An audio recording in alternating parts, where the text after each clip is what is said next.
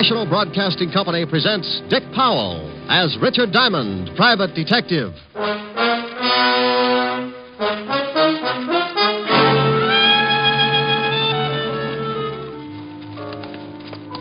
this way, Diamond. If I do, well, I tell my friends. Hey, this is the morgue. Yeah, wise guy. You should feel right at home here, Otis. Oh. Hello, Rick. Hiya, Walt. What goes here? I want you to take a look at someone. You know who this is, Rick? Oh, the poor little devil. He was murdered, huh? Yeah, shot. Right in the back. Here's another exciting half hour with Richard Diamond, private detective, starring Dick Powell.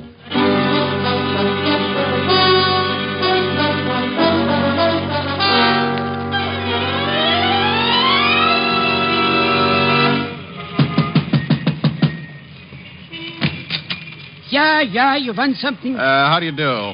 Are you the manager of this little haven of rest? A boarding house. I run it. I heard you both times. What do you want, huh? What do you want? Information.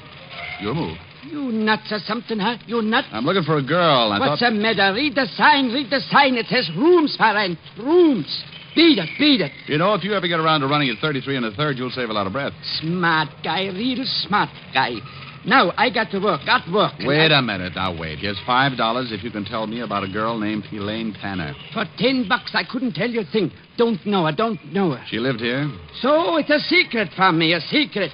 Now... Here. Take a look at the snapshot. A man and a girl. Do you know the girl? Mister, I got maybe 10, 20, 30 different people every month. They come, they go, they pay rent. That's all I care. They pay rent. All right. Did this girl ever pay rent here? Maybe I remember her face. I never remember no names. Is anybody living in her room now? Why you want to know? Huh?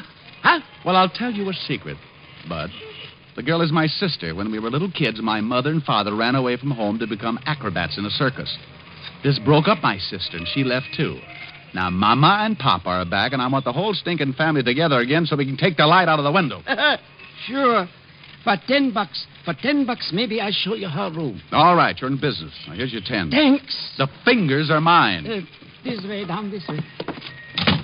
How long does she live here? Oh, not for long, maybe 2 weeks. Then what? Then comes an old guy one day. Yeah, an old guy, and... And what? She goes away with him. And you know what else? Yes, I know what else. The old guy was the same guy in the snapshot I showed you a minute ago. He was with a girl. Sure. Okay, look around. She ain't in any of them drawers, she ain't. Or that cupboard, she ain't. She ain't no place. Now, tell me, did she leave anything here at all? Just junk. Newspapers, magazines, newspapers. So she was a bookworm. Well, okay, I guess that's it. Let's go. Let's get out of here fast. Who are they shooting at? Who's in that house next door where the shots came from? People. Thanks. They're shooting at you.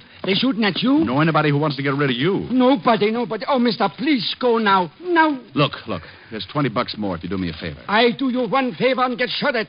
Who knows what'll happen for 20, huh? Who knows? Twice as much fun. Now, look, go through the stuff she left here. I told you there wasn't nothing. Well, go through it anyway. If you find anything that might give me a lead, call me up. Here's my card. Richard Diamond, private detective. Hey, it says you're a Dick. Strictly private. Now, is it a deal? $20 now? There'll be more if you find something for me. Okay. No, please beat it and don't come back here no more. Window glass costs dough.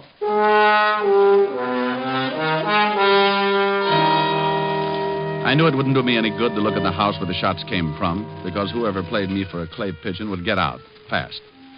Now, only one person knew I was likely to visit that boarding house, the man who sent me there. And his name was Morris Clinton. Vocation? Multimillionaire.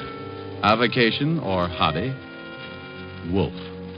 And an old one at that. But why should he take a shot at me? Thinking like that, figured out to a heart-to-heart talk with Clinton, so I went to see him. But if he knew anything, he played it straight. Suited you? But that's ridiculous. Well, I agree, Clinton, but look at my side of it. This morning, you sent your chauffeur to my office to bring me here. Then you hired me to find a girl for you, a girl named Elaine Tanner. And she wasn't there. Right. She wasn't there. Just an empty room in a boarding house. That's all the information I could give you about her. I'll even buy that. I've worked on less information before, but here's my point, Mr. Clinton. I was shot at. I'm used to it, but I don't like it. I told you, I know nothing about that. Believe me, Mr. Diamond, I know nothing about it. I do believe you. We'll just say someone doesn't like my poking around that boarding house. Have you got any idea who that might be? No, I haven't. I swear it. Okay. I'll wrap it up right now. As I said, I've been shot at before, but you've been so pleasant, Mr. Clinton. From here, the price goes up. You don't want to go on with the case? Not at these prices. All right, forget it then. I gave you $100 this morning. Keep it. And forget you ever saw me. Oh, you're so sweet. It'll be a pleasure. Diamond, just a moment. Yeah? What has happened is between you and me. Oh, yes, but yes. Oh, I will have to report those shots. What? Sure. The police don't like to have people taking pot shots at each other. It makes for confusion in a big city. Wait, Diamond, wait. Something else, Mr. Clinton? I have my own reasons for not wanting anyone else involved in this. I'm sure you and I can come to an agreement. Oh, well, it's just possible, Maury, that you and I may not see wallet to wallet. What would you say if I offered you $1,000 bonus to keep on the case? Offer or suggestion? I'll make it a deal. Put it on paper. A check. Can I trust you? Okay, Clinton, if you feel that way about it. Post-date the check. A week from today. If I don't show up with Elaine Tanner by then, the check is yours again. Uncashed. Very well. Here you are. Thanks. So long, Mr. Clinton. I'll keep in touch. Where are you going now? Back to my office to wait for a phone call from the little guy at 118 Parker Avenue. Oh. Well, hello there. Did you hear everything you wanted to? I beg your pardon, sir. I was just coming in to ask Mr. Clinton if I should drive him anywhere this afternoon. Oh? Christopher, come in here. Right away, Mr. Clinton. Excuse me, Mr. Diamond. Yeah, sure. So long, Christopher. The minute I left Clinton and Chris, I began to get that lousy feeling again. The only thing that made me feel anywhere near normal was the thought of the $1,000 that would be mine in 7 days. For $1,000, I'd stand up for target practice for the big mole. I didn't have much to go on, just the knowledge that old man Clinton wanted me to find Elaine Tanner and that somebody, who up to now had proved to be a bad shot, didn't want me to find her. With that peaceful thought in mind, I sat in my office hoping for a call from the little manager of the boarding house on Parker Avenue. I'd been waiting about an hour, and then... save your knuckles and use a fire axe. Come on in. Hello, Mr. Diamond. Well, Christopher. All your driving finished for the day? Mr. Clinton sent me to see you, Mr. Diamond. This is the second time today. What's he trying to do, make dear friends of us? Not exactly, Mr. Diamond. He wants that check back. What?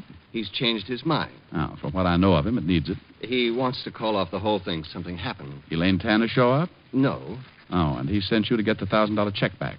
That's right, Mr. Diamond. Oh, I know an easier way. Why doesn't he just stop payment on the check? I'm only carrying out Mr. Clinton's orders.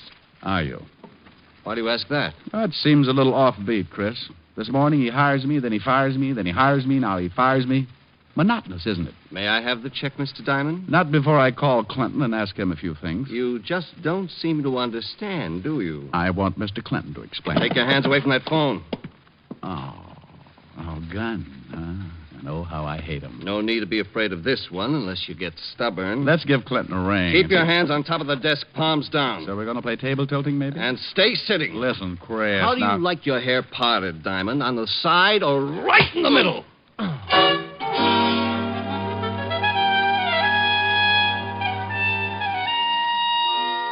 When I opened my big blue eyes, my office was dark, and the neon light on the hotel across the street flashed the news that it was dark outside, too. I'd been out cold for a long time. When the room stopped spinning, I reached out, grabbed a piece of it, pulled myself up, went to the water cooler, splashed myself alive. I started toward the light switch when... This time I was going to be ready. I got behind the door and waited.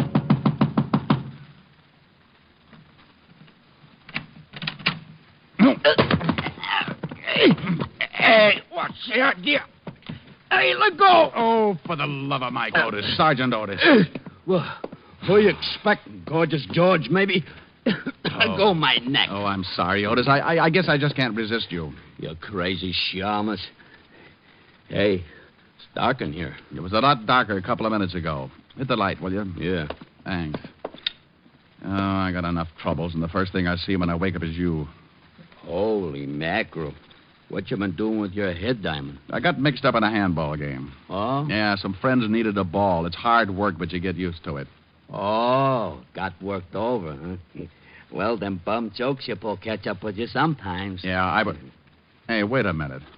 What are you doing here? I come to get you. Lieutenant Levinson wants to see you. Well, go back and describe me. That's all he gets tonight. I think you better come, Shamus. It's important. I think you better go, Otis. That's important. Now, look. Lieutenant Levinson sends me over to get you. There's something he wants to ask you. All I know is name, rank, and serial number. Now go back and tell Walt I don't want to play games. Shamus, I got news for you. Murder ain't a game no more.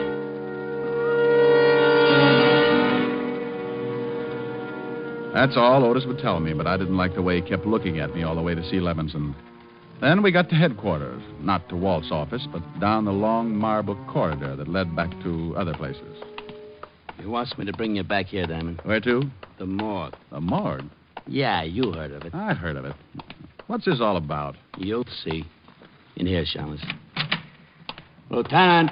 Back here, Otis. Come on, Diamond. Hello, Rick. Well, how's the other head look? I'll let you know when it speaks to me. Yeah. Meantime, I want you to take a look at someone. In here? Yeah, in here.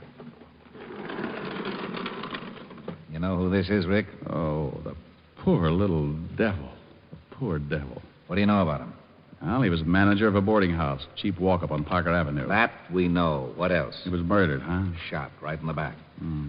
Rick, unless I knew you were tied in, I wouldn't have you here. You want to talk about it? Somewhere else, Walt. Sure. Come on. Before I answer any more questions, Walt, how'd you tie me in? He had one of your business cards in his hand. He was shot while he was standing at the phone in the hallway of that boarding house. Did he call you, Rick? I didn't get a call from him. Got any idea why he wanted you? Maybe, maybe not. All depends. On what? Walt, listen. I will in my office. Wait outside, Otis, and I'm busy. Get it? Sure, I get it. Wait a second, Rick. Now, here's a gun, 38 police special. Take a good look at it. I've seen it before. It's mine. How did you get it? The ballistics report says this gun killed the little guy back there. Did you check it for fingerprints? Yeah, and they were all yours. Will you have Otis come visit me and bake a cake with a file in it? Oh, cut it out, Rick. I know you didn't kill him, but I've got to tell the commissioner something. He's funny that way. I was in my office when the guy was shot. I was out cold. You got any proof? For you or the commissioner? For the commissioner, you egghead. Listen on the way. To where? Have Otis bring the car around front. We're going to make a call on a guy named Morris Clinton and his errand boy, Christopher. On the way out, I told Walt the whole thing, how Christopher caught me off base, put me out, and then must have taken my gun to kill the little manager. But neither of us could come up with an answer to why. Why murder to keep me from finding Elaine Tanner? What was the connection between Clinton, his chauffeur, and the girl? I thought maybe Clinton would give her the answers when he learned there was a murder tapping at his door. So you want to see Christopher, Lieutenant Levinson? If you don't mind, Mr. Clinton. Oh, no, not at all. I'll call him. Real loud, Mr. Clinton. Of course. Christopher?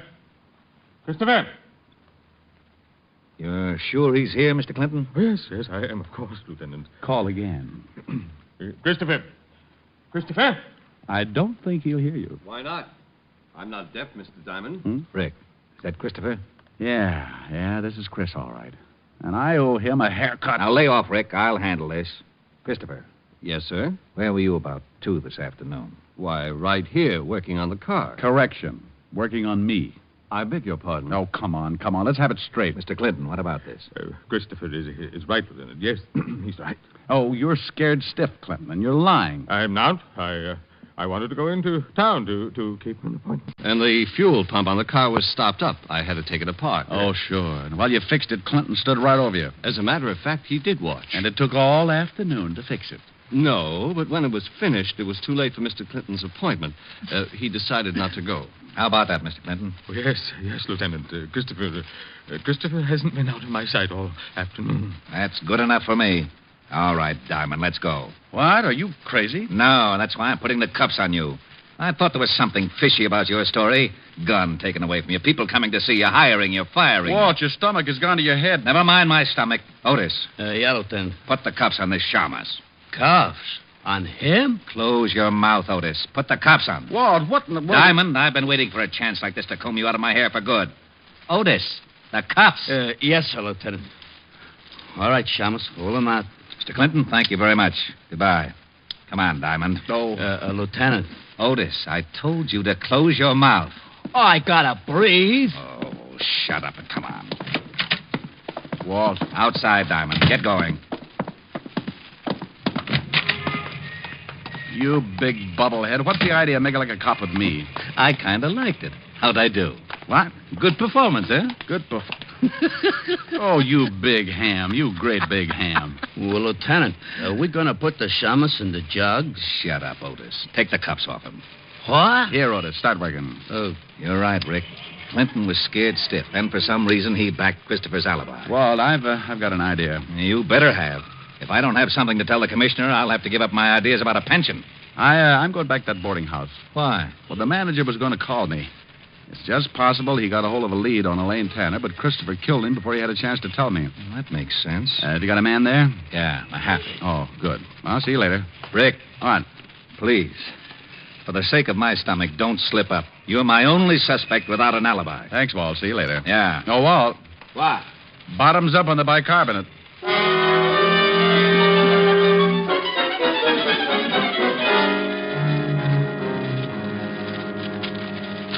That's all the stuff there was in the basement, Diamond. Oh, thanks, Mahaffey. Everything neatly bundled but this one pile. The little guy must have gone through it. Got any idea what you're looking for? No, give me a hand, will you? Sure. Newspapers, magazines. Oh, Mahaffey. Uh-huh. No one's been in here since the murder? Nobody. I've been on the door. And the manager had nothing on him. Only your card. That's funny, very funny. He wouldn't have tried to call me if he hadn't found something. Maybe he came across something in this pile of stuff. Didn't take it out and then... Find something? Yeah. This sheaf of withholding tax statements. Mm-hmm. The kind that come on the bottoms of paychecks. Made out to Elaine Tanner, paid by the Blue Falcon nightclub. That ain't far from here. That's where I'm going.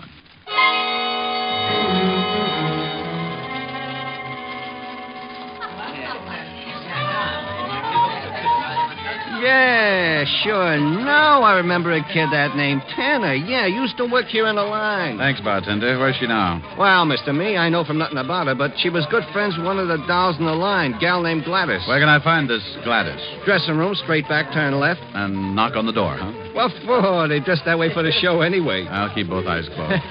Sure, straight back like I said, then first turn left.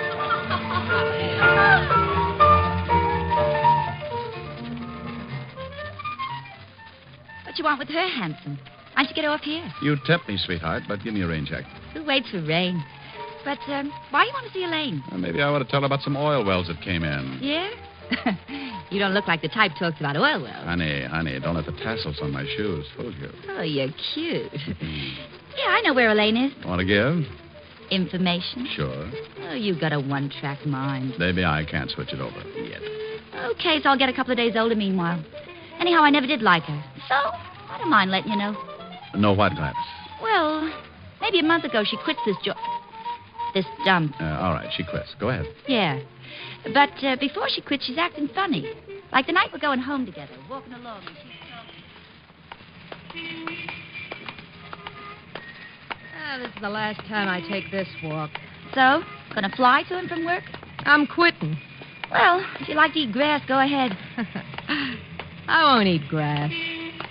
Ever had a real mink coat, Gladys? I coulda, but his lawyers settled out of court. I'll have one.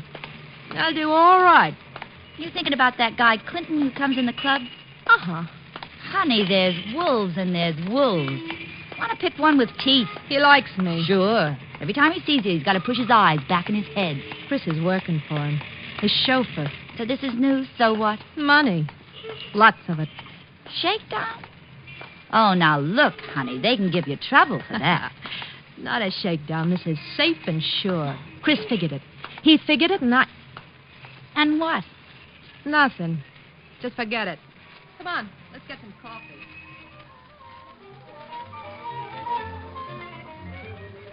And that's all she says. Uh-huh. Now, where can I find her? Oh, I'll tell you where I think she is. Here's the address. I wrote it down. Thanks, Gladys. I'll see you again. Yeah. See more of me. Is that possible? This costume's for the first show. We save up for the second. I'll be here for the last show. Oh, what you said. So long, handsome.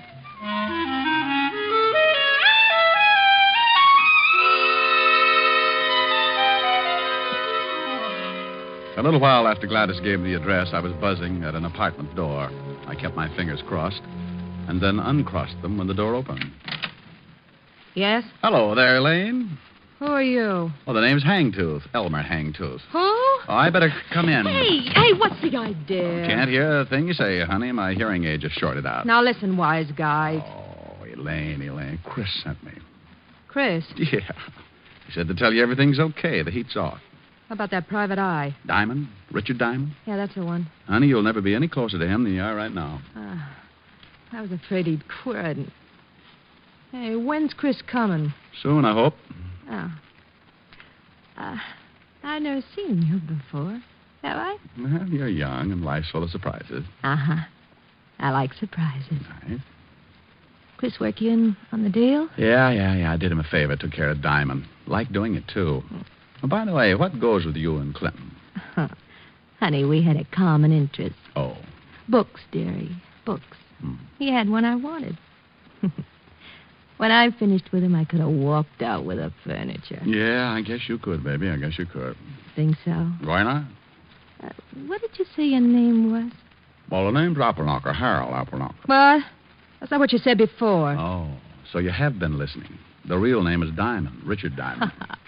I see a kidder, huh? Well, if that makes you laugh, this ought to bring back Mahjong. Here, take a look at my license. My membership card, the Hopalong Cassidy Club, my Flash Gordon beanie. You dirty shamus, you stinking cop. Easy, baby. Let Easy, go of baby, me. easy. Let go, you dirty. Let go of me. Let her go, Diamond. Chris! Jackpot, Chris and Elaine all at once. Diamond, get your hands off her. Get them off. No, that's better. Now, Elaine, before I fill him full of holes, tell me what he's doing here. He said you sent him, Chris. Sure, he would. Elaine, you ready to get out of here? Yeah. Okay, hand me a cushion from the sofa. Want to take a nap, Chris? I'll laugh at your funeral, Shamus. Hold a cushion over the gun. Nobody hears the shot. Better not, Chris. Elaine, start out. I'll be right behind you. Yeah, all right, Chris. Got the book? Yeah. What book? Shut up. Get going, Elaine. Chris, let's talk this over. Funny, you just finished talking, Diamond. Chris! Elaine, what's the matter? Give me my book. Give it to me. Clinton, Dub, get out of the way. Diamond, you... Chris. Well, I owed in that partner's hair. Chris. It's all right, Elaine. Just creased. I wouldn't think of depriving the hot seat of such a good customer. My book. Where's my book? I want it. Give me my book. Sure, Mr. Clinton. But I'm afraid you'll have to explain to the police first.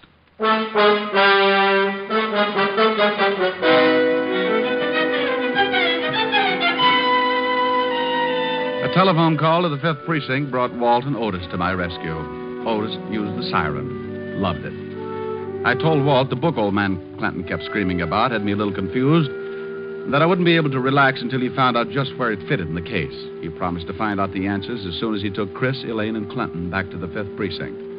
I told him to call me at Helen's. Rick, what about that check for $1,000? Is it any good? Well, the check's post-dated. I doubt if Mr. Clinton will honor it now. It's too bad. We could have celebrated. So all you got for your trouble was $100 a day in expenses. I'll get it. Grant's Tomb, the general speaking. Rick? Yeah, Walt? Yeah. You sitting down? Why? You can tear up that check Clinton gave you. He won't honor it. He's mad about having to go to jail. Oh, I was way ahead of you about the check. Why did Clinton go to jail? What did he do? You know that book he was yelling about? What about it? Well, it's an original Sir Francis Bacon manuscript. How would you know? I hate to admit it, but Otis told me what it was. You know, Otis is excuse me, Lieutenant. It's bibliophile. Shut up, hammerhead. Okay, so I work for nothing. Rick. Yeah? The book was worth $30,000. It was stolen 18 years ago from the Fine Arts Library in Washington. Old man Clinton bought it from a fence. That's why he couldn't go to the police. Oh, so Chris and Elaine hijacked it, huh? Probably had a sale for it. Yeah, Rick, there's a $1,500 reward for that book. So what? It's yours. Hey, wait a minute, Walt. Helen, put your ear next to the receiver. Oh, all right. Walt, say that again. Say what again? What you just said. Did I say anything? Well, sure you did. Are you sure? Oh, now cut it out, Walt. Say it again about the reward. Oh, that. There's a $1,500 reward for the book. Thanks, Walt. Bye. Bye. Well, baby. Well, we're going to celebrate after all. $1,500. Oh, Rick, that calls for a real celebration. Sure. Well, don't go away, darling. I'll be right back. I won't be long. Oh, Rick, there's a new song on the piano. Why don't you try it? Okay, I shed my pajamas and put on my prayers. Well, that's pretty silly, but... My baby kissed me goodnight, and I am glad to relate that by the time I got home, I was feeling great.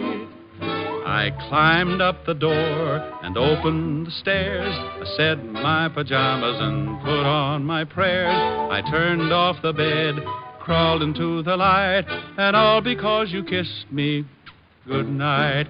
Next morning I awoke and scrambled my shoes. I shined up an egg, then I toasted the news. I buttered my tie and took another bite, and all because you kissed me goodnight. By evening I felt normal, so we went out again. You said goodnight and kissed me. I hurried home, and then I climbed up the door and opened the stairs. I shed my pajamas and put on my prayers. I turned off the bed, crawled into the light, and all because you kissed me goodnight. By evening I felt normal, so we went out again. You said goodnight and kissed me. I hurried home, and then I lifted the preacher, called up the phone, spoke to the dog, and threw your ma a bone. 'Twas midnight, and yet the sun was shining bright, and all because you kissed me good night. Oh, that was lovely, Rick. Well, how do I look? Oh, my, wonderful. What are you so dressed up for? For the celebration. Oh, that's right, yeah. Come on, let's go. Oh, where are we going, Rick? Oh, the Blue Falcon nightclub. We'll be just in time for the last show. The Blue Falcon. Oh, but why pick that place? Oh, but they've got a wonderful floor show. Yes, but the costumes are... Oh, they're nothing. Oh, what you said.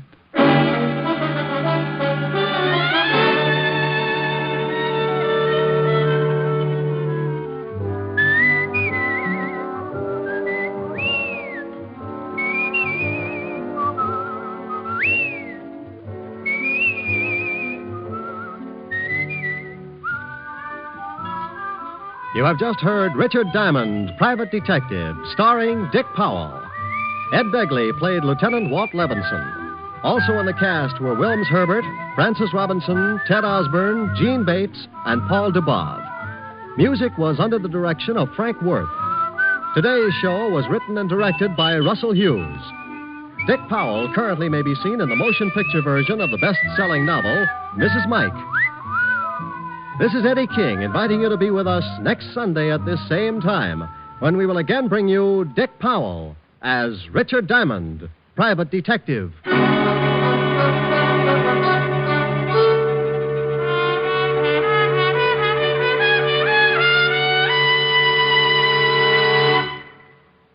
What's on NBC today? Ezio Pinza, dynamic singing star, plays his first starring dramatic role today on Theater Guild on the Air, with Madeline Carroll and Linda Darnell co-starred. And you'll also want to listen to the Phil Harris Alice Faye Show and the Adventures of Sam Spade right before Theater Guild. Don't forget, Ezio Pinza on Theater Guild on the Air today. It's all great entertainment today on NBC. Your tune for the stars on NBC.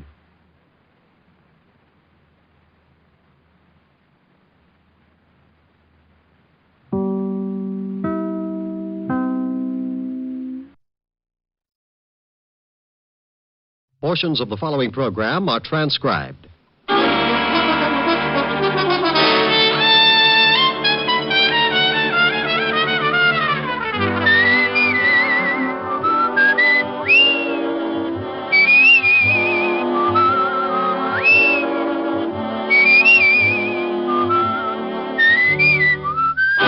Here's Dick Powell as Richard Diamond, Private Detective.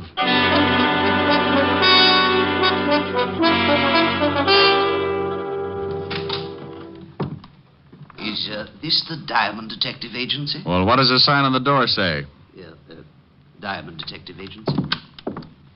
And take a guess. Are you Mr. Richard Diamond? It depends. How much does he owe you? Nothing. You just want to speak to him? I do. You come as a client? Yes, I do. You have $100 a day in expenses? Yeah, I do. Then I now pronounce us man and client. Your name, please? My name's Thomas Jason. The stockbroker? You better pay cash. Oh, I'm retired now, Mr. Diamond. And to end this nonsense, here's your $100. Oh, thank you. Now, what's your trouble? It's Carol, my adopted daughter. We adopted her when she was 12, but my wife died shortly after. Frankly, Carol has been trouble ever since. And now? Now, I'm afraid it is no longer a matter of delinquency. Well, there have been several incidents that make me suspect that she's trying to do away with me. Oh, sweet girl. What's her reason? My money. In my will, she is my only heir. Why not change the will? I said I suspected her, but I'm not certain, Mr. Diamond. And you understand, it would be terrible to disinherit her if I am wrong about my suspicions. I simply must be sure before I change my will. She have any idea of your suspicion? Yes. This morning I did speak to her. Mentioned the possibility of cutting her from my will. She flew into a rage, made several terrible threats. Oh? What do you want me to do? Well, sir, I want you to... Oh, excuse me. Diamond Detective Agency, we have the only corpse with the lie-down design. Oh, Rick. Why don't you answer the phone right? Okay, Helen, baby. Diamond Detective Agency, Mr. Richard Diamond speaking. What? See, it throws you. Mr. Diamond. Honey, I'll see you tonight. I got a client. She? He. Good. Bye. You were saying, Mr. Jason, before I was so nicely interrupted. Yes, I want you to either prove my fears to be true or groundless. If I am right, I will change my will, of course. Where do I start? Come to my house at 3 this afternoon. Here's the address. I'll introduce you to my stepdaughter, Carol, as a business acquaintance. After you've met and talked with her, I'll give you what details I have about her threats and actions. Okay, Mr. Jason, I'll be at your place at 3 this afternoon. Good day, Mr. Diamond.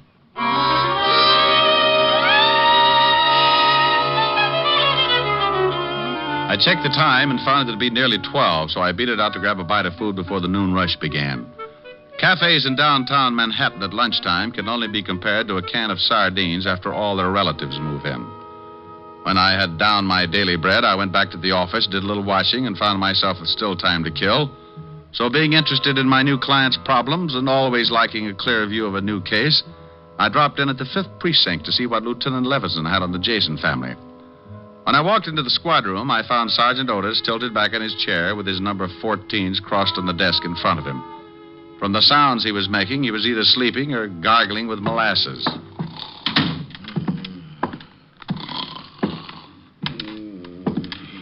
Sergeant Otis. Oh, boy. Sergeant Otis. Some down. Otis, wake up. What?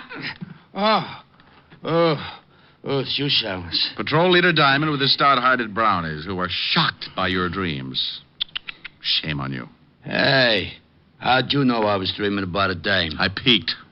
You know, I think I'll tell the lieutenant that you were sleeping on the job. Well, no, please don't do that, Shamus. You start me pounding the beat again. Please don't tell him. Well, maybe I'll let you off the hook, but only if you tell Walt we're pals. That might stop him from giving me the devil about ribbing you. Pals? You mean friends? Buddies. Oh, no, I couldn't stand it. Hello, Walt. Okay, so where's the body? Nobody. You lost one? Now, you stop that. Well, get you. All mad because I can't find a body for you. Oh, please, Rick. What do you want? I just wanted any dope you might have on the Thomas Jason family. Jason? Yeah, the broker. Oh, nothing on him, but plenty on his stepdaughter, Carol. Like what? Oh, she's a regular. Usually D&D, drunk driving, disturbing the peace. You want to see the file? Yeah, it might be worth a look. Have my pal, Otis, bring it in. Sure, up. Your what? My pal. What did you know? Otis and I are friends. Is that why he tries to hide under the desk every time he sees you coming? Call him in. See for yourself. You think I won't? Otis, get the file on Carol Jason. Bring it in here. Yeah, Lieutenant. Now we'll see. Friend, that's a laugh. It's a laugh yourself. You better be feeling good. Yeah, what do you mean by that? You'll see. Yeah, Lieutenant, here's the file. I'll take it, Otis. Thank you very much. Sergeant Otis, you have an opportunity to do me a great favor. Please, and without profanity, tell me what you think of Rick. Oh, he's nice. What? You're turning blue, Walt. I'll turn blue if I want to. What did you do to Otis? Dope him? You heard him. He thinks I'm nice. We're pals, buddies. I heard him all right, but I wouldn't believe it on a stack of police manuals. Otis, I'll give you one chance. What's this all about? The shamus told you, Lieutenant. I think he's a swell egg. A great guy. Thank you, Otis, my friend. Always kidding, but a good pal. Otis, do your feet ache? My feet? Why, no, Lieutenant. Well, they will. I'm sending you to a beat. A beat? Yes, in Yonkers. Oh, no!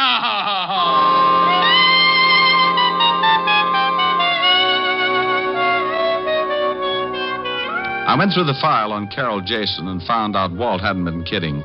She'd been picked up for everything from kicking dogs to slugging her boyfriend with a champagne bottle. Real nice girl.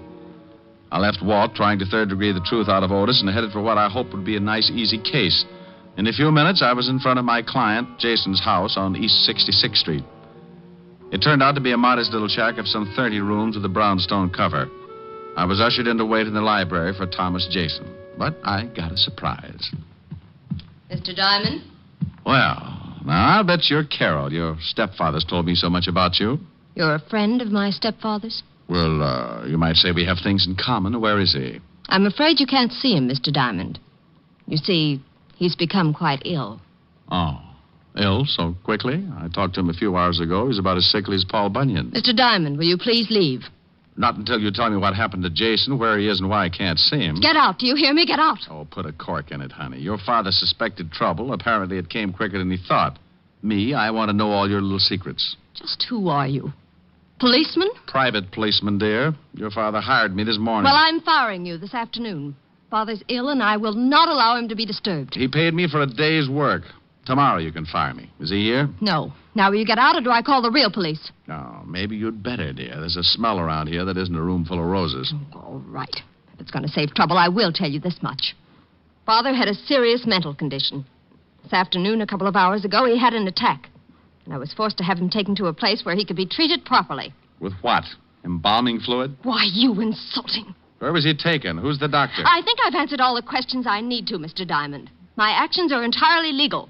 If you persist in your insinuations, I shall see that your license is revoked and that you are charged with defamation of character. Oh, get you. You've been reading up on the law, and I'll bet I know why. All right, dear. I'll leave now. Go on, and don't come back. Temper, temper, temper. I'm going, but we'll see each other again.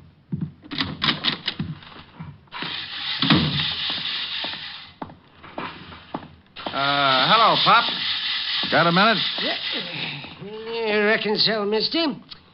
What's on your mind? Oh, questions.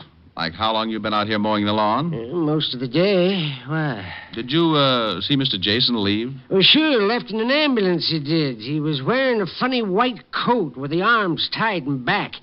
My fashion certainly changed. You didn't notice any name on the ambulance, did you? Well, as a matter of fact, I did, mister. Oh, my, it was a silly name. About the silliest I've ever heard of. Oh, the name, Pop. What was it? Oh, don't be in such a dang rush. It was, Home Sweet Home Rest Home. No, ain't that silly? I don't think my client agrees with you. If he was taken there for a rest, it may be a permanent one.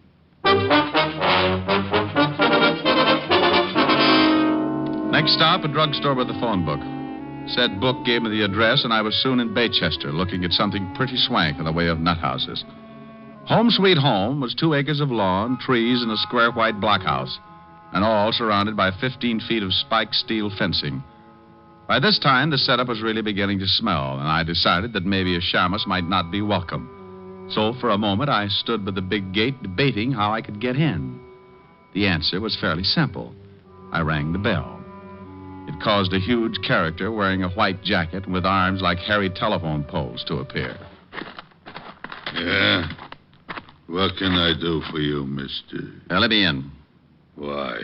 This is a rest home, isn't it? Yeah. Well, I want to rest. Oh, funny. Beat it. I want to speak to the doctor, King Kong. Is he in? Maybe, maybe not. Who wants him? I do. Who are you? Let's just say I'm a patient. You going to keep me out here dying of schizophrenia? Dr. Thorne is busy now. Come back later. Look, in 1 minute I start throwing fits. Think how that'll ruin your trade. Yeah, the doc wouldn't like that. Maybe you had better come in. Now, that's right neighborly of you, friend.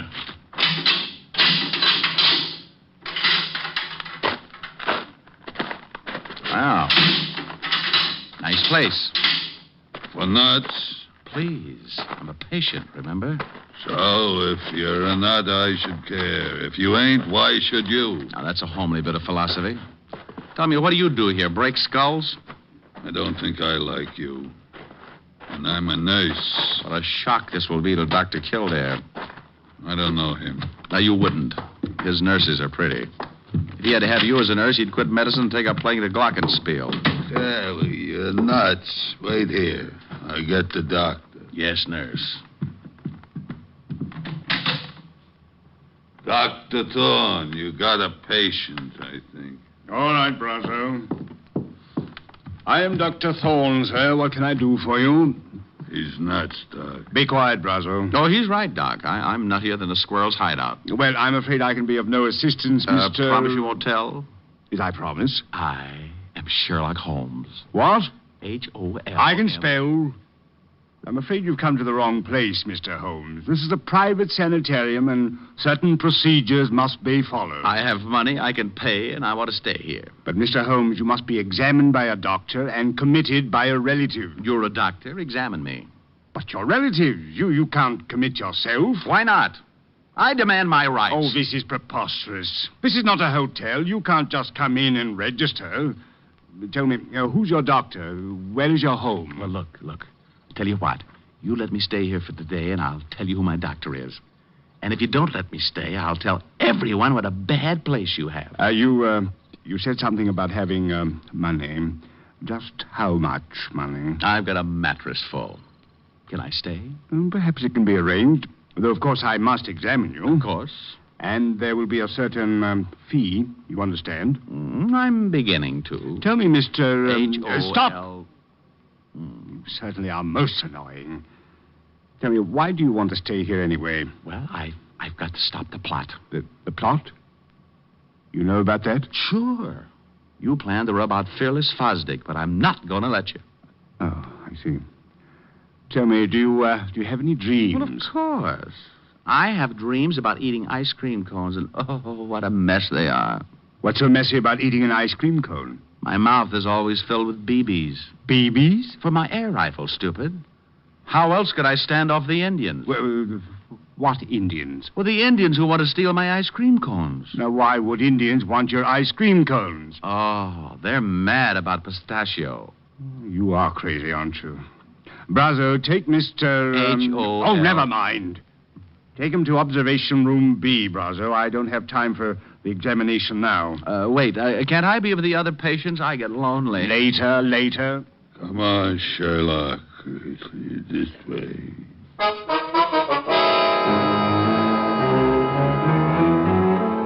Well, I was in, thanks to the good doctor not being able to pass up a possible easy buck. The big ape Brazo led me to a small room with bars on the window and a spring lock on the door. When he left, I made like a smart gumshoe and went after the lock with my penknife. Due to my early training in picking locks at the automat, I was out like Alabama. I found myself in a long hall with 7 rooms, 3 on each side and 1 at the end. I knocked on every door. Nothing. Not even Bogart. The last one had to be Jason. Are you in there, Mr. Jason? Diamond. Oh, I am glad to hear your voice. Please, get me out of here. Just take it easy. I don't have a key, and this door has a padlock on it. But you must get me out. Sure, but give me time. First, tell me what's the score. Why did they lock you up? Carol had it planned. She has paid Dr. Thorne to keep me here until I go crazy. She wants to have me judged legally insane so she can take the estate. Yeah, well, maybe I can put a few kinks in her plan. Wait, Diamond. Where are you going? There's a phone in the doctor's office. If no one's there, I'll use it to get help. Yes, but what if you can't get to the phone? And I go out and get the Marines. If I can get by that ape man, that locked gate. Don't go away.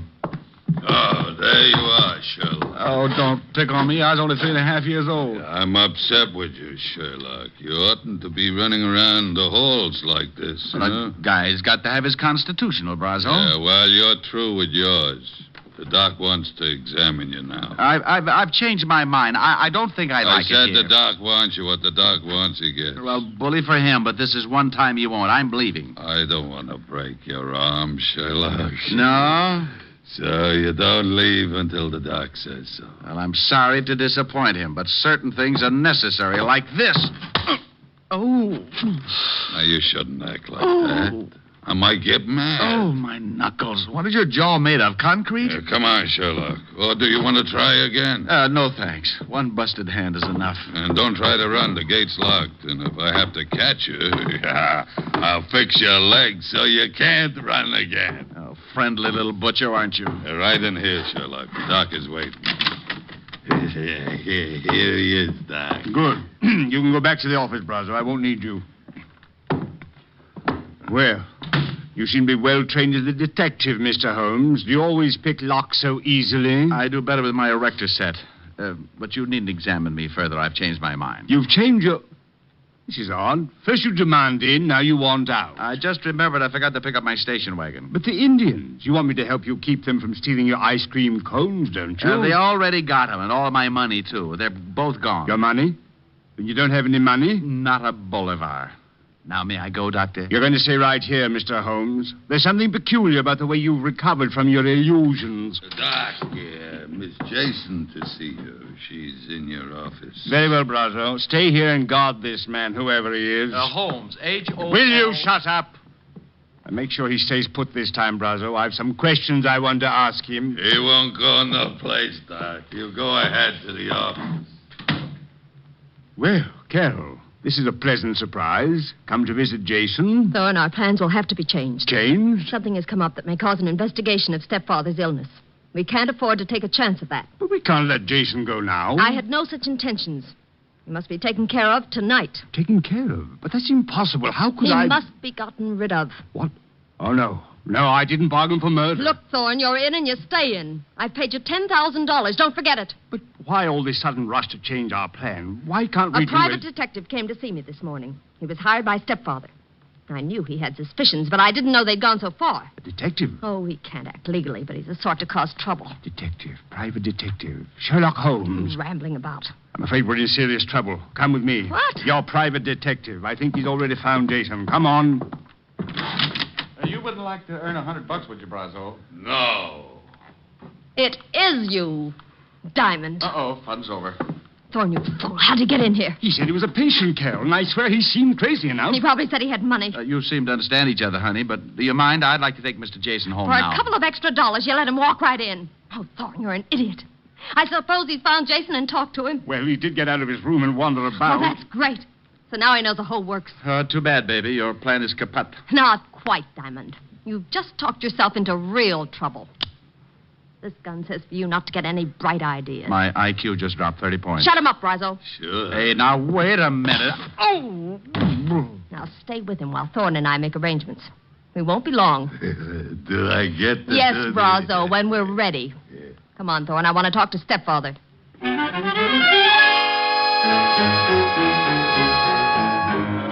Brazo's fist was made of the same stuff as his jaw. By the time I came around, darkness had painted the window, and the room was full of shadow and Brazo. The big hulk was squatting a few feet away, paying no attention to me. So I waited till my mind was clear while I eased off my right shoe. The heel was leather with a steel plate in it. I could only hope it was harder than Brazo's skull. With the shoe in my hand behind me, I was ready. Only to have him catch me stirring. Coming to, Shamus? Yeah. Hand me my cigarettes, will you, Brazo? You need a smoke, Sure. Where are they? Fell out of my pocket, over there behind you. Where? I don't see it. Say, that's not... Need another? Stop that. Oh, come on, Buster, fall. Well, is little old Brazo finally getting sleepy? Happy New Year, Buster.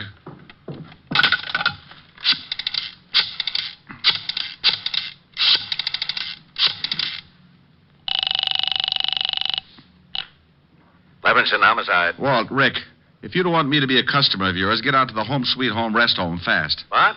Hey, what kind of a gag is this now? It's no gag, believe me. My client and I are the blue plate specials, and dinner is about to be served. The Home Sweet...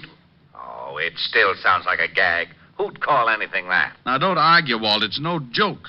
Okay, Rick, what's the address? 1820 Allerton Avenue, Baychester. And bring a blowtorch to cut an iron gate. You may have to. All right, I'll be there in 30 minutes. Quicker if you can. Stand right there, Diamond, or I'll use this gun. Good afternoon. I represent the Sleep Looks like Tight I came just in time. Only now that you've fixed Brozzo, you'll have to dig your own grave. Dig my own grave?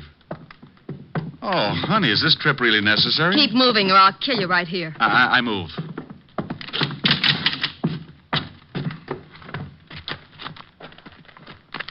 Keep going. Over there behind those trees where Thorne and Jason are. Well, is Jason... He's alive, but not for long. Where's Brozzo? I thought he was going to... Diamond knocked him out. They can dig their own graves. There, the shovels. Get busy. Carol, please, you may have the money. I swear... Shut up and dig. Carol, this is... Just work the shovel.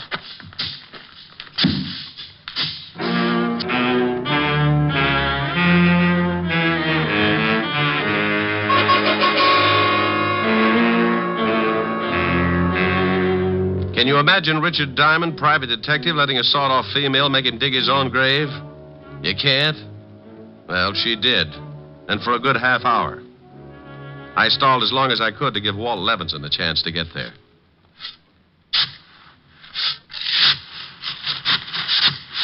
That's enough. I said that's deep enough. Oh, please, I'm just started. You're finished. Jason, get into that hole with him. Very well. I guess this is it, Diamond.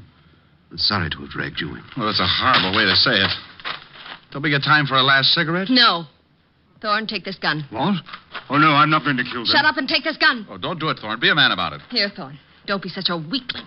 2 shots and it's over. No, it was your idea. I'm no murderer. Atta boy, stick up for your rights. You shut up. Thorne, do you do the job or do I make you number 3 in that grave? You wasn't there. You need me. Atta boy, Thorne, tell her. Go on, Thorne. Take the gun. No, I can't. I just can't. Not like this. You weakling. I'll do it myself. Now turn around, Diamond. Oh, now look, baby, this thing's getting out of hand. You shoot me and the law will be all over the place. Not until I've filled that grave in over you. I called them, baby. Oh, you're lying. Am I? Well, just turn around and take a look at that lovely big fat policeman standing over there by that tree. Oh, you really don't expect me to fall for an old stunt like that. Well, if you don't, you'll fall for something. It's your funeral. No, it isn't. It's yours. All right, lady, drop it. What? Why, you... Smarty. I'll kill you anyway. Carol. Rick, what the devil's going on here? What are you doing down there? I'm looking at the girl. I think you shot her pretty bad. Who are these 2 guys? The guy with the castanet knees is Doc Thorne. Better put the cuffs on him as an accessory. But you can't do this. I was the one that refused to shoot you. Oh, stop licking my hand. You can tell it to the precinct judge. Otis, snap the cuffs on them and take them out the car. Sure. Come on, you. Now, what about this other guy? The girl's stepfather. How do you feel, Mr. Jason? Sick, Mr. Diamond. How about the girl, Rick? Shall I call the ambulance? I don't know. Carol. Well, Rick? Take your time, Walt. She's not with us.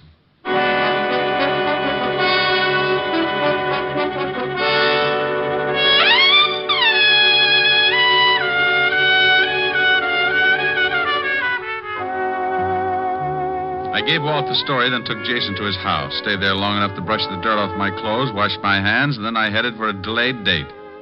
At 975 Park Avenue, I found a big fireplace and a lovely redhead waiting for me. A redhead wearing a dress that was part green silk and part... Well...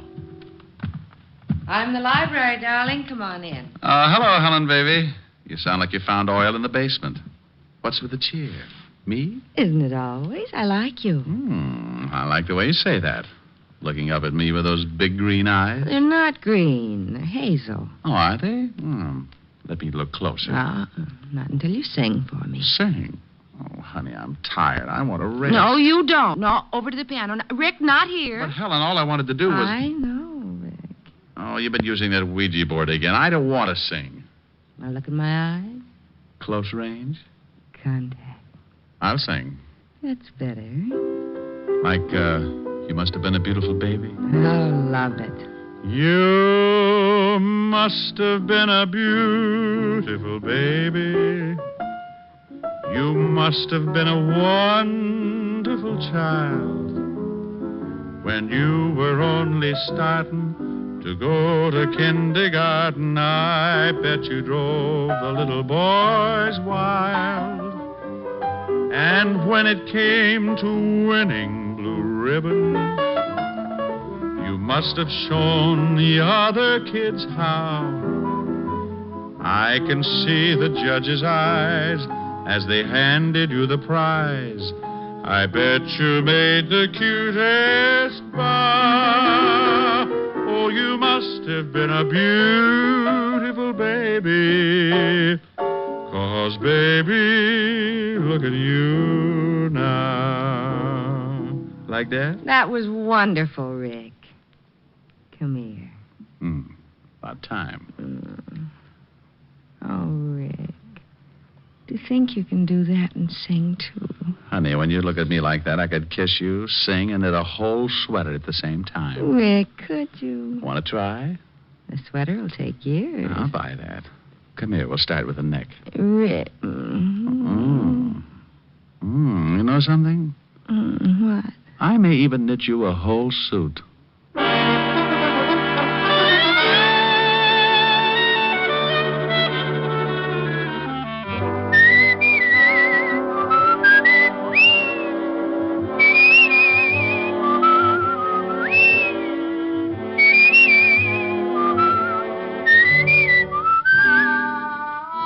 You have just heard Richard Diamond, Private Detective, starring Dick Powell. Helen was played by Virginia Gregg, Lieutenant Levinson by Ed Begley. Also in our cast were Wilms Herbert, Hy Averback, Betty Moran, Howard McNear, Edwin Max, and Jay Novello. Music was under the direction of Frank Worth. Tonight's story was written by Herb Purdom and edited and directed by Blake Edwards. Portions were transcribed. Dick Powell soon will be seen in the screen version of the best-selling novel, Mrs. Mike. Now, this is Eddie King inviting you to be with us again at the same time next week when we will again bring you Dick Powell as Richard Diamond, Private Detective.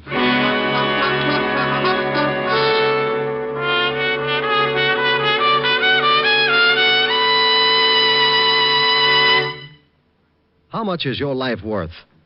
Think about that for a minute. Is it worth a little care? Well, that's all that's needed to protect it on America's streets and highways. Only your careful driving and your acceptance of personal responsibility for your own life can guard you from the dangers of the road. The price that you may pay for carelessness is a high one, and it's a price that thousands upon thousands of accident victims have already paid. Their gamble with death behind the wheel is a stark warning. A warning that an accident can happen to you.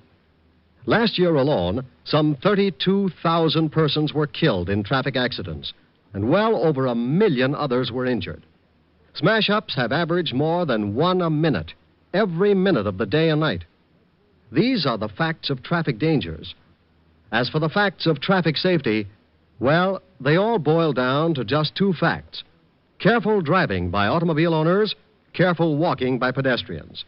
So drive carefully, walk carefully. The care you take may save a life, and that life may be your own. Saturday night is packed with entertainment when you stay tuned to NBC's star lineup of shows. Each Saturday, make it a point to listen to NBC. You'll hear Hollywood Star Theater, Ralph Edwards' Truth or Consequences, Your Hit Parade, A Day in the Life of Dennis Day, The Judy Canova Show, Grand Ole Opry, and songs by Morton Downey. Now, stay tuned for Lionel Barrymore and Hollywood Star Theater on NBC.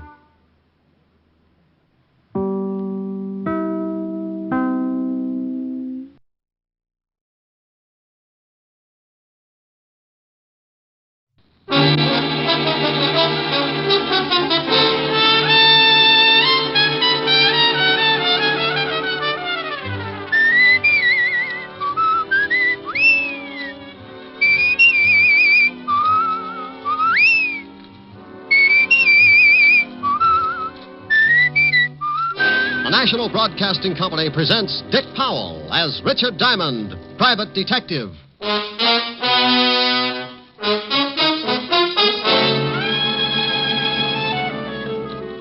Before I was a private detective, I was a cop. Homicide. Working out of the 5th Precinct. Homicide means murder. And there are a lot more murders committed in a big city than you think. More than make the headlines in the newspapers. And for everyone, there's the same impersonal routine, the same hard work, the same check and double check, with every cop in or out of uniform doing his best to put the case in the closed file. But there's one kind of murder that will really tear the department to pieces, and that's when a cop is killed in line of duty. Here's another exciting half hour with Richard Diamond, Private Detective. starring Dick Powell.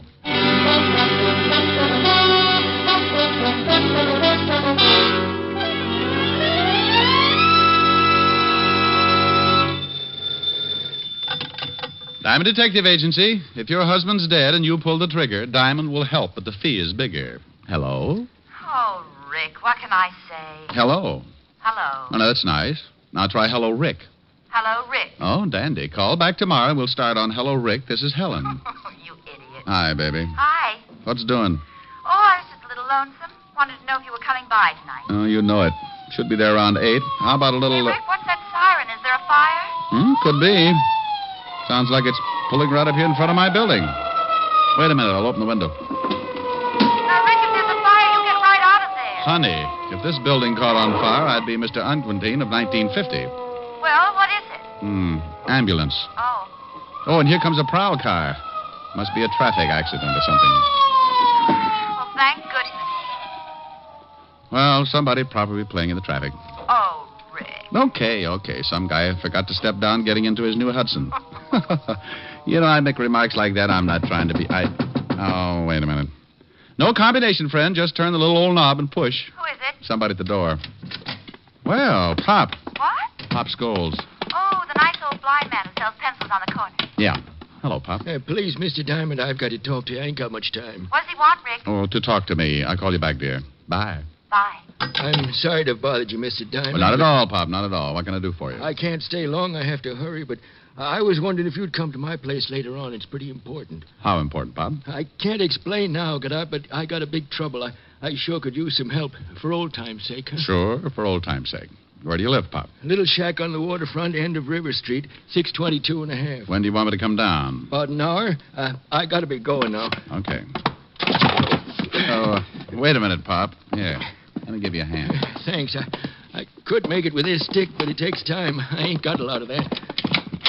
Ah, there you are, Pop. See you in an hour. Thanks, Mr. Diamond. Name's Rick. Okay. See you in an hour, Rick.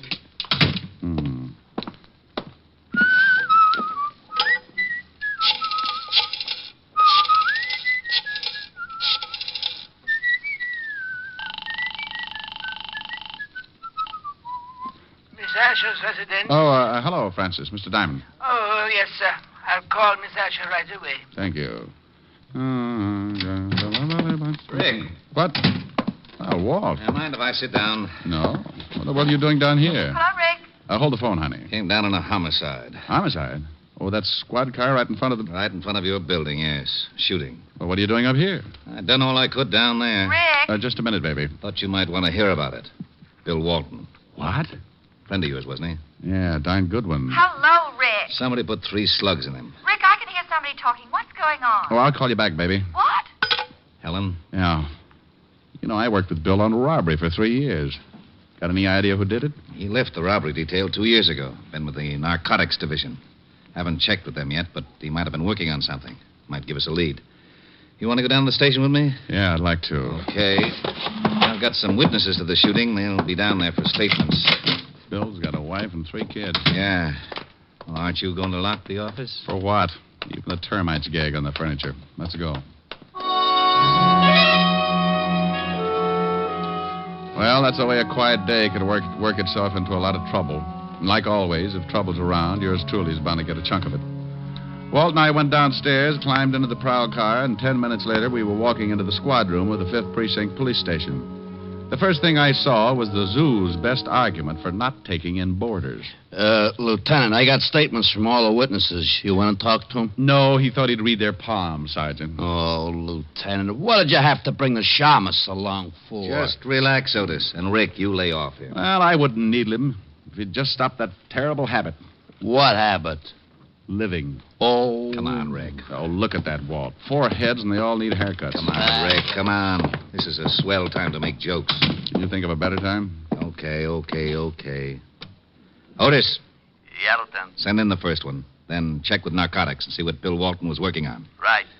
Boy, I hate things like this. What about his family? Oh, I know all of them. I guess I'll have to go over and tell them. First one, Lieutenant, Arthur Phillips. Go on in. Come in, Mr. Phillips. Oh. Have a chair. Yes, okay.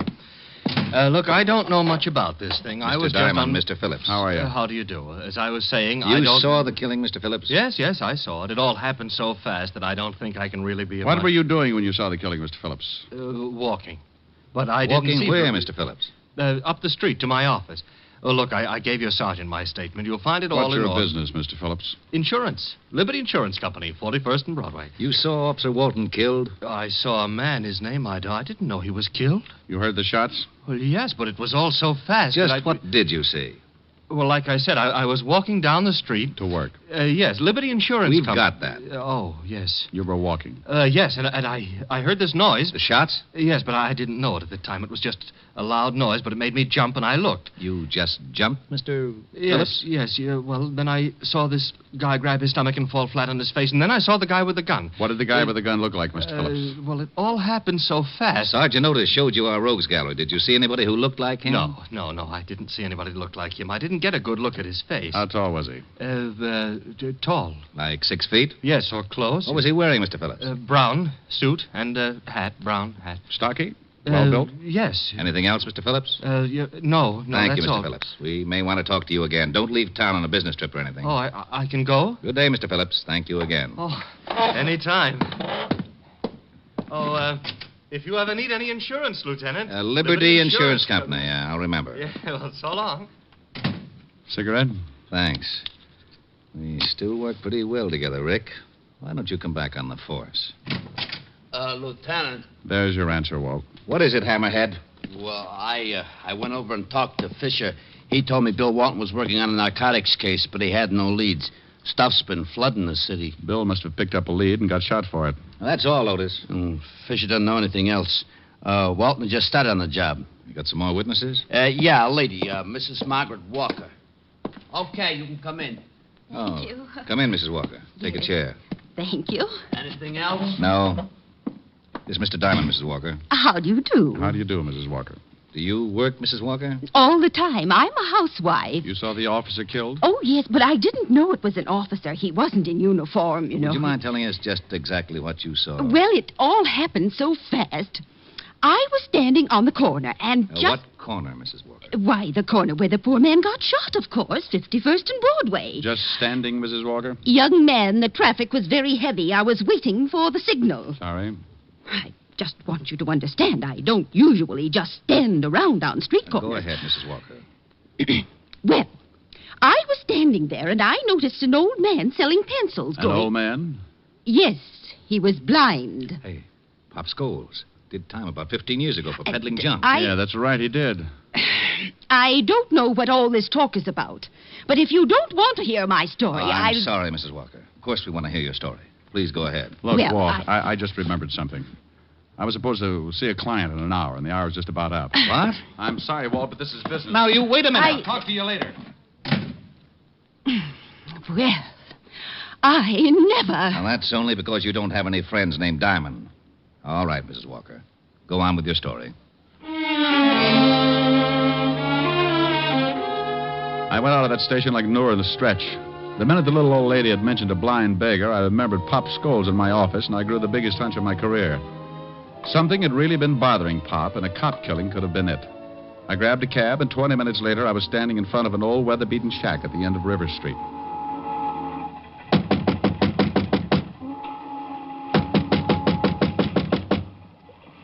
Who is it? Diamond. Oh, wait a second. Am I late? Look, Mr. Diamond. Rick. Yeah. Look, Rick, I'm sorry you came all the way down here, but, well, You wanted some help, didn't you? Well, yeah, I did. You did. Well, you could at least ask me in. Oh, sure. I'm sorry, but you see, I don't need no help now. No? Well, you seemed pretty worried about something when you came up to my office an hour ago. I was, but it's all straightened out now. That right? Hey, I didn't know you smoked cigars, Pop. What? One in your ashtray here.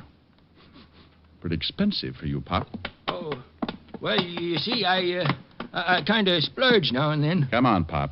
Somebody been here and changed your mind about talking to me? No, that's my cigar. What makes you say a thing like that? There was a cop killed right in front of you today, Pop, a good friend of mine. What's that got to do with me? I'm going straight. He was after somebody who's been peddling junk. I don't touch this stuff anymore. I don't go near it. Don't you, Pop? No, I put it down 15 years ago. You did time for it, too. Sure, and lost my eyes in stir. You think I want to go back to that? You think I'm a fool? There's a car pulling up out in front. That should be the law. I didn't do nothing. I swear I didn't. Better tell me quick. Who's throwing his weight around, Pop? I had nothing to do with that cop killing. I'm clean. You can't prove a thing. Come on, open up. It's the police. You're sure you don't want to tell me anything? No, I got nothing to tell. We'll bust it in, Pop. Come on in. It's open. Okay, Pop, you're coming. I might have known it. Why didn't you wait for me, Rick? Oh, believe me, Walt, I had an appointment with Pop. That's right, Lieutenant. He did. Oh, sure. Talk over old times, huh? Otis, take Pop out to the car. Come on, Pop. Sorry I got you in trouble, Rick. Forget it. Ah, just what have you two been stewing up? What did he tell you? He was showing me how to throw darts in the dark. Oh, that's a pretty bad one. Yeah. What did Mrs. Walker tell you about Pop? I don't know why I should tell you. Well, don't be so grouchy. I've just been trying to find the guy who killed Bill. Pop's had it pretty tough already. I thought maybe I could make it easier than having you third-degree him all over the office. Well, you sound like I'm going to use a hose on him. But the way you're burning up, you'll probably hit him with Sergeant Otis. No, I'm going home. Now, wait a minute. What for? To watch you blow up like Old Faithful? Mrs. Walker told me she saw some guy walk up to Pop like he was going to buy some pencils. Then another man busted through the crowd. That was Bill. He grabbed this guy with Pop. The guy pulled a gun and shot Bill, and then he beat it. Did Mrs. Walker give you a description of the killer? Sure. Short, dark, just the opposite of the one the insurance man gave us. The only thing that fits, they both said the killer wore a hat. Oh, dandy. Where are you going? No, back to my office. Pop knows something, Walt. Don't work on him too hard. Okay. Now, been over to Bill's family yet? Right after I get through with Pop. I'm sorry I got sore. So we all get sore. So what? I'll give you a call. I got back in my cab and headed for the office. On the way over, I kept trying to reason it out. Somehow Pop was mixed up in this thing, and he was scared stiff of something or somebody. I paid the cabbie off in front of the building and took the elevator up to my floor.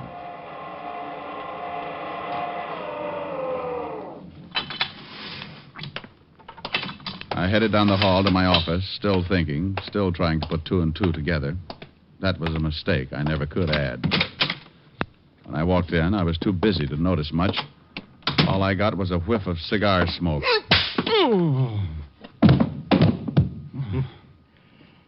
You fall easy, Shamus. Now let's see how you bruise.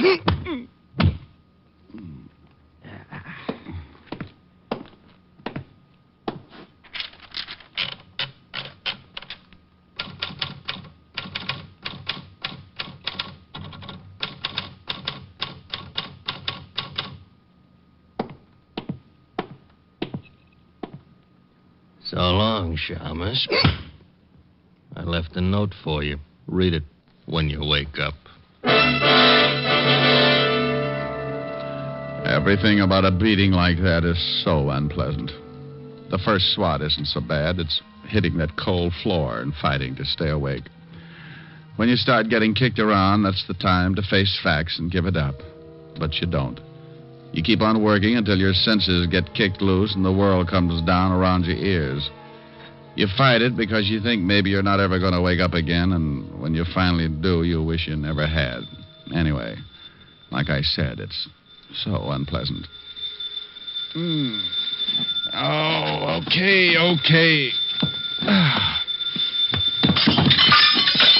Oh, well, that lamp was pretty silly anyway. All right. Don't jump, but you're talking to a ghost. Rick? At the sound of the groan... What's the matter with you? Well, that's a pretty good question. I don't know how to answer it without a head. What happened? Somebody worked me over. Oh, and how they worked me over. You want me to send an ambulance? No, just a shovel. What's this? What's what? There's something in the typewriter here. A note. Well, I'll put my eyes in straight. Now, Rick, if you're hurt badly... Oh, I'm not hurt that bad, Walt. Well, what about this note? Says, lay off the cop killing. That's all. Oh, and, yeah, look at this. Find something else? A souvenir. Butt of a cigar in my ashtray. There was one just like it in Pop's place. Well, hang on to it. All right, sure. What about Pop? won't tell us a thing. Well, I'm getting sick and tired of this. Now, I got an idea. Wait 10 minutes and then take Pop back to his house. Look, Rick, if somebody knows you're working on this thing, they must have found out when you went to see Pop. Probably spotted you going in. They certainly must know that we picked up Pop, and if they think he told us anything, they'll sure try to get him. I know it. Now, you drive Pop home, pretend to leave, but don't. And what'll you be doing? I'll be inside when he walks through the door. Okay, but I hope you know what you're doing. So do I. 10 minutes, Walt.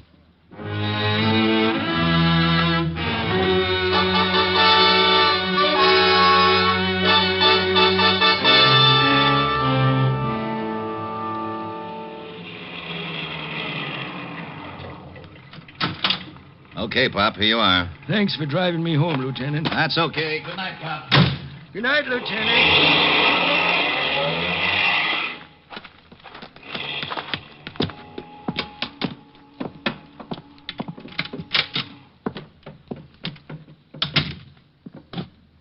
Who's in here? Who is it? Chick! I know you're here. I can smell your cigar smoke. Chick, please, I didn't tell the law a thing. Chick, say something. Honest, I didn't crack. Look, if you want to get rid of me, okay, but not the girl. Please, I swear I didn't say anything to anybody. I'm an old guy. Go ahead, knock me off, but don't do anything to the girl. Please, Chick. I'll peddle your stuff for the rest of my life if you leave the girl alone. Chick! Relax, Pop. What? You're not... No, Pop. Diamond. Didn't like to do it this way, Pop. But that cigar... The guy who saw you earlier came up to see me. Left me a cigar, too, along with a few bruises. Well, you just about know everything. Who's the girl you're protecting, Pop? I can't tell you that. Who's Chick? I can't tell you anything. Look, Pop, a cop's been killed. A great guy with a wife and kids. Now tell me, who's Chick? I ain't going to say anything. If the girl is a reason you won't talk, Pop, I'll find her. And if it's the last thing I ever do, I'll make you both sweat. Well, I'm on my way. Wait a minute, Rick. All right. Go on. Okay. If you'll give me your word, you won't say nothing about what I'm going to tell you. I give you my word about nothing yet, Pop. Now tell me, and if I think it should be kept quiet, that's the way it'll be. I got a daughter, Rick. What? That's right. Right after I went to stir, my wife had a baby. My wife died, and the kid went to live with relatives. Rich relatives. She's getting a good home and good schools. She doesn't know about you? Panhandling, no. She don't know about me, and she ain't going to. Go on. Only one guy knew about her. My ex-partner, Chick Russo. He got away when they picked me up, and after 15 years, he comes back operating again. The guy with the cigar, huh? Yeah. How did you figure? The stuff was in the pencils. He delivered it to me, and I'd pass it. Why would you pass it? Chick had me over a barrel. He told me if I didn't play along with him, he'd tell my daughter who her father was. I'd do anything to keep from ruining her life. Now, what about Bill Walton? Well, he was going to grab Chick, but Chick shot him. That's why I came to see you. I didn't want no part of a cop killing, but I couldn't say anything then because I had this stuff on me and I wanted to dump it. I didn't want to go back to stir. Then Chick came to see you here, huh? Threatened you. Told you to keep your mouth shut? Yes. Told me in plain words that if I cracked, he'd kill my little girl and me. That's why I froze on you. You going to say anything? About your daughter? No, Pop. Oh, thanks, Rick. Now I don't care what happens. Well, I do. This guy's still loose, and he's done a killing. I want him. I don't know where you can find him. He never said. Well, maybe I can find him. Take off your clothes, Pop. Take off my clothes? Yep, you're going to get yourself a new suit. I'm going out and see Lieutenant Levinson. I'll be right back. You sure you know what you're doing? No, but why spoil a good surprise? Rick. Where are you, Walt? Over here by the pier. What's that with you? That's Otis. Well, tell him to hide his tail. Some guy from Oklahoma's liable to shoot him. Oh, that's very funny. Shut up, Otis. Okay. Seen anything, Walt? Very quiet. Now, look, here's the idea. I'm going down to 51st and Broadway and stand with Pop's clothes and dark glasses on. You're what? From what Pop told me, Chick Russo will certainly try and get him. Chick Russo? Are you crazy? He's been out of circulation for 15 years. Well, I got a big flash for you. He's back. But at 51st and Broadway, I can't give you any protection. Russo could step out of the crowd, and that's the end of it. Well, I'm counting on one thing. That he thinks I'm Pop. He knows Pop's blind, so he'll get in close to do it.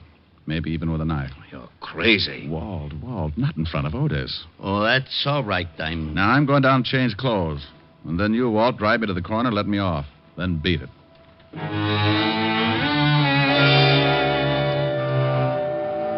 I left Walt then and went back to Pop's shack, We did a quick switch, and finally the dapper Richard Diamond stepped out complete with torn trousers, sweatshirt, and sneakers. I carried his cane with a white tip and kept his old hat pulled down over the dark glasses. Well, I'll be darned. Yeah, he looks just like the old man. Yeah, let's go, Walt. Otis, you stay here with Pop just in case our pigeon doesn't go for the bait. Oh, Lieutenant, can't Otis. Okay. Don't look so unhappy, Otis. Who knows? Maybe I'll get shot. Oh, I gotta miss everything. Isn't he a dream?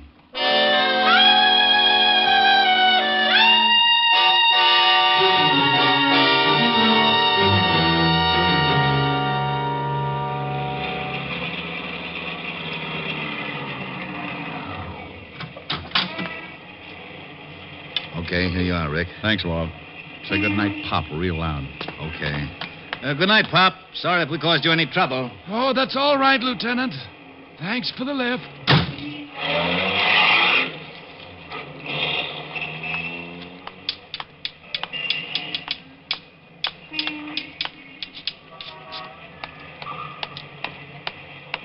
Here you are, my good man. Bless you. Piker. Well, I stood there for 2 hours, getting a few dimes and selling a couple of pencils, but nothing happened. Now and then I'd pull my arm down against my side and feel a nice little 38 in the shoulder holster. I kept moving from one foot to another to keep my legs from going to sleep. I was getting a first-hand example of the tough role poor old Pop had to hold. By 10:30, I was ready to give it up. Then I spotted the cigar. Bless you. For what, Pop? Cops driving you to work now, huh? That's enough. I'll take your arm and you start walking. I'll lead you. Chick! Chick, is that you? Shut up. Walk.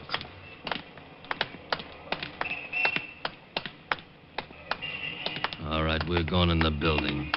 Down in the basement for a little talk. And that's just what we did.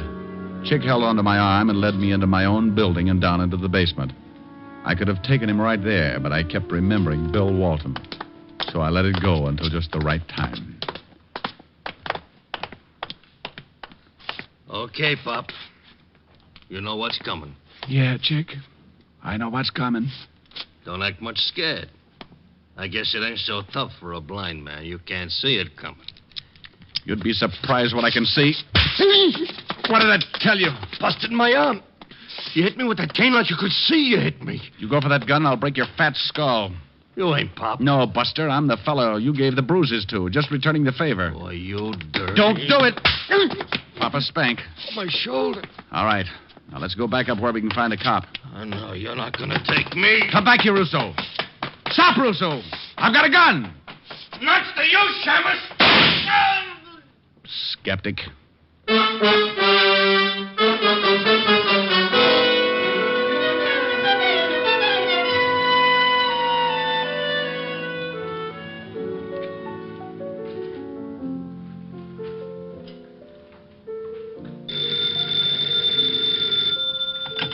Yes? Oh, hello, Walt. Oh, no. Yes, he's right here. Rick, it's Walt. Oh. Oh, this is for wrong. Mr. Diamond very dead. Now, you stop that. I just had a long talk with Pop. Oh, is that right? Yeah, he said absolutely nothing. I still don't know where he figures in this thing. Would you mind telling me? Walt, anything Pop did was under duress. If it was illegal, I want to know about it. Yeah, and if it was illegal, Pop would stand a good chance going back to prison. He might. You better let the law decide that. You haven't got any proof? How could I? Everybody's dead, except you and Pop. Pop won't say anything? Not yet, he won't. Walt. Yeah? Die. Now, you wait. What in the world was that all about? Oh, that Walt. When he dies, he'll have the penal code written on his headstone. But he's a good cop. And there he is again. I can't stand to let a phone ring. Oh, he'll get tired. Rick, I'll go crazy. I'll drown it out. Well, do something. I've got a lovely bunch of coke. It stopped. Oh, good. Well, don't you stop. That was pretty. Well, all right. Oh, I've got a lovely bunch of nuts. There they are standing in a row. Big ones, small ones, some as big as your head. Give 'em a twist, a flick of the wrist, that's what the showman said. Oh, I've got a lovely bunch of coconuts. Every ball you throw will make me rich. There stands me wife, the idol of me life. Sing and roll a bowl, a ball, a penny a pitch. Sing and roll a bowl, a ball, a penny a pitch. Sing and roll a bowl, a ball, a penny a pitch. Roll a bowl, a ball, roll a bowl, a ball. Sing and roll a bowl, a ball, a penny a pitch. Aye, there you are, my lad. Step right up here. I got a lovely bunch of coconuts. There they are, all up, stand up in a great big row. I got big ones and small ones, some of them as big as your blasted head. Yeah, you give 'em a twist and a flick of the wrist. Oh, what lovely fun. I've got a lovely bunch of coconuts. Every ball you throw will make me rich. There stands me wife, the idol of me life. Sing and roll a ball, a ball, a penny a pitch. Sing and roll a bowl, a ball, a penny a pitch. Sing and roll a bowl, a ball, a penny a pitch.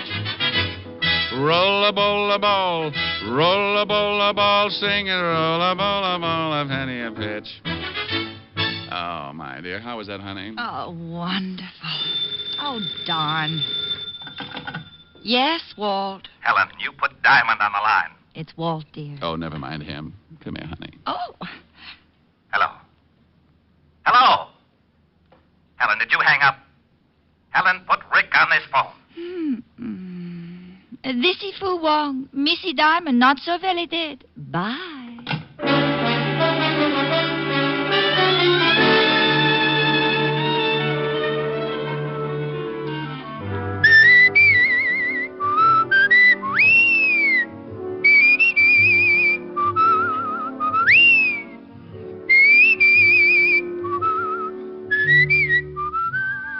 You have just heard Richard Diamond, Private Detective, starring Dick Powell. Ed Begley played Lieutenant Walt Levinson. Also in the cast were Wilms Herbert, Francis Robinson, Larry Dobkin, Ann Morrison, and Charles Seal. Music was under the direction of Frank Worth. Tonight's show was written by Blake Edwards and directed by Russell Hughes. Dick Powell currently may be seen in the motion picture version of the best-selling novel, Mrs. Mike. This is Eddie King inviting you to be with us next Sunday at this same time when we will again bring you Dick Powell as Richard Diamond, Private Detective.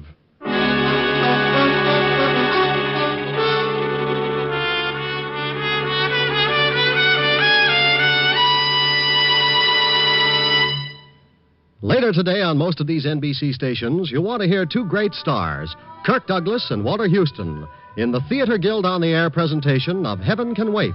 This is the comedy fantasy which you may have seen as the motion picture, Here Comes Mr. Jordan. It's a great comedy, yours for the listening, today on Theater Guild on the Air. And for another fine mystery program today on NBC, listen later to the adventures of Sam Spade, as Sam slams his way through another of his amusing and mystifying capers. Hear the lovely duet from Madame Butterfly on Harvest of Stars, next on NBC.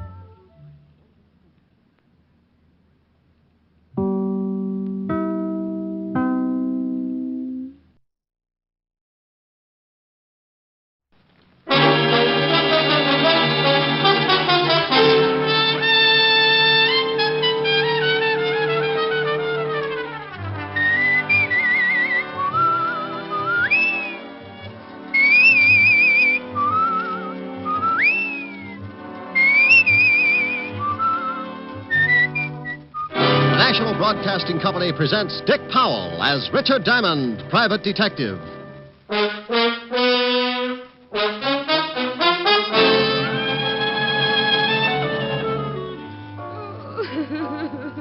Oh, calm down, baby. Take it easy. It's all right now. Hey, what's going on in here? We'll get a doctor to step on it. Yeah, okay. Joyce. You keep on like this, you'll end up sleeping in a cage. Joyce, will you shut up and listen to me? Okay, honey, sorry. Here's another exciting half hour with Richard Diamond, Private Detective, starring Dick Powell.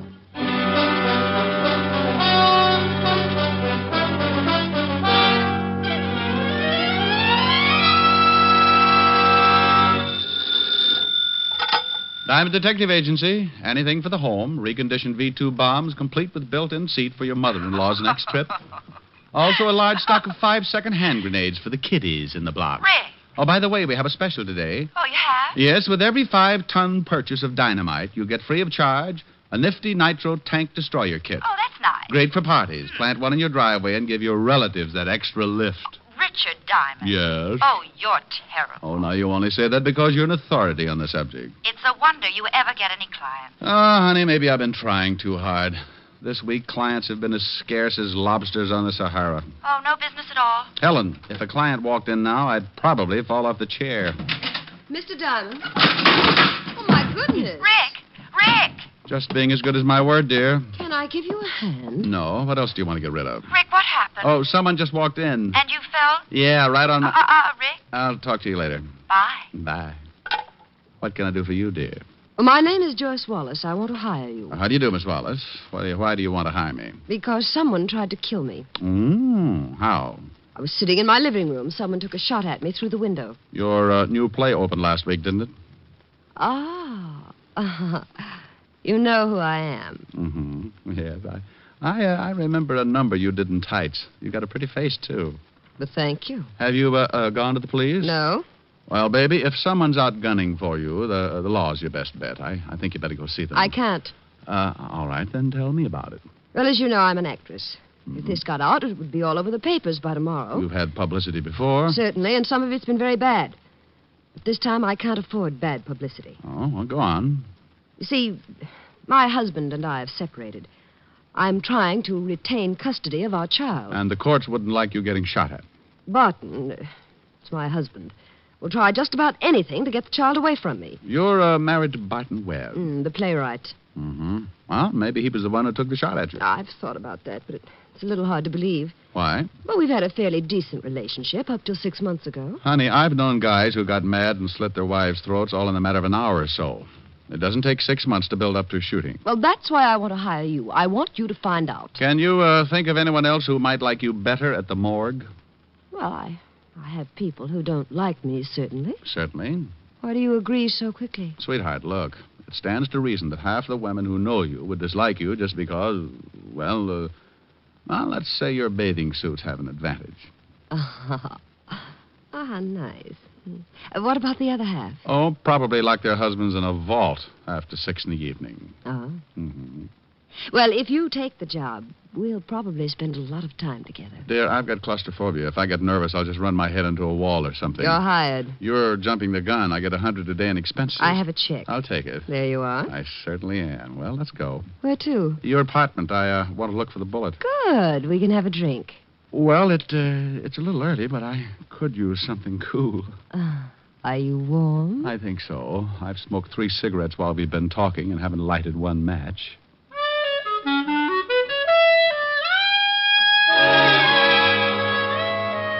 We left the office then with Joyce Wallace in the lead. I followed her down the hall, into the elevator, down to the first floor, where I bought some seasick pills and decided it was better to walk alongside of her. We grabbed a cab, and 20 minutes later, I was standing on a foot-thick carpet surrounded by a very cozy apartment. Cozy. That means $25,000 worth of furniture that you'd never look at when Joyce Wallace is in the room. You like it? Oh, but yes. Tell me, when did Mata Hari go in for decorating? Would you like to see where the bullet came through the window? Mm-hmm. Well, it's right over here. See? Yeah. Mr. Diamond. Oh, yeah.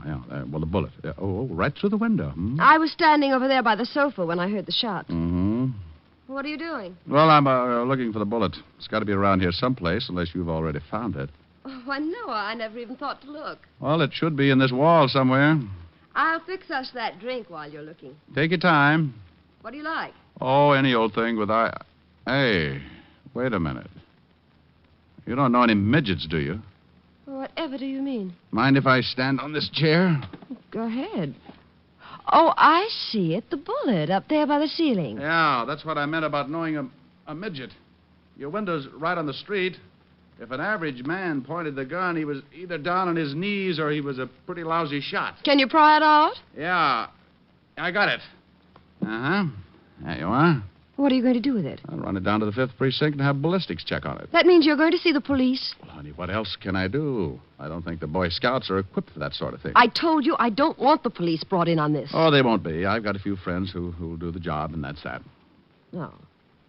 Well, how about that drink? Oh, I'll take a rain check for later. Well, it's 4:30 now. I'll be at the theater at 6. If I don't get back here to you, I'll see you at the theater. Well, it's the Strand. I'll leave word with the doorman. Tell me, dear, you don't do another number in tights, do you? Well, no. Why? Oh, well, it's just as well. Last time my blood pressure went up so high, some guy sitting right behind me got an idea for a new pressure cooker and made a fortune. I'll see you later, dear.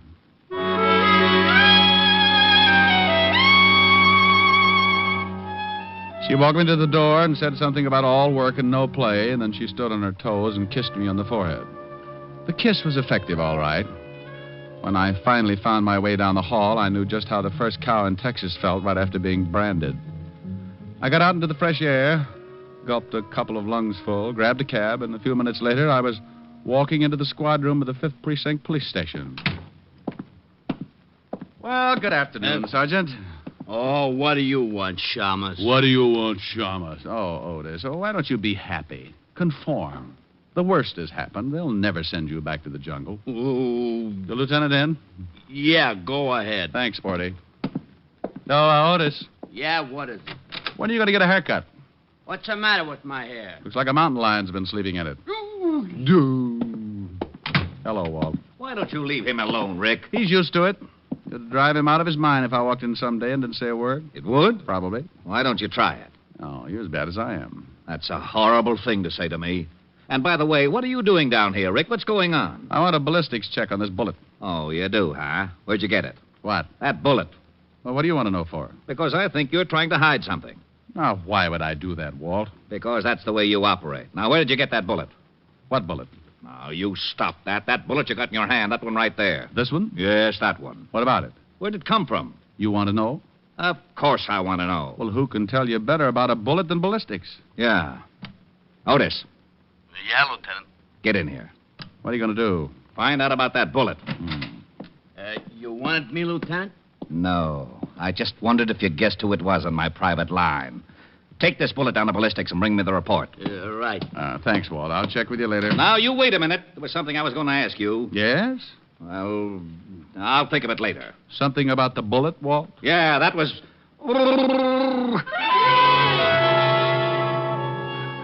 I let Walt chase me as far as the street, and then I grabbed another cab and headed for my own apartment. It was about 5 o'clock, so I cooked up a short meal, climbed into a shower, and my other suit. At 6 o'clock, I was at the Strand Theater, talking with the doorman. Say, your name's Diamond? Yeah, that's right, Pop. Well, Miss Wallace said to show you right back, but I don't know whether this is a very good time or not. Well, she said 6 o'clock. It's 6 now, Pop. Yeah, but she's got a visitor. Oh. Well, come on, I'll show you anyway. Her dressing room is right down this way. I'm not going to give her up. Well, my dear, you may just have to anyway. Oh, You see what I mean? Husband? Yep. You just get out of Still here. want to go in? You know I I'm think so. You're just trying to upset me. I want to settle this thing once and for all. Good luck. Thanks, Pop. Well, I don't care. I'm just going to go ahead with my plans. You better answer the door, darling. Give your tonsils a rest. Hello, Joyce. Oh, come in, Mr. Diamond. Oh, he's a new one, isn't he? This is Mr. Diamond, and I have some business I want to talk over with him. Alone. Well, anyway, you look at him. It certainly would be foolish for me to argue the point. I suppose you chin yourself regularly, Mr. Diamond? Chins are a hobby with me, Mr. Webb. I've come in contact with several in the past. A wit. Muscles and wit. This is a new achievement for you, dear. Please get out of here, Bart. Now. Good evening, Mr. Diamond. I will say that you're more of a presentable specimen than the others. You're somewhat of a specimen yourself, Mr. Webb. Another time, Mr. Diamond. Good evening. He just won't leave me alone. Did you tell him about someone trying to take a shot at you? Well, of course not. He'd go right to the papers. It's just what he's looking for. Oh, no. I'll get it. I see you made it all right. Hello, Pop. Who is it? Package for you, Miss Wallace. Oh, thanks, Pop. Will you take it, Mr. Diamond? Sure thing. Thanks. Oh, well, flowers. Flowers. Oh, this is his idea of a joke. upset me so I can hardly go on. Then a few seconds later, his flowers arrive. Barton's flowers? Yes. Sends me yellow roses every Monday. Look out. A snake! Get back. Oh, it's crawling out! All right. All right, it's okay now. He's dead. Honey, calm down. Hey, what's going on here? Call a doctor, Pop. What's the shooting all about? When you get out of here and call a doctor, go on. Okay. Hey, ain't that a snake? No, it's an eccentric spaghetti. Now get that doctor. Joyce, you've got to take it easy. The snake's dead. Now calm down, baby. A snake. You keep on like this, you'll end up sleeping in a cage. Joyce, will you shut up and listen to me? Okay, honey, sorry. Like I said, sorry, but it's better if you sleep it off. I don't usually like to belt women, but this was one of those times when a case of nerves had to be turned off in a hurry. Like a leaky faucet. Pretty soon the tub runs over and something gets rusted. I caught her as she went down, picked her up, carried her over to the couch, then I left her that way until the doctor arrived. Oh, no wonder she went off like that. I'd probably end up walking on my hands if somebody sent me a snake. I think maybe I hit her a little hard. Best thing you could have done under the circumstances. She's coming out of it. I'll give her a mild sedative, calm her down. She'll be all right now after the initial shock has worn off. Joyce, how do you feel? Well, you bully. Had to do it. Think you'll be all right now, Miss Wallace? Who are you? A doctor. He's going to give you something to make you rest. He's not going to hit me, too, is he? Oh, no, just a mild sedative. Calm you down. Make you feel better. Well, thank you, but I don't need anything. I'll be all right. Besides, I've got a show to do. Whatever you say. You're sure it wouldn't be better? Where's the snake? Oh, dear. Pop just took it out. Oh. Well, let me sit up. I'm all right. Right in here, Captain. Lieutenant. Everybody duck. Aha. Aha. I might have known it. You might have, but you've still got your sergeant around to keep you in a stupor. Oh, he's picking on me again, Lieutenant. Look, what in the world is going on here? The law has landed, Joyce. This is good Lieutenant Levinson. Walt, Miss Joyce Wallace. Oh, they must be here about the snake. Yeah, I called him, Miss Wallace. Who's this guy? Oh, this guy's a doctor, Walt. I'm just leaving, Lieutenant, and Miss Wallace seems to be all right now. All right, Doctor. Otis, take him out in the hall. Get his name and address in case we want to talk to him. All right, Lieutenant. Well, goodbye, Miss Wallace. You just try and relax. Yes, thank you, Doctor. All right, Rick. Now, what the devil's going on here? We get a call from the doorman. There's a snake loose in Miss Wallace's dressing room, that someone's been doing some shooting. Oh, snake was loose. I shot it. That's right, Lieutenant. It's as simple as that. Oh, it's as simple as that. How'd the snake get in here? Oh, maybe he was one of her fans. Now, you stop that. You find out about that bullet? Yes, I found out about that bullet. Fired from a Mauser 25. And that's another thing I wanted... Lieutenant, there's really nothing to worry about. A snake got into my dressing room. Mr. Diamond shot it, and that's all.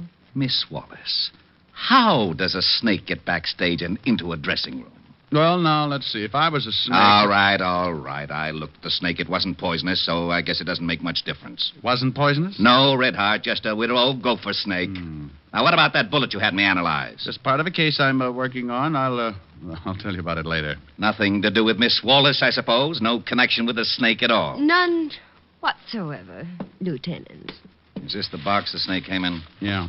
I'll check with the florist. Yeah, do that, will you? And let me know what you find out. All right, but Diamond, so help me. If somebody gets killed, I'm going to hold you for complicity. I bet you can't say it again. Say what? Complicity. Complicity. You never know. Thank you for not telling him anything, Mr. Diamond. Well, there wasn't much to tell. Maybe you'd better help me out, though. Any idea why someone would send you a non-poisonous snake? Well, certainly I have a deathly fear of them, any kind of snake. How many people know about this? My husband. Anyone else? No one. I've never told anyone. You see, I was bitten by a snake when I was a little girl in Wyoming. I never got over it. Well, someone must have known about it then. My family and a doctor. They're all dead now. All right. I'm going to leave for a while. Think you'll be all right for the show? Oh, certainly. I have a little time before curtain. Oh, by the way, what's your husband's address? 559 East Park. Why? Well, I'm going over to see him. Find out what kind of presents he's in the habit of sending.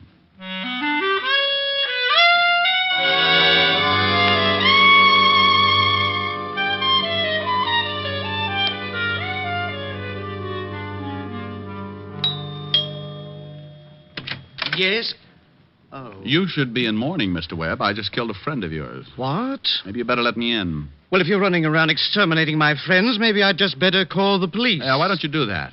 Now I'm coming in. I hardly see... Oh, yes. Well, you're in. Can I get you a drink, Mr. Diamond? I haven't got much time. I want a few answers. Well, at least take your hat off.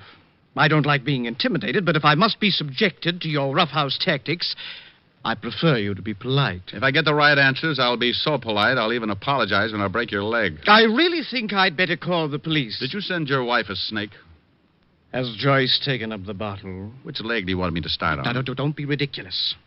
Of course, I didn't send my wife a snake. Did you send her flowers? Yellow roses. I have a standing order with the florist every Monday night. Well, this Monday there was a snake in them. You're serious? How do I look?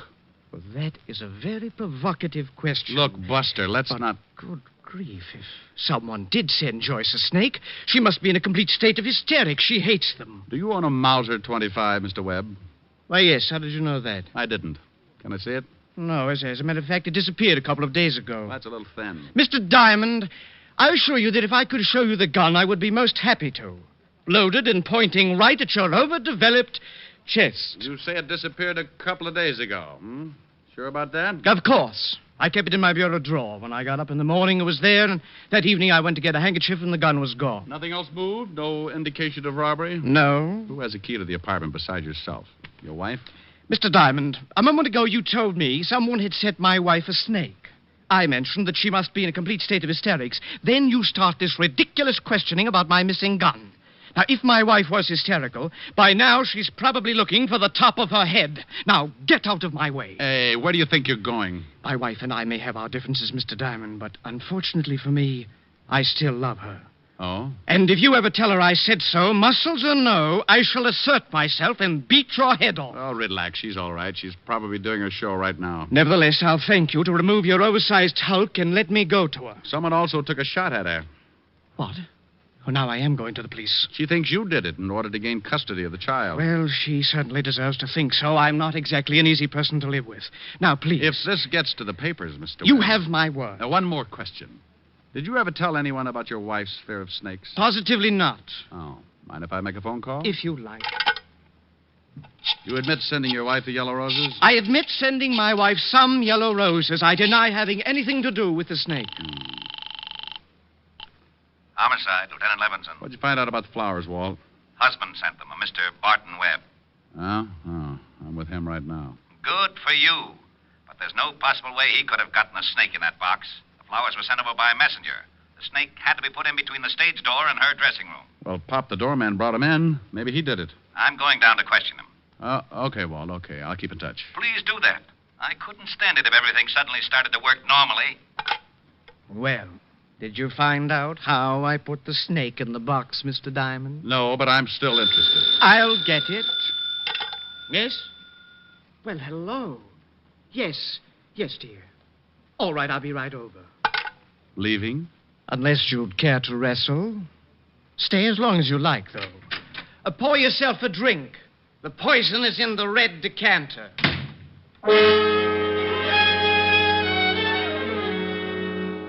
You know, the poison was in the red decanter. I stood there a minute, getting that lousy feeling again. The logical person to have fired the shot and sent the snake was Barton Webb. But my instinct said no. I remembered Walt had said he was going over to question Pop, the doorman at the theater, so I took off fast in the hope of beating him there. The theater was only 4 blocks away, so I ran it. Well, hello there, Mr. Diamond. Hey, Pop, the law's on the way over here to pick you up. Yeah, for what? Well, they think maybe you put that snake in the box of flowers. Well, I didn't, and they're going to have a hard time proving anything else. Tell me, what did the guy look like who delivered the box? Young kid. Wearing a uniform? No, just looked like one of the kids in the block. Matter of fact, I thought it was kind of funny, a kid like that delivering for a fancy florist. The fellow who delivered the other box was all get up in a nice blue outfit. What other box? Came right after you left. Looked like it was from the same florist. Thanks, Pop. Is Miss Wallace on stage now? No. She ain't in her dressing room either. Her understudy take her place? Yep. Miss Wallace didn't think she could go on. How did you know that? I'll see you later, Pop. I want to know where... Oh, no. Hello, Walt. Oh, no. Bye, Walt. Oh, no. Well, that tore it right down the middle. I left the theater, headed across town in a hurry. I started adding things up. Webb owned a Mauser 25, but it was missing. A Mauser 25 had been used to take a shot at Joyce. Webb always sent yellow roses on Monday night. Yellow roses had come, and there'd been a snake in them. Something that Joyce had feared, and only one other living person besides herself supposedly knew about her fear. 2 boxes of flowers had arrived at the theater. Webb openly admitted sending one bunch. Suddenly, everything was tying together, even a motive. Thanks, Gabby. Keep the change. All right, thanks.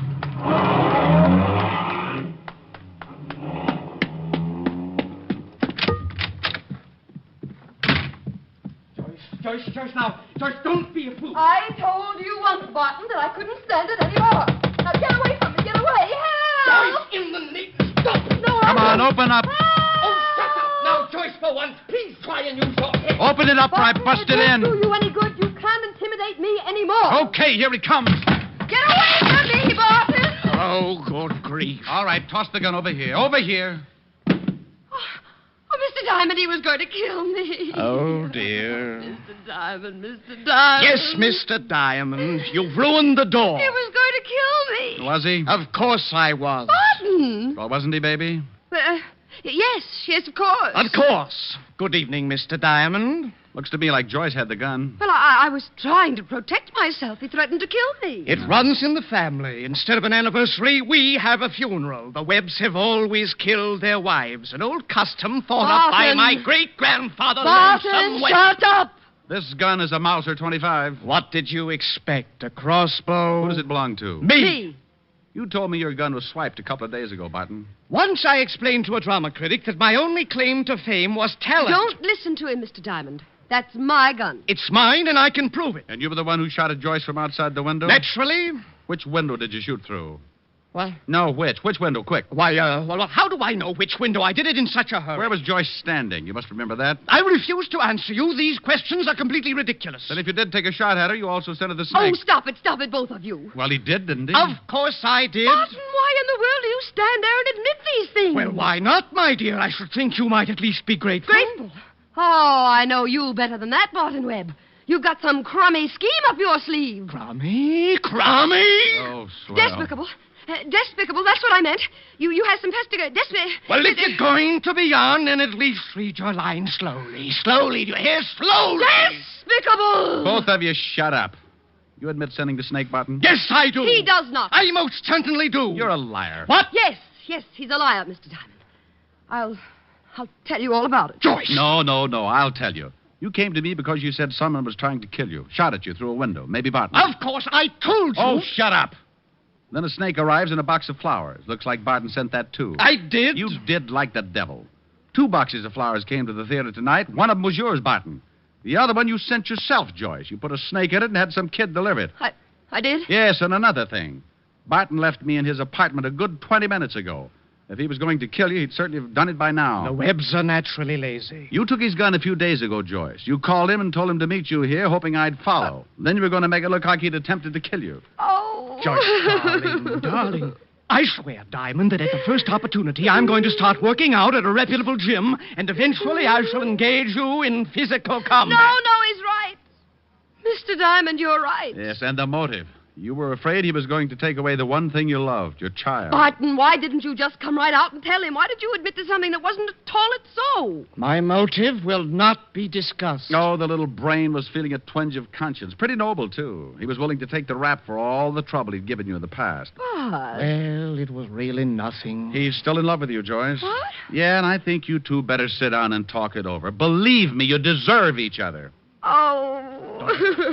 There, darling. There. No, you could get in a lot of trouble for this, but I'll straighten it out with the law. Oh, Mr. Diamond, how can I ever thank you? By George. You know, you're not such a bad fellow after all. Look, let's get something straight right now. I've been made a patsy and my feelings are hurt. I may not get over it until I get a big, fat bonus in the mail. No later than tomorrow. Muscular, witty, and to top it off, a businessman. Mr. Diamond, I think you have a future.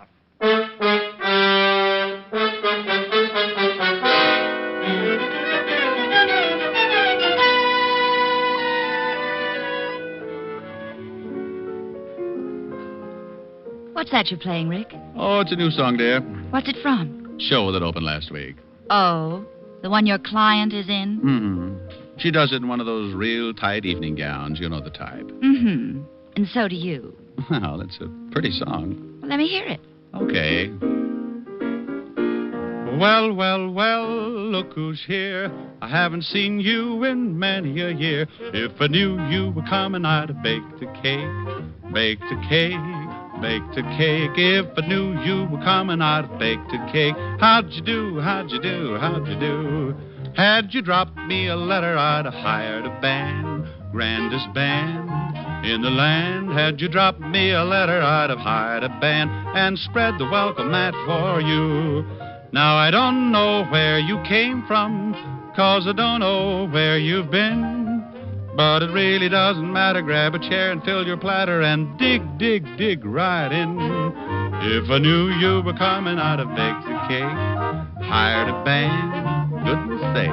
If I knew you were coming, I'd have baked a cake. How'd you do, how'd you do, how'd you do?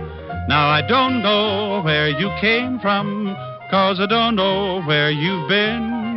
But it really doesn't matter. Grab a chair and fill your platter and dig, dig, dig right in. If I knew you'd have come and I'd have baked a cake, hired a band, goodness sake. If I knew you were coming, I'd have baked a cake. How'd you do, how'd you do, how'd you do? Oh, how'd you do, how'd you do, how'd you do? Well, honey, how'd you like that? Well, I don't know why she has to sing that in an evening gown. Well, she doesn't have a very good voice, dear. Rick, I can't sing at all. Sweetheart, you could come on in a tent doing 12 courses of Down in the Canebrake, and the critics would lock Joyce Wallace in the zoo. Do you really think so? Let's go buy a tent. Oh, Rick, don't be silly.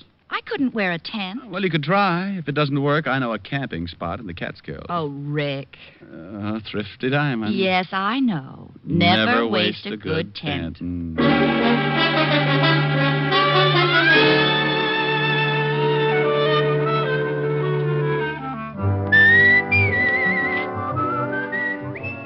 You have just heard Richard Diamond, Private Detective, starring Dick Powell. Ed Begley played Lieutenant Walt Levinson. Also in the cast were Wilms Herbert, Francis Robinson, Clark Gordon, Joan Banks, Jack Crucian, and Charles Seal. Music was under the direction of Frank Worth. Today's show was written by Blake Edwards and directed by Russell Hughes. Dick Powell currently may be seen in the motion picture version of the best-selling novel, Mrs. Mike. This is Eddie King inviting you to be with us next Sunday at this same time when we will again bring you Dick Powell as Richard Diamond, Private Detective.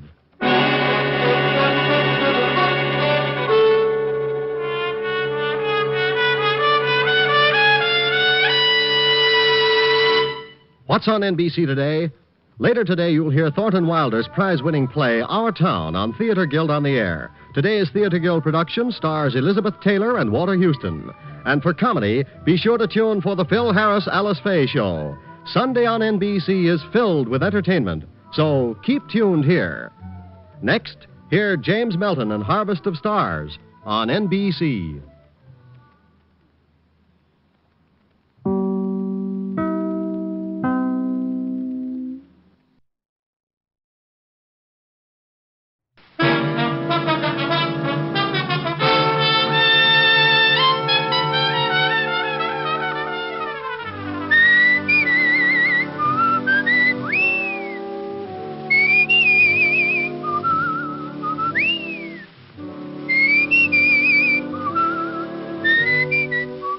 The National Broadcasting Company presents Dick Powell as Richard Diamond, Private Detective.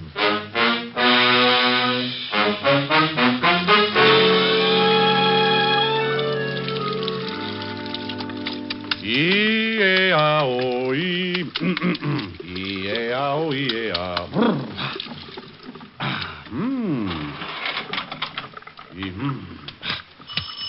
Oh, swell.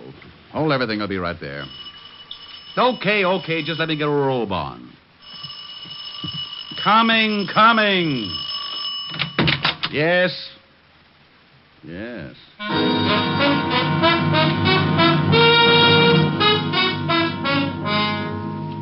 there's nothing like stepping out of a nice warm shower into a nice hot murder. The only thing in sight was the body of a man lying on his face. I didn't have to get any closer to see that he was very dead. Then I heard someone running down the front steps and out into the street. So, still being the kind of guy who's always interested in seeing what a killer looks like, I went down the stairs and out into the street. I landed on the sidewalk just as the sedan pulled away from the curb and dove into a hole in the traffic. I only had time to see that there were 2 people in it. Didn't even get a chance at the license. Well, a white terry cloth robe can be a little conspicuous at 11 o'clock in the morning on East 51st Street, right off Madison. So I shuffled back up the stairs, put in a call for Lieutenant Walter Levinson, 5th Precinct, homicide. But it seems as if I was a little late. A neighbor on the way down the hall had stumbled on the dead one in front of my doorway.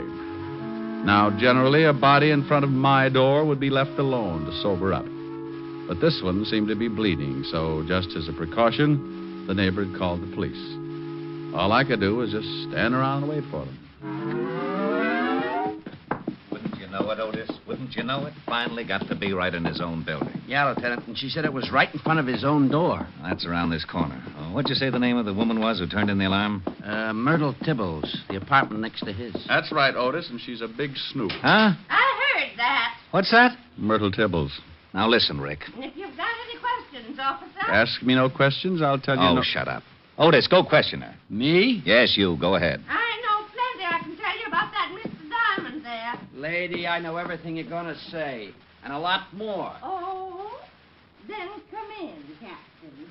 Hey, did you hear that, Lieutenant? Get in there, Sergeant, and question the big lady. Yes, sir. Snoop, eh? Well, Rick? Well, Rick, what kind of a bit is that? I suppose you're going to tell me you had nothing to do with this killing. Walt, I was in taking a shower when this gentleman decided to get himself shot in front of my door. I was singing, too. Would you like to hear what I was... No, Hey, wait a minute. If you were in taking a shower, how did you know he was getting himself shot? He rang the doorbell first. Oh, sure. He wanted to let you know there was going to be a murder. Listen, Blubbermouth, I was taking a shower. I stopped taking a shower. The doorbell rang. I went to the door. I opened the door. Dead man. I ran down into the street after the killers. What about the shots? I didn't hear any. Must have used a silencer. Well, you say you ran after the killers. Was there more than one? 2. I don't know who pulled the real trigger, but I chased 2 people down into the street. Did you recognize them? No, they didn't leave any calling cards. Descriptions? Man and woman. Now, that's helpful.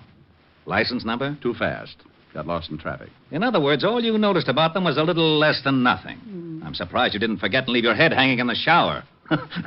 Yeah. Oh, now, by George, Lieutenant, that was a real dandy, that was. Oh, cut it out, Rick. Come on, let's take a look at the corpse. Well, have you forgotten? You just sent it in to question Myrtle Tibbles. Not Otis, I mean this one. You better be specific. I've known a lot of coroners to get pretty confused when Otis was covering a homicide. Some kind of a messenger. Yeah. Band on his cap says Speed Messenger Service. Here's his receipt book. Only one entry. Richard Diamond, Apartment E, 53 East 51st Street. Nothing else. Would you want any more? I'm honored. Now, what the devil could he have been delivering? The reason he got shot, probably. Huh? Yeah, Myrtle. Lieutenant. Yes, Sergeant. Go ahead and ask him, Otis. Oh, no. Yeah, young love. Myrtle, Miss Tibbles wants to know if it's all right if I stay for lunch. Why, I think that would be real nice, Sergeant. How long do you think it will take? How long, Myrtle? Not long. Well, that's fine. But before you sit down and start feeding that fat face of yours, what would you suggest we do about this body in the hall? Well, I'll tell you, Lieutenant. Otis! Yeah, Lieutenant. Get out here. Coming, Lieutenant. Thanks anyway, Myrtle. Well, where to, Lieutenant? Oh. How about the Speed Messenger Service? Right. Just as soon as the coroner and the boys get here and take over. You want to come along, Rick? Well, sure. The dead man was trying to deliver something to me. I'd like to know what was important enough to get him shot. Sure, let's get going. Diamond, don't you think you ought to change that robe? Walt. Yeah, I know, but what are you going to do? Oh, gee, I only made a suggestion. You don't have to get sore. Oh, we're not, Sergeant. He can wear the robe for all I care. I only... Well, thank you, Sergeant. I don't give a darn if he looks silly. Otis. Just because I make a suggestion. Sergeant. Yeah? Will you do me a favor? Well, sure, Lieutenant. Shut up! So while Walt tore Otis to pieces, I did a quick change.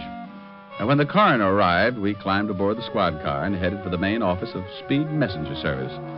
While Walt was getting the address from headquarters in the car radio, Otis sneaked on the siren So in less than 10 minutes, we pulled up in front of a building at 31st and West End Avenue and barged in. You on duty here, miss? Yeah. Trouble? What makes you think there's trouble? When a cop car pulls up in front and you two jump in here like a couple of bill collectors, it figures. Trouble, see? A woman's intuition. Wonderful, simply wonderful. Tell me, dear, did your service send a messenger over to 53 East 51st Street, apartment E? About an hour ago. Why? What was he supposed to deliver? I don't know. I don't remember that good, see? Oh, well, try. I don't get this. What's wrong anyway? Well, dearie, your messenger ain't anymore. Yeah, shot to death. What? Now try to remember what it was Mr. Cartwright! Hey, sister. Well, let her get Cartwright, Walt. Maybe he can tell us something. Yes? Now, what in the world? Mr. Cartwright, Johnny, he's dead. Dead? Those are police officers, see? They said he was shot to death. No, just be calm. Let me get this straight. But I told you, see, it's Johnny. All right. Now go in the back. Get a drink of water or something. Yes, sir, but I just can't believe it. I am Mr. Cartwright, gentlemen. Well, that's nice. Are you in charge here? I am the manager. Now, what is this about one of our messengers being dead? That's right. You any idea what he was delivering to 53 East 51st this morning? Well, why, no, but it should be in our record book. You'll have to forgive Miss Ogilvy. She gets very emotional. Does she? Well, let's see the record book. Oh, it's right here. Here you are. Now, let's see. There. It was the first delivery this morning, as you can see. 53... We'd like to know just what he was delivering. Oh, well, I really couldn't say. I don't even remember what the item looked like. Well, who sent it? Yes, that I can help you with. Here it is. Last name Clark, first name Paddy. In other words, a man named Paddy Clark. No. Yes, odd first name, isn't it? Mean anything to you, Rick? No, something. It's a little vague. Name seems familiar, that's all. How about you? I don't get a thing from it. Any return address? No, just his name with instructions to deliver it to a Mr. Diamond at this address. Well, don't you remember whether it was a package or a crate of bananas? We get so many things in here to be sent out. Lieutenant. Yes, Otis, what do you want? 201 over on East 48. Thought you might like to know. You better take off, Walt. 201's your department. Fine. 2 homicides in one morning. I'll finish checking here and go over to my office. You can get in touch with me there. Okay. Come on, Otis, let's go. Lieutenant. Yeah, you can use the siren. My, you officers certainly are busy, aren't you? Yes, we officers sure are. Now, how'd you like to trot out that girl again? Maybe she's calmed down a bit. Oh, certainly. Feel any better, Miss Ogilvy? Oh, yes, sir, much better. This gentleman would like to ask you a few more questions. Oh, the good-looking one? Oh, sure. If you're through with me, officer, I have some You go right ahead. Go on. We'll get along all right alone. Won't be beautiful. Honest, dearie, I can't help you a bit. I don't know nothing. Oh, sure you do. Weren't you here when this Paddy Clark came in? Honest, I don't remember, but... Gee, you got the most... But you do remember what the messenger was supposed to deliver, don't you? Well, what was in it, I don't. It was just a thick envelope, white, but... Listen, honey, I'd like to... Anything unusual about the envelope? I wish I could remember for you, but I really can't. We deliver so many things every day, but let's talk about something else. Gee,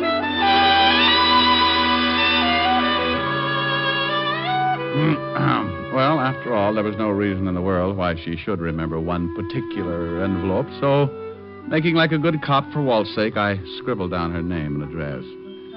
Then headed for my office at the corner of 51st and Broadway.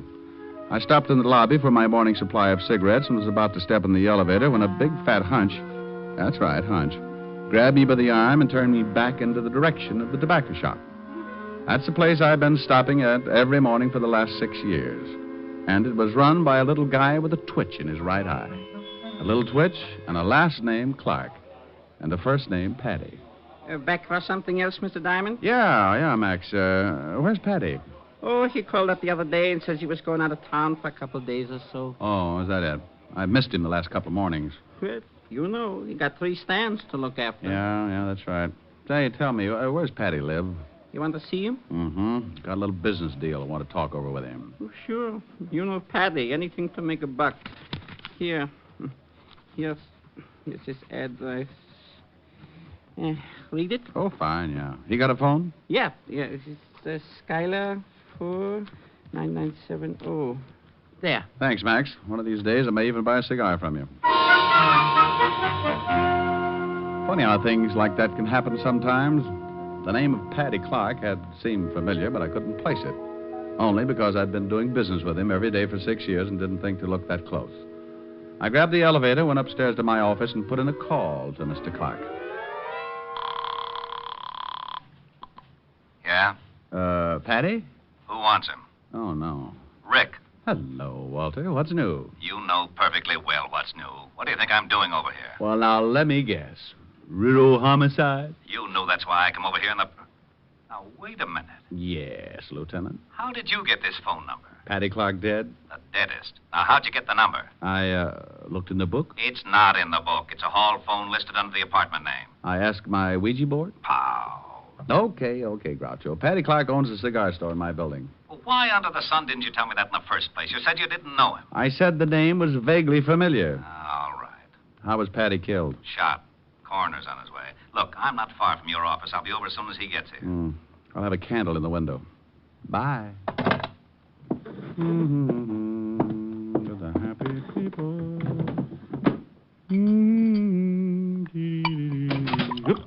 Something wrong? Oh, no. Come in. Just filling my lighter. Okay, Agnes is alone. Hello, Mr. Diamond. Well.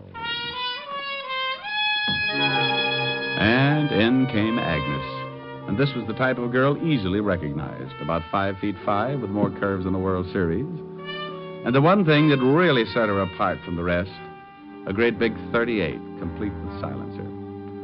Her boyfriend took out a cute little .45 and leaned against the door, while Aggie swayed over to my desk like a mull cobra. All right, Diamond. Let's have the envelope. Honey, could you point that thing the other way? My skin is beginning to crawl out of my shirt. I want the envelope, Diamond.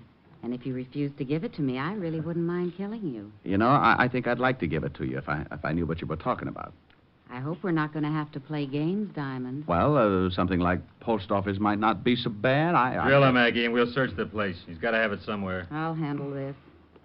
I want the white envelope Paddy Clark sent you this morning. And I thought you, too, got it after you killed the messenger boy. Now, I don't know what you're talking about. Seems to me I chased you into the street. Saw you climb into a car and take off. The guy in the white robe. So if you two knocked off the messenger boy, you must know I don't have the envelope. Too bad, but I didn't even get to the door until after you'd shot him. We didn't shoot the messenger. What was in the envelope? You know what was in it. Go on, Aggie. Show him we ain't kidding. Oh, shut up. We didn't shoot the messenger, Diamond, but we are going to get the envelope. Where is it? Hey, that siren's pulling up out in front. Why didn't you search the messenger? You had a gun. You didn't have to worry about me if I showed at the door. Well, we got an envelope off him, all right. Empty. Hey, what are you doing, Paul? Taking a look out in the street. Hey. Police.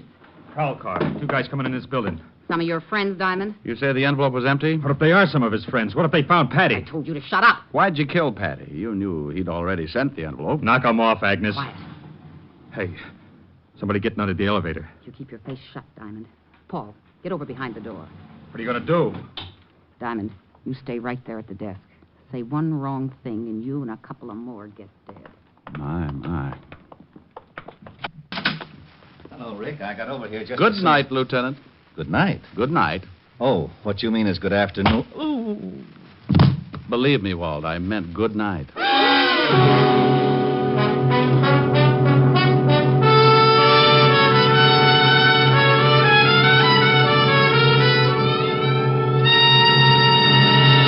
NBC is bringing you Richard Diamond, Private Detective, starring Dick Powell.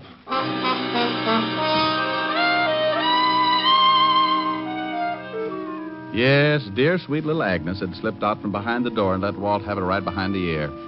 He went down like a 16-pound shot in an elevator shaft. Then Aggie and her playmate started backing off. They opened the door, and Aggie, darling, pointed the business end of the silencer about halfway up my hand-painted tie. Whether or not she would have shot is anybody's guess. But along about that time, a very dear old friend stepped up behind her. Drop it, lady. The other cop. You can drop yours too, Sonny. Oh, Otis, bless your little pointed head. You fool. Why didn't you look first? Well, I forgot. Forgot? Okay, over against the wall. Keep your hands up high. Hey, how's the lieutenant? Oh, he'll come around. Walt. Oh, Walty. Which one let him have it? Agnes. The dame? The other one's named Paul. Come on, Walt. Oh. come on, Walt. It's spring again. You know, birds and bees and all that sort of rot. Ah, that's a good boy. Now, try and sit up. Oh, my head. What happened? What happened? Oh, no. Walt, you've been crowned queen of the 5th Precinct. Who did it? No. Don't look at Otis. He's been reading his Tom Swift, Rived in the Nick. Look, there. Huh? Them? Them. And Otis? Saved the day. What did he do? Wander in without his collar and scare them to death? Agnes, she's the one with the sweater. Agnes crowned you. Look, where did these two figure, huh? Oh, they're the pair who ran out of the building after the messenger was killed. Put the cuffs on them, Otis. Yes, sir. Okay, you put out your right and you put out your left. And I'll be in Sing Sing before you. And I'll be in too. Get him. Now bring him over here. Go on, lady. Okay. Keep your hands to yourself. Here's the artillery, Lieutenant. 38 special with a silencer. This 45 auto. Silencer, that's enough to book him in itself. All right. You kill the messenger? No. How about Patty Clark? We don't know who you mean. They know. That's your story. Well, we'll take him down and book him. Happy now, Rick? No. I want to know who has the envelope and what's in it. Envelope? Yeah. The girl at the messenger service finally remembered. Come on, let's take these two down to headquarters.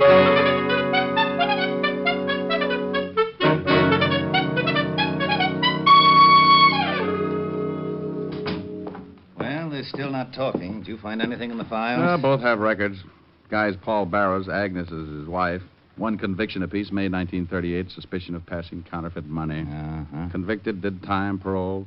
Oh, you got a fresh address on them? They've been living in Flatbush. Otis went over with some of the boys to check. Good. And here's some fancy news. Just yesterday, the FBI started watching all of Patty's cigar stores as possible fences for phony money. Yeah? Well, then it ties. Come on, I want to take a look at Patty Clark's room.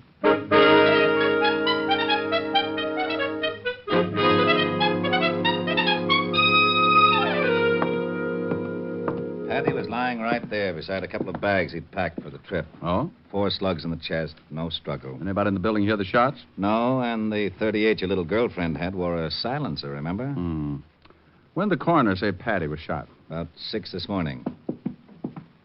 What's that? Oh, a little address book. Patty must have used the speed messenger service more than once. Look, see here? Here's the address and phone number. Now, Walt, let's go over and take a look at Agnes and Paul Barrow's place in Flatbush. See what Otis has found out.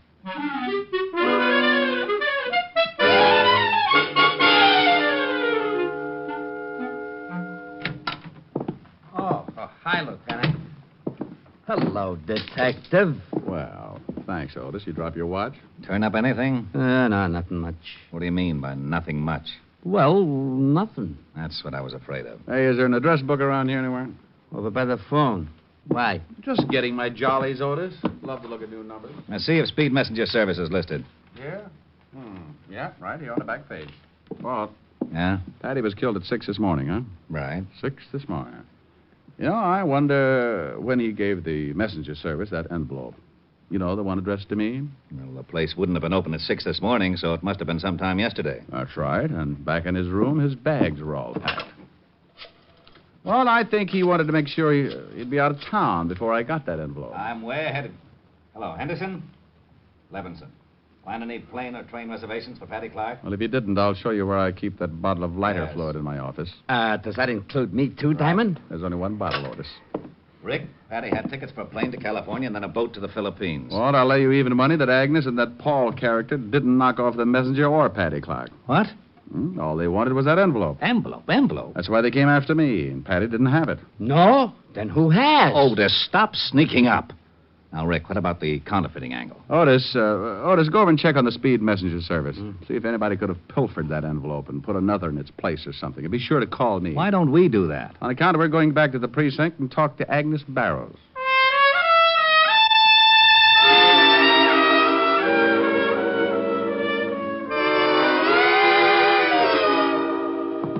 I got them waiting outside. Good. And here's something you like. Ballistics says the .38 your Aggie was carrying is not the gun that killed Patty Clark or the messenger. Swell. Okay, show them in. Hello, Aggie, darling. I'm sorry I didn't shoot a hole in your head. Isn't she a doll? What do you want out of us? We ain't got nothing to say. We'll see. Now, we know that Patty Clark was fencing counterfeit money for you two. Now, ain't that peachy? Walt, get the phone. Yeah. Hello? Lieutenant, I'm down to Speed Messenger Service. Well, congratulations, Otis. We thought you'd get lost. Walt, let me talk to him. Sure. Otis? Yeah? Mr. Cartwright there where I can talk to him? He's right here. He isn't? Yeah. No. He's right here. Well, if Cartwright isn't there, put the girl on. Cartwright is here. He's standing right next to me. She isn't? She? No, he. Cartwright's a he. Can't you get anything straight? They've skipped? Huh? Whole place cleaned out? No, there's plenty of people. Oh, now, wait a Hold the minute. phone a second. They've skipped, Walt. I'll pull out a general. Skipped? Why, those dirty... Oh, shut up. Didn't you hear? Didn't you hear what he said? They skipped. How do you know? You're going to take his word? Henderson, put out a general on Cartwright and his girlfriend. That dirty, no-good, double-crossing Cartwright. Look, kiddies, that guy's framed you two from the very first. Why don't you talk? The state will make it easier for you. Agnes? I don't know. Sure, tell him. We've been getting the runaround ever since he got us in this deal. Hello? Okay. Okay. Hold it, Otis. But, I said hold it. Go on, Agnes. Well, I don't know whether Cartwright killed him or not, but Paul and me sure didn't. What about that envelope that Patty Clark sent to me? What was in it? Counterfeit dough. Some of the stuff we made with Cartwright. Why send it to me? Oh, because Patty got sore at Cartwright and wanted to blow the racket wide open. He was crazy to send it through the Speed Messenger Service. Sure he was. Yeah, I think I get it now. When Cartwright found it out, he killed the messenger and had you two there just to make it look like you'd done it. Sure, the lousies. Otis. Hey, listen, how long can a guy hold the phone? Otis. You want to be a hero? Huh? How close is Cartwright standing to you at this minute? He's about a foot away. Well, just reach out and slap the cuffs on him. Really? Yeah, and something else, Otis. What? You may use the siren all the way home.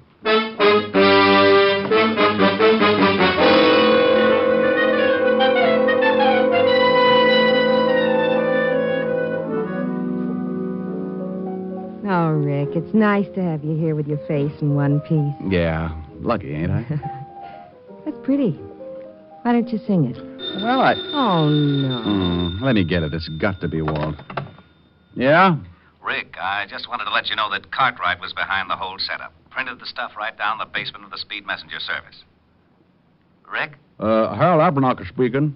Owner of the largest hog ranch outside of Little Rock. You don't say. Sure, Dad. What's the matter? You need an ear horn or something? Rick, so help me if you don't stop this. Our name's Harold, Bud. Harold. That's it. That's my name. Now, you just hang on and let you mash your molars with the missus. I don't want to mash my molars with a missus. I want to She talk talks to you. louder than I do. Used to call the hogs herself, you know. Lulabelle? Lula Bell. Howdy. Having trouble with your hearing, huh? Now, Helen, listen. Calling me Harold? No, friend. My name's Lulu Bell. Maybe you got the same trouble like my Uncle Zeke. Used to stick a plug of tobacco in his ear overnight and always forgot it. Oh, my gosh. Yeah, we thought he's plumb deaf till I started calling the hogs and it shook the tobacco loose. Now, you just relax and I'll unplug you. Oh, this is ridiculous. Worked for Uncle Zeke. Hold on to your teeth.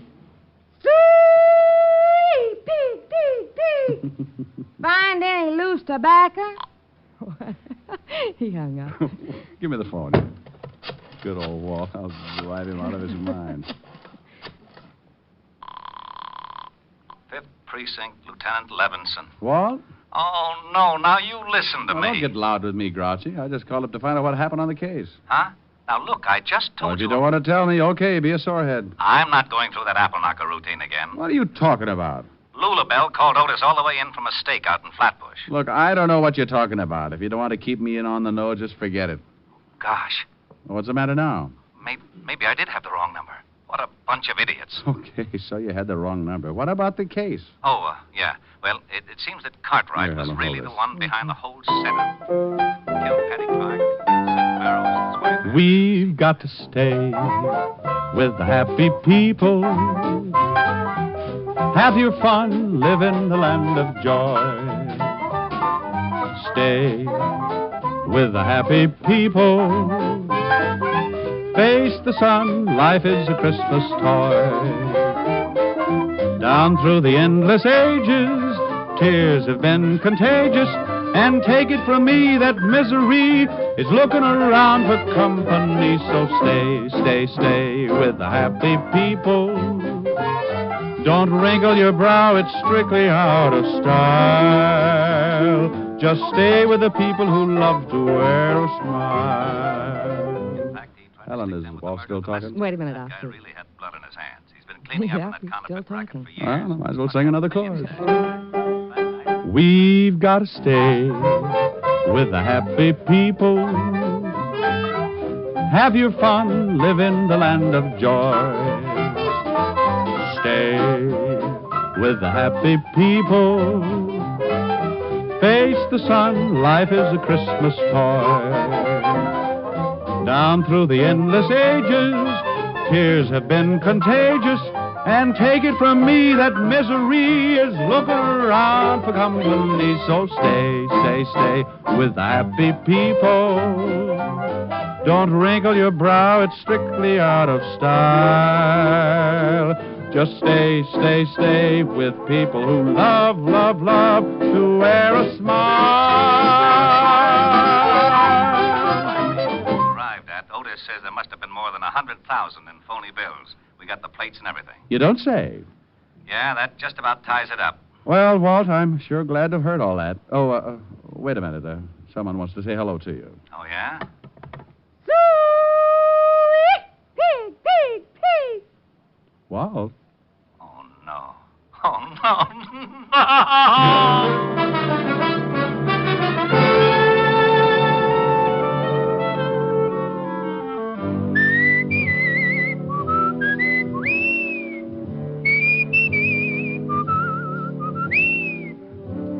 You have just heard Richard Diamond, Private Detective, starring Dick Powell.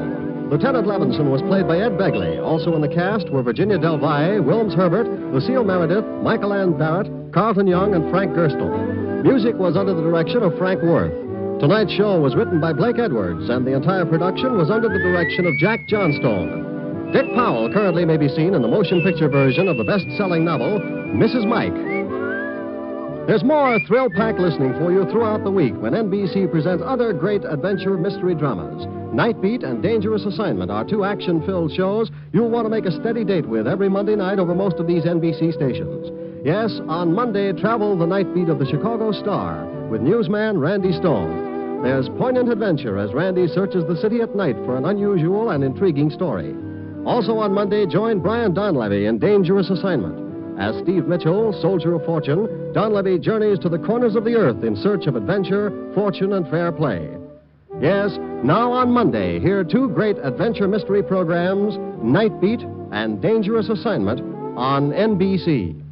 This is Eddie King inviting you to be with us next Wednesday at this same time, when we will again bring you Dick Powell as Richard Diamond, Private Detective.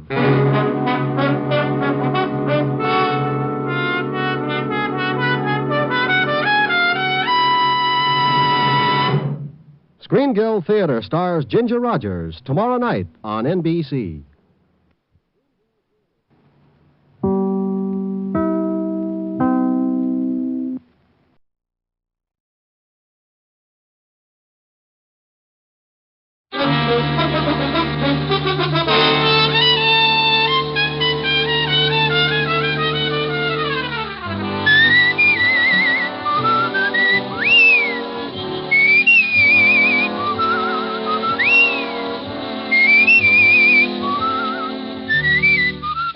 Here's Dick Powell as Richard Diamond, Private Detective.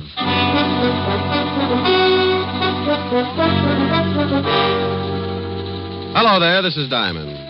Well, it's Christmas Eve. And every year about this time, my business takes a big nosedive.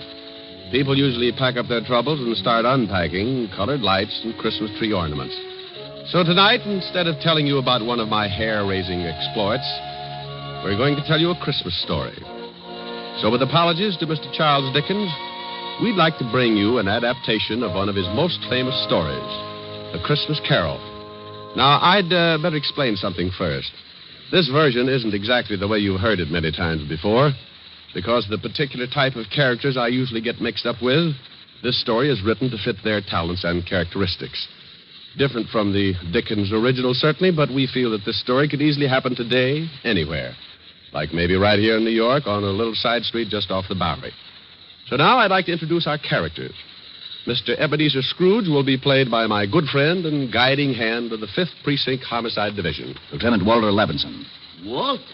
Otis. The character of Jacob Marley will be played by one of my dearest friends and constant companions. Otis, that's you. Huh? Oh, Sergeant Otis Loveloon. Loveloon. Walsh. Oh, sorry, Helen. Tiny Tim will be played by our corner newsboy. Johnny Rollins. Tiny Tim's mother will be played by my red-headed gal friend. Helen Asher. The rest of the characters will be played by members of the 5th Precinct Police Station. Officer O'Reilly. Officer Lund. Officer Lefkowitz. Sergeant Miller. The music will be furnished by the 5th Precinct Police Band, directed by Patrolman Worth. And now, our version of the Christmas classic, Charles Dickens' A Christmas Carol.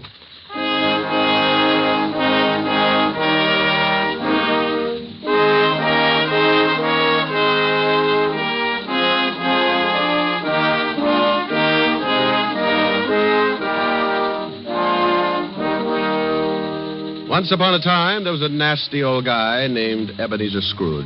He was nasty, all right. He didn't like anything, except maybe all the dough he could get his hands on. Scrooge had a little business that he started with his partner, Jacob Marley. The outfit was known as Scrooge and Marley Loan Company. But one day, poor old Marley just up and keeled over. So the boys along the big street gave him a nice funeral, and old Scrooge took over the business.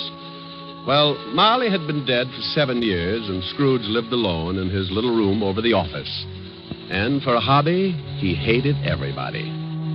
He had a young guy working for him by the name of Bob Cratchit. Bob had a wife and 4 kids and made just enough to make ends meet. Scrooge used to ride him all the time. When it got so cold the polar bears complained, Cratchit would turn on the little heater, and Scrooge would say, Cratchit, what do you think you're doing? Turning on the heat, that's what I'm doing. My fingers look like popsicles. Well, I don't care if they come in 6 delicious flavors. Every time you turn on that heater, it costs me money. Business is not good, so get back to your work and turn off the heat. Oh, now look, Mr. Scrooge, I'm freezing. This pen ain't guaranteed to ride under ice. I tell you once more, get back to your work. Okay, Mr. Scrooge. I don't know why you worry about business. Why not just put up a sign? Turn the joint into a skating rink.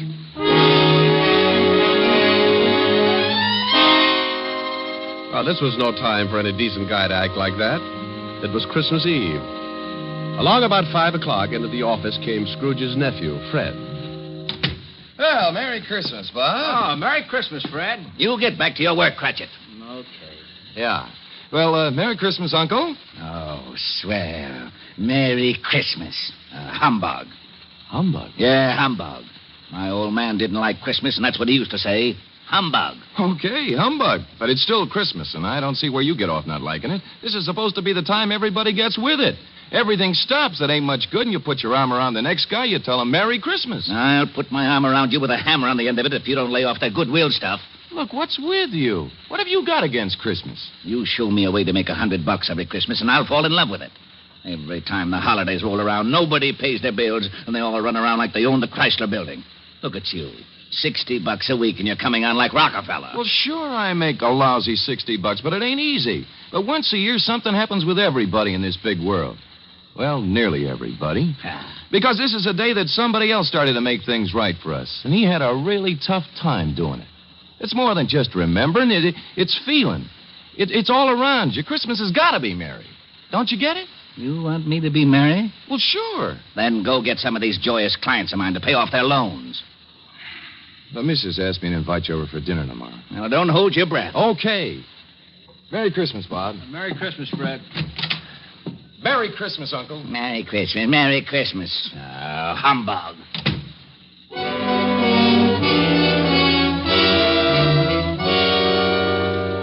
Late that evening, Scrooge went upstairs to his room, the room where Jacob Marley used to stay. It was dark in the little hall, and when Scrooge reached for the door, he looked up at the big brass knocker and saw... Holy cow. I could have sworn that was old Jake's face in the knocker. I must be working too hard. So in he went. A little shaky after seeing Jake Marley's face, but he just passed it off his nerves. He closed the door and locked it, then went over and sat down in front of the fireplace. He got a fire going and started to relax. But every tile around the fireplace started looking like Jake Marley's face. Oh, now, come on, Abe, old boy. You got to get hold of yourself. This is ridiculous, and I haven't touched a drop in weeks. He got up and walked around the room a few times, then went back and sat down again. He stretched, rested his head on the back of the chair. From somewhere, a bell started chiming, and Scrooge sat straight up in his chair. He heard something else, too. Something from downstairs. What the? Oh, now, what is that? What's going on? Who's that? Come on, who's out there? Then all of a sudden, it came right through the wall. Marley! Jake Marley. Oh, no. I got to stop eating lobster. Oh, it couldn't be. Hey, what's with you? Who are you? Jake Marley. Who else? You're dead. The deadest. But nevertheless, Jake Marley. His ghost. You're very sharp today, Scrooge, old boy. I don't believe it. You got eyes, ain't you? Yeah, and I got a bad stomach, too. That's who you are. Nothing but a bad case of indigestion. You don't think I'm a ghost, huh?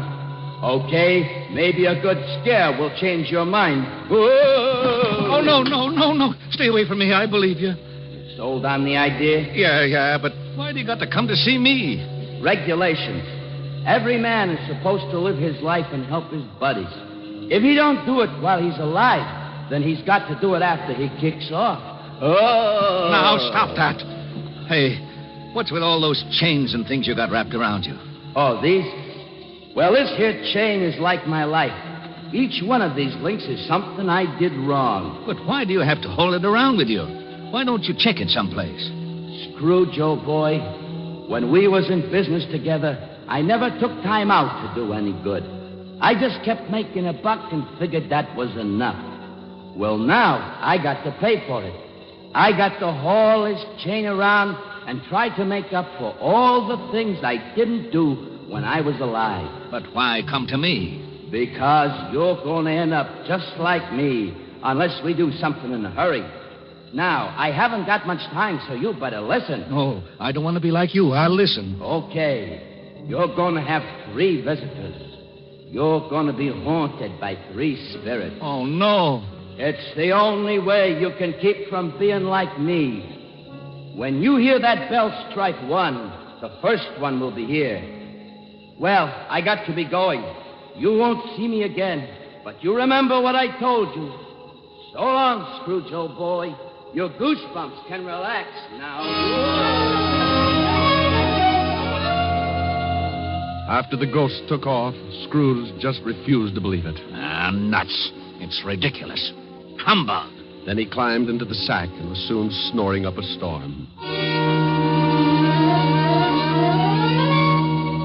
When Scrooge awoke, it was still dark, and the bell from the church on 53rd Street was striking 12. He laid awake listening and thinking to himself. Oh, just a dream. Ghosts. Bah. Finally, he dropped off again and slept for about an hour. Then the big bell struck 1. 1 o'clock, and I don't see no ghost. I knew it was something I ate.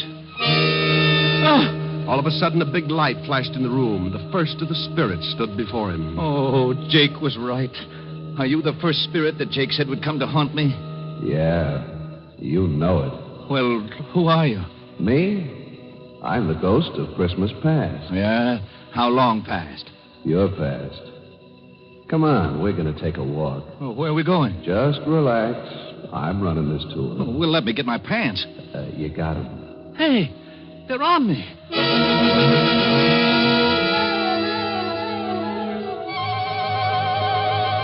With that, the ghost of Christmas past grabbed Scrooge by the hand, and they both flew out of the window. Scrooge nearly lost his upper plate. But before he could yell for help, he was standing in front of a dirty, ramshackle old tenement building. You know where you are? Sure, I know where I am. This is where I was brought up. Even the garbage cans are the same. You had a pretty tough time when you were a kid, didn't you? The toughest. I wasn't very big, and the rest of the kids in the neighborhood were. I had more black eyes than a crow. You want to go in? What for? To see your folks. My folks died a long time ago. They're in there now. Come on. Well, the ghost took old Scrooge into the building and showed him a Christmas years past when he was a child with his family. Sure, it was tough living in 2 little rooms like that, but Scrooge remembered how wonderful it really was. What's the matter, Scrooge? Huh? Oh, got something in my eye. You were pretty lonely when your folks, when they... Yeah. You know, there was a young kid that came around earlier this evening and sang some carols. I wish... Yeah, what do you wish? Oh, nothing. Come on. I want to show you another Christmas. The spirit showed him another Christmas and still another. And no matter how tough Scrooge remembered his childhood had been, it always seemed that Christmas was wonderful. Then the spirit took him to a building down by the river where Scrooge got his first job. He went inside, and seated behind a desk, Scrooge spotted... Fezziwig. Well, I'll be darned. It's old Fezziwig alive again. And there's Dick Wilkins. He was a good boy. We got along great. He liked me. Okay, everybody, it's Christmas Eve. You can knock off and have yourself a good time. You better lock up, Dick. Sure, right away, Mr. Fezziwig. And don't look so unhappy, Ebenezer. It's Christmas. Come on home with me and tear into a big turkey. All locked up, Dick? Yes, sir. Ready, Ebenezer? Yes, sir. Okay, let's go and have Merry Christmas, you two. Yeah. Merry Christmas, Mr. Fezziwig. Mr. Fezziwig. Merry Christmas.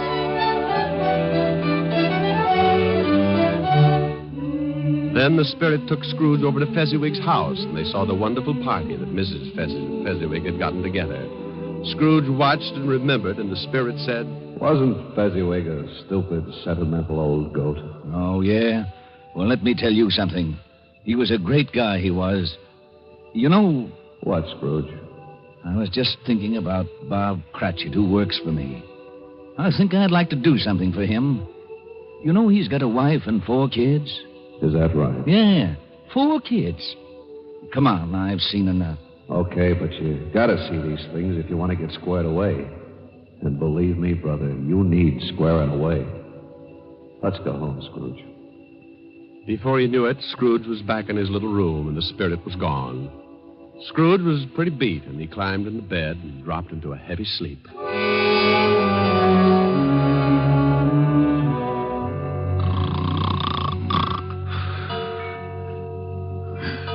Huh? What's that? It's 2:00. Hey, that light in the other room. I got burglars. Hey, Scrooge. Scrooge, come on in. Who's that? What are you doing in the other room? Come on in. Take a look. It's pretty nifty. Hey, what is this? What have you done to the room? It looks like Macy's window. Where'd you get all the holly and the mistletoe? And how'd you get it in here? You like it? Oh, for Pete's sake, a Christmas tree. Who are you? The ghost of Christmas present. Now, don't tell me you don't like the way I fix things up. I work pretty hard. Oh, the second ghost. Okay, take me wherever you want to go, but believe me, the next time I try the train. Come on, let's go.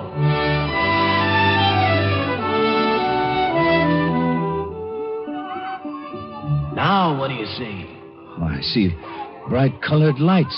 People having a lot of fun.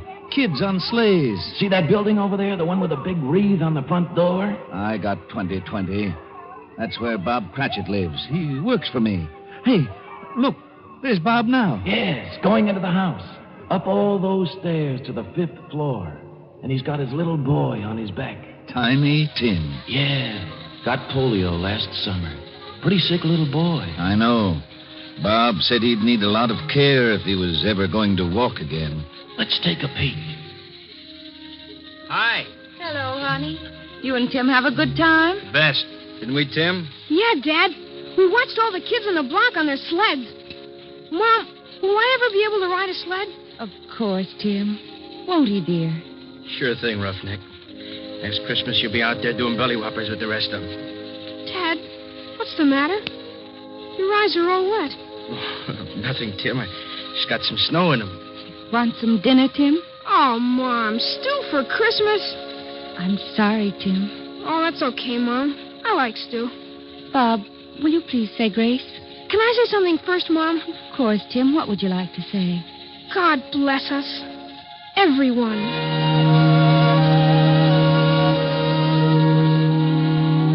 What's the matter, Scrooge, old boy? Got some snow in your eyes, too? Tell me something. Sure, if I can. What about Tiny Tim? Oh, can't say for sure. But if his old man makes enough money next year to get the right doctors, little Tim will get along just fine. But times are tough. Aren't they, Scrooge? Yeah. Now the spirit of Christmas present took Scrooge to many places and showed him a lot of happiness and a lot of misery. And finally, back to his little room, and the spirit was gone. Oh, I don't know whether I can take much more of this.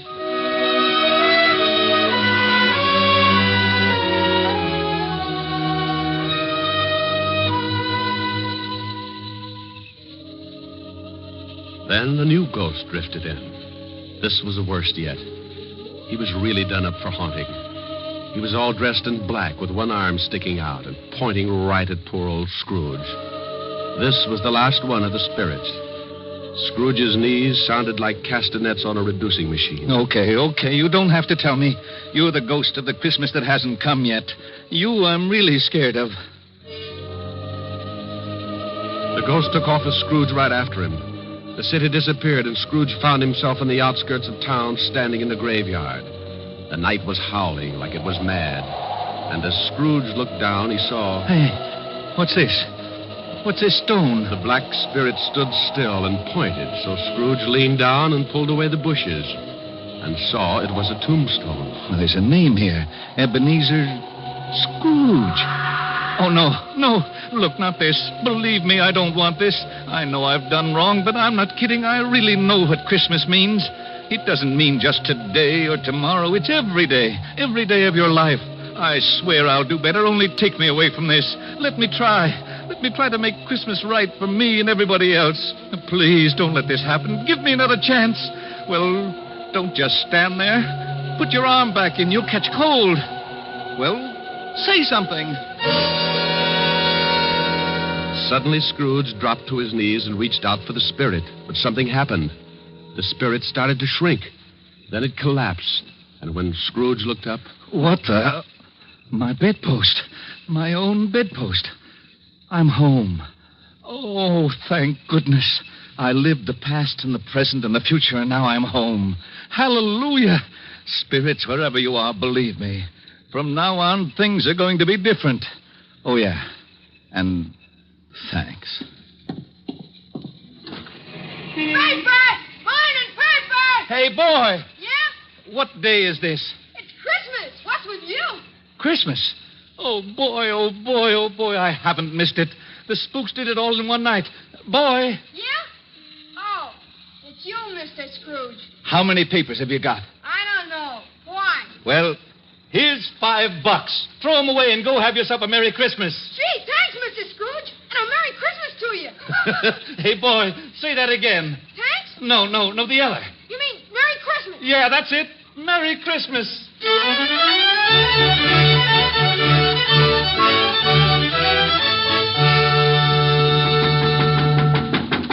Okay, I'm coming. What's the matter with you? Can't you see the store's closed? Look, mister, this is... Ebenezer Scrooge. Merry Christmas, Barney. Huh? Hey, you been drinking? Not a drop. Well, what's the matter with you? Ain't you going to wish me a Merry Christmas? Wish? Sure. Come on in. Wife's upstairs with her mother, but I got a bottle in the back. I think maybe you better have something strong. Look, your grocery store's closed, but you could still sell me a turkey, couldn't you? Well, I don't know. Oh, you got a couple? They'll just go to waste. What do you want a turkey for? You've been eating at the automat every Christmas for the last 7 years. Oh, it's not for me. But nevertheless, I have been invited to my nephew Fred's house for a Christmas dinner. Well, then who's the bird for? Bob Cratchit. You know, the young guy that works for me. Oh, yeah. How much you going to charge him? Here's $20. That ought to be enough for the bird. No. It ain't worth that much. You sure you ain't been into something? Well, if it's too much, give the rest to your kid and have him deliver the turkey to Cratchit's house. Huh? Here's the address, and don't tell Cratchit who sent the thing, okay? Okay. Merry Christmas, Barney. Yeah. Merry Christmas.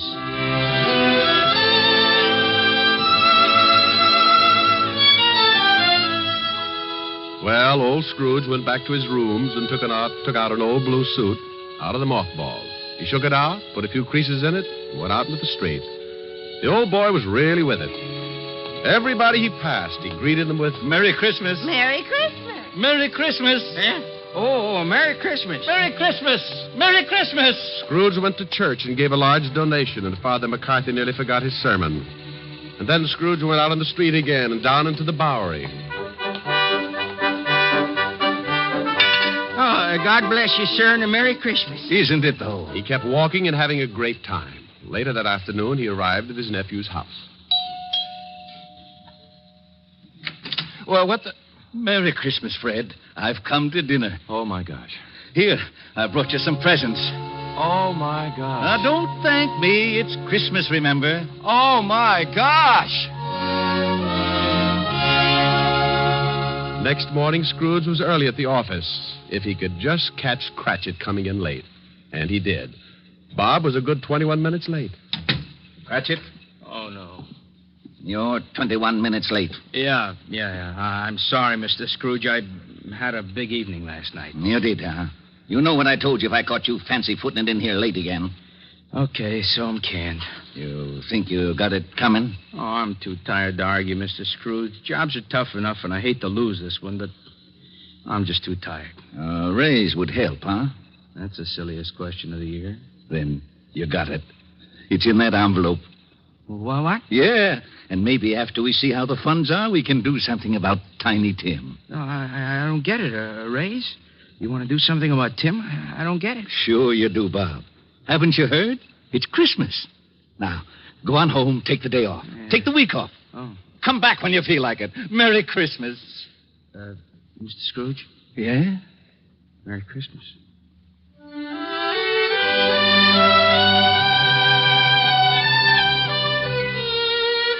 And Scrooge really did it. He was as good as his word, better even. He made it the merriest Christmas ever. And later, things got better, and he took care of Tiny Tim. And sure enough, Tim was out on his sled the next Christmas doing belly whoppers with the best of them. Every Christmas thereafter, all along the big street, it was said, if anyone knew how to make Christmas merry, old Ebenezer Scrooge was that one. And I hope that can really be said about all of us, just like Tiny Tim said. God bless us, everyone. That's right, Tim. God bless us, everyone. Merry Christmas. God bless everyone. Oh, Rick, Yes, Helen? that was wonderful. Not quite the way Dickens wrote it, but it meant the same thing. Oh, you really like it, baby? Oh, I loved it. No reason in the world why old Scrooge couldn't have been living right here today. You've got the spirit, and that's what counts. How did you like it, Walt? Rick, I gotta hand it to you. It was really great. Lieutenant. Yeah, what is it, Otis? How'd I do in the play? You were magnificent, Sergeant. You know, I'll bet if I studied for a couple of weeks, I'd get me a part on Broadway. To be or not to be? That's the question. Oh, no. Now, Walt, leave him alone. Oh, sure. Monsieur Otis. Huh? Wouldst thou accompany me over to the punch bowl for a short flagon of nectar? Sure, I would. See you later, Helen. Rick? Yeah. Come on, Barrymore. Let's see if the punch bowl fits your head. Oh, aren't they lovely? You want something to eat? Hey, wait a minute. What's the matter? Listen. They're out here by this window. Come on, let's go listen. Yuletide carol, fa la la la la la la la. See the blazing Yule before us, fa la la la la la la la. Strike the harp and join the chorus, fa la la la la la la la. Follow me in merry measure, fa la la la la la la la. While I tell of Yuletide treasure, fa la la la la la la la. Oh, wasn't that wonderful, Rick? Oh, it sure was. Rick, sing something with them. Oh, no, honey, I don't want to louse up the act. Please, Rick, come on. All right. I tell you what I'll do. Everybody usually sings Christmas songs about snow. I'm going to sing one about sunshine. It's called Melikalikimaka. Melikalikimaka? Well, it means Merry Christmas in Hawaiian. In Hawaiian? Sure. It's a brand new song. They love it over there, and we'll love it here.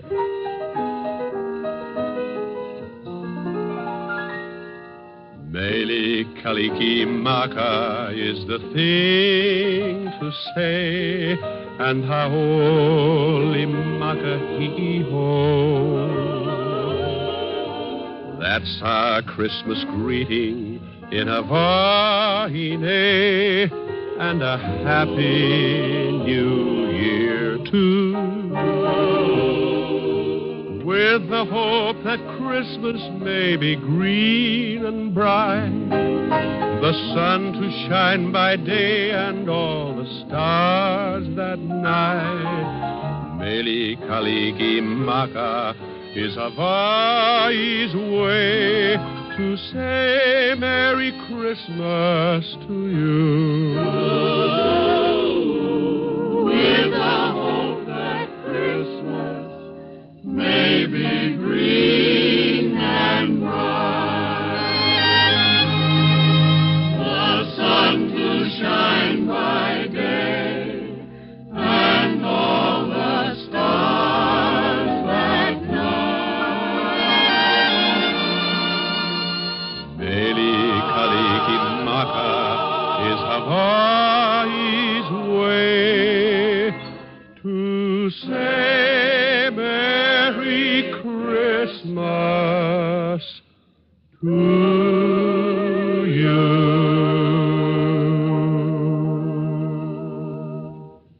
Rick, Mm-hmm. Merry Christmas. Yes. And a Merry Christmas to everybody. Oh, come, all ye faithful, joyful and triumphant. Oh, come ye to Bethlehem. Come and behold him, born the King of angels. Oh, come, let us adore him. Oh, come, let us adore him. Oh, come, let us adore him. Christ the Lord. Down in Wilkes-Barre, Pennsylvania, radio station WBRE today is celebrating its silver anniversary of serving the people of the coal country with better programming. From all of us in Hollywood, congratulations to NBC affiliate WBRE on 25 years of broadcasting and best wishes for another 25. Dick Powell, as Richard Diamond, private detective, will return to the air at a new day and time, Sunday, January 15th. Till then, this is Eddie King relaying our best wishes for the holiday season. Now hear Home for Christmas and Hopalong Cassidy on NBC.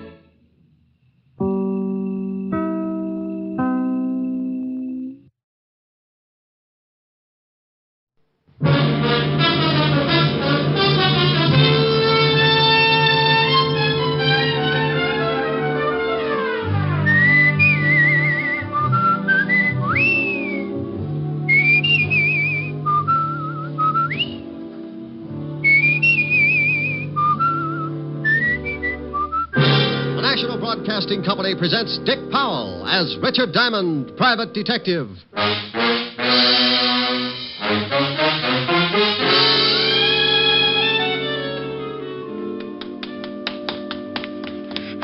Here it is. I've got it. I've got it. Let me see it. Here you are. Oh, yes, indeed. My friend, you have just made us independently wealthy. Many men have died in the past because of this. And unless we're extremely cautious, you and I will be added to the already long list of its victims. Come, hurry. Here's another exciting half hour with Richard Diamond, private detective, starring Dick Powell.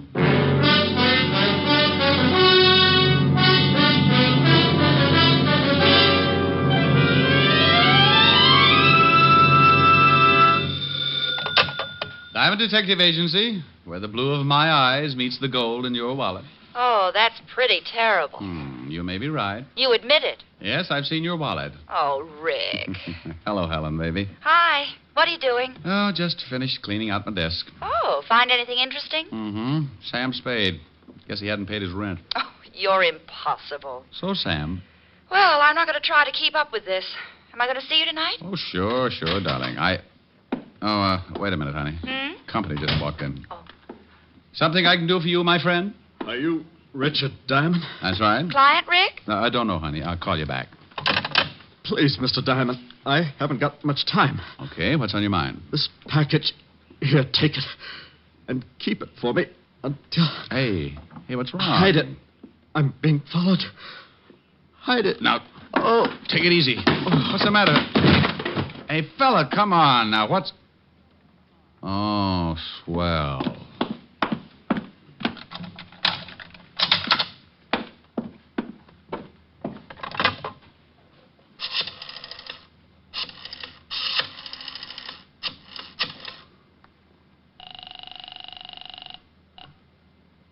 Precinct Police Station, Sergeant Otis. Otis, let me talk to the lieutenant. This Diamond? No, it's Ponder, and I think I've been doped. Now put the lieutenant on the line. Oh. Homicide, Lieutenant Levinson. Walt, Rick. Oh, no, it's only 4 o'clock in the afternoon. Nobody gets killed at 4 o'clock in the afternoon. You better check up on your statistics. There's a guy in my office who makes a liar out of them. What? Yeah, lying right here in front of my desk. He's dead? Well, if he isn't, he's got a lazy heart. Maybe he just fainted. Maybe he's suffering from some kind of a shock. Maybe he's got some terrible disease, and he'll give it to you. Walt, if this guy isn't dead, he's sure going to have a hard time explaining the bullet hole in his back. Don't touch anything. Can't he even scratch my head? Oh, you know what I mean. All I did was lock the door. Now get over here. Knock 3 times and say, Ricky loves Walter, and I'll open up. What did you lock the door for? Well, because this guy came in and gave me a... Gave you a what? Wait a minute, Walt. Come on, what are you mumbling about? Will you shut up? Someone's trying to get in the door. I'll see you when you get here, Walt. I have one of those locks that any skeleton key would fit, and that was exactly what my visitor was using. He opened the door. I moved back against the wall as the door swung in. My visitor was a young, well-dressed man, about 5 feet 8 or 9, red hair, nose full of freckles, and on top of the nose, a pair of black-rimmed glasses. There was a big bulge under his coat that he started reaching for just as I rolled his arm around behind him. You're backing me off! No, not yet. I still got a little way to go. No! Just making you more comfortable. Now I'll take this big gun. It must weigh you down. You can't do this stuff. Oh, sure I can. See, I just twist a little. No! Just locking the door again. Now sit down in that chair. My arm. I'll be happy you still got it. Now, what are you doing patty-footing it around here, using a pass key to get into my office? I got the wrong office. Look, Sonny, you see that over there? What is it? It's a guy, and it's very dead. I'll send some flowers. Make it enough for a duet. Someone else gonna die? Someone else is going to get pretty close to it if I don't get the answers I want. Well, I'll see what I can find out. That's to see how fast you can talk. I don't have to talk to you. I don't have to talk to nobody. Want to bet? You're gonna be sorry for that. You're mixed up. Let me straighten you out. Now, wait a minute. Now, then let's have it. What were you doing busting in here? What do you know about the dead guy? I don't know nothing about him. What gave you the idea you could break into my office? I found out the door was locked. I didn't want to wait around in the hall. You got a permit to carry this gun? Well, of course I have. Let's see it. I haven't got it with me. Oh, well, then we'd better start at the beginning.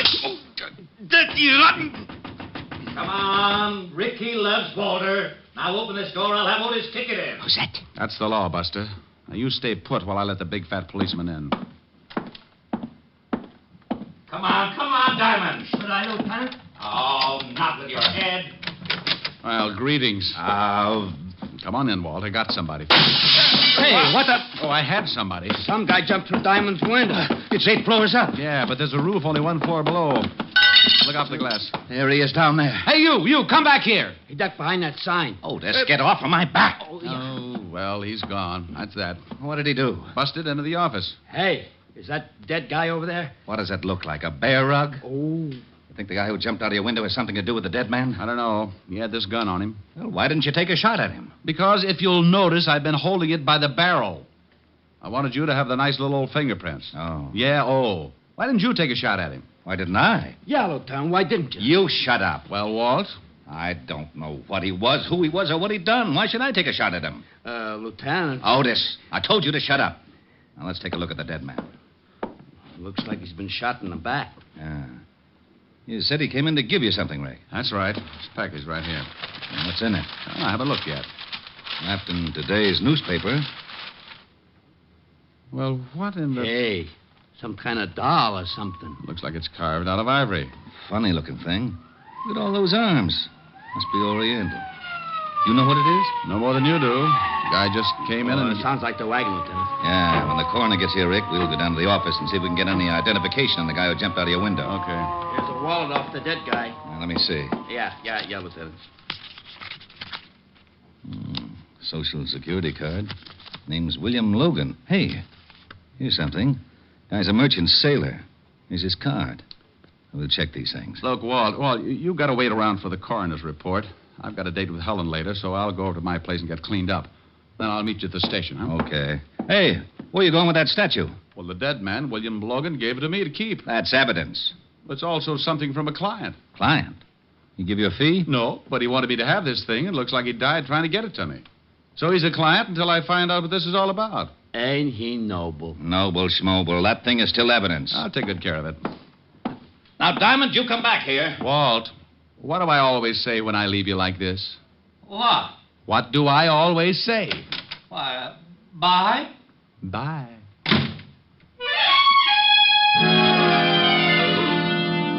I left Walt and headed for my flat on East 51st. I wasn't about to try and figure the whole thing out because it was still an early case, and sometimes cases like that can stretch out into 2 or 3 murders before things begin to fit together. That's the way you got to figure. One guy dead could lead to another, so you walk on eggs for a while and make sure it's not going to be you. I got to my flat and went in. Smoked a few cigarettes. Looked at the carved ivory figure that William Logan had given me. It looked like a woman sitting cross-legged with all of her 6 arms outstretched. I gave it a good going over, but couldn't find anything unusual. So I put it on the piano and went in and started to shave. No. Yeah? Yeah? Yeah, what is it? Okay. When people don't answer, it makes me wonder. I crossed the living room, remembered the ivory figure on the piano. So just to be safe, I lifted the top of the piano and put the statue down inside. Then I moved over to the door. Mr. Diamond? That's right. I'd like to talk with you. I have a business proposition. Is there any money involved? Quite a good deal. Well, you've just made an appointment. Come in, Mr. Titus. Leopold Titus, Esquire. He came in all right, and he had the duck to do it. He must have been a good 7 feet tall, and even with his heavy overcoat, he couldn't have weighed over 140. He reminded me of a king-size case of malnutrition. He took in the whole apartment with one fast look and slid into a chair, rested his elbows, locked his hands, and put them under his pointed chin. It appears you've been shaving. I've interrupted. Oh, no. Split personality. Never touch this side. Mr. Diamond, I haven't much time. Good. Now, you said something about money. I can see that this is a subject which meets with your approval. Well, it sets off an emotional reaction, shall we say. I can't stand goosebumps for more than a couple of minutes, so let's get to it, huh? Yes, indeed. Mr. Diamond, I am prepared to pay $10,000 for Kali. Oh, well, that's dandy, but I'm not a booking agent. What kind of an act does Kali do? 10,000, Mr. Diamond. Look, to me, Kali is the name of a dog. Kali. Oh, okay, so he got mixed up with the French poodle. 10,000, and that's my top price. You know, of course, you're running me right into a nervous breakdown. I get the shakes when someone changes $5. Mr. Diamond, I want Kali. I will have Kali, whether I pay you the 10,000 or not. Look, Mr. Titus, really, I don't know what you're talking about. Well, I certainly hoped you'd be more sensible than this. I know that William Logan came to see you this afternoon. Oh? And I know for a fact that he had Kali with him. Well, did he have it when he left my office? I couldn't see. Mr. Logan was under a sheet. Now, either the police have Kali or you do. I'd like very much to know. Maybe I can help you, if you'll tell me exactly what this Kali is. I made an offer of $10,000, Mr. Diamond. That's a great deal of money, but it does not entitle you to play 20 questions. Okay. Now, if you don't mind, Mr. Titus, I'd like to finish shaving. As I explained, Mr. Diamond, I don't have much time. Well, then, good afternoon, Mr. Titus. No, I'm afraid not. Charles! Yes, Mr. Titus. Well. I thought maybe you'd cut your throat when you jumped out of my window. I hear you got rather ambitious with Charles, Mr. Diamond. We turn such a pretty color when you slap him around. I told you you'd be sorry for that. Yes, and indeed you will, Mr. Diamond, unless you tell me where I can find Kali. You can go to the devil. I'm afraid the trip would be unpleasant and premature. However, I'm sure your passage might be taken care of. Show him your new gun, Charles. Of course. Now you sit down, Diamond. Where is Kali, Mr. Diamond? And you know very well what I'm talking about. The small hand-carved ivory statue. Sorry, Titus. Yes, and so am I. I deplore the sight of blood. Oh, that's all right, Mr. Titus. Just turn your back. Yes, Charles. Excellent suggestion. Do you have a wireless, Diamond? No. But I got a lovely bunch of coconuts. Oh, very funny. All right, where's your wireless? Never mind, Charles. Mr. Diamond has a piano. I can manage to raise or lower the volume as the groans dictate. I could make a lot of noise. My old piano teacher assured me I could do the same. Now, go ahead, Charles. Hey, now, wait a minute. Oh! Where is Kali, Diamond? Oh, nuts. Again, Mr. Titus? Again, Charles. Are you using your fist, Charles? Oh, yes. Well, use the barrel of your gun. We haven't much time. All right. Oh, now, wait a minute. You... Oh, it's not a very good piano, Mr. Diamond. That's an old kazoo over in the drawer. Kali, Diamond, I want the statue. Well, for $10,000, don't you think I'd give it to you? No. Oh, really, Mr. Diamond, this piano is in a deplorable condition. So's Diamond, Mr. Titus. He looks terrible. Shame, but unavoidable. Keep working on him, Charles, until he decides to confide in us. Where's the statue, Diamond? No? Okay.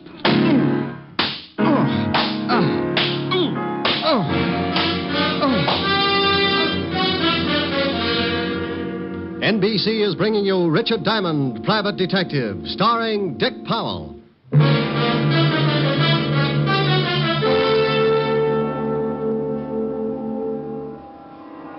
Young man. Young man. Who says so? That is good. You can hear me? Oh, I can hear who? Try and sit up. You look quite uncomfortable. Yeah, you can make book on it. There, that's better. Now take your time. I want your answers to be correct. Well, he got me into a sitting position, and when things finally stopped jumping around, I got a good look at him. Titus wasn't around. Neither was Charles, his little butcher. The room was dark except for a single light in the corner. The man standing before me was short, dressed in a tailored blue suit, his dark face standing out against a white turban on his head. He didn't smile or blink his eyes. I am Ahmed Beneath. Oh, thanks. I'd introduce myself, but I've been pushed around so much I could be anybody. Mr. Titus and his man Charles can be very persuasive. Well, a gallon of blood and a few broken arms, anyone can do it. Where did they go? I got tired, took a nap. Did you give them Kali? Oh, no. Now, look, It is a very simple question. I know that a man came to your office with the statue. So does half of New York. I have been following Titus because I know the statue was stolen from him and that he would do anything to get it back. He led me to your office, then he led me here. If he has the statue, he has undoubtedly returned to his flat where he is preparing to leave for a place of safety. Well, I don't know whether he's got the statue or not. That is unfortunate. I have no more time to question you. I shall have to assume that Mr. Titus has the statue and kill you. He was like a cat. Before I could push myself to a standing position, he was around and back, and I felt something drop over my head and draw tight around my windpipe. Oh, I'm sorry, but I must know. If you will not tell me, I shall have to strangle you. Simon! Come on. Ricky loves Walter. Now open this door. We shall meet again, Mr. Diamond. Come on, Rick. I know you're in there. You were supposed to be down at the station an hour ago. Oh, shut up. I don't want to break it down, but I will. Yeah, but I will. Okay, keep your badge on. Come on, step on it.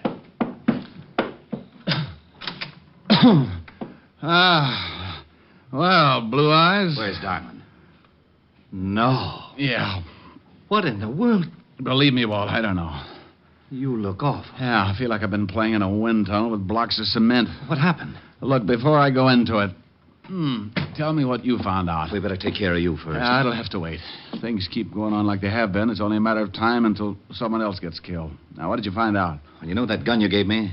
Yeah, the one I got from Charles. Is that his name? Yeah, what about the gun? It was the one that killed the guy in your office.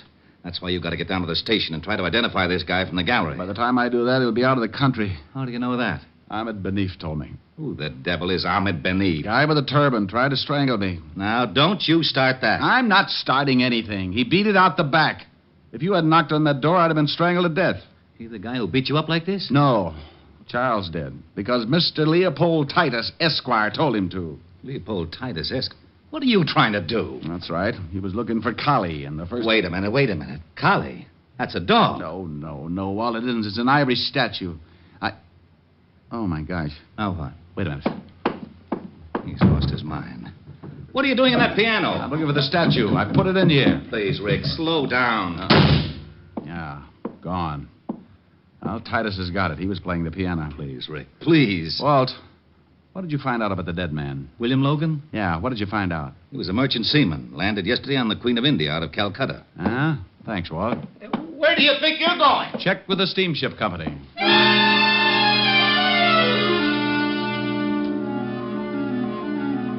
I stumbled out of my place looking like an ad for ground sirloin and grabbed a cab. On the way to the India steamship lines, I tried putting two and two together. The little statue, Kali, was a reason for the whole thing. One man was dead because of it. Everybody who was connected with the case was perfectly willing to kill anyone else at any time. Mr. Leopold Titus wanted it, so did one Ahmed Benif. Titus and his boy Charles evidently tailed William Logan, merchant seaman, to my office, and somewhere along the line, Charles shot him. Ahmed Benif was tailing the whole bunch. 2 and 2? Well, maybe, but I still needed some answers. A cab pulled up in front of the East India steamship offices, and I went in. A nice little girl with a nice little personality showed me the passenger list of the India Queen, and sure enough, Mr. Leopold Titus and a Mr. Charles Freely, first class. I thanked the girl, told her I'd send her a picture when my face got back to normal, and I headed for the docks and the customs office. I needed an address on Titus, and I knew that he must have signed a manifest at customs. He had. And 5 minutes later, I was back in my cab headed for the residence of Mr. Leopold Titus, Esquire, Kew Gardens, Long Island. It was a big, sprawling house, and by the time I got there, my watch was leaning on 7 o'clock. I paid the cabbie with my last $20 and started toward the only light burning.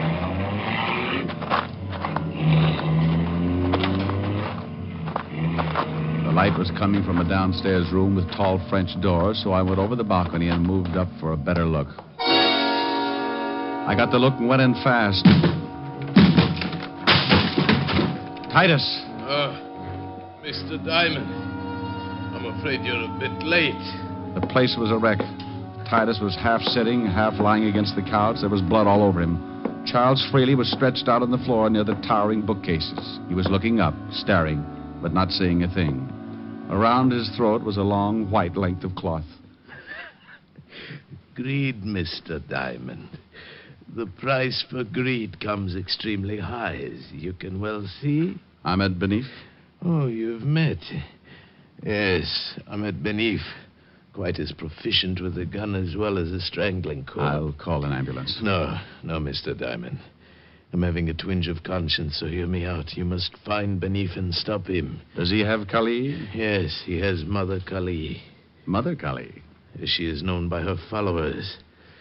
Tugs, Mr. Diamond. Have you ever heard of Tugs? No, I haven't. What are they? A cult long since believed extinct in India. An army of assassins banded together under the guidance of Mother Kali. Assassins? Yes, Mr. Diamond. Trained in the art of strangling. Oh, yeah. Oh, yes. I read something about that in a history book. It was a long time ago. Correct. They were suppressed by the British in 1830. You're trying to tell me they've started all over again? Absolutely. What about that little statue? Belongs to the man who has reorganized the thugs. A symbol of his leadership, passed down through generations from one leader to the next. And to a collector worth a fortune. And you're a collector? A businessman. But I know a great many collectors who would pay a sizable fortune to get a hold of that statue. And Ahmed Benif is one of those thugs? Indeed he is. Where did you get the statue? Charles stole it for me from Ahmed Benif. What about William Logan, the merchant seaman? Board ship from Calcutta. Logan discovered its value and stole it from us. Indeed, Ahmed Benif is a thug. The statue is his, passed down by his father and his father before him. I'll call the law. Mr. Diamond, please see that Charles is buried next to me. A mixed-up boy, but a good friend. Sure. Operator, Put give me... down the phone, Mr. Diamond. Put it down. Well, Benif, this isn't very smart, is it? On the contrary, Mr. Diamond, it is very smart. I have the statue. And now you are the only man who could tell the authorities that once again the thugs are rising all over India. How did you know I'd be here? I did not know. As I was leaving, I saw your cab pull up. I listened to everything Mr. Titus had to say. I was surprised. I thought surely he would be dead by now. And now you kill me.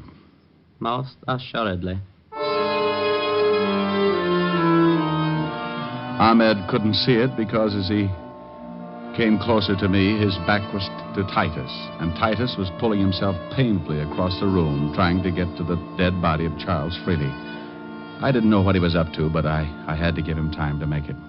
I deplore the use of a gun, but in some cases You'd rather strangle your victim. That is my religion, Mr. Diamond.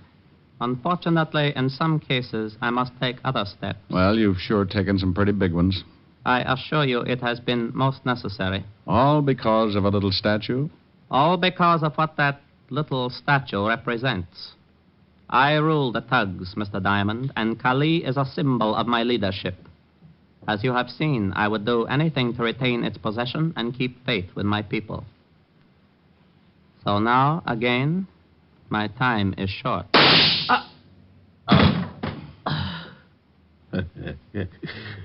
Indeed, it was short, wasn't it, Mr. Diamond? Indeed. I'm certainly happy that Charles had his new gun. Thanks, Titus. A pleasure. And now, quickly, 2 favors, Mr. Diamond. What are they? First, take the statue of Kali and destroy it. I must have your word. You've got it. Good. The second, I wish your honest opinion. I'll try. Once you directed me to the devil, and I said that it was a premature crossing. Yes?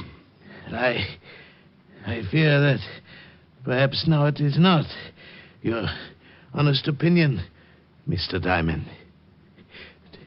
Do you think he could really stand the competition? Titus. Well, it'll sure be a good race anyway.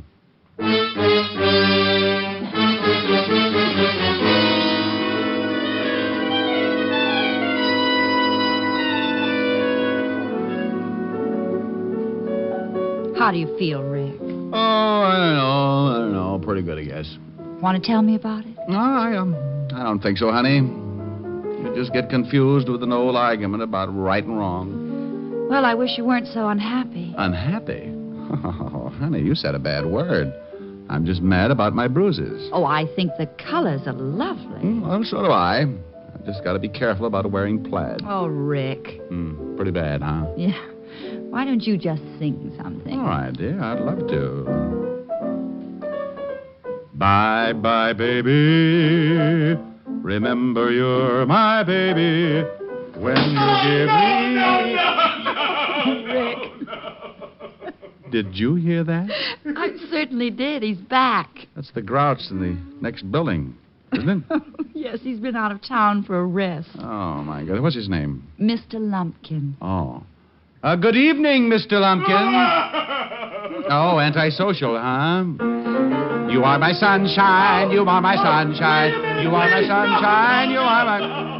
No. Good evening, Mr. Lumpkin. All right. Good evening. Well, now that's better. Now, what would you like to hear? The sound of you cutting your throat. You're fighting me. Oh, I'd love to with a machine gun. Tipper. Control yourself. I may ask questions later. Oh. Good evening, Mr. Lumpkin. You stay out of this. Good evening, Miss Asher. My, you're looking well. Oh, thank you. So are you. If he leans out any further, he'll be hanging by his heels. Now, you just stay right there, Mr. Lumpkin. We've got a lovely surprise for you. Yes? Yes. Now, sing something nice, Rick. Love it. Bye-bye, baby. Remember you're my baby when they give you the eye. Although I know that you care, won't you write and declare that though on the loose, you are still on the square. I'll be gloomy, but send that rainbow to me. Then my shadows will fly, though you'll be gone for a while. I know that I'll still be smiling with my baby by and by.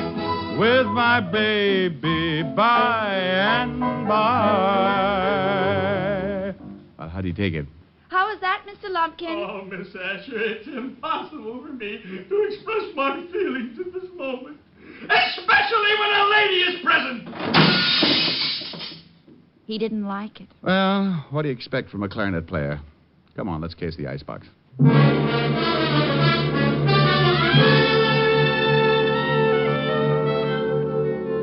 You have just heard Richard Diamond, Private Detective, starring Dick Powell. Gypsy Rose Lee visits Duffy's Tavern tomorrow on NBC.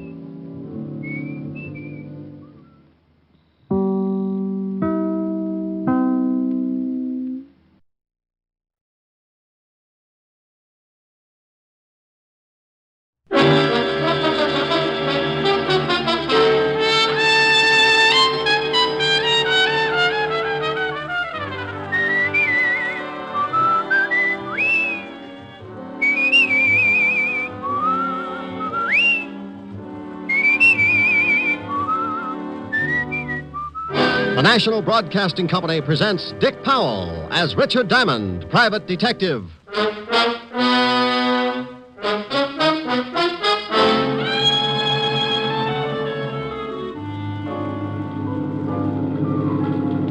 Sorry you're coming along, Diamond. Yeah, I'm beginning to be sorry myself. You should be. We're heading for open sea. Looks like it'll be a long ride. You don't know how long, Diamond. We're getting into open water. You're about to go swimming, deep sea style. How far is it to the shore? About 5 miles now. I can make it. With a hole in you? And here's another exciting half hour with Richard Diamond, Private Detective, starring Dick Powell.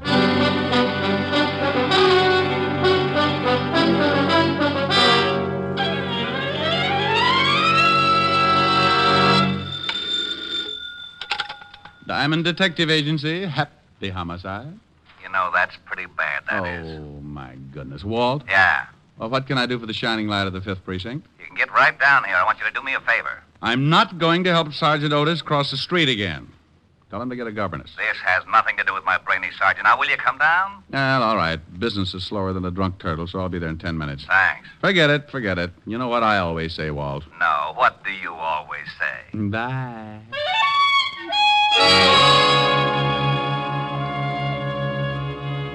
Well, sometimes that's the way things get started. The phone rings, and Lieutenant Walter Levinson, 5th Precinct Homicide, tells me to get down. One word from him, and I do as he pleases. So I buttoned my collar, pushed my tie back up into strangling position, and 10 minutes later walked into the squad room of the 5th Precinct, where, as always, the king of the jungle was on hand to greet me. Well, good morning, Shamus. Sergeant Otis. Oh, my goodness, you look terrible. Oh, what's wrong? Well, it's pretty obvious. You've been sleeping in the wrong position. What are you talking about? Oh, Otis, stop trying to be a sport. Get rid of the bats in your house. They're used to hanging upside down. Oh, for Pete's sake. The lieutenant in? He's expecting you. Go on in. Thank you, Sergeant. Hello, Walt. How are you, Rick? You been needling Otis again? Oh, a little. Now maybe. you got to stop that. When you come in, he begins to sulk. I got to work with him all day. Be happy, Walt. Be happy. Think of the 16 hours you're not with him. All those other people, jumping off bridges, turning on the gas, beating each other with hot paper sacks. Okay. Now, what's with you? Oh, well, this is a pretty ridiculous thing, and I'm in a tough spot. Well, I'm pretty tough, and you look ridiculous, so let's have it. Huh? Oh, well, we got a tip that a guy named Wells had a stash of stolen jewelry. You said had a stash. You mean he hasn't got it anymore? That's right, we have. Well, what in the world are you mixed up in it for? It's not your department. It wasn't, but when the robbery boys got over to this guy's house, they found him dead. Oh. Murder. Shot through the head with a small caliber automatic. How about the jewelry? In the water pipes underneath the sink. About $100,000 worth. What do you want me for? Wells' wife says the jewels are hers. We don't believe it. What did you do about it? We put out traces on the jewelry, went through all the regular channels to find the owner. Nobody identifies it. And if we don't get a claim soon, I've got to give them to her. You mean you got to turn them over when you think they're stolen? We know they're stolen. They got to be. These people don't have the fare for a fast meal at the automat, but we can't prove it. What about the guy who gave you the tip on the jewels? Said his name was Mario Cimino. Disappeared. You got any lead on who knocked off Wells? We're holding his wife, but we haven't really got a thing. No weapon, no motive, no nothing. So you want me to see what I can do? Yeah, whole department's in the spot. Can you imagine what the press is going to say when I turn these jewels over to the wife? Yeah, could be rough. But what in the world can I do that your whole department can't? We've got to solve this thing fast. Or turn the jewels back. Right. Got a murder to solve. We got a jewel theft to solve. Oh, that's nothing. It's really nothing. Should be a cinch. No, not for a cop. He wouldn't be able to put on the right kind of pressure. What do you mean by pressure? Well... Mrs. Wells? Yeah. Go ahead. Cimino's missing. We need him to tell us how he knew the jewels were stolen. If he's a stoolie, guys like that know you'll give them an even shake. Maybe he'll come out when he hears you're looking for him. Okay. Now, what about the wife, this Mrs. Wells? I was holding her till you got here. She's being questioned. You want to see her? One thing, Walt, before I do. Am I going to like this job? Knowing your taste, I say yes. When the boys brought her in, they walked her through the robbery detail. Everybody went right out and bought yo-yos.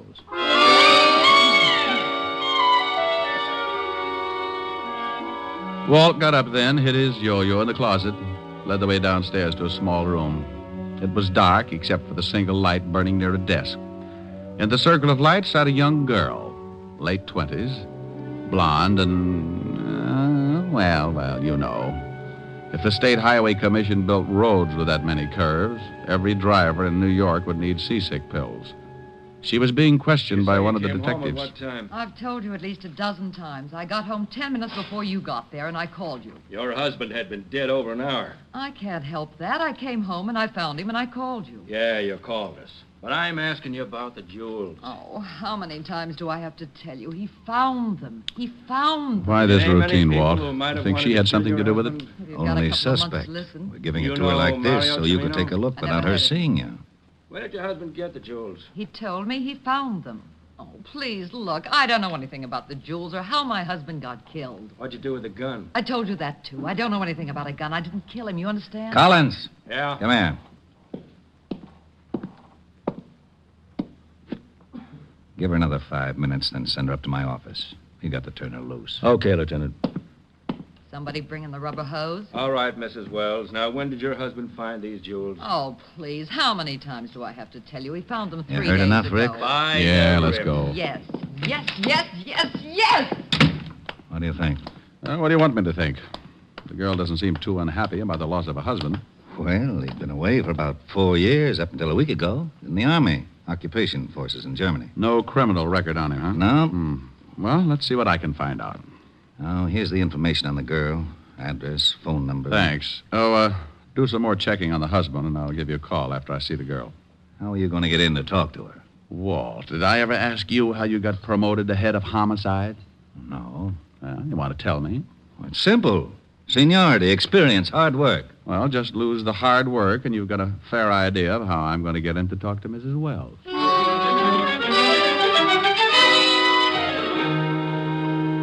Well, I had to solve a murder, a $100,000 jewel theft, and get the dear old police force out of hot water. All I knew was that a man named Wells had been shot, and another guy named Mario Cimino had called the law and told them about a hatful of jewels that didn't seem to have been stolen from anybody. To clean up a mess like that would take a lot of doing. So I went about it in Diamond's most routine fashion, as unorthodox as possible.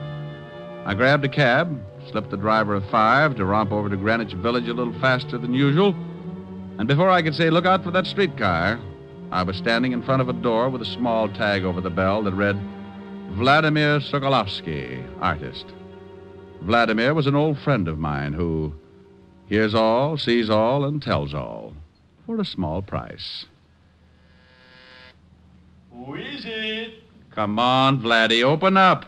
Go away. It's Diamond, Vladimir. I trust no one. You might be working for my landlord. Oh, I'm alone. Scout's honor? Cross my heart and hope to swallow my Emmys. Товарищ, здравствуйте. I haven't got much time, Vladimir. Huh? I want you to do me a favor. Oh, for you a portrait costs only $50. No, no pictures, Vladimir. Tell me, ever heard of a guy named Mario Cimino? Oh, but of course... No. Paid your rent? Same answer. I have a small $10 bill here. Tavares, you would attempt a lowly bribe. Well, what do you know? Here's another 10. I would ask you to stay for lunch, but Greenbaum won't even let me look in his delicatessen window anymore. You understand. 25? I only do it because Stalin and I do not agree.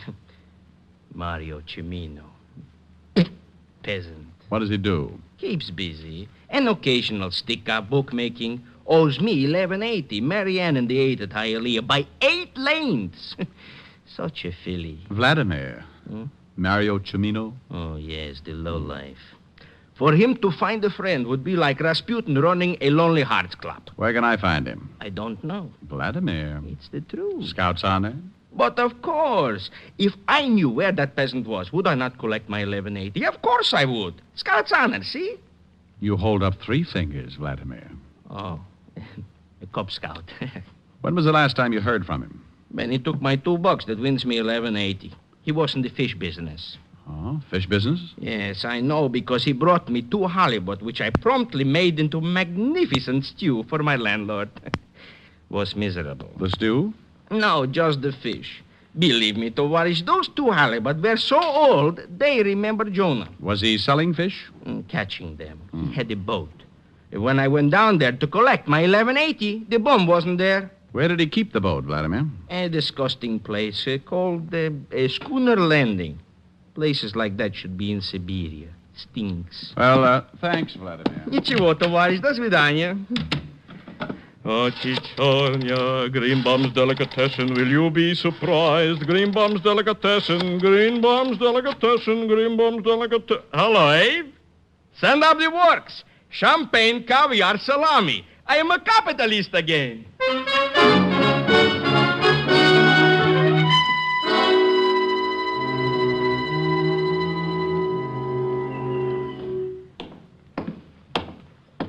Hello there. Hey, I said hello. Hello. You run this landing? Yep. Know a man named Cimino? Mario Cimino? Yep. Yep. Seen him lately? Nope.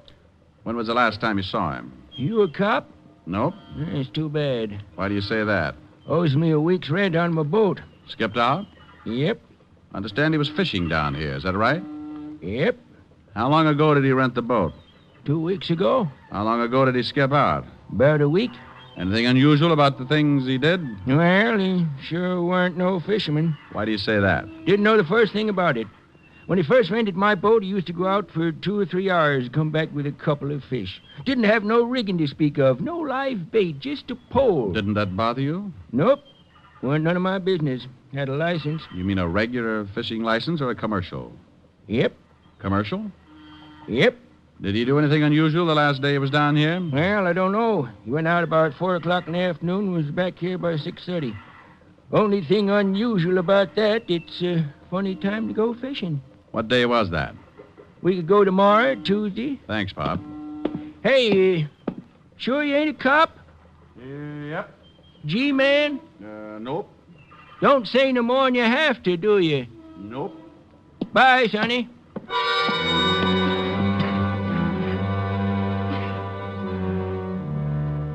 Well, I left the old boy sitting on the dock trying to figure it out and headed for the city hall. Mario Cimino was closer now. I knew a little about him. His whereabouts up until a week ago and the fact that he'd taken out a commercial fishing license. The license I wanted because it would have a picture of Cimino on it. The picture I could turn over to Walt and then we could get out a description on him. I arrived at the city hall, went in, found the department that issues the licenses. They checked with Walt at the station, and 10 minutes later I was heading for Mrs. Wells' apartment with a fishing license and a pretty good photograph of Mario Cimino.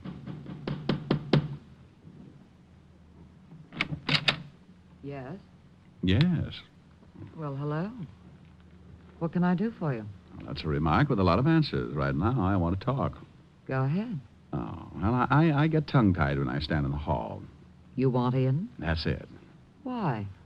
Ever see this picture before, Mrs. Wells? What? Come in. Seniority, experience. What? Oh, nothing. That man in the picture. Who is he? Don't you know him? I've only seen him once. Oh, we can sit on the couch, Mr. Diamond. Where did you see this man, Mrs. Wells? He came up to see my husband. He was leaving just as I arrived. Your husband say who he was? No. He mentioned something about some business he had with this man. Well, if it makes any difference to you, this man in the picture is Mario Cimino. Oh. The one the police are after. The man they think killed my husband. The man who called and told Lieutenant Levinson about the jewels your husband had hid in the water pipes. Are you from the police? Well, here we go again. No, honey, I'm a private detective. Oh. Your husband just got back from Germany a week ago, didn't he? Mm-hmm. By boat? Mm-hmm. What day did he arrive? You've got big blue eyes, haven't you, Mr. Diamond? Yeah. Very pretty. Honey, you better sit over there. You're scorching my collar. All right. Where was I? I don't know where you were, Mr. Diamond, but I was thinking... Oh, yeah. Well, what day did your husband arrive? Last Tuesday. When did he... You must have a hard time combing your hair. Awfully curly, isn't it? I'll stop back when I got more time. We'll straighten it out. Please do. Well, Mrs. Wells. Yes? The time your husband's boat got in? In the afternoon, around 5. Oh, well, thanks, Mrs. Wells. Leaving? Going home and have another talk with Father. Please stop back. If he misses anything, I'll be glad to fill in. Maybe I'll send Dad instead.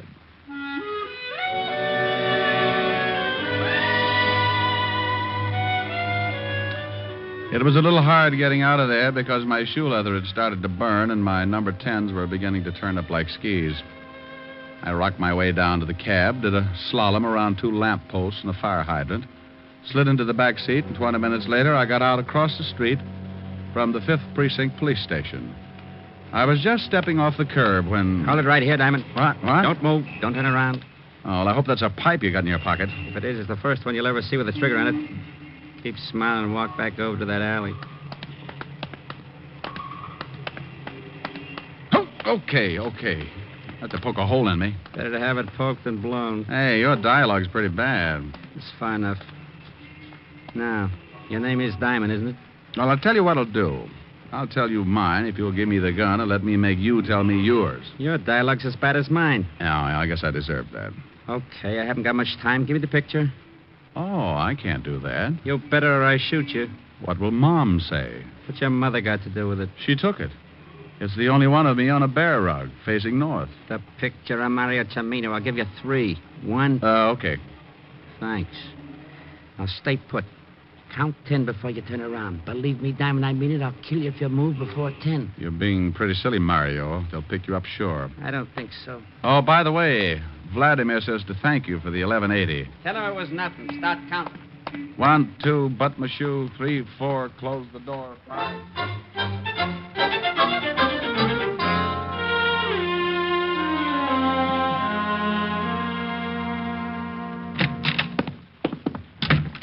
Oh, Rick, you find out something? Well, I sure did. This is the lousiest precinct of the city. Oh, yeah? Oh, yeah. Now, 2 minutes ago, I got stuck up right at your front door. What? Yeah. And I had that picture of Mario Cimino on the fishing license. He swiped that? You just know it. Well, don't yell at me. You haven't solved this mess, have you? No, but I'm pretty close. Well, that isn't close enough. I had to send the jewels over to the wife a few minutes ago. Oh, dandy. Well, I had to. Well, what about the newspapers? They haven't gotten wind of it yet. We still have a little time. Now, what about Cimino? How did he know you had the picture on the license? Well, somebody gave him the tip. Gave him my description, but just relax. It wasn't Cimino who stuck me up. It wasn't? Not unless he paid Vladimir Sokolowski $11.80 in the last hour. Oh, wait a minute. I don't understand. Well, you're not alone. I'm a little mixed up, too. Well, let's both get untangled, shall we? Tell me what you found out. All right. Now, listen. Wells arrived last Tuesday by boat in the afternoon around 5. This we know. Mario Cimino was being a fisherman then. Oh. He'd rented a boat, taken out a fishing license. Okay. The day that Wells arrived, Cimino went out in the afternoon, stayed about 2 hours, came back, and disappeared. And then Wells shows up with a sink full of jewels. Right. Probably had them on the boat. Avoided customs by dropping them overboard, and Cimino picked them up. And Cimino killed him for the loot. Why? Why? $100,000 in jewels? Why not? Wells was killed in his own apartment, wasn't he? Yeah. Well, if Cimino picked the jewels out of the water, why go and kill Wells? Why not just take off? Wells could never go to the police. Oh. Yeah, and another thing. The pickup was pretty carefully planned. Wells couldn't have done it. He was in Germany. Somebody here had to plan it. Knew Wells had the jewels. The wife? Could be. But where did he get the jewels in the first place? Oh, a lot of that stuff's still hidden in Germany. You check with military intelligence, and I'll bet it ties up. Well, this guy who stuck you up and lifted the picture, you say you don't think it was Cimino. Maybe there's a third party. Could be, but I doubt it. I got a hunch, Walt. Take me down to the morgue. I want to take a look at Wells. Okay, let's go. You owe me $25. 25? For what? Oh, small bribe. Oh, well, here. What's this? It's as good as money. Tickets. Policeman's benefit. Oh, gee, Walt. You know something? What? You're a real sport.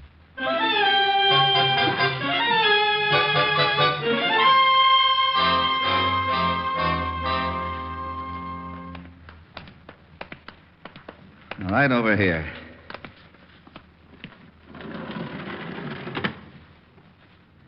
Well? Bullet didn't help his face. No. Why don't you get the Army records on Wells? Why? The wife identified him? Good for her, but she missed one slight detail. Yeah? Yeah. This isn't Wells. What? That's right, Walt. This is Mario Cimino. How do you know? From the picture on the fishing license. This is the same guy. Good grief. And you had to go and give the jewels back to Mrs. Wells. But... If you still want to save those jewels along with your hide, you better grab orders and get over there. But... I'll see you when you get there. Now step on it. But...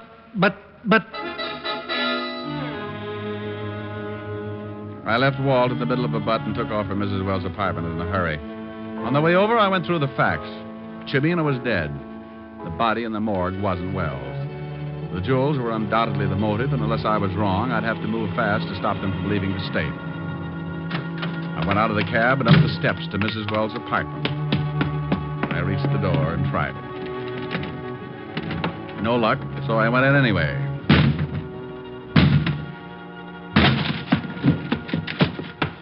The front room was empty. I went through the other rooms. Nothing. Clothes gone. Drawers empty. They'd taken off with $100,000 in jewels, but where to? They had to be smart enough to know they'd never get out of town by the usual means of transportation. So what would be better than to pay up the back rent on Cimino's boat and go fishing? I left Walt to know where I was headed and took off for Schooner Landing.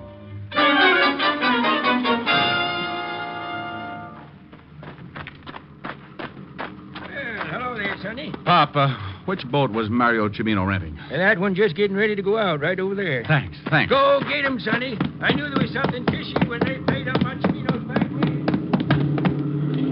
Oh! Well, good afternoon. I represent the Sleep Type Mortuary. What is it? We've got a passenger. Good afternoon, Bob. Diamond. Everybody seems so surprised. I'm sorry you're coming along. We're headed for open sea, Diamond. Well, I might as well take off my shirt and get a tan. Take the wheel, Lois. Leave your shirt on, Diamond. You can take it off when you go for a swim. Oh? And don't get any ideas. I don't want to shoot you until we clear the breakwater, but I will if I have to. You're Wells, aren't you? That's right. How did you figure it? Well, partly guesswork. The fishing license tipped you Cimino was dead, not me, huh? That's right. You didn't know whether I was working with the law or not, but you had to get that picture to give yourself enough time to get out of the country. Your wife called you and gave you my description. I knew the damage that picture could do if it got to the police, so I had to tag you. Pretty smart. Thanks. We're getting into open water. You can start taking your shirt off, Diamond. I swim pretty well. With a hole in you? Why'd you kill Chimino? He wanted 50% defensive stuff. I wouldn't buy that. Found him phoning the police and I had to kill him. So you put your papers on him knowing your wife would identify him as you. Why didn't you just grab the jewels and take off? You sound like you're stalling for something. But I'll tell you anyway. Those jewels are in the sink. I knew the law would be there in 10 minutes, so I had to take the chance they wouldn't find him. Bob, there's a boat coming up pretty fast. So what? Well, I hate to spoil the party, but I think it's the Coast Guard. You're nuts. I think dear old Lieutenant Levinson got my little old note. So that's what the star was Bob! about. Shut up and stay with that wheel. Bob, that boat. Shut up! All right, Diamond, down in that cabin. I'll get seasick. None of your funny cracks. Just get down there. I think I'll take this life preserver just in case. Drop it. Sure. Give me that gun. Bob, that boat's almost alongside. Bob! Bob! Bob! Bob! You heard what the man said, baby. Stop the boat.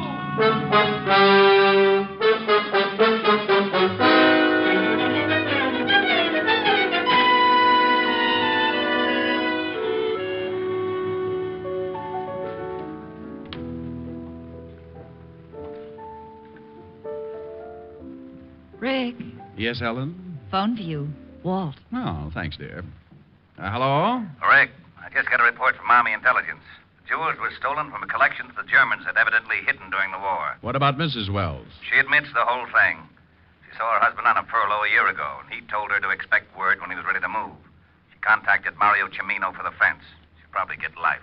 Well, that's too bad. She was the type who really could have had a good time with life. What are you doing? Looking at my beautiful girlfriend, Helen? Oh, thanks. I say hello. The lieutenant says hello, honey. Hello, Walt. Why don't you two get married? Why don't you mind your own business? Rick was just going to sing me a song, Walt. Oh, yeah? Well, leave the phone up, Helen. I'll get Otis. Otis? Yeah, Lieutenant. Come here. I want you to hear something. Go ahead, Rick. All right. Oh, Otis, listening all? Yeah, I'm listening. Well, get your nose out of my ear. Sorry, Lieutenant. What song would you like to hear, Otis? You going to sing something for me?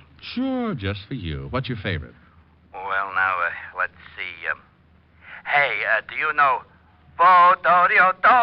Otis. Otis, that's the song. Sure. Washington at Valley Forge, coldest heck and up Oak George. Otis. Yeah. How about get out of the wheat thresher, Mother? You're going against the grain. Oh, I don't know. It's an old spiritual. Look, I got a better idea. You just listen, huh? Okay, but I still like... Otis, you're fighting me. Well, okay. There's a place I'd like to be, and it's back in Tennessee, where your friendly neighbors smile and say hello. It's a pleasure and a treat to meander down the street. That's why I want the whole wide world to know.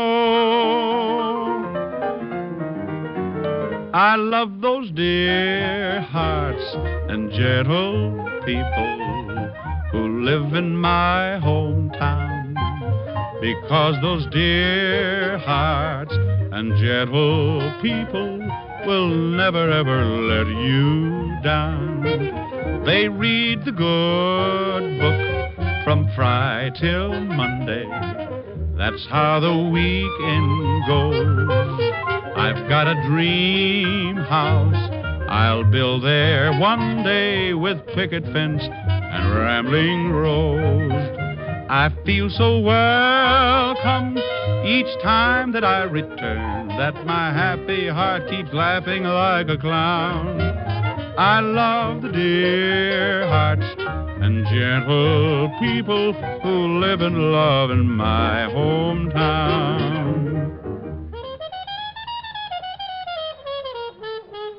I feel so welcome each time that I return, that my happy heart keeps laughing like a clown. I love the dear hearts and gentle people who live and love in my hometown. Well, did you like that, Otis? Oh, Diamond, you're dreamy. Rick, Otis just swooned. Bye, Walt. Come here, Helen. Aren't they silly? Yes, Rick. Oh, darling, you are dreamy. Oh, Diamond, you devil, you.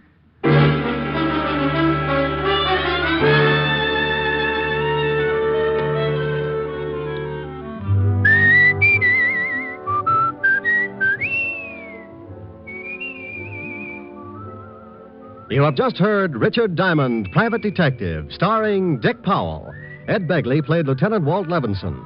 Also in the cast were Wilms Herbert, Francis Robinson, Jack Crucian, Yvonne Patey, and Charles Seal. Music was under the direction of Frank Worth. Tonight's show was written by Blake Edwards and directed by Russell Hughes. Dick Powell currently may be seen in the motion picture version of the best-selling novel, Mrs. Mike. Two other shows for Sunday on NBC that you'll want to hear tonight are the American Album of Familiar Music and Take It or Leave It. Together, they make up 1 hour of the very best in listening pleasure for you. Baritone Thomas L. Thomas brings you the songs you love best during the 30 minutes of restful reminiscence on the American Album.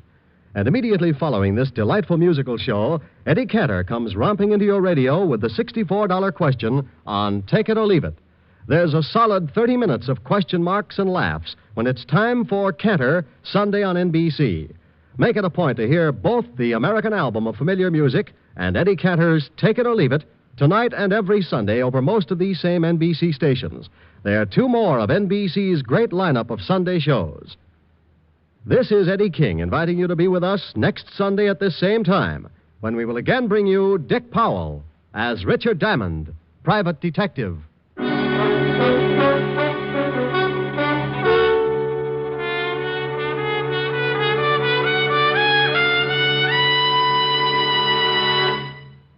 James Melton and Erna Berger star next on Harvest of Stars on NBC.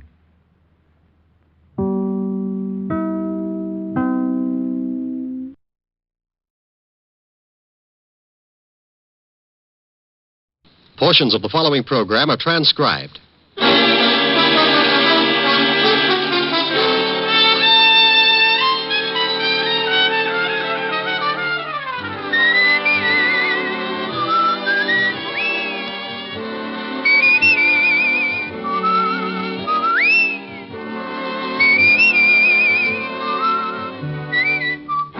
The National Broadcasting Company presents Dick Powell as Richard Diamond, Private Detective.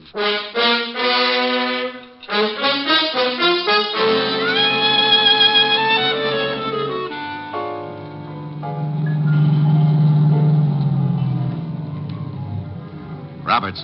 Hello, Walt. Hi, Rick. They show? Not yet. Fisher's covering the service entrance. We'll go in. Honk the horn if you spot anything. Right. We'll get out here, Otis. Get the car out of sight. Like old times, Rick. Yeah, but I don't miss them. Somebody always gets shot up.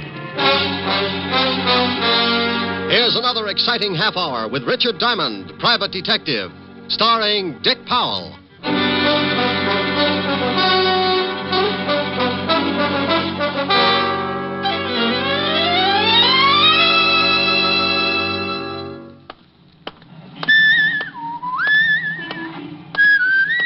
You, hold it. There you are, sir. Candid snapshot of yourself stolen down the Great White Way. Look, thanks, Bud, but just sending this card with your name and address. Look, friend, thank you, Mr. but Diamond, please. You don't know me, but I know you. You used to be a cop. I done time. That's how I know, see? Okay. Heard you was a private cop now. I came to your office to see you, but I was too early. Now, look, what is this? Please, you gotta take this card. I think I'm being tailed. Little men with the nasty old sledgehammers? I'll call you later. Take the card. I told you Take the card. Here, take it. Phone you later.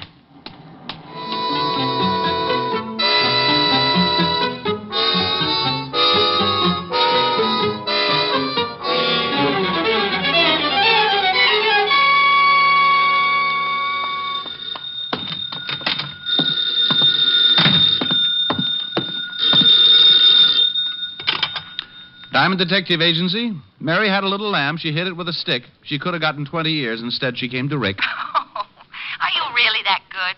Well, I got the inside on who knocked off Cock Robin. Well, good for you. Hi, Helen. Hi.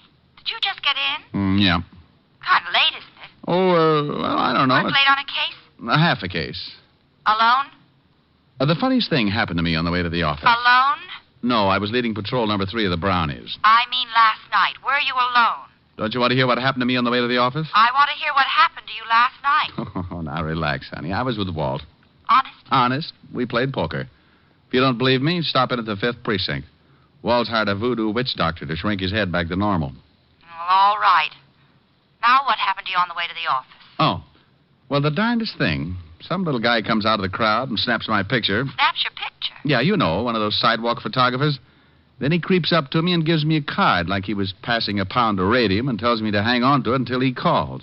Said he was being tailed. Well, who was he? Who knows? He knew me all right. Well, what's on the card? Nothing much. Got it right here. Just a place for your name and address.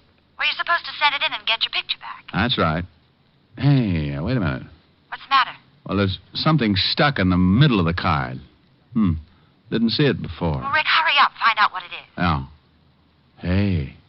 Well, stop with the mystery. What is it? Oh, it's a negative. Small negative. Oh, we couldn't have developed your picture that quickly. No, it's too small to make out what it is. Hold it up to the light. Honey, I am. Just looks like a bunch of people on the street. Oh, why don't you have a print made of it? I got a better idea. Why don't you hang up the little old phone and give my friend, the frightened photographer, a chance to call? I'll call you later. Brute. That's later, dear. Bye.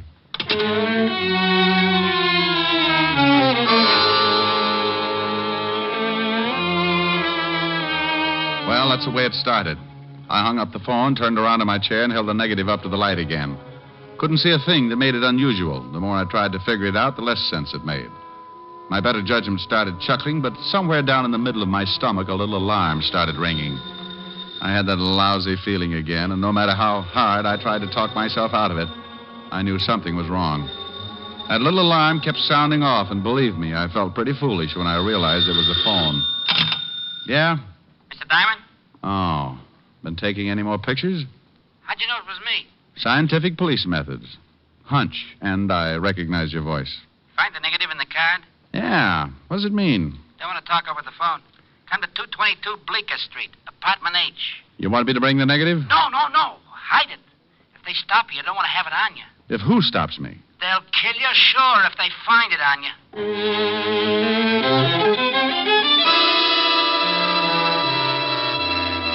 Well, one thing was certain. The little photographer sure knew how to get me interested.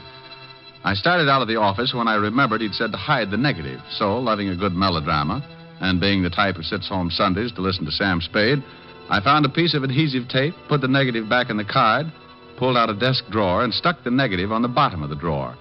Then I closed the drawer and headed for Bleecker Street, apartment H. I waited a few seconds and then gave it another try. Yeah? I'm looking for the guy who lives here. Oh, you are, huh? Yeah, short little guy, takes pictures. He does, huh? Well, your name's Einstein, isn't it?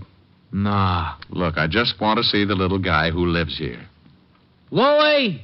Hey, I found some knishes in the icebox. All right, that's swell. There's somebody out here who wants to see George. Some liverweights, too. Huh? Somebody wants to see George. Oh. Well, maybe it's the guy he called. Hiya. You want to see George, huh? I want to see the guy who called me. If his name's George, swell. Shall I let him in? Yeah. Come in. Thanks, Toto. His name's Tony. You called me Einstein before. Funny. George is in the other room, right over there. Thanks. I seen you before. Goody. Used to be a cop. Yeah? Private eye now. Hey, what the... That's George. Is he the one you want? Name's Diamond, ain't it? Look, Dreamy. Is he sleeping one off? No, he's dead. Who killed him? I did. I helped. Okay, you helped. I wouldn't, Chalmers. Yeah, I got a rod in my pocket. Had it on you all the time. Pretty good, huh? He sees a lot of movies. I'll just take your gun, Chalmers. Be careful with the holster. I knitted it myself. Funny. You hungry, Chalmers? Not a bit.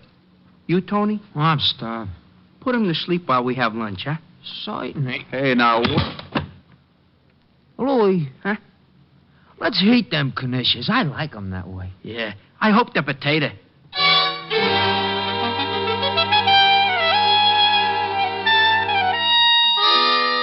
While the Rover boys loaded up on liverwurst and knishes, I slept it off. The one with a pug nose and a steel wool complexion, called Tony, had tapped me right behind the ear with his gun, and it took me a pint of blood and 15 minutes to find my way back. When I finally rolled myself into a sitting position, I lifted my sore skull and looked up at my two lovely playmates. Hey, Tony. Uh-huh. You got liver waste on your chin. Oh, thank you, Louis. Oh, how you feel, Shamus? Like a lark. He is funny, you know.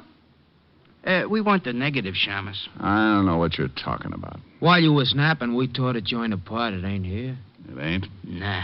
So we figure, seeing as how George called you, maybe you know something about it. How'd you know George called me? Oh, we heard him just as he was hanging up. He went for a gun, so we knocked him off. Where's the negative? I don't know. Maybe he's got it on him, Louis. Find out, huh? Hold still, Shamus. Here's his wallet, Catch. No, nothing else. Nothing much in the wallet. Hey, here's a bunch of cards. Diamond Detective Agency. Hey, get a load of the fancy printing. Yeah, fancy. And maybe he's got it in his office. How about it, Shamus? Look, you two broken-down comics.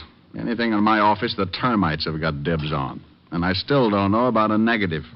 Louis, shall we go over there? Yeah, we gotta find it. What about the Shamus? How long did you put him to sleep before? 15 minutes. Mm-hmm. And 15 minutes, about 20 minutes to get to his office. Half an hour to case it, joint. 2. This time make it an hour, huh? Hey. Sure that's good for an hour? Oh, sure. But if you're worried, I'll give him another 10 minutes just to be safe.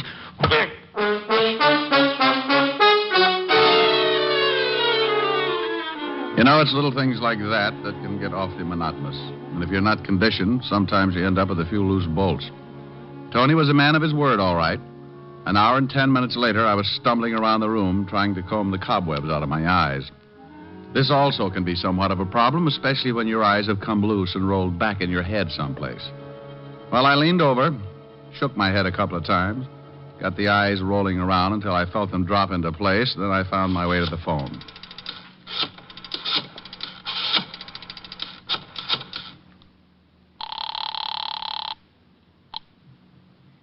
Precinct, Sergeant Otis. Well, don't worry about it. They'll find a cure someday. Oh, no. What do you want, Diamond? Your other head. I'm going bowling. Someday, Shamus, Someday, Sergeant, you're going to find your true niche. And Ringling Brothers will have to find you a mate. Now, put the lieutenant on the phone. Oh, now, what do you want? How's your head? Don't you shout at me. Well, it's your own fault. Who in the world drinks old-fashioned stingers? I do, and I'm sorry. How do you feel? Numb. Take some orange juice, Tabasco, and 3 raw eggs. Walt, please. It's great. Makes you sick as a dog. Look, Walt, if my head is the wrong size, it's because it was beaten that way. Oh, no. Have you gotten kicked around again? I got so many Walts, I look like an advertisement for Puff Rice. What happened this time? Get over to 222 Bleecker Street, Apartment H. Why? Because I got a little old corpse for you. Oh, not today. Not today, please. Take some orange juice, Tabasco, and 3 raw eggs. Weak mind, weak stomach. What's the police force coming to?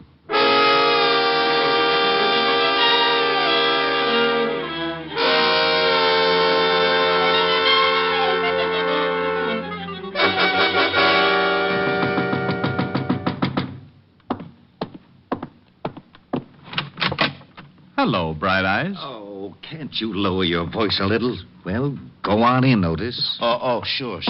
Pelican Feet needs an engraved invitation. Well, shut the door. Yeah. Oh, no, you...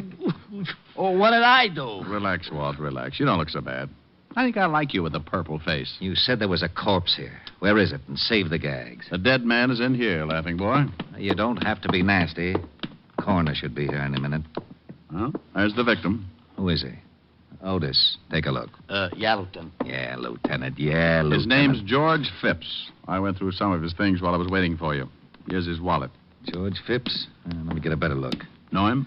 Get out of the way, Otis. But you said... Yeah, I know him. Ex-con. Got sent up just about the time you went on the force. He remembered me. What do? Drop circulars on Sing Sing?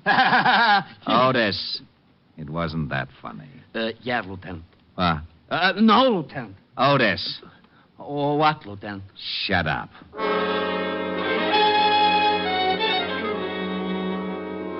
The rest of the boys from homicide finally arrived, along with the coroner, and I briefed Walt on everything that had happened up to that point. George Phipps had been shot in the back, and the boys found the slug on the other side of the room in the wall, so Walt asked for a complete report as soon as possible. Then we climbed into the squad car and went back to Walt's office. Now, what about that negative? You think it's still in your office? I don't know. I'll go over later and check. I think you can identify the two gun-ups who worked you over? Drag out the files. Well, if these two guys knew George Phipps, maybe they did time with him. Could be. One's name was Tony, huh? Well, Tony Payton did time at Sing Sing, and he sounds like your description. This look like your boy? Let's see. Well, you little Dickens, you. You win the butterscotch cake. I'm right? You certainly are. This guy is a sure cure for insomnia. Okay, let's see if we can find out about the other one. Here's the report, Lieutenant. George Phipps was shot with a .38. Hey, Tony Payton put me to sleep with the end of a .38. He did, huh? Would you mind finishing the report, Sergeant? Not at all. Been dead about 2 hours. Phipps started working for the Speedy Photo Laboratory 4 days ago. Has about 4 photographers working for them. You know the kind. Take your picture on the street and give you a card? Yes, I know the kind. What's the address of this photo lab, Otis? Down 36th Street. Walt, I'm going to my office, see if the negative's still there. Well, you've got to identify the other mug that worked you over. Oh, I don't know his name or anything else. Take an hour. Well, I'm going along. I want to see this negative. Then let's go. You want me to drive? I can make it, Sergeant. Oh. Shame on you, Walt. Well, you know he just wants to turn on the siren.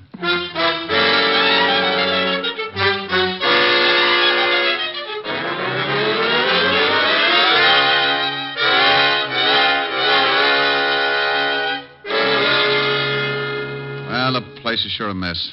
They really did a job in your office. Negative there? No, didn't think it would be. Swell. Now what have we got? Well, I don't know about you, but I've got an idea. You go on back to the station. I'll check with you. Where do you think you're going? To the Speedy Photo Lab. It's not quite 6. Maybe I can get there before they close. And what do you think you're going to find there? The negative's gone. Sure it is, but it was developed there. You think maybe there's a print? No, that picture was probably taken of somebody on the street. They don't print up those things unless somebody sends in the card. Somebody must have, so there's got to be a print. Phipps only worked for them for 4 days, so the picture had to be taken in that time. Yeah? Let me talk to Lieutenant Diamond. Sure, but who's there to show you how? It's for you, Walt. Oh, yeah? Nobody ever says hello. What? Oh, nothing. Yeah, I got something. We just got a report on a stiff in the river.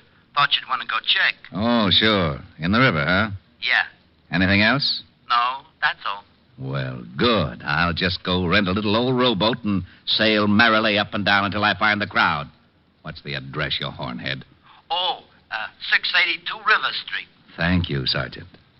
What's the matter, Walt? I gotta go check on a homicide. Come on. It's on the way to the photo lab. I'll drop you off.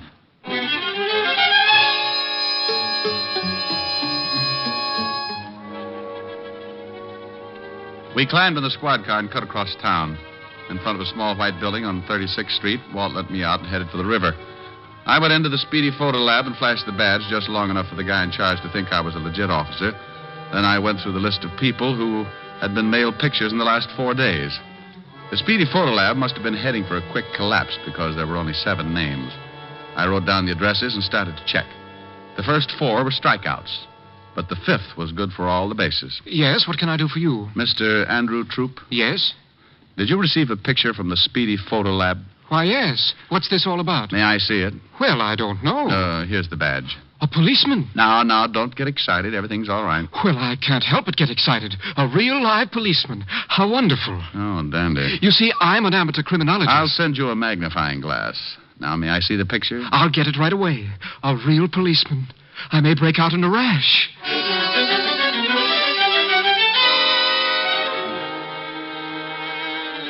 He got the picture all right, along with his correspondence course from the Find a Clue Detective School. And while he explained his advanced theories on police procedure, I took a good look at the snapshot. He was, of course, the reason for the picture. He was walking along toward the camera, puffed up like a park pigeon with his eye on some popcorn. But there in the background were my 2 sweet skull crushers, Tony Payton and his friend. But nothing seemed wrong. They were simply walking out of a building, one on either side of a short, stocky man with a large briefcase. Is that picture a clue of some sort? Well, I don't know.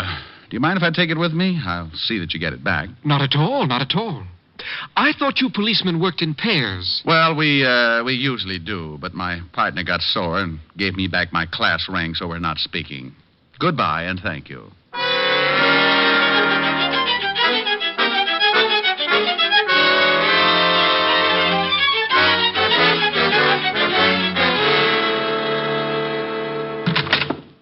I got it, Walt. I don't care what it is, I'll trade you. Otis for whatever you got. Here's the picture. Oh, this is swell. Well, now what's the matter? 2 homicides in one afternoon. That's what's the matter. Hey, who was the guy in the river? Worked for a brokerage firm. Disappeared 4 days ago with $200,000 in negotiable securities. Let's see that picture. All right. Now, here's the guy who the picture was taken of. Type who works in the pillow factory. Well, there's Tony Payton in the background. Mm-hmm. The gorilla next to him is his partner. I know him. That's Louis Russo. 3 times What do you see? Holy, no wonder. No wonder what? That guy between Tony and Louis. The one in the middle, the one with the briefcase? Yeah, that's the one we just fished out of the river. Oh, then they accidentally got their pictures taken just before they killed the man with the securities. Sure, Peyton evidently saw Phipps take the picture, remembered him from Sing Sing, couldn't go after him until they took care of the guy with the securities. Sounds good. Phipps developed the picture and saw what he had, got scared, and came to me for help. That must have been... Oh, what do you want? We located Tony Payton. Where? Over in a broken-down hotel on 25th Street. Come on. Fisher and Robert showed the clerk Payton's picture. And the clerk said he was registered there under another name with another guy. Fisher and Robert staked out? Yeah, across the street. Get the car and step on it. Lieutenant. Yeah, the siren.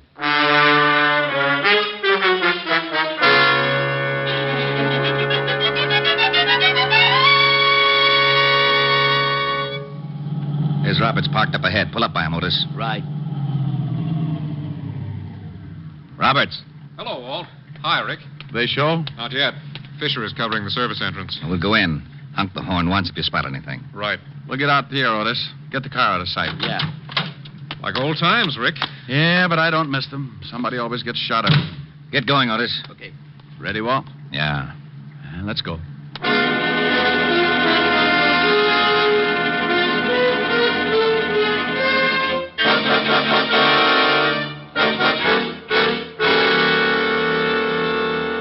You the desk clerk? Well, that's right. There's not going to be any shooting, is there? Not if we can help it. How late are you usually on? Till midnight. Is there a room around here, a closet or something we can wait in? Oh, nothing close to the lobby. Look, if there's going to be any shooting... What about the elevator? Well, what about it? Can we turn the light off and wait in there? Yeah, I guess so. Good idea. That part of the lobby's dark. Wouldn't see us until they were on top of us. Well, they just live on the second floor. What if they use the stairs? They won't get that far. Come on, Walt. What do you want me to do? What you do every night. Sometimes I play the radio. Okay if I play the radio? All right, but keep it low. I sure hope there isn't going to be any shooting.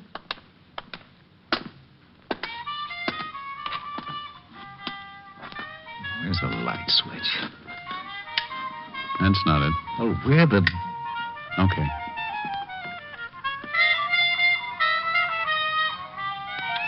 Is there a stool over there? Hey, that's too loud. Hey, lady. Hey, Yeah? turn it down. What are you doing? Getting that stool. That's it.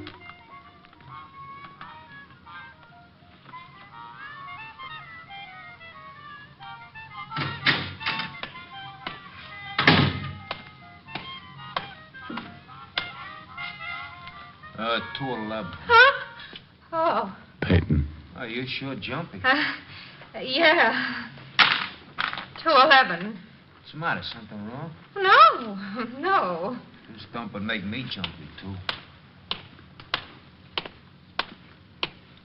He's heading for the stairs. When he gets past us.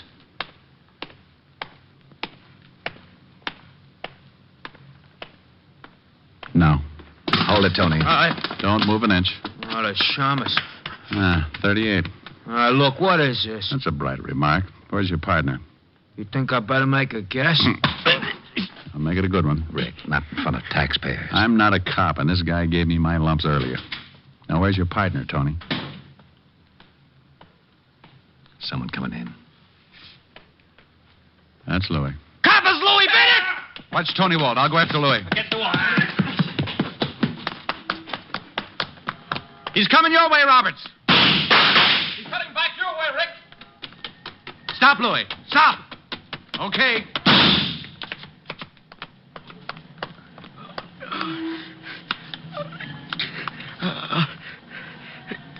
Get me to a hospital, will you? All right. Sorry about the horn, but he slipped past. Get him an ambulance. I'm going back in with Walt. Sure. Nice shooting.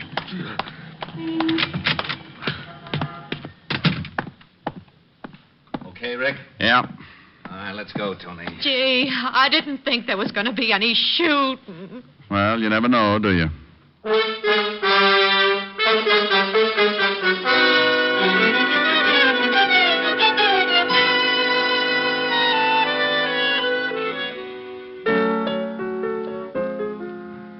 Rick, Hmm?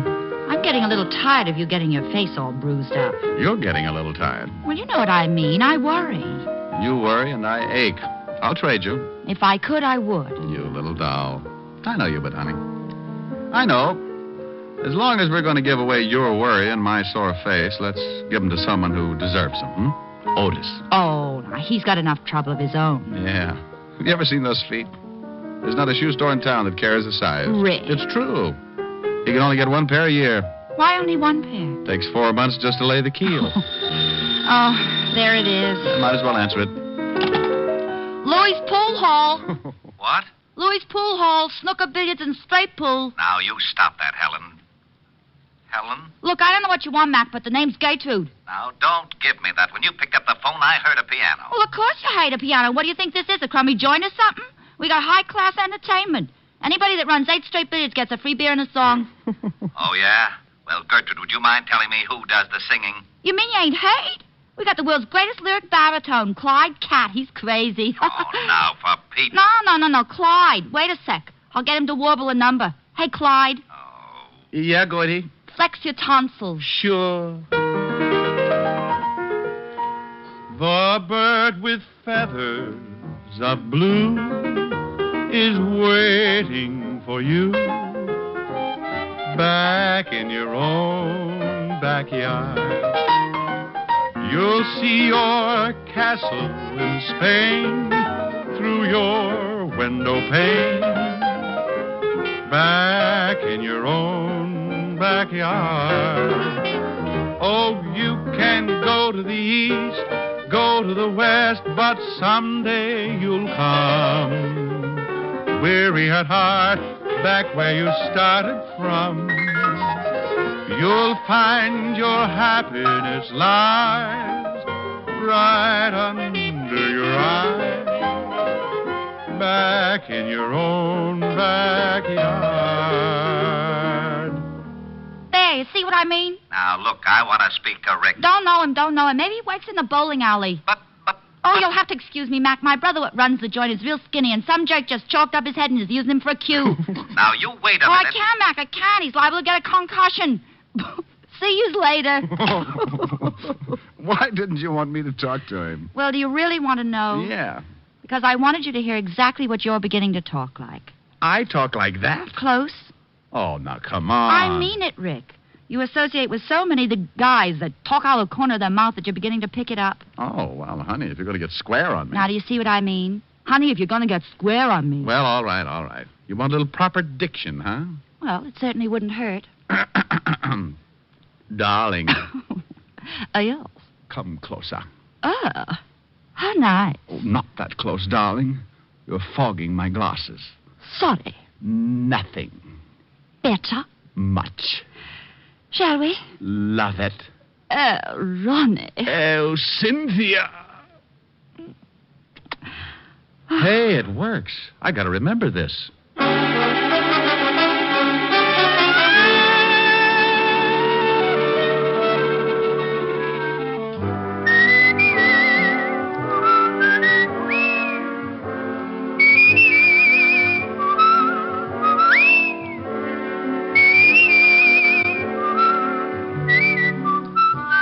have just heard Richard Diamond, Private Detective, starring Dick Powell. Ed Begley played Lieutenant Walt Levinson. Also in the cast were Wilms Herbert, Francis Robinson, Byron Kane, Gene Bates, Tony Barrett, and Jack Crucian.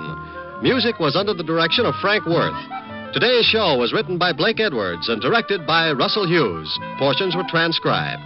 Dick Powell currently may be seen in the motion picture version of the best-selling novel, Mrs. Mike. This is Eddie King inviting you to be with us when we will again bring you Dick Powell as Richard Diamond, Private Detective.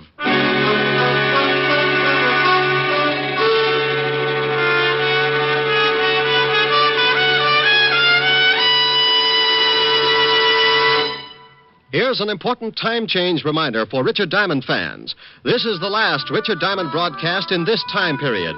Beginning April 5th, you will hear Dick Powell as Richard Diamond at a new time on Wednesdays. Check your local newspapers for the exact time, and be sure to tune for Richard Diamond on Wednesdays beginning April 5th. Next Sunday at this time, over most of these same stations, NBC will present Voices and Events, the exciting chronicle of today's happenings throughout the world. Tune here next Sunday for Voices and Events, and be sure to hear the next thrill-packed adventure in the life of Richard Diamond 1 week from Wednesday over most of these same NBC stations. Next, hear James Melton and Harvest of Stars on NBC.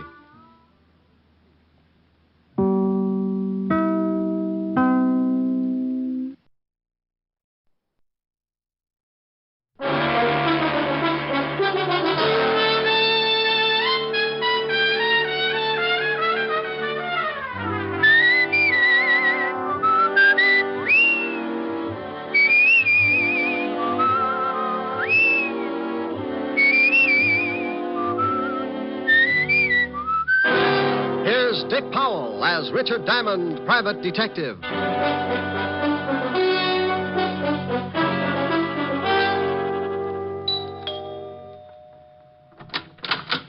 Oh, good evening, Mr. Diamond. Evening, Francis. You look like you're going out. Yes, sir. Miss Asher wants me to go down to the delicatessen for some cold cuts. Well, where is Miss Asher? In the study, sir. Well, I'll see you later, Francis. Why don't you bring back some roll mop? Roll mop, sir? Herring with the bends. Very toothy. Yes, sir. Ollie oxen free. Rick. Hi. Hi. Well, get the silk thing there. Lounging pajamas. Yeah. I guess we're going to stay in, huh? Uh-huh. I just sent Francis out for some food. I met him at the door. Look, I've got to do a few things in the kitchen. Why don't you stretch out on the couch and take it easy until dinner's ready? Okay, I'm pretty tired. Might rock out. No, a little sleep might do you some good. Here, read a magazine if you want to stay awake. Oh, swell. Gory detective. Who sends you these things? The Corpse of the Month? Pretty bad. I won't be long. Okay. Oh, no. The case of the bloody... Oh. It was going on 11 o'clock, and the fog encircled the old house like a thin, wet blanket. Oh, swell. The figure of a man crept stealthily across the gravel of the garden path. These riders really dream it up. Mr. Diamond? What? How did you get in here? I followed you from your office. Shh. You left the door unlocked when you came in. Well, now, look. I know I shouldn't have come into someone else's house, but this is a matter of life and death. Hey, stop pulling down the blinds. I don't want anyone to see us talking. Well, you're on the 8th floor. Who's chasing you? A herd of monkeys? Please, you must listen. Now, look, if you got troubles, come to my office in the morning. Tomorrow morning may be too late. I'm supposed to die tonight. Try breathing. You expand your chest, take a lung full of air. No, Yes, it does wonders. Keeps you around for days. You better get out of here. Please, Mr. Diamond, don't give me away. Please. Yeah, baby. Wait a minute. Duck under that desk. Oh, bless you, Mr. Diamond. Rick, I thought I heard you talking to someone. Talking? Oh, no. Must have been reading out loud. This is swell literature. The case of the grisly ghost. Oh, fine. I like to keep up on the exploits of a private detective. You don't tell me anything about your cases. I'm modest. Hey, you got your coat on. Where are you going? Oh, Francis just called. He's had a flat tire. I'm going to pick him up in the other car. Don't you want me to do it? Oh, I'm not going to let you out of this house. I'll be right back. Okay. Read The Grizzly Ghost. It's not bad. Bye, baby. Bye. Okay, Spider-Man, you can come out now. Oh, thank you. Now, what the devil's going on? I told you my life's in danger. I need help. Tell me about it. I haven't time now. Come to this address in about an hour. My name's Leeds. Leland L. Leeds. Oh, for Pete's sake. I must get back before they miss me. I don't want them to know I got out. Say I called you and told you to come over. Here's the address on this card. Please don't fail me, Mr. Diamond. Now, wait a minute. My fee's $100 a day and expenses. Of course, of course. I'll have a check for you. Goodbye.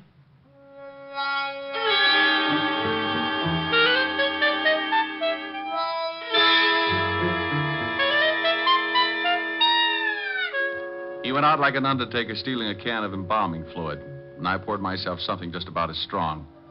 Helen would scalp me for leaving, but for some reason, nutty little guys like that interest me. I left Helen a note saying I'd be back later and took off to the address Leland L. Leeds had given me. It was out of town about 10 miles, but after hunting around for a while and running up a good-sized taxi fare, I finally found the house.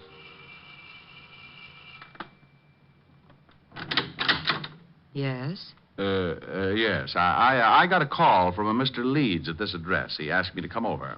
My brother? I don't know. Well, it couldn't have been. He's very sick. He's upstairs sleeping. Well, he was just coasting off to Dreamland when he called me. I think you'd better let me in. Oh, a detective. All right. Just what did my brother tell you, Mr. Diamond. He said his life was in danger. I'm Nina Leeds. I think you'd better come into the living room, Mr. Diamond. Dr. Miller can explain things better than I can. Sure. Roger? Hmm? This is Mr. Diamond. He's a detective. Oh? Lee just called him. This is Dr. Miller, Mr. Diamond. Hello, Doctor. How do you do? You from the police? No, private stuff. Oh, I see. Now, Mr. Diamond, I'm afraid you made a trip for nothing. Well, here are the drinks. George, this is Mr. Diamond. He's a private detective. What? Mr. Diamond, this is George Brodeen. How are you? Well, fine, thank you. Anything wrong? I don't know. Lee phoned Mr. Diamond and told him he was in danger. How did you know that, Doctor? I told Miss Leeds what he said, but not you. I'm Mr. Leeds' doctor. He's having a nervous breakdown and suffers from an extreme persecution complex. If he called a detective, I'm sure he must have said something like that. That's quite correct, Mr. Diamond. What do you do, Mr. Brodeen? Why, I'm with the New York Museum. I'm a friend of the family.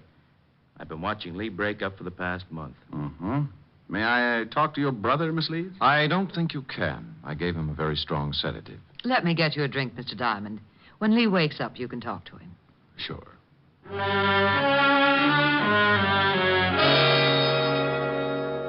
We went into the bar, and she got out a big bottle and 2 glasses. I forgot all about Leland L. Leeds for a while and started concentrating on his lovely sister. It was easy. Champagne?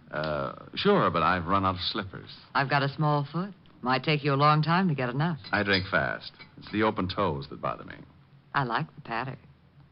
Where'd you come from? Same place you did, lover. Experience Alley. What do people call you after they get to know you better? Oh, different things at different times. For now, you can call me Rick. And later? Oh, you'll think of something easier. It's like that when you haven't got much time to talk. Here's to later, Rick. Yeah. What does the doctor specialize in? Roger's a brain specialist. Mental disorders mostly. It's Lee. He's off again. Maybe he's been listening to Sam Spade. Come on. You'd better stay down here, Nina. I'll take care of it. I'm going up. Lee needs me. George, get my bag. It's in the hall. All right. You'd better not come in, Mr. Diamond. I think I'd better. Nina. Lee, what is it? I saw the blood again. Oh, Mr. Diamond, I'm glad you came. Now, calm down, Lee. Everything's going to be all right. Get away from me. He thinks I'm insane. You all do. You want my idol, and you stop at nothing. Now, there's no sense in this much self-indulgence. Here's your bag, Roger. Thanks. What are you going to do? Just give you something to make you sleep. I don't want to sleep. I'll wake up and see the blood again. There's no blood. It's just your imagination. You're overwrought. You think I'm crazy. But I saw it. I tell you, I saw it. Now, this won't hurt. No, I don't want to sleep. Please, Mr. Diamond, help me. Lee, do what Roger tells you for my sake. Come on. The injection should take I'll get just up. a minute. I won't go to sleep. Lee, please. Then leave Mr. Diamond with me. I want to talk to him. Well, I guess it'll be all right. Don't stay too long, Mr. Diamond. I want him to rest. Okay, Doctor. Remember, he's not at all rational. Come on, Nina. I'll see you downstairs, Mr. Diamond. Hey, what's the idea, Leeds? I'm locking the door. I don't want anyone coming in. Pardon me for walking around in circles. I got to stay awake. Uh-huh. Those people downstairs are trying to drive me crazy. They must have been working overtime. They're after my idol. Your what? My idol. That carved image standing on the night table. Oh, yeah. Here. Here, look at it. Look at it. Well, that's dandy. How many box tops did you have to save? Mr. Diamond, at this moment, you are holding $100,000 in your hand. I am? Last month, my grandfather passed on and left his entire estate to my sister and me. Among the effects was that idol. It was left to me. What is it, platinum? Oh, no. No, Mr. Diamond. That is the lost idol of King Tut. I always wondered what happened to it. Oh, then you know the legend. Well, I'm a little hazy on it. Maybe you'd better bring me up to date. Oh, of course.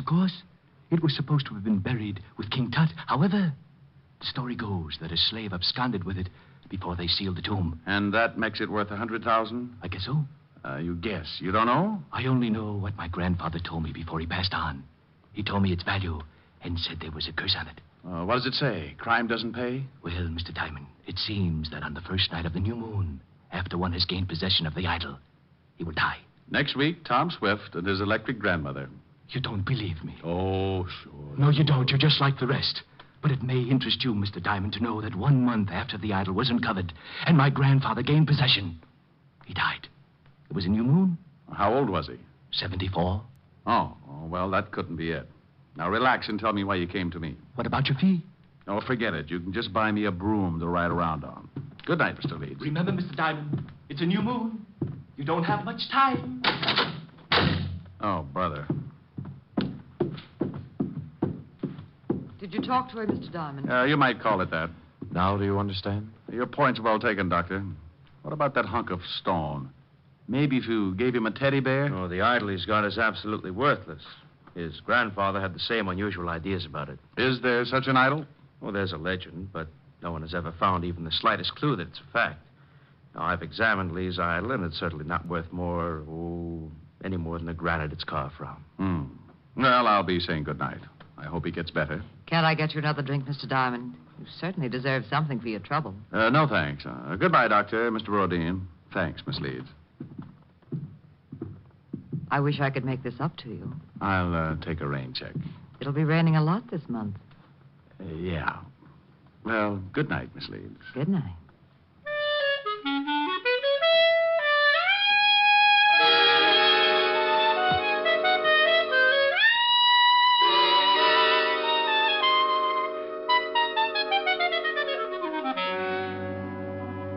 I went out and got a cab. As far as I was concerned, the frightened little man in the nightshirt was going to end up modeling straitjackets, and the private detective would only add to the confusion. It was 8 o'clock, and I told the cabbie to take me to 975 Park Avenue. Helen would be angry, but it was worth going back to. A couple of hours with her could make a guy as contented as a bear that had just cornered the honey market. We pulled up in front of Helen's apartment, and I paid the cabbie. I was just going in when a small convertible skidded to a stop in front of the building. Mr. Diamond! Mr. Diamond! It was Leland L. Leeds again, and you could still see part of the nightshirt under his topcoat. He leaned out of the car window and called. Over here, Mr. Diamond. Please, I must talk with you again. I'd had enough of the jumpy little man with the idol, so I started into the apartment without answering. He called again, climbed out of the car, and started to cross the street toward me. I looked back just in time to see the other car swing in toward me. Look out, Leeds! I ran back into the street and looked after the disappearing car. The lights were off, and I couldn't get the license number. It was too far away. I leaned down by the little man in the nightshirt. He was pretty far away, too. He was dying in a hurry. Mr. Diamond? Yes, Leeds? Take the idol. When you left, I found out why it was worth all that money. They didn't want me to tell you, so they followed me and ran me down. It's in my coat pocket.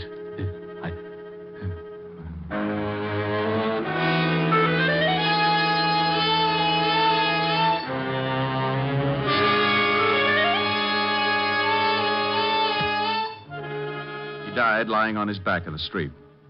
Several people were coming out of the building, so I reached into his pocket and pulled out a chamois bag. I guess the idol was inside, so I put it in my coat and went in to call the police.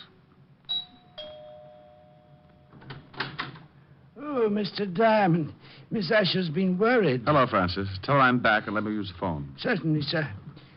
She's upstairs. Is something wrong, sir? You look worried. Man got hit by a car. I've got to call the police. Oh, my goodness. Is he hurt badly?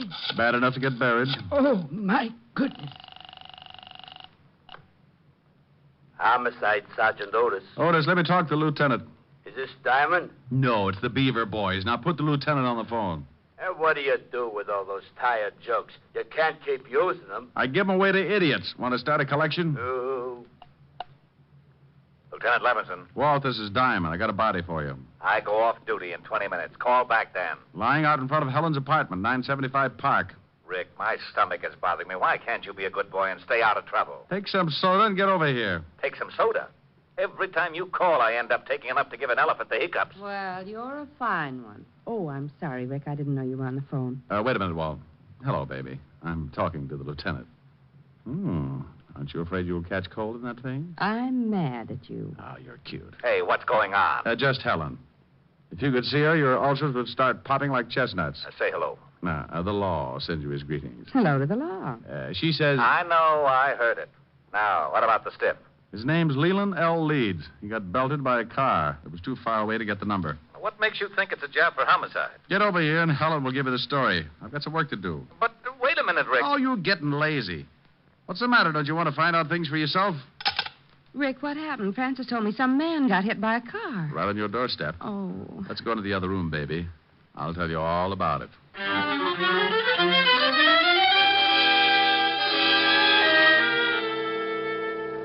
We went into the warm study, and Helen poured me a tall drink.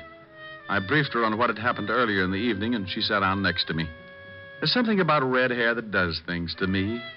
It smelled fresh and clean, and with her that close, I could have been sitting in the middle of the Arctic and still kept my temperature above 102. Rick, do you have to go back out there? Well, somebody's got to tell his sister, and in a way, I feel a little responsible. Are you going to give her the idol? Hmm? The idol. The thing you took from poor Mr. Leeds' coat. You could at least show me what I'm playing second fiddle to. Oh, that's right. Yeah, I nearly forgot about it. Oh, here it is in this chamois bag. Oh, what an ugly little thing. And that's supposed to be worth all that money? Well, that was what Leeds, Hey, something's missing. Yeah, one of the eyes. Must have come loose when the car hit him. Probably in the bag. Yeah, there it is. Rick! Yeah. It was painted over. You'd never guess it unless you pried it loose. What's as big as a marble? Is it real? Well, you've got enough of them around, you tell me. It is. Rick, I think it's the pigeon blood. Why, it's worth a fortune. What are you doing? I'm scratching the other one. Well, Mr. Leeds wasn't so squirrely after all. This is ridiculous. You only read about things like this. 2 pigeon blood rubies. No wonder he thought it was worth $100,000. He said he found out tonight. He must have been scratching at them. Oh, then it wasn't just a hit and run. I don't know. Baby, I don't want to get hung up with a lot of explanation to Walt. Rick, what are you doing? Taking the other eye out. There. Now here. Hang on to these and don't let them get out of your little hot hand. When Walt gets up here, tell him what I've told you. Well, will you be back? An hour ago, I laughed at a little guy when he told me he was going to die. He said it was a full moon and he had a curse on him. I'm still a skeptic, but I'm a new boy when it comes to voodoo. I've got to hurry over there before the whole bunch of them turn into bats.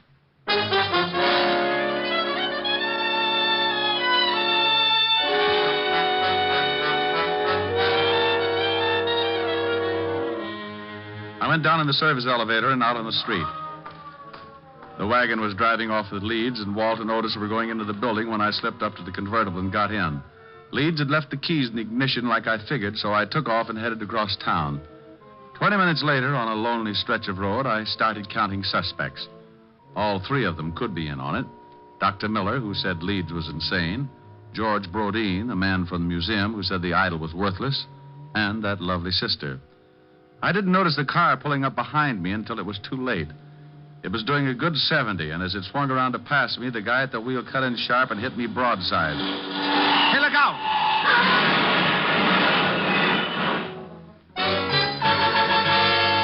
I went through a white fence and over an embankment. The car rolled, and somebody dropped the night on my head. I went to sleep. I don't know how long it was before I started coming around, but when I tried to shake myself back, it was like pulling my head out of a barrel of molasses. It stuck to my eyes and plugged up my ears. I tried to claw the stickiness away, but my hands were like two baseballs. I moved my shoulders and felt the stiffness in my back. It spread out to my hands and down to my feet. I opened my mouth and took in a lot of air. I finally made it.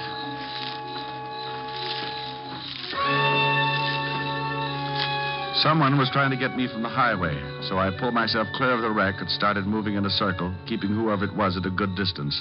I was too pushed around to put up a fight, so I made it back to the highway and walked along until I found a little gas station on the road. The joint ain't open. And then your lock's busted. No, it ain't. Then I floated through the wall. Where's your phone? It ain't for public use. Try isn't. Okay, wise guy. The joint isn't open. The phone isn't for public use, and you isn't so big you can't get tossed out on your face. And you isn't so wealthy, $5 won't make a difference. Oh, why didn't you say so? Phone's on the wall. Thanks. You know the Leeds family? Yeah, they get gas here sometimes. Hello. Evergreen 34369, operator. How far is the house from here? I'm a little turned around. About a half a mile. Hello, Francis? Is Lieutenant Levinson still there? No? Well, just tell him to get out to 19319 Jackson Heights Boulevard. I've got a killer for him. Yeah, oh, my goodness. Now, hurry it up. You a cop? Shamus. What do you take for the use of your car for an hour? My wife would kill me. I'll drive you wherever you want to go.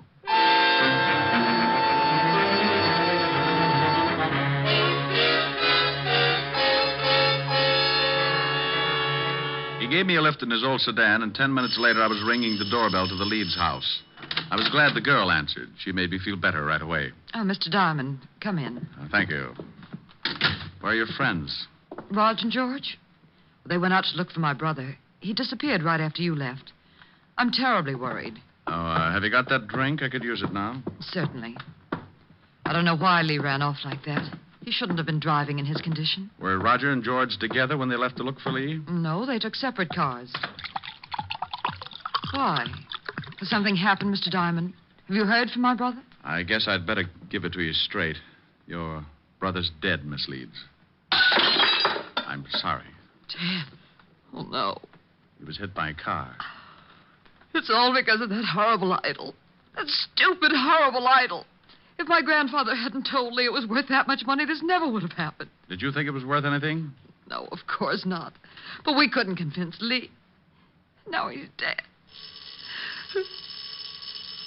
Would you please answer that, Mr. Diamond? Sure. You take it easy. Nina, Oh, what are you doing here, Diamond? Did you find Lee? Why, no, I didn't. I've gone to every place I thought he could possibly be. I even looked up your address, went over there, but the building was closed. You better go in and see Miss Leeds, Doc. She's pretty upset. Upset? Nina, what's wrong? Oh, Raj, it's Lee. He's been killed. What? That's right. But how did it happen? Bingo. I'll tell you as soon as I let Mr. Brodeen in. There, Nina. Just let yourself on the line. Do you? Come in, Mr. Brodeen. Well, Mr. Diamond, what are you doing here? I think I'd better have a sign made. The doctor and Miss Leeds are in the living room. Well, something happened? Mr. Leeds is dead. What? This is the most surprised household I've ever run into. Roger, is this true? I guess so. Oh, I'm terribly sorry, Nina. Is there anything I can do? No, thank you. Where did this happen, Mr. Diamond? In front of 975 Park Avenue. Car hit him. I was with him when he died. Oh, this is terrible. I thought at first it was an accident, but I'm not sure. What do you mean? When I left to come out here, someone ran me off the road, nearly killed me. Who would want to kill Lee and then try to kill you? Probably a coincidence. Certainly. Probably just a drunk. Could have been. Lee gave me this before he died. A chamois bag. What's in it? The idol. Oh, that awful thing. What do you want done with it, Miss Leeds? I don't care. Just get it out of this house. What are you going to do? I don't know. You want the thing, Doctor? Why, what for? That's a good question. How about you, Brodeen? You want it? Oh, well, what would I want a worthless piece of stone for? Well, as long as no one wants it, may I use this fire poker, Miss Leeds? What are you going to do with it? The idol is worthless. It's caused a lot of trouble for you and your family. I'm going to break it up. No! Give me that, George. Well, Brodeen, you're sure getting grabby. All right, now all of you stay right where you are. For a museum collector, that's a pretty modern gun. Yes, and I know how to use it. George! This is the hokiest case I've ever been on. Even the dialogue's bad. I suppose you think you're pretty clever making me show my hand like that. I read Gory Detective. I found that the idol was really worth all that money, but I had to make the killer tip himself. You did. Mr. Diamond, do you mean my brother was really right all along? In a way, yes. He believed what his grandfather had told him. But it wasn't until tonight when he scratched one of the eyes of the idol that he knew for sure. Scratched one of the eyes? That's right. Pigeon blood rubies, painted over. Well, now I'm leaving you. Well, that's good, but you're minus something. Minus what? A couple of rubies. I took them out of the idol. You're lying. Take a look at the bag. What? They're gone. I'll kill you for this. Give me the gun, George. Look out. He's going to shoot. Give me the gun. All right, everyone. This is the police.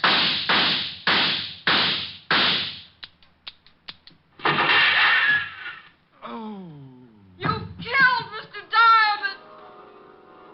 He shot Diamond, all right, Lieutenant. Put the bracelets on him, Otis. Sure. Come here, you. Not him. Put him on Diamond for disturbing the peace. Pin the medal on the other guy. No, no, no. Sure thing. How do you like that, wise guy? Oh, no. Rick? Oh, I'm dying. Ricky? Oh. Rick, wake up. All right, George. Drop the gun. Rick, you've been dreaming. Hmm? Oh, Helen. Oh. Oh, you were having a big, fat nightmare. I came down from upstairs and you were asleep on the couch with Gory Detective. Oh, well, I started reading some story and I got mixed up with Egyptian idols and the rubies. I got shot. That's the case of the ruby eyes. That was the craziest dream. I solved the crime and got shot 6 times for my trouble. Oh, Lieutenant Levinson and Otis came in and arrested me for disturbing the peace. After you were shot 6 times? Yeah. Otis loved it. That wasn't in the magazine. I worked out my own ending. Move in. That's pretty. What are the lyrics? Well, an awful lot of them. I'll sing them. Okay. I'm sitting high on a hilltop, Oh, I remember that. tossing all my troubles to the moon. It's from Thanks a Million. Where the breeze seems to say, don't you worry. With Alice Faye. Things are bound to pick up pretty soon. Here, neath the sky on the hilltop, seems to me the world is all in tune. I forget all the bustle and hurry, tossing all my troubles to the moon. I know someone will love me, and everything will be just grand. Just so the stars up above me continue doing business at the same old stand. It's mighty sweet in the evening when I've had a busy afternoon, sitting high, high, high on a hilltop, tossing all my troubles to the moon. Sing it again, Rick. I'm sitting high on the hill. Oh, Rick, the grouse. Yeah, listen to that. Where the breeze seems to say, don't you Hey. worry. How you like that, wise guy? Oh, that's really awful. Yeah, well, maybe you know how I feel when you open that big bazoo of yours. You mean I sound like you do? Look, Diamond, what do you think the rats keep jumping out of my window for? Well, maybe if you had some plastic surgery. And your crummy jokes are as bad as your crummy singing. So please, save the world from a horrible fate and cut your throat or something. Oh, yeah? Well, let me tell you, old boy. I'm sitting high on a hilltop, tossing all my troubles. Hey, you! Shut up! We want to hear Diamond. Yeah, shut your big bazoo. Yeah, shut up! What's that? You heard us. We want to hear Mr. Diamond. No, no. Rick. Yeah, my dear public.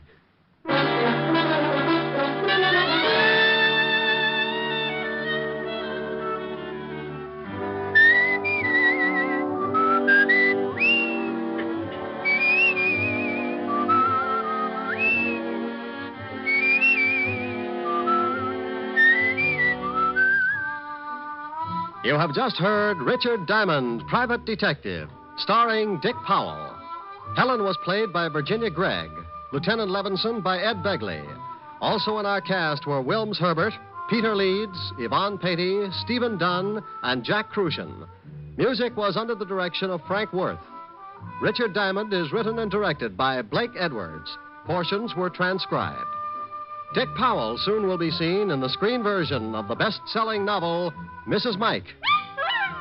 Now, this is Eddie King inviting you to be with us again at the same time next week when we will again bring you Dick Powell as Richard Diamond, private detective.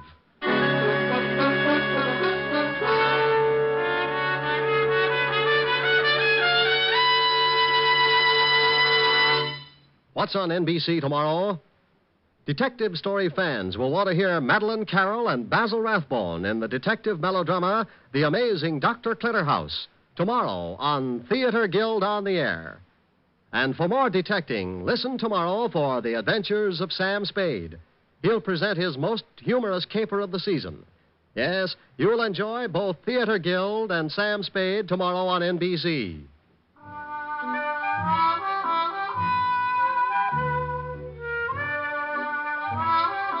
Next, it's Free Ride to Danger with Dorothy McGuire on NBC.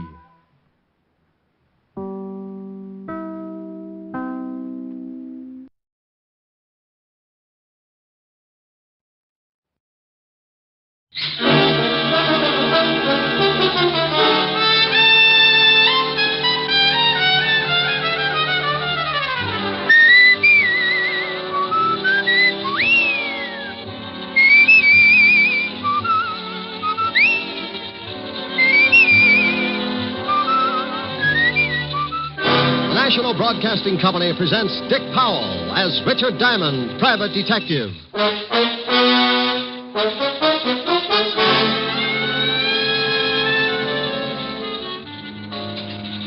Are you Mr. Diamond? Yeah, unless there's a warrant out. Mr. Diamond, I'd like to talk to you about a man. Oh, don't look so unhappy. Can't talk about girls all the time. Mr. Diamond, this is pretty serious. I'm scared stiff of him. Why? Because he's dead. And here's another exciting case from the files of Richard Diamond, private detective, starring Dick Powell.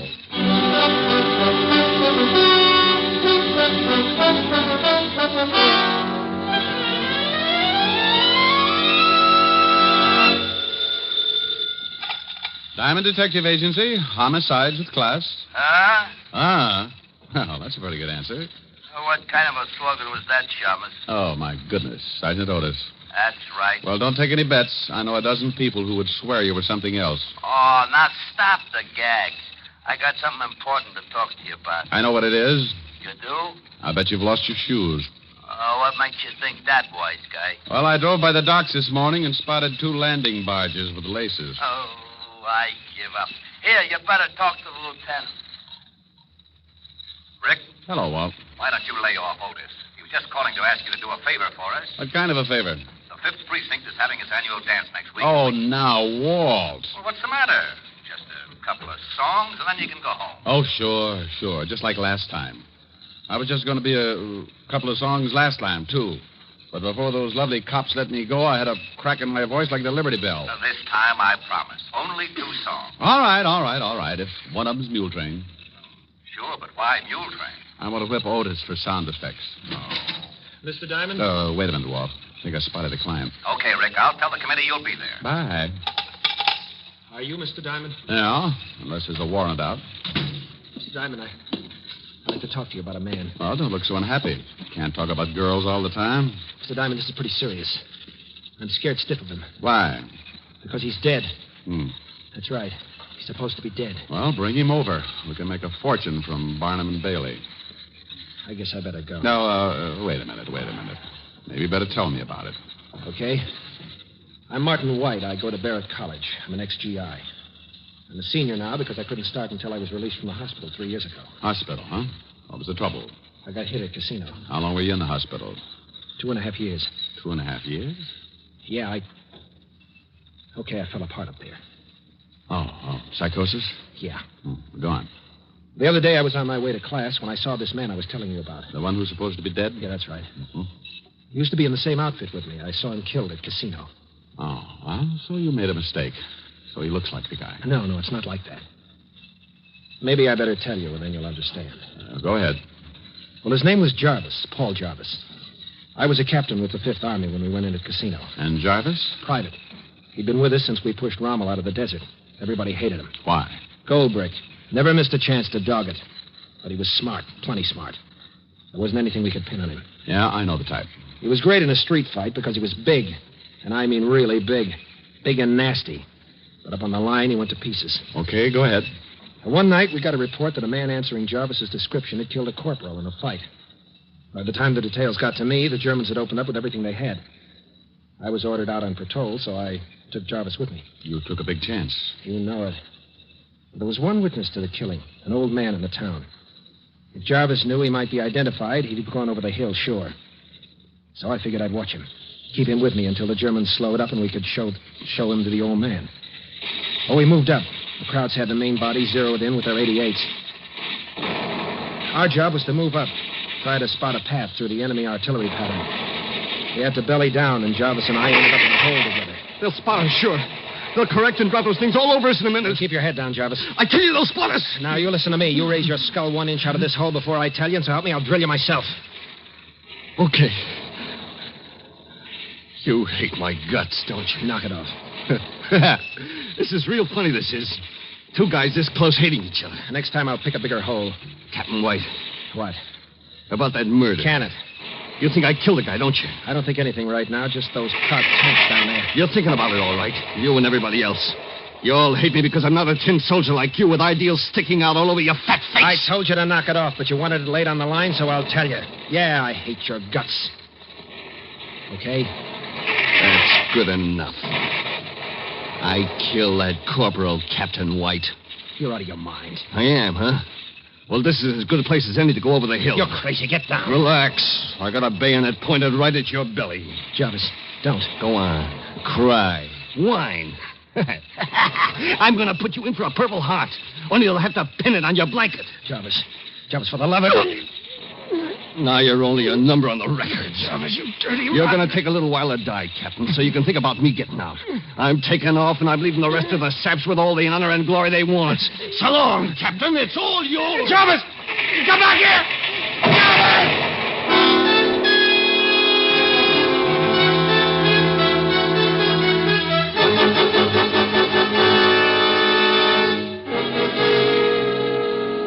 Well, it was one of those lucky things, Mr. Diamond. I got out. Spent a day and a night in that hole until the medics found me. What about Jarvis? I'd swear he got the 88 right on top of him. But now you think you've seen him and you're not sure. I'm not sure of anything right now. But I saw that 88 hit, and I saw Jarvis go down. Okay. Let's say you did see Jarvis. He got out some way. Looks pretty simple to me. Call up the authorities and tell them you spotted a man wanted for murder. There certainly should be a lot of guys from your outfit who could identify him. No. He's done something to his face. Maybe the shell did it for him, but I know it's him. You can't miss a guy that size. A lot of big boys. Sure, but he's got the same rotten eyes. That didn't change, and that nasty smile he gets. I'd know him anywhere. In a dark room, I'd know him. No, but you said you were scared. Why not go to another school? I can't. I've got a job up there, and I've got a wife and a kid. That's why I came to you. I can't go to the police. They might put me back in that hospital. They'll think I'm slipping again. Up here. Uh-huh. Well, let's say it is Jarvis. What in the world would a guy like that be doing in a college? Don't you think I've asked myself those questions? Just forget the whole thing. No, wait, Martin. Look, if I prove to you one way or another about this Jarvis, will you forget about Casino? Yeah. What name is he using? Blackwell. John Blackwell. Okay, let's go. Don't you get a fee or something? Your wife a good cook? The best. Well, I'm staying for dinner, and after you see what I put away, you'll probably wish you'd paid the $100 a day in expenses.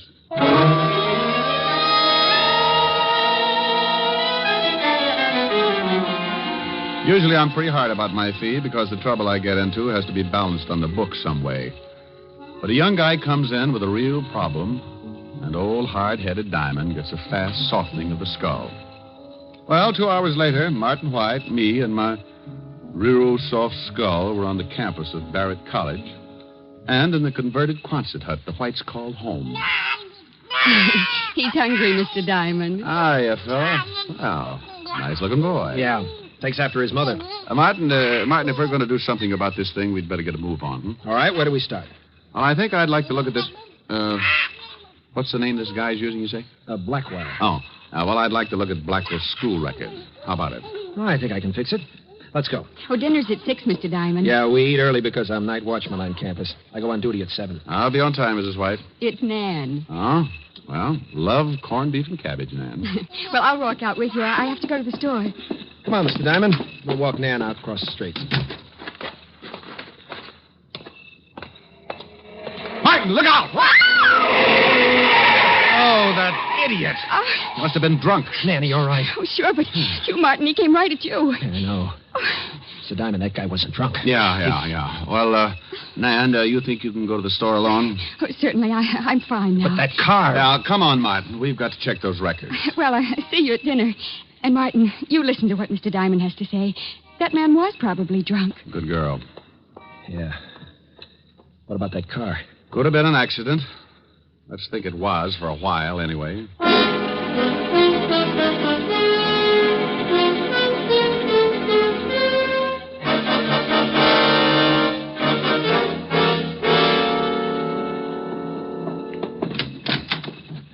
Well, this is where they keep the records. Hello, Susie. Hi, Martin. Well, hello. Hello, Susie. This is Mr. Diamond, Susie. Mr. Diamond, Susie Wirt. It's really a pleasure, believe me. We'd like to look at the file, Susie. You a new professor, Mr. Diamond? No, just a friend of Martin's. Married? Not a bit. Why? Pretty square, huh? Sometimes, but I can learn. Yeah. Well, I might just start some night classes of my own. Sounds like fun. In about 5 years, you let me know how your education is progressing. Oh. Age is a problem with you, huh? My dear, when I stumbled over 30, everything got to be a problem. Now, do you think we can, Yes? The records, Susie. Remember? Yeah, Susie, the records. Oh. Okay, which ones? We want to see the file. Everything from B to C. Okay. But if I get in trouble for this, you may have to make it up to me in some way. I'll buy you a soda. And I'll let you. Here they are. B to C. Thanks, Susie. I'll let you know when we're finished. Okay, be a recluse. Only I got some ideas about that, too. I'll be in the next room. Youth. Well, let's take a look. How come you asked for everything from B to C? No sense in letting everybody know what we're doing. If we just asked for Blackwell's file, Susie might have said something to him. Oh. Here it is. Yeah, it says here, John Blackwell, 28, resident of McAllister, Oklahoma. Hey, get a load of this. Height, 6'6", weight 240. Like I said, he's a big one. If he fell down, he'd be halfway home. Look, Martin, where can I find this Blackwell? Now, let's see. What does it say about his classes here? It's 2:30 now. Yeah, he should be in English Lit. Take me over there. You want to see him? I want to meet him. You want to meet him? Oh, now relax. Sooner or later, you've got to talk to him. Oh, Susie. Susie. Yes? Oh, Susie, we're finished. I'm not. How about that soda? I'll take a rain check. Lots of rain up here. Susie? Yes? Bye.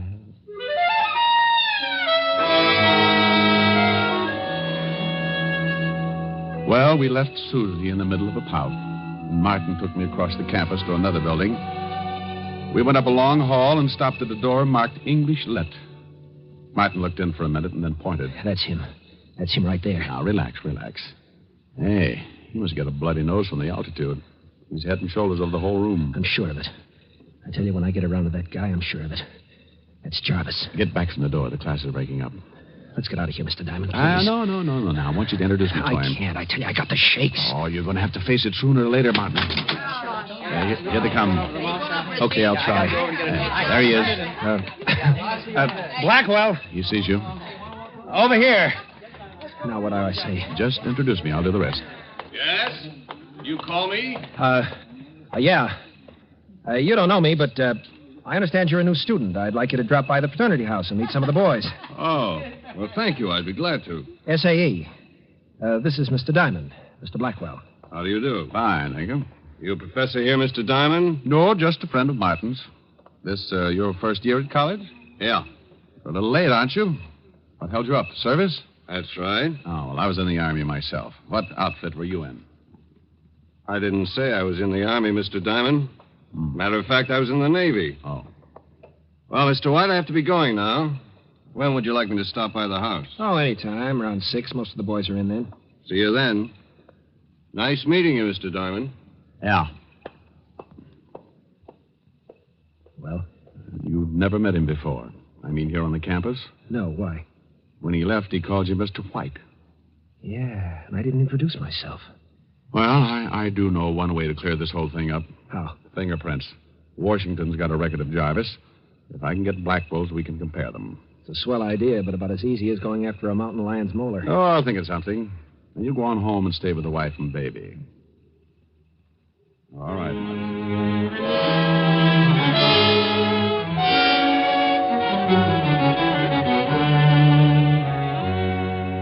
I left Martin and cut across the street to the college malt shop. When I went in, a bunch of kids were having a time playing records and making dates, so I slipped by them and eased into a phone booth and put in a fast call to the 5th Precinct Police Station and Walt Levinson.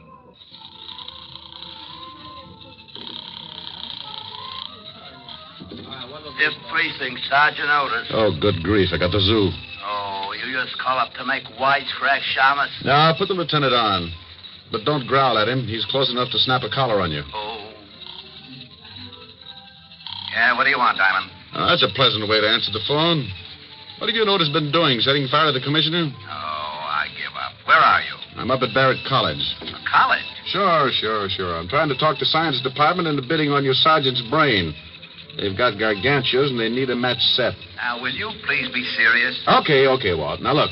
I've run into something that has a good chance to end up looking like homicide. I can use some help. You know that's out of my district. Look, I just want you to do some checking for me. Find out about a John Blackwell who's supposed to come from McAllister, Oklahoma. He's a student here. What do you want to know about him? Oh, how long he lived in McAllister? Family, friends, the usual things. And then do some checking on a boy named Jarvis, Paul Jarvis. Check his fingerprints with the military authorities. See if he was ever in McAllister and if he knew Blackwell. Okay. Where can I call you and how fast do you need it? Wait a minute. What's the matter? I just spotted someone in this malt shop. Are you in a malt shop? Yeah, and I gotta hang up. I don't want to lose this boy. Well, where can I reach you? Call the local law and tell him I'm on the campus. Wearing a beanie? Funny. Pretty funny.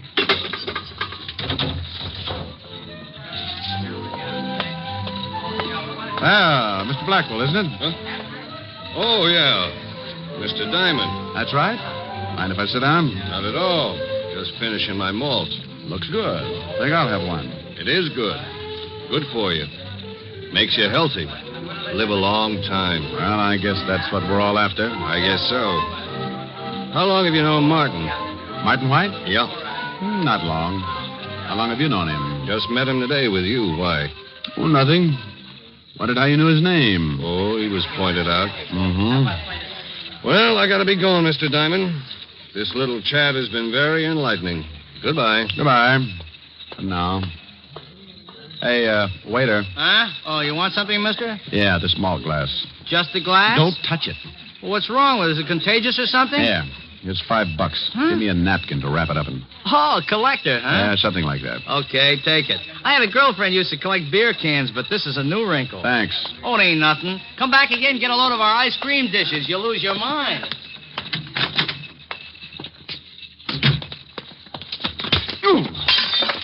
Oh, I'm sorry. I didn't look where I was going. Yeah. I hope I didn't break anything of value, Mr. Diamond. You're going to hog a sidewalk, that's for sure. Let me help you. I can make it.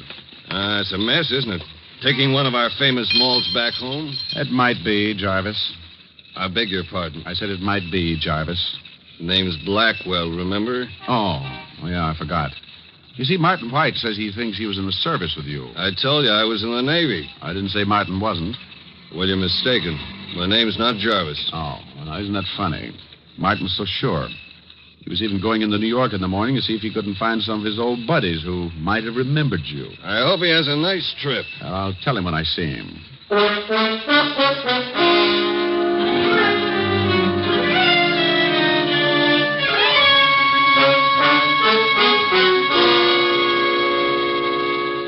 But I don't get it, Mr. Diamond. Why did you tip him? Oh, he knew it before I tipped him, Martin.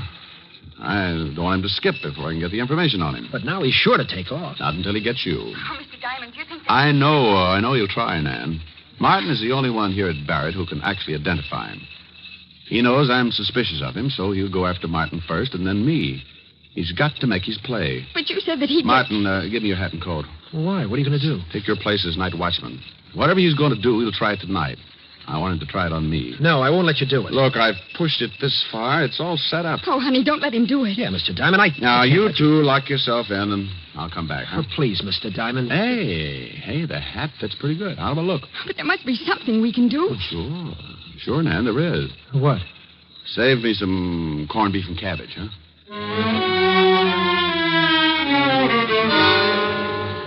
It was dark when I walked out with Martin's hat and coat and started across the campus. I had a flashlight. The night was black, solid black. But I had a feeling that sat on my shoulder and raised goosebumps. When you've been in this business as long as I have, that feeling is an alarm ringing inside, telling you the trouble is creeping up. Halfway across the campus, I stopped. I heard nothing but the usual sounds that come with night. Dampened, muffled sounds.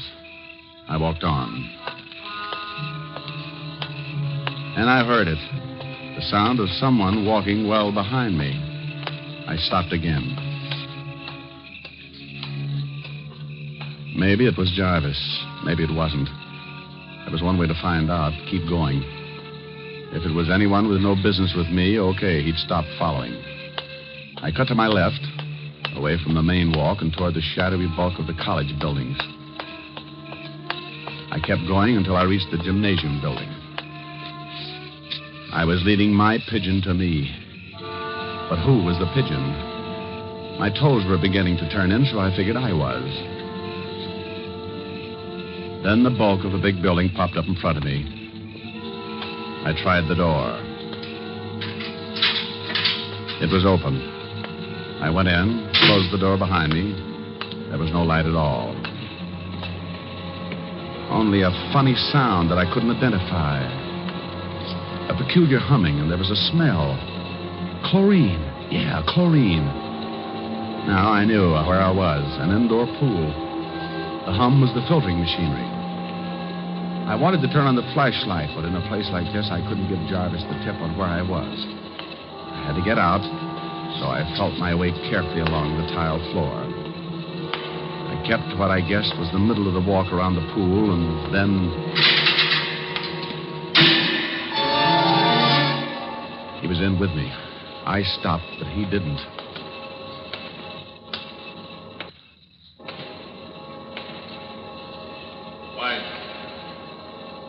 White,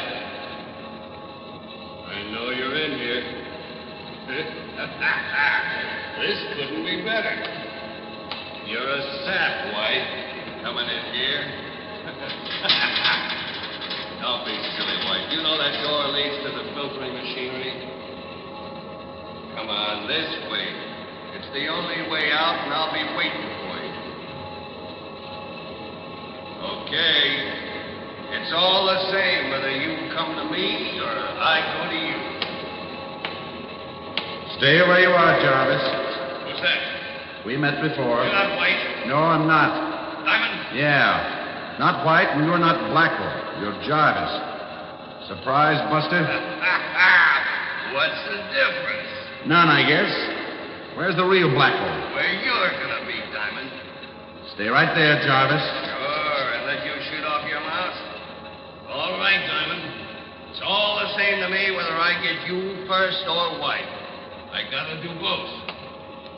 Now we'll see just how tough you are, Diamond. Well, the boy's got a gun. You missed, Diamond. And too bad the flash gave you away. Now I gotta do this fast. This is it, Diamond.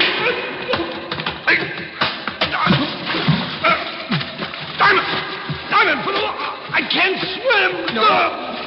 Well, Buster, I got news for you. I'm not going to teach you. This won't take long. Just enough to get you a little waterlogged. Hold your nose, Jarvis. It helps. Diamond. Martin. Lights, Martin. Get them on. Yeah. I have to come. I can't let you do it alone. I heard the shot and Where's Jarvis? Jarvis? Oh, I think we can take him out now. He's done. Here, grab him. Yeah. Is he dead? No. Here, give me your hand, Mr. Diamond. Wait. Hey, I'll get my breath. You know, Martin, Jarvis was a bad soldier, but in the Navy, he had just been plain lousy.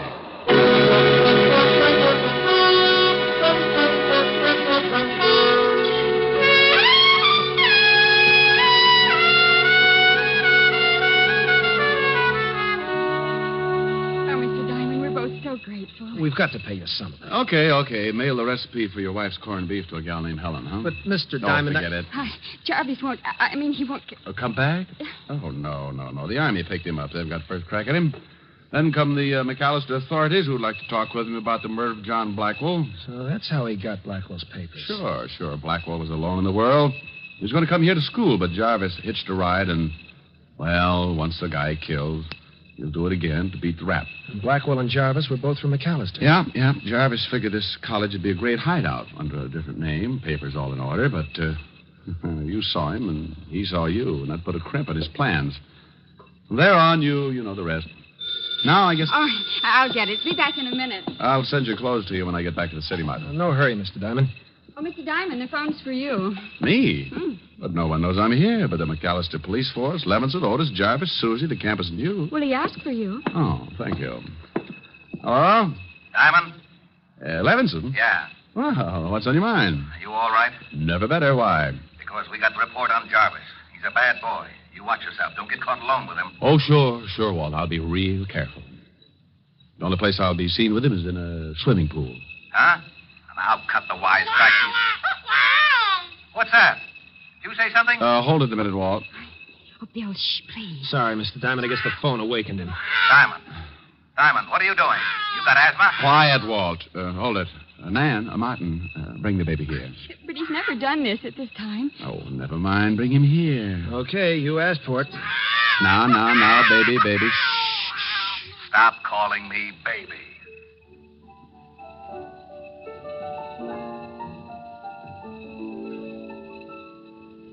It's twilight on the prairie, and the moon will soon be high. She'll be herding every star up in the sky. We'll lope along to dreamland, and we'll bid each care goodbye, while the wind blows through the sagebrush with a sigh. So hush, little darling. Little dear, go to sleep, little darling. I'm right here. Let my shoulder be your pillow.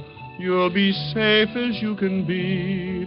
Little darling, you mean all the world to me. We'll always be together, and I promise faithfully that your dreams will all come true. Just wait and see. So hush, little darling. Shh. Little dear, go to sleep, little darling. I'm right here. Hello? Hello. Say, what's going on over there? Oh, now, hold it a second, Walt. I got somebody who wants to say hello to you. That's a good boy. Now, say hello to the lieutenant. Otis, get off the line. Walt. Yeah? Bye.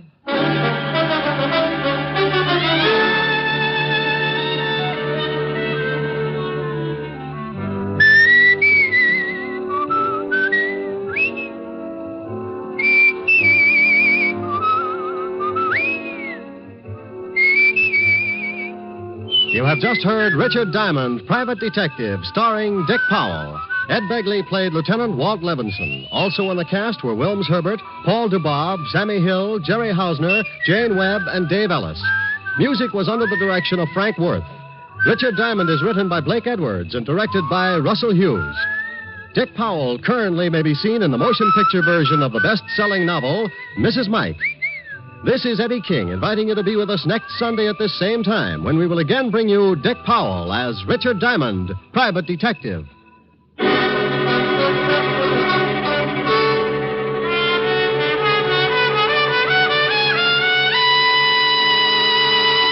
What's on NBC? Phil Harris celebrates his birthday this evening by getting into just a little more trouble than usual on the Phil Harris Alice Faye Show. Theater Guild on the Air presents Jane Wyman, Beatrice Pearson, and Mel Ferrer in the psychological melodrama The Willow and I. It's the best entertainment on the air, and it's yours for the listening today on NBC. Now stay tuned for James Melton and the Harvest of Stars on NBC.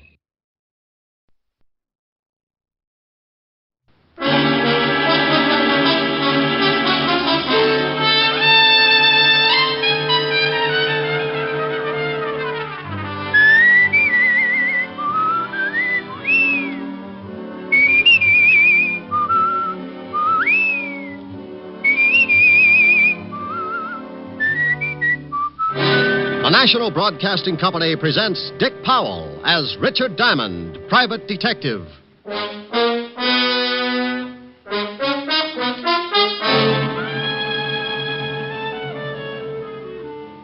Mr. Diamond, the reason you're here is because I want someone to talk to the mayor. I don't know whether it was explained to you or not, but unless His Honor has done away with himself by noon, a lot of people are going to get hurt. Including yourself. Oh, that doesn't really matter. You see, in making my escape, a guard attempted to stop me. I had to kill him. Here's another exciting half hour with Richard Diamond, private detective, starring Dick Powell.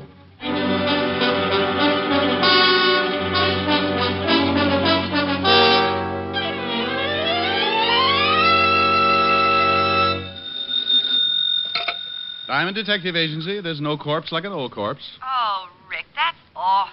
Yeah, but what am I going to do? I can't be witty and handsome at the same time. Well, don't be greedy. Just concentrate on one of them. Oh, you're pretty nothing today. Why don't you come on over and we'll both try and improve? Shame on you. You know I've got to work. Oh, have you got a client? Well, not yet, but I've set bear traps all the way down the hall. Well, now that's silly. How can you be sure you'll catch a client? Well, I can't be, but, I get so lonesome up here with no one to talk to. It's fun setting broken legs. You're impossible. Diamond. Oh, my gosh. What's wrong, Rick? Those traps. I think I've caught something terrible. Diamond, I gotta talk to you. Who is it, Rick? Sergeant Otis says he's got to talk to me, but I'll be darned if I'll teach him how. Oh, say hello for me. Helen says hello, Otis. Tell her hello, then get off the phone. This is serious. Hey, what's with you? Somebody steal your catnip? Can't just stop being funny, Shamus. I mean it. This is serious. Helen, I'll call you back. Why, something wrong? Well, Otis looks worried, and he's making sense for the first time in 11 years. Oh, well, call me later and tell me about it. Bye. Bye. Now, Sergeant, what's on your pretty I want you mind? to come down to the station with me in a hurry. Of course, you'll think this is a silly question, but why? You remember Louis Spence? Louis Spence? About 4 years ago. Caught him running around sticking dynamite under the homes of some of our city officials. Oh, yeah. Socialistic nut. Put him away, didn't they? Yeah, crazy as they come. Well, he's out. What do you mean he's out? If they cured his head, he'd still face a lot of years up the river. Oh, he ain't cured. Not a bit he ain't cured. You mean he busted out? Yesterday. Now, do me a favor and come on down to the station. Oh, wait a minute, and take it easy. What's going down to the station got to do with Louis Spence? He's down there with the lieutenant. Well, great. Put them both in fancy jackets and send them home. We can't. He walked in 20 minutes ago and asked to see the lieutenant. I didn't recognize him, so I let him in. Now we can't get him out. Well, why the devil can't you? He won't let us in, and he won't let the lieutenant out. He's sitting there holding a big bomb, and it's ready to go off.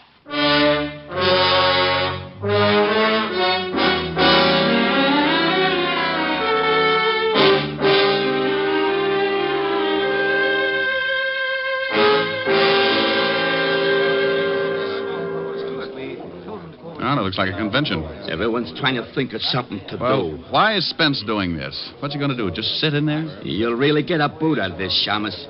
If the mayor don't jump off the top of the city hall by noon, Spence blows up the whole 5th precinct. What? That's right. Hey, Otis, get Diamond in there. It's 11 o'clock. Hello, Charlie. Hello, Rick. What do you mean, get me in there? Didn't you tell him, Otis? No, I ain't had time. Well, come on. Why me? What do you want me in there for? Spence wants someone Levinson can give direction to. He says no cop. Levinson buzzed out and told us to get hold of you. Okay. Wait a minute. Talk to the lieutenant on the intercom. Spence won't know who's walking through the door and maybe blow the whole joint up. Otis, you amaze me. Oh, I ain't so smart. It was Spence's idea. Come on. Here. Go ahead. Walt? Rick? Yeah. Wait a minute. Diamond's outside now. Okay? Tell him to come in. But just him. Anyone else? Okay. Rick, come on in, but no one else. Right. Otis, stick right here. I may want to talk to you. Sure. Diamond. Yeah? Nothing. You're so right. Hello, Rick. Walt? This is Mr. Lou Spence, Rick. Mm-hmm. How are you, Mr. Diamond? What's the matter, Spence? You want an early 4th of July? Rick. You think I'm kidding, Mr. Diamond? You think I'm not serious about this thing? Is that the bomb? Right here in my lap. He's got it rigged so it goes off the minute he relaxes his hand. You see, I thought maybe the police would want to take it away from me. If you shoot me, try to knock me out, well, it goes off. Then you won't mind if I take a look, huh? Rick, please. Stay right where you are. And I'll stay over here. Well, just as you say, Mr. Spence. Mr. Diamond, the reason you're here is because I want someone to talk to the mayor. I don't know whether it was explained to you or not, but unless His Honor has done away with himself by noon, a lot of people are going to get hurt. Including yourself. Oh, that doesn't really matter. You see, in making my escape, a guard attempted to stop me. I had to kill him. He split his head open with a crowbar. That's right. Oh, mind if I sit down? Not at all. But it's 4 minutes after 11. I hope you don't plan on staying too long. Cigarette? No, thank you. You look like a pretty reasonable guy, Spence. Well, thank you. It's too bad Lieutenant Levinson didn't think so when they arrested me. Now I'm going to have to show him I'm not as insane as he thought I was. Oh, well, you'll have to excuse that, Spence. Walt thinks everybody's a little, well, you know, even me. That's very interesting. Oh, and with good reason. Ever take a look at his sergeant? Mr. Diamond, when the lieutenant arrested me, I was putting an explosive under the mayor's house. He stopped me in my first attempt to rid the community of a political Judas. But now, as you see, I have a second chance. You really think the mayor's going to jump off the city hall? He better. And by 12 o'clock. By the way, you have 55 minutes. Now, look, Spence. Forget it, Mr. Diamond. I know just what you're thinking. How to get me without the bomb going off. You'll never make it. It's too well thought out. I've planned this for 4 years. In case you're wondering how much dynamite he's got, Rick. Mr. Diamond needs convincing. Well, under this overcoat, Mr. Diamond, are some 100 sticks. Does the mayor know about it yet? Yeah. Oh, you want me to talk to him, huh? I don't care whether you talk to him or not. I just want you to be there when he jumps. Swell. And just because you come back and tell me he's jumped, that isn't enough. I want his body in this room. Walt, I don't know what to say. Don't say anything, Rick. Just get out of here. I'm sorry I dragged you over, but I needed time. You still do. It's 54 minutes to 12. Clear the building, Rick. Yes, do that, Mr. Diamond. I think the lieutenant is going to make a hero of himself. Look, Spence, I've got till 12 o'clock, haven't I? Unless someone tries to get me. Oh, good. Well, then sit tight, Walt, and give me till 12. Okay, Rick. I hope you spend the time wisely. I'm sure you'd rather see the mayor die than your best friend. Oh, Spence, if you forget about this, they'll probably just put you back. Goodbye, Mr. Diamond. 53 minutes. Okay. Walt? Go ahead, Rick. Like you said, 53 minutes. Goodbye, Mr. Diamond. Come back soon. Otis. Yeah? What's going to happen? Clear the building. Well, what about it, Rick?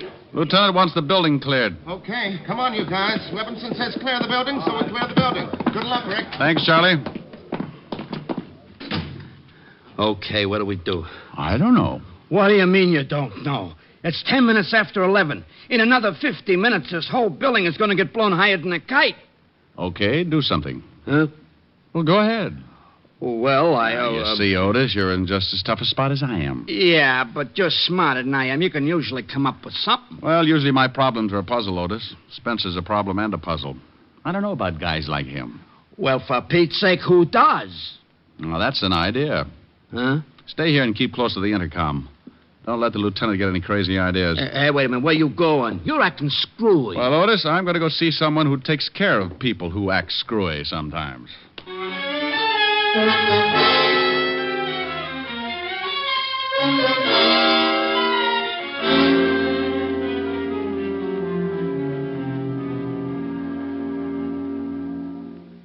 Well, that's the story, George. You're a psychiatrist. What do I do now? Well, we solved your problem with that little blonde dancer in Flatbush. Maybe we can do something about this. Of course, she didn't have 100 sticks of dynamite. Oh, she didn't, huh? What do you think I talked about for 6 weeks on that couch over there? Look, George, this isn't anything like that. This is a real mess. Now, Rick, take it easy. It's only a mess because you're used to working with something that has a pattern. Maybe not at first, but you know there's one there and you set out and find it. But with Spence, you feel there's no pattern. Oh, there's a pattern, George. Just wait for 38 minutes, then duck. There's no possible way to get the bomb away from him without it going off? Not the way he tells it. He only has to relax his hand. That's the way he tells it. Well, I'm not going to take the chance and call him a liar. If I only knew for sure just how that bomb worked, I could reason with him. Well, before you can reason with him, you've got to know something about him. And what do you know about Louis Spence? Arrested a couple of years ago for planting dynamite under the homes of some of our more prominent city officials. Found insane, sent to the state asylum, killed a guard, broke out, turned himself into a human bomb, and took a seat in the 5th Precinct Police Station. That's all? Well, isn't that enough? Well, I'll tell you what, Rick.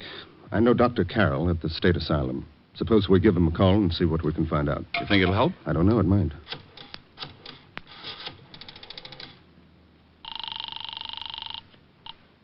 Long distance. Operator, this is an emergency. This is Dr. George Thacker, and I want to speak to Dr. Robert Carroll at the state asylum immediately. What was the name again? Dr. Robert Carroll. One moment, please. It'll be a minute, Rick. What time is it? 25 after. You got another phone here, George? Yes, I've got several lines in the other office. Good, I'll make a call. Let me know when you get Dr. Carroll on the line. Operator, would you please hurry? I hate the use of the expression, but this is a matter of life and death.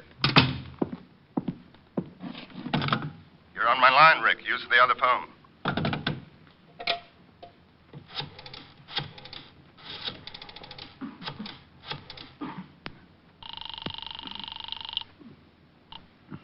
Yeah? Otis? Yeah. Where the devil are you? It's almost 11:30. You talked to the lieutenant since I left? Yeah, once. He wanted me to get out of the building. Now, you just stay put until I get there. I don't want Walt to try anything stupid. Yeah, well, I want to know what you're doing. I'm trying to get an idea, Otis. Just one little idea. Trying to get an idea? I suppose you've been spending the last 20 minutes sitting in Central Park waiting for one to come to you. Rick, come in here and pick up the other phone. I've got Dr. Carroll on the line. Bye, Otis. I've explained the situation to him. I won't interrupt unless I think it's necessary. Fine. Hello, Dr. Carroll? Mr. Diamond? That's right. Now, Doctor, I really don't know what good this is going to do, but tell me everything you know about Louis Spence and as fast as possible. Well, first of all, he's an aggressive paranoic with homicidal tendencies. Mm-hmm. He feels persecuted by society, or rather by those who help to govern society. Why does he feel this way? He believes in a great many things, all of which he thinks himself capable of achieving. Paranoics are frustrated to a point where they perhaps imagine themselves as capable artists or great scholars, such as in the case of Louis Spence, society being his Judascope. Pardon me for interrupting, Bob, but don't you think Spence is capable of doing this sort of thing? Oh, absolutely, George. You see, he's doing this whole thing purely because he enjoys the agony of it, but he's nonetheless ashamed. But what about the mayor jumping off the city hall, Doctor? Just to be ridiculous for the moment, what if His Honor did jump? Would Spence then give up the bomb? I doubt it. If the mayor jumped, it would give Spence a certain amount of satisfaction. But I still think he'd set the bomb off as a climax to his own cleverness and persecution. Pardon again, Bob. Any usual therapy that you used on Spence? Yes, as a matter of fact. Spence, as I've said, imagined himself a great talent. And he seemed to lean particularly toward the more artistic accomplishments, such as painting and music. In his quieter moments, we saw that he had a radio. How does this music affect him, Bob? He allows it to lull him into a sense of security. Sometimes even believes he's written it. You see, Mr. Diamond, he believes that his environment is against him, that it is trying to debase, degrade, and persecute him. He fights off any acts of moral turpitude by becoming the thing he imagined. Oh, I hate to break it up, boys, but it's 25 minutes to 12. I've got to leave. Thank you, Doctor. I hope I've been some help. Well, you've given me an idea anyway. Goodbye.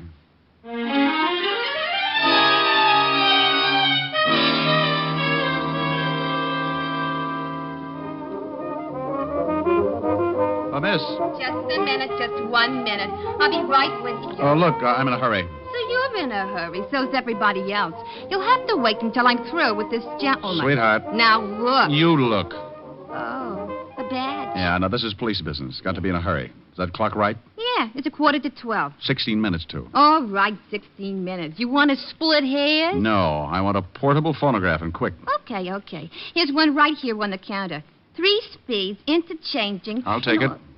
Okay, I'll go back to the storeroom and get you a new one. Forget it. I'll take this one. Look, mister, we got a policy here. I can't say you nothing off from the counter, supposing it don't work when you get it home. You'll hear about it. You see? That's just what I mean. Well, does it play now?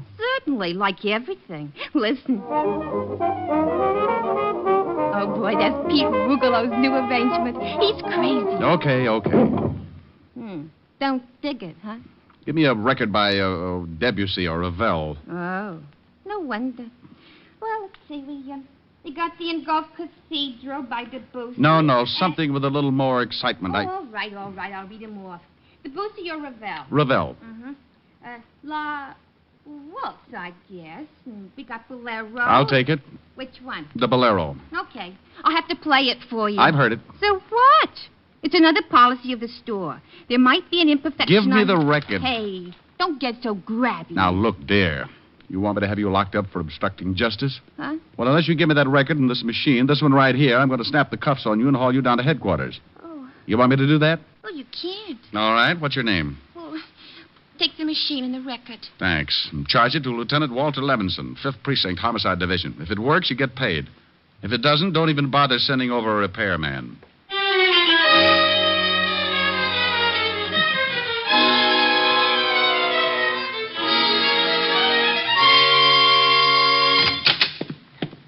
Diamond, oh, my gosh. Do you know what time it is? What, exactly? Exactly 6 minutes, too.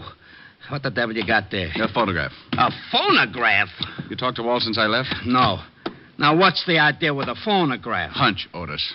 Maybe we can save this whole mess. Well, for Pete's sake, can I help? Sure you can, Otis. Now, take this machine in the other room and play this record. You know how it works? Well, I can find out. You got less than 5 minutes to find out, so make it good. I don't want to hear anything until you're ready to let it play all the way through. Okay. Diamond. Yeah. Go on. Whatever you're going to do, if I louse it up, I louse up everything, huh? You won't louse it up, Otis. Oh, I'm so stupid. But I'll try. Otis. Yeah? You don't have to wind it. Just plug it in. Oh, yeah. I heard about them kind. All right, then get going. Okay. Yeah? Walt, it's Diamond. What's up? Careful, Lieutenant. Oh, I'm getting sick of this. Walt. Yeah? Relax. I want to come in. How about it, Spence? By all means. Have Mr. Diamond come in. All right, Rick.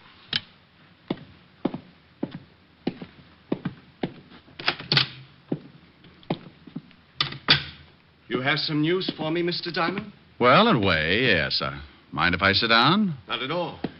How do you feel, Walt? Dandy. I'm afraid the lieutenant is growing uncomfortable. It is getting late, isn't it, Lieutenant? Rick, I want you out of this building. This crackpot is... Oh, wait a minute now. What did you Wait call a minute. me? Now, look, I've taken what enough... What does it make now at 12 o'clock? Well, sure it does. Why? Because the mayor may jump. What? Yes, he's locked himself in his office. They can't get him out. He just may jump. Really, Mr. Diamond? Well, what's the matter? I know the mayor won't jump, no matter how many people die when I release this trigger. I just want him to have to face it the rest of his life. I want everyone like me that his kind won't let fulfill their potential talents to realize what a Judas he really is. What all men like him really are. Well, you know, that makes sense. Don't try to get on the good side of me, Mr. Diamond. I know what you think about me. I know what you all think. It doesn't make good sense to you or anyone else. How could it?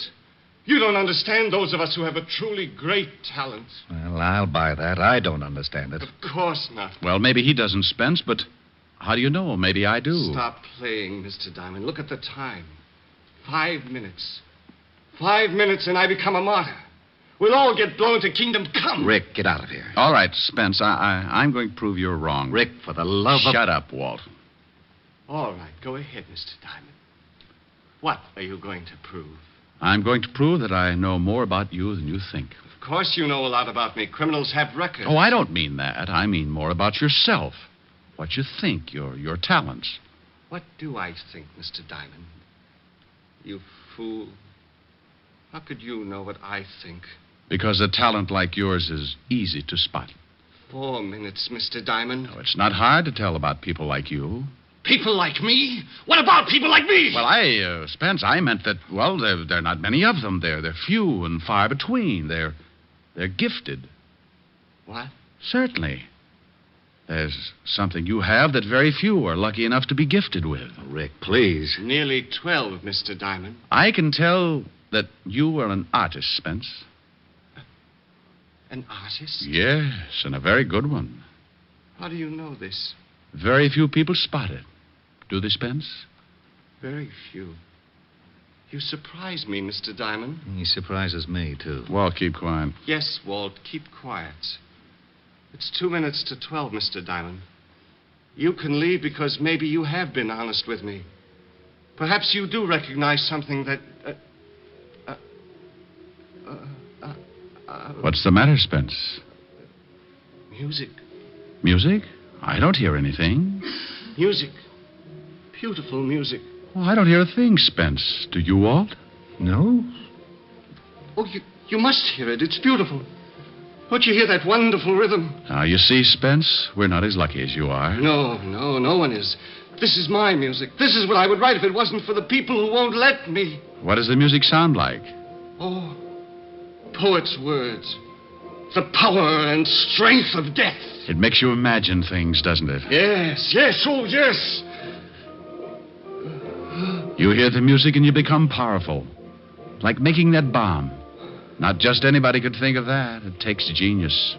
You understand. You do understand. Well, of course I do, but I'm still amazed. There you sit with the power of life and death in your hands, and no one can do a thing. It must be wonderful. It is. Like the music, it's wonderful. In seconds, we'll all be torn from our earthly bonds, taken away from this dirty, filthy world to a place of clean, wonderful things like that music. No, but you're an artist. How could you ever take a thing like that bomb and put it together? A thing like this bomb? Oh, this is a masterpiece. Just looks like a small box to me. Oh, it took me weeks. Just a small box. Oh, no, you see, if my finger relaxes... Yeah, I know about that. But this took genius. It's not just relaxing my finger. It's how I put it together so as to get the required result. It's like the hammer action on a gun, but it's reversed. Well, I'll be darned. You mean when you release your finger, that makes the hammer fall? I can see you appreciate things of genius. I wish you could hear the music, too, Mr. Diamond. You'd really appreciate that. It's so wonderful. Well, tell me more about the bomb. When you release your finger and the hammer falls, what does it hit? Well, that's a simple part. I'm surprised at you. I just wanted to hear you tell me. After all, you invented it. Yes. It strikes a cap. It's that simple. Simplicity can be beautiful. Don't you agree? Absolutely. Listen to that music. It builds and builds. Tell me, Spence, what would happen if something got in the way of the hammer? I mean, between the hammer and the cap. Nothing can. There's nothing big enough in the box that the hammer wouldn't tear right through. Simplicity, Mr. Diamond. I'd sure like to take a look at it. Of course. There's nothing you can do. So by all means, look. Well, you've got glass over the end of the box. That's right. See my finger on the trigger? If I release it, that hammer falls and strikes that cap. Why the glass? So I could look in when I set it and see that everything was all right. Oh, that's very clever. That music is getting so big, I can't think. What time is it? Plenty of time, Spence. Yes. When the music finishes. It's nearly done now. What? I thought you said you couldn't hear it. It's a phonograph from the other room, Spence. What? Tell me, Spence, what happens if I jam my hand through that glass between the hammer and the cap? What? That music! That music! Grab him, Walt, grab him. Let me go! Let me go! You don't understand. You cheated. You did lie. You did lie. Let me go. Well, that does it. Otis, take him away. With pleasure. And you, Rick. Yeah? How'd you know that music would work? How'd you know you could stop that hammer? How'd you know you wouldn't... Oh. Did you hurt your hand? Well, of all the... Well, did you? No. Well, all right. You just bet it is. Goodbye.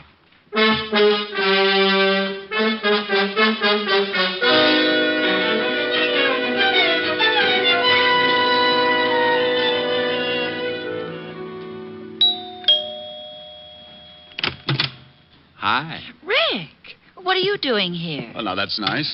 Stop by my place some afternoon and see what kind of a welcome you get. Oh, I didn't mean that. I meant, what are you doing here so early? Well, things were getting boring. I thought I might come over and beat you up or something. Oh, now isn't that sweet? Oh, Rick, what in the world have you... Oh, the hand? Oh, it's nothing. I know, Red Heart, but what did you do to it? Well, I kind of hurt it. Yes, I can see that, but how? Playing the piano. Oh, how could you hurt your hand playing the piano? Well, you know how I live my songs. Mm-hmm. Well, truthfully, I was singing The Brother of the Wild Goose, and I got to that part about a wandering foot or a heart at rest, and while I was trying to make up my mind, my heart was resting, but my foot wandered up on the keyboard and stepped on my hand. And stepped on your hand. That's exactly what happened, yeah. Well, I think you've got that bandage on just so you won't have to sing anything. Honey, have you ever seen me not want to sing? Well, sometimes it's a struggle. I don't even know whether I can play or not. Well, why don't you find out? After lunch. Before lunch. Before lunch. Well, maybe I don't need that finger. Go on. Love is a flower that blooms so tender, each kiss a dewdrop of sweet surrender. Love is a moment of life enchanting. Let's take that moment that tonight is granting. There's no tomorrow when love is new. Now is forever when love is true. So kiss me and hold me tight. There's no tomorrow. There's just tonight. You like that? Oh, so pretty. Thank you. Oh, that reminds me. We're having spaghetti for lunch. Oh, good.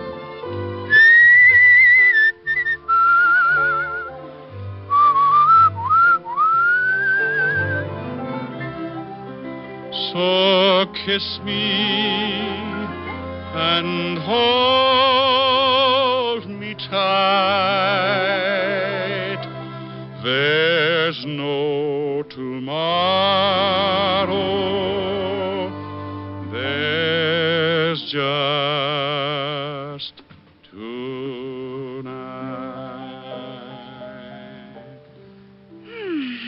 That was nice. Now tell me, how did you hurt your hand? Simple. I was grabbing. Grabbing? Mm-hmm. Like this. Come here. Oh, Rick. Oh, of all times. Hello? Hello? Walt? Yeah, I just thought I'd call and... Oh, you did you? Well, you sure picked a nifty time to do it. Oh, did I bust up something? Yes, you did bust up something. Well, you don't have to get sore. Well, who's sore? I am. That's the last time I'll let you do me any favor. Okay. If that's the way you feel about it, goodbye. Goodbye. Well, what in the world was all that about? Oh, well, honey, you see, it's like this. Walt got in some trouble, and I helped him out of it. No, you see, I don't want him to feel obligated. But, well, that's not actually it. He doesn't want me to know how he really feels. What am I trying to explain it for? I don't understand it myself.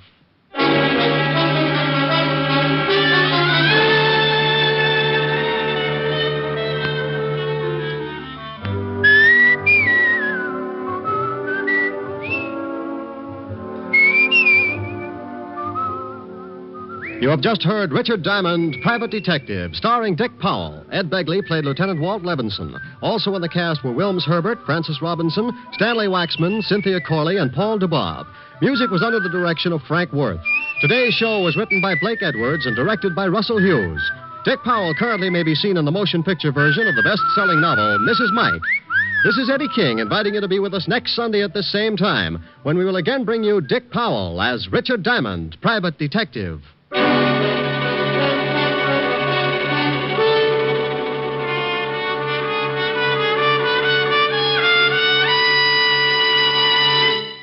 There's more great listening in store for you today on NBC. You'll hear the hilarious Phil Harris and Alice Faye show. And this evening on Theater Guild on the Air, Gertrude Lawrence and MacDonald Carey will star in Lady in the Dark. Next, hear guest star Deborah Alden on The Harvest of Stars on NBC.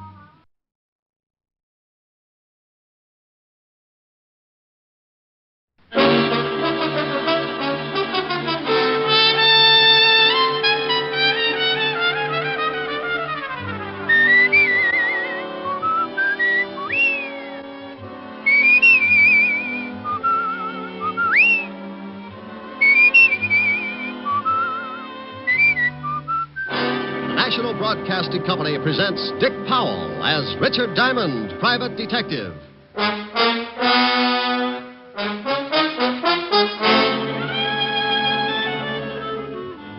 Diamond, this is Walt. Where the devil are you? Where I started out to be, down on River Street, looking for Well, the you guy. stay right there and wait for me. But you might as well stop looking. Why stop looking? Take my word for it, he's not there. Well, if you're so smart, where is he? The city morgue. We fished him out of the river 10 minutes ago.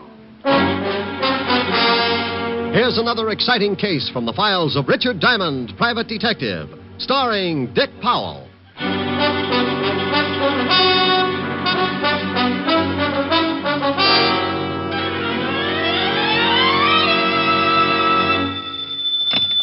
Diamond Detective Agency, first over the bars. That's nice. Oh, hello, Helen, baby. Busy? No, why? I'm lonesome. Can't you come over? Honey, I'd love to, but you can never tell when. Mr. Diamond? Oh, see what I mean? Or customer? Well, let's see. What can I do for you? I want to hire you. Helen, the man wants to hire me. Oh, good. I'll call you back. Bye. Bye. Now, Mr. Wellington, Mr. Diamond. Caspar Wellington. Oh, well, pull up a couch and tell me the details, Mr. Wellington. I need a bodyguard, Mr. Diamond. Why? Oh, it's not for myself. It's for Timothy. Well, why does Timothy need a bodyguard? Someone's trying to kill him. Oh, you've been to the police? Oh, yes, but they feel it's not quite important enough for them. You mean this Timothy's life is in danger and the police won't handle it? Yes. Isn't it ridiculous? I don't know. Has anybody tried to kill Timothy before? Well, no one has exactly tried to kill him, but I very definitely expect an attempt. Well, now, look, this Timothy, is he a friend of yours? Oh, yes. A very good friend. So what makes you think that someone is going to try to kill him? Mr. Diamond, I came here to hire you to protect Timothy. I'm perfectly willing to pay you your fee, but for the moment, the rest of your questions must go unanswered. Well, my fee's $100 a day in expenses, Mr. Wellington. Still perfectly willing to pay it? Here's the cash. And there'll be another 100 if you protect Timothy long enough for me to get him on a train tomorrow. Where's he going? Out of town, where he can be safe. What's Timothy's last name? That will also have to go unanswered. Oh, well, now, wait a minute. Supposing I do take the job, where do I meet this Timothy? How will I know him? If you take the job, he'll be in your office in a matter of minutes. Well, something sure doesn't ring up right, but the 200 fish in expenses, I'd play footsies with a cobra. Good. Now, I'm going down to the train station to pick up Timothy's ticket. When he arrives, I expect you to remain with him constantly. Until tomorrow? Oh, I got a small apartment. I hate to bundle. Don't let him out of your sight for a moment. I want him alive and well when he gets on that train in the morning. Does he play Parcheesi? Well, I doubt it, but you never can tell. He might like it. Dandy. Have him at Grand Central at 8 o'clock. I'll meet you. Do you know of any way I could possibly learn to hate money? If I did, I would never have come to you. Good day, Mr. Diamond.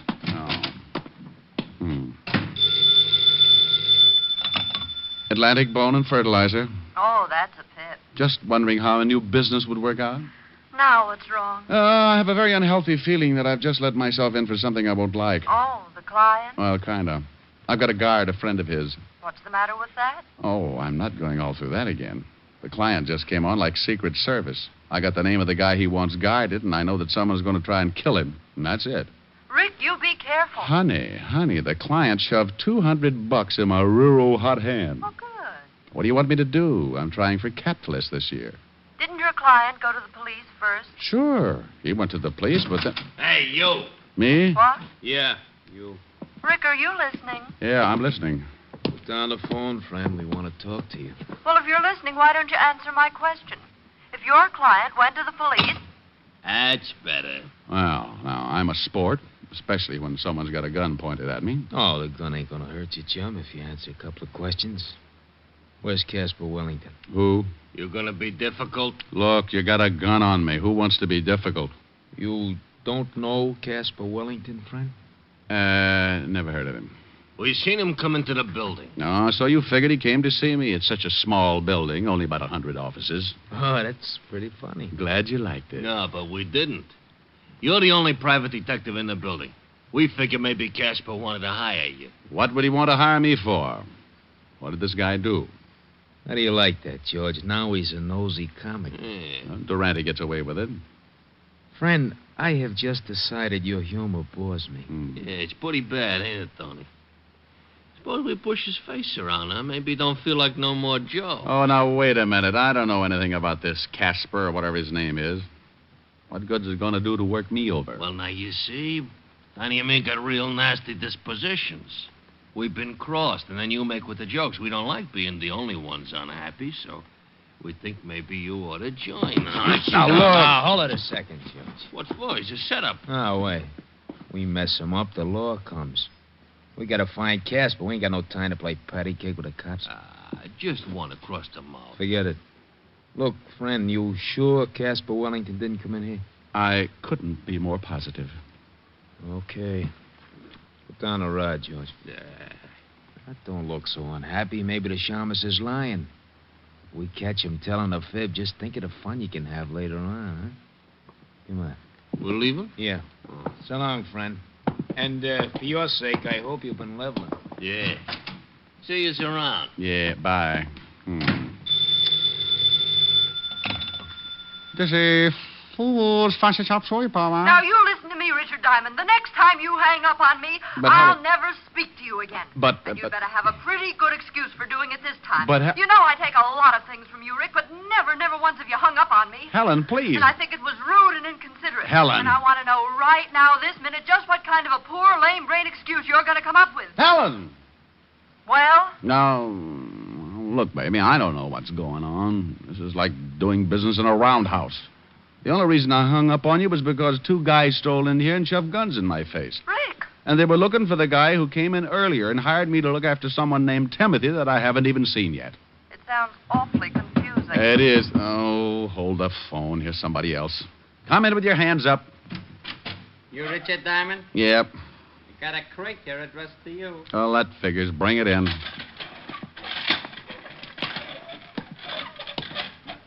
Helen, Yes? you sent me maybe a present? No? You want me to? Yeah, but someone's beating you to it. Where do you want it? Good grief. Put it down right there. What's the matter? The present. The biggest crate you ever saw. Crate. What's in it? How do I know? Well, open it. Okay, Mr. Diamond, stand right here. Yeah. There you are. I hope you still be very happy. Helen. Yes? Hold the phone. I'm going to open this thing. All right.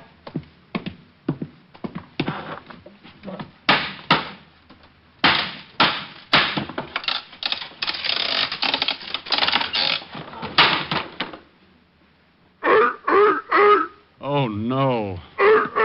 Oh, get away. Get away. Now get on. Get on. Don't come up here. Don't. Oh, Helen. Rick, what in the world's the matter? Helen, if this is your idea of a joke, Please calm down and tell me what's wrong. what, can't you hear it? Well, I heard something, but I thought you must have eaten your lunch too fast. Well, I'm standing on my desk trying to fight off a monster. What? Call up Charles Adams right away. A monster? Yes. I'd swear it was a seal, but I know my friend's better than that. This thing has got to be poisonous. A seal? Yes, a seal. Hey, he's not so bad. He's applauding. You must have liked that remark about Adams. Now you stop it. Do you expect me to believe all this? She doubts you, fella. Say a few words. Rick, who in the world would send you a seal? I don't even need to look. This has got to be Timothy. Oh, it is Timothy. When he heard his name, he made like a curtain call. Sounds like one Richard Diamond. Hey, that's pretty... nothing. I'll call you back. Where are you going? I'm going to take Timothy right back to Mr. Casper Wellington and tell him that... Yes? Oh, for the love of... I don't know where to find Mr. Casper Wellington. Well, there it was. It was pretty silly. the smart, shrewd, level-headed Richard Diamond, for the sake of a couple of $100 fast bucks, winds up playing nursemaid and companion to a honking seal. Just to make sure it was Timothy, I took a look at the crate, and there on top was a small printed card. It read, "This is Timothy.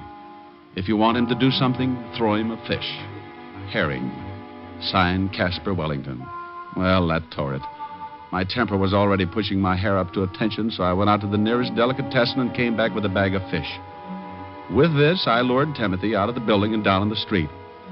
I had to find Casper Wellington, so 60 pedestrians and one unhappy cabbie later, Timothy and I strolled casually into the 5th Precinct Police Station.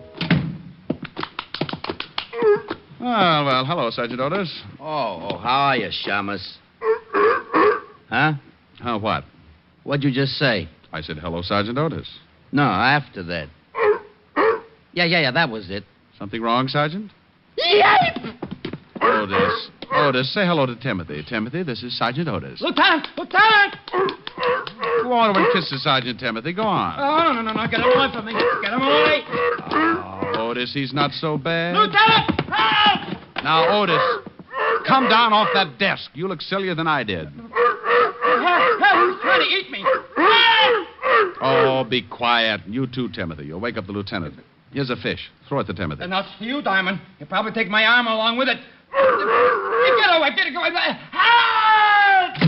What the devil is going on out here? Otis, what are you doing up there? Hello, Walt. What are you doing to my sergeant? And you shut up, Otis. That wasn't me. What do you mean it wasn't you? Of course it was you. Walt, meet Timothy. How do you... I'd hate to think what would happen if someone wandered in here with a walrus. Come on, Timothy. Let's go see the brave old head of homicide. Yeah. Get him out of here. Oh, relax, Otis. Timothy's as scared as you are. Oh, yeah? What makes you say that? He's probably thinking there's more like you. That would be a horrible shock to anyone, even a seal. Oh. Come on, Timothy. You get that thing out of here right now, Diamond. Everybody's standing on something. You'd think it was a steam bath. Up till now, I've had 2 reported homicides and a couple of fat robberies. And if you think you're going to wander in here with that thing and confuse the whole department, you're mistaken. Now get it out of here. Oh, Walt, it's only a seal. Have a fish. I'm not hungry. No, Walt. It's for Timothy. Feed it to him. He'll love you. Yeah? Do you think so? Sure, Walt. Go ahead. Try it. Okay. Here, Timothy. Hey, he's applauding. Sure, he's a nice little fella. Now, climb down and help me. Give me another fish. Oh, won't come down without it, huh? Okay, Walt, speak. Oh, don't be ridiculous. I want to feed it to Timothy. He likes me. See? Oh, lovely. Why don't you two get engaged? Oh.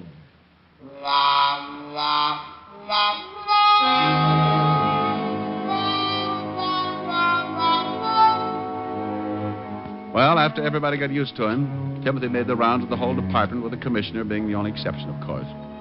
I told Walt the story about Casper Wellington and the 2 gonnips who had come into my office looking for him. So Walt put Otis to work checking on the whereabouts of my missing client. Along about 3 in the afternoon, Otis pounced in with some news. Hey, Diamond. You find something? Oh, hi, Timothy. Yeah. Say, I checked with the Humane Society, and they report some guy who lives down by the docks. His name's Wellington, all right. He's been turned in a couple of times because he raises seals, and they make a lot of noise. Oh, and Lieutenant, we just got a report on another homicide. Well, thanks, Sporty. You tell the lieutenant all about it, Otis. I'm going after Casper Wellington. What's the address? Here it is. 918 River Street. Come on, Tim. Goodbye, Timothy. Otis. Oh, yeah. What was I saying? Homicide, remember? Just a little old homicide. I left Walt and Otis climbing over the furniture and headed for the address of Casper Wellington. Timothy and I grabbed the first cabbie who didn't believe what he was seeing, and 20 minutes later we pulled up in front of a building on River Street. Thanks, cabbie. Yeah, sure. Thank the man, Timothy. Mister. Yeah? I didn't ask you nothing when you got in the cab because I just didn't believe it. Is that the seal you got with you? You're expecting maybe a raccoon? Do you always take him around with you like that? Sure, we're brothers. Stop by the house sometime for dinner when Mom isn't taking a swim. She's not a very good driver, is he, Timothy? You know it. Come on, you're going home. Hold it right here, friend. Hmm? You heard him. This is a gun in your back. Oh. Yeah. Oh. You lied to me, friend. I'll go stand in the corner. Nah, don't move. Okay. George, grab the seal. Oh, now, wait a minute. Wait a minute. You can't do that. Wanna bet? Come here, you. Take your hands off that seal. Shut your mouth, friend. Next time you don't get it across the neck, I'll give you the rat on the skull. Okay, friend. I got him. All right, get him in a car. And you, stay put. One bad move, you're going to get shot up very bad. Yeah. Come on, George. You got that thing in the car? Yeah, he's saying let's get out of here. All right, friend. Yeah. You see this I got pointed at you? I see. Good. Forget about today. You won't see it again. Open that big yap of yours and it goes boom. Now turn around, because when we leave, I don't want you looking back for no license number.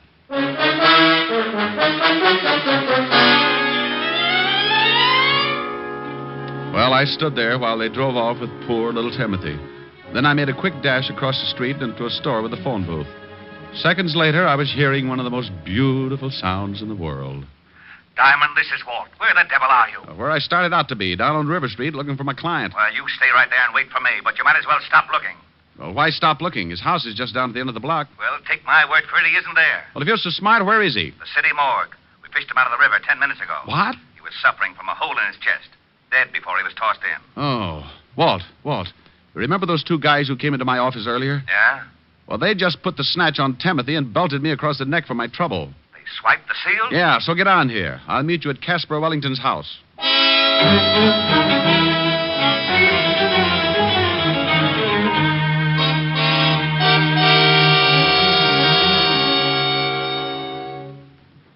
Anybody in the house, Rick? I don't know. Well, no answer. Well, let's case the place. I've got a skeleton key. Walt. It's open, see? Now, if you'll notice as I walk in, at no time do my feet leave my legs. Very funny. Whew.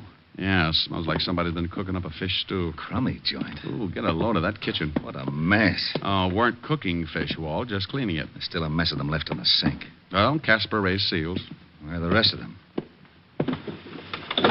Walt. Yeah? Come here. What is it? Get a look at this backyard. Holy cow.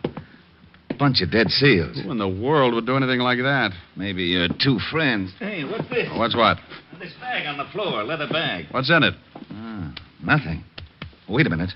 There's some kind of dust at the bottom. Well, save it. We'll have it analyzed when we get down to the station. We've got to check up on those two guys who kidnapped Timothy. This is the craziest case. I got a hunch. Sure, it's crazy, but if I'm right, it's also pretty smart. Let's go to the station.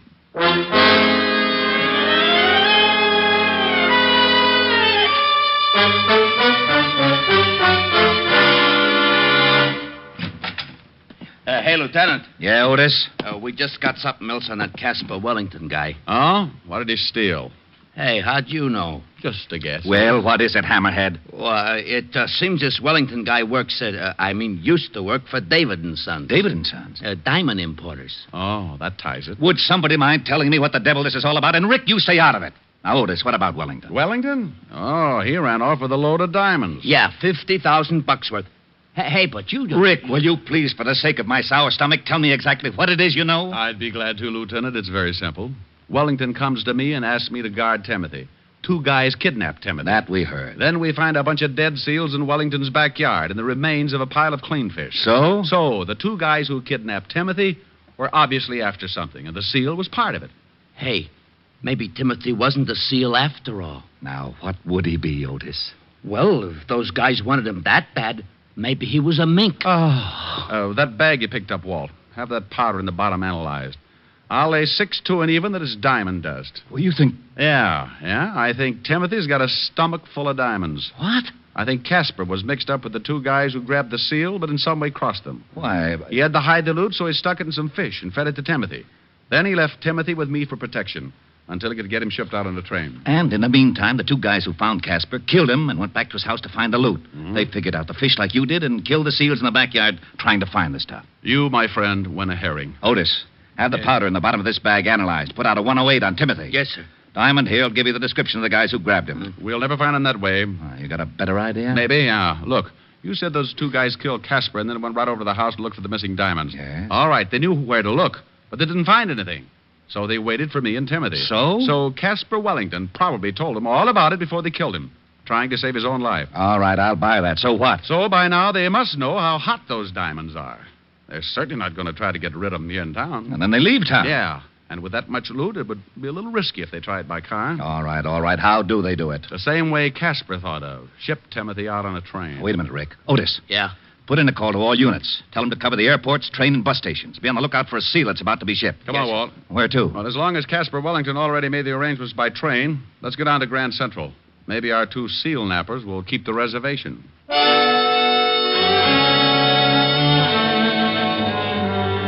Well, Walt and I piled in the squad car again, and 20 minutes later we were standing in the middle of Grand Central Station with a bag of fish and a weather eye out for the missing seal and his 2 abductors.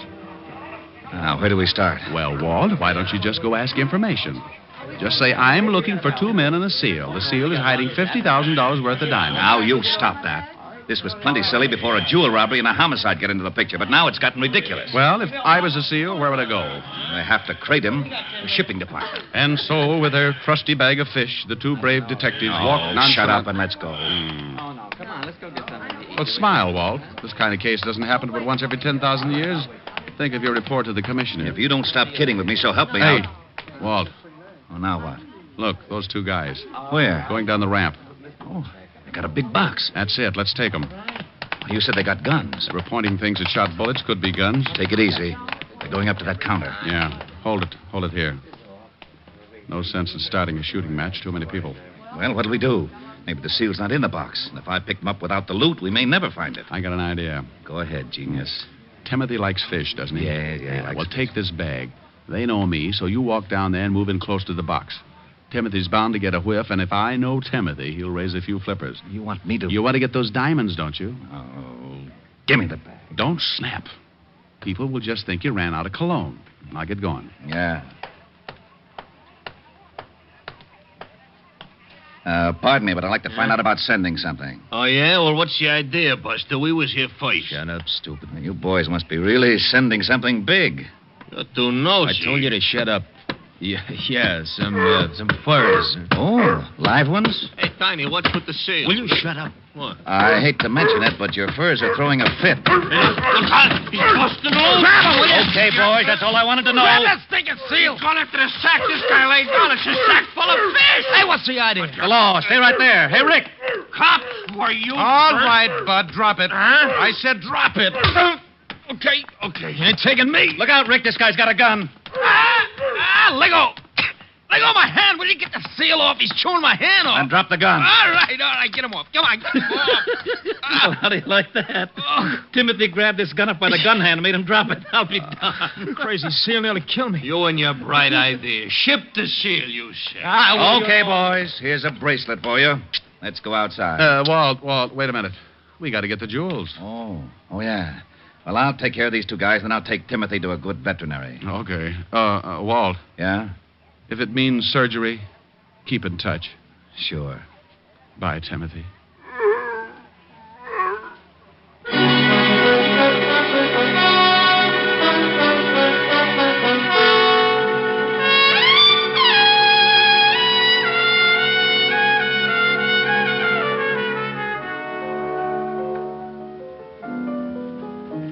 Rick. Huh? Now, don't be unhappy. Oh, how can I help it, honey? He's been in surgery for nearly an hour. Oh, but he'll be all right. They got a good vet. Oh, I hope so. I was getting attached to that seal. Oh, I got it. Yeah? Rick? Yeah, Walt. Yeah. How's Timothy? He had the diamonds in him, all right. Oh, but how's he? Well, Go ahead, Walt. You can tell me. I can stand it. he's very weak. Doctor says he thinks he doesn't want to live. No will. Oh, well, what's the matter? He was such a happy seal. I think he misses you, Rick. Every time someone mentions your name, he kind of honks and raises a weak flipper. I better come right down. He's sinking fast. Oh, you think maybe if he heard my voice, can you get a phone near him? Yeah, wait a minute. Okay, I got it next to his ear. Say something. Hello, Timothy. Oh, Walt. Yeah? Walt, ask him if he's seen a picture called Mrs. Mike. He says he saw it. Didn't like the leading man. Oh. Loved Evelyn Keyes. Oh. Ask him if he liked the music. Yeah, he liked that. Well, put the receiver next to his ear and I'll sing him the theme song. Well, go ahead and try. Anything in case of an emergency.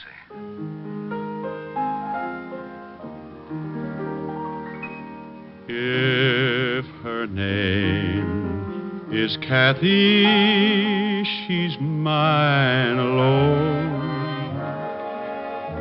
When I walk with Kathy, proud am I. She's the girl I'll marry, and cross the threshold I'll carry. And I'll love but Kathy till I die. She's the only angel I've ever known. She's a maid no man is worthy of.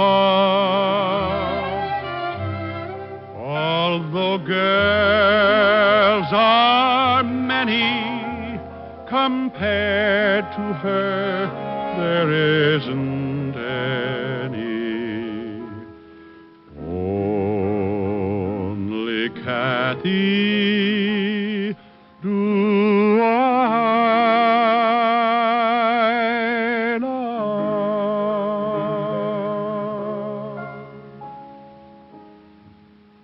Well, Walt? I did it. He's better? Listen. Good old Timothy, that a boy. I guess the singing did it. What do you mean you guess? When I sang with the Peter Pan Five, we played 2 weeks at the Coral Gables Hotel in Florida. So what? So what? I'll have you know 5 minutes after I opened my mouth, every seal in the Biscayne Keys came in and sat ringside. That sounds like a pretty good act. Well, what'd you give it up for? Well, I got a sore throat one night, and the place was up to its ears in alligators. Rick. Yes, Walt? Bye.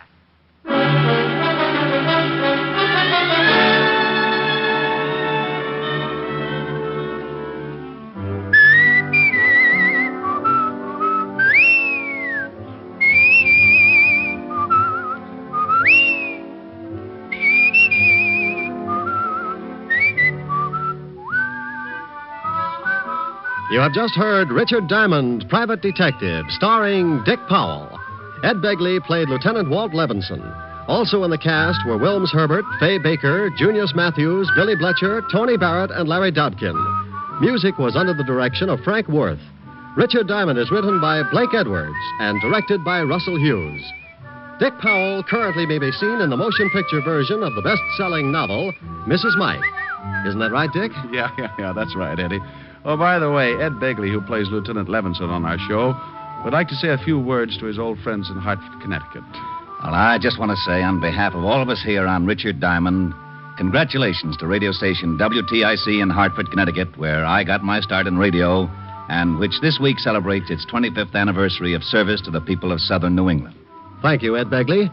Now, this is Eddie King inviting you to be with us next Sunday at this same time when we will again bring you Dick Powell as Richard Diamond, Private Detective.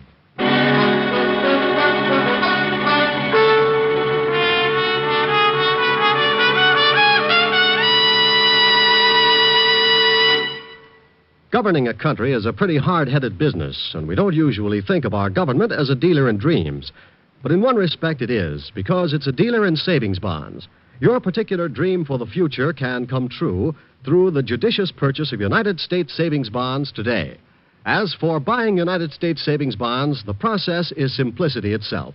If you're employed by others, use the payroll savings plan where you work. Your employer will set aside a specific sum from each paycheck for the purchase of bonds. If you're self-employed, use the bond-a-month plan where you bank. Either way, you'll be saving with regularity, with certainty, and with profit through the purchase of United States savings bonds. What's on NBC today? You'll hear Charles Boyer and Dorothy McGuire today on Theater Guild on the Air in Autumn Crocus. And there's the Phil Harris Alice Faye Show to add to your Sunday listening pleasure.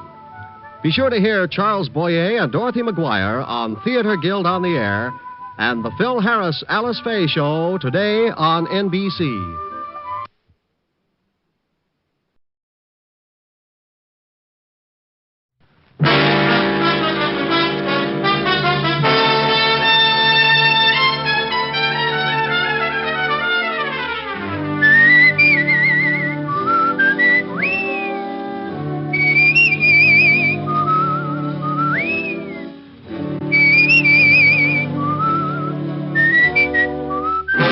National Broadcasting Company presents Dick Powell as Richard Diamond, private detective.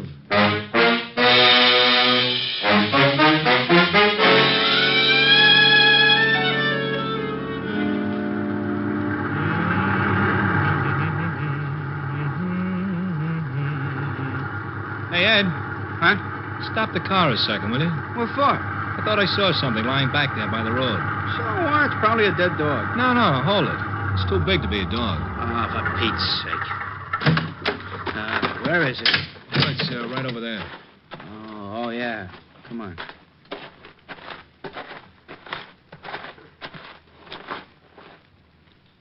Holy cow. Yeah. She dead? Oh, I think I'm going to be sick. Me too. Let's go call the cops.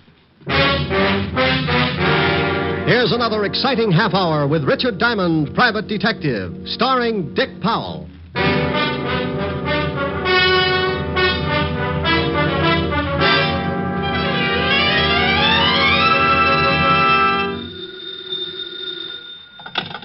Diamond Detective Agency.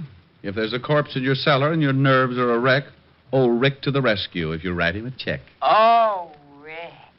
I don't know what I'm going to do with you. Can I make a suggestion? Please do.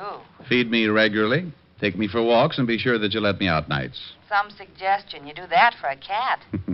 Hi, Helen. Hi. How are you? No, I don't know. I think I'm a nervous wreck. What from? You remember when you said I ought to take up something to keep me busy in the office? Yes. You remember you mentioned knitting? Oh, no. Oh, yes. I've dropped more stitches than a cross-eyed surgeon. You idiot. I was only fooling. Well, don't laugh. I was making Francis a pair of screaming argyles. Keep with it, Strongheart. You'll win out. Ah, you're darn right I will. Oh, what I said. Darn. Get it? Ellen, are you still there? Yes, Rick. Wasn't funny? No, Rick. Okay, come on over. Let's neck. Yes, Rick. Shame on you. Yes, Rick. I'll see you about 8. Oh. You don't sound very happy. That's such a long way off. Give you time to make plans. Bye. Bye. Now, let's see. I gotta take out 1, 2, 3, 5 rows. Yeah, what is it? Rick? Oh, how are you, Walt? Very unhappy. You should see me. I've got to take out 5 whole rows just to pick up one lousy stitch. What? Now, forget it.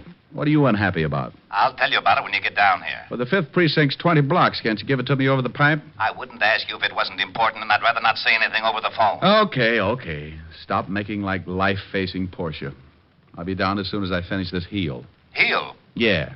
If you must know, I've taken up knitting. Coming from you, I am unmoved. I don't care if you're building sergeant notice a fur-lined money belt. Get down here as fast as you can. All right, Walt. But you'll be sorry when it starts getting cold again, and I won't knit you a sweater to cover your rural blueberry. Oh, now you get over here. Bye, Walt. Getting Walt's goat was a sport with me. Whether he'd admit it or not, he got a kick out of it, too. Sometimes I wouldn't stay on the rib as long as I usually do, but that was only because Walt always starts sounding just a little bit worried. Then I know it's time to lay off and get serious. Now, don't misunderstand me. I never lay off entirely. And I never get completely serious. Those are 2 habits that don't help find the solution any quicker. They just fit you with a mess of ulcers, and you still end up too worried and too serious. I closed my office and headed for Walt's precinct. When I walked in, I spotted Sergeant Otis leaning back in his chair with his number 12s resting on the desk. Oh, hello, Sergeant Otis. Well, how's the big private detective today? Just fine, Otis. How's the flash of the 5th precinct? Just fine, Diamond. How's the big private detective today? You said that. I did? Yeah. Is the lieutenant busy? No, but he's happy. Why spoil it? Otis, when are you going to shine your buttons? What buttons? Oh, excuse me. Gravy stains. Oh. Hiya, Walt. Rick, why don't you leave that poor guy alone? After you leave, he comes running in and cries all over my desk. Otis? He wouldn't shed a tear if he was standing in an onion warehouse watching his grandmother set fire to herself. Yeah, well, give him a rest for a while. I got a big problem I want to talk to you about. All right, Walt, what's on your mind? Well, I don't know quite how to give it to you. It isn't strictly kosher for the police force to go around asking for help. Now, wait a minute. I don't want any apology routine. If you want a favor, you came to the right boy. You know that goes without saying. Yeah, I guess I do. But well, this is a pretty big favor, Rick. The commissioner's on my back, and so is everyone else that's got anything to do with this city's government. Oh, sounds rough. What did they do? Find out you were hiding a chimpanzee in a cop's uniform, calling him Sergeant Otis? Oh, now be serious for a second, Rick. All right, if you'll just get to the point. All right. I guess you've been reading about these homicides you've been having for the past 3 weeks. Oh, yeah. Pretty messy. Well, the powers that be say salve 'em or turn in my badge. Oh, well, now, wait a minute. Don't they know that this is the toughest kind of a killing? The killer's obviously got a lot of screws loose, and a maniac doesn't need a motive to kill. Don't those swivel chair bigwigs know that a crime without motive is the toughest job in the world to crack? Sure, they know all that, but the public and the press is yelling its head off, so the pressure's on. Yeah, well, what do you want me for? You've got one of the best departments in the state. When you were on the force, it was the best department in the state. Now, you stop that. Then stop twisting my arm. What do you want? I want help. I've got to crack this case by next week, or I'm out of my ear. You're the best detective we had on the force, and you're the best private gumshoe in the city. Well, now, that's real nice. Will you stop that clowning? Okay. What about these killings? Each time they find some dame looking like the last of a hamburger sale... Excuse me a second, Rick. Yeah? Lieutenant? No, this is Oliver Dragon. What do you want, Mallet Head? We just got a report from a guy out in the River Road. Another one of them butcher's killings. What? Yeah, some dame all hacked up and lying beside the road. Okay, get the car out. I'll meet you downstairs. Oh, did you hear that, Rick? Uh-huh. Well, come on. You want me along? Of course. I can brief you about the whole setup on the way over. I don't know whether it's such a good idea to get mixed up in this or not. Why not? Well, it looks like anybody who gets close to this killer doesn't have much of a future. Well, you can't live forever. Oh, now, aren't you the sweet one? No, that's not what's worrying me. Well, what is that? Now, when I go out, I want a nice, comfortable place to lie down in. The way this nut goes to work with a knife, I might end up in a meat locker.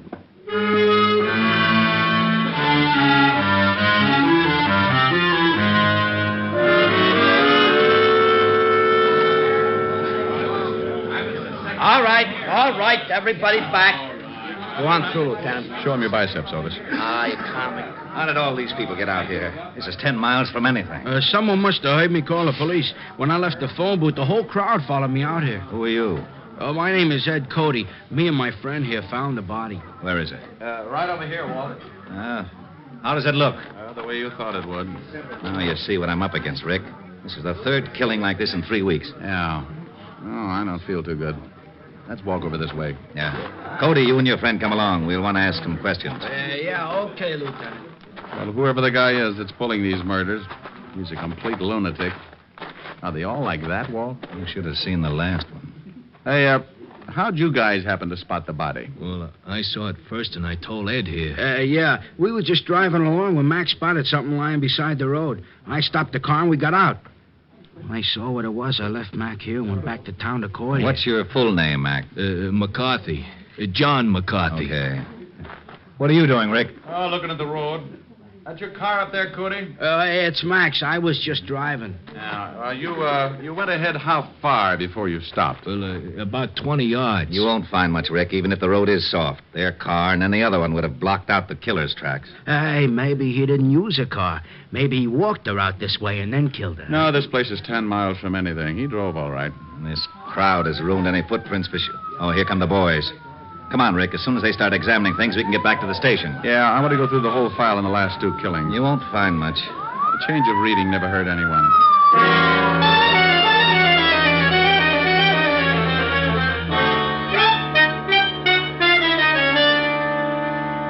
Well, that's the whole mess. No leads at all, huh? Not a one. I'm getting nearsighted from looking at all the lineup. We've picked up everything from drunks to safecrackers. No leads. Same type of crime in every case. This killer's got a crazy streak as wide as Broadway. Wait till the commissioner hears about this one. Walt. Yeah? Give me a pencil. Now, tic-tac-toe is out. I got a headache. Stop waving your gills and give me a pencil. Here. What are you doing with that map? Drawing circles. Now, you stop that. That's the scale of this city, and I don't want it loused up by your doodling. Look at that. So you make a dandy circle. Well, thanks. What's it for? How should I know? You drew it. Drew what? The circle. Wasn't that a little foolish? Of course it was. That's what I'm yelling about. Well, that's bad for you. What is? Yelling. I know it. I thought you said you didn't know. Know what? About the circle I just drew. What circle? The one on the map. That's what I was yelling about. Well, why? You didn't draw it. I know I didn't. You did. What for? How should I know? You're a policeman. What in blazes has that got to do with it? You were a rookie, weren't you? Of course I was. You worked your way up to sergeant and then head of homicide, didn't you? You know very good and well I did.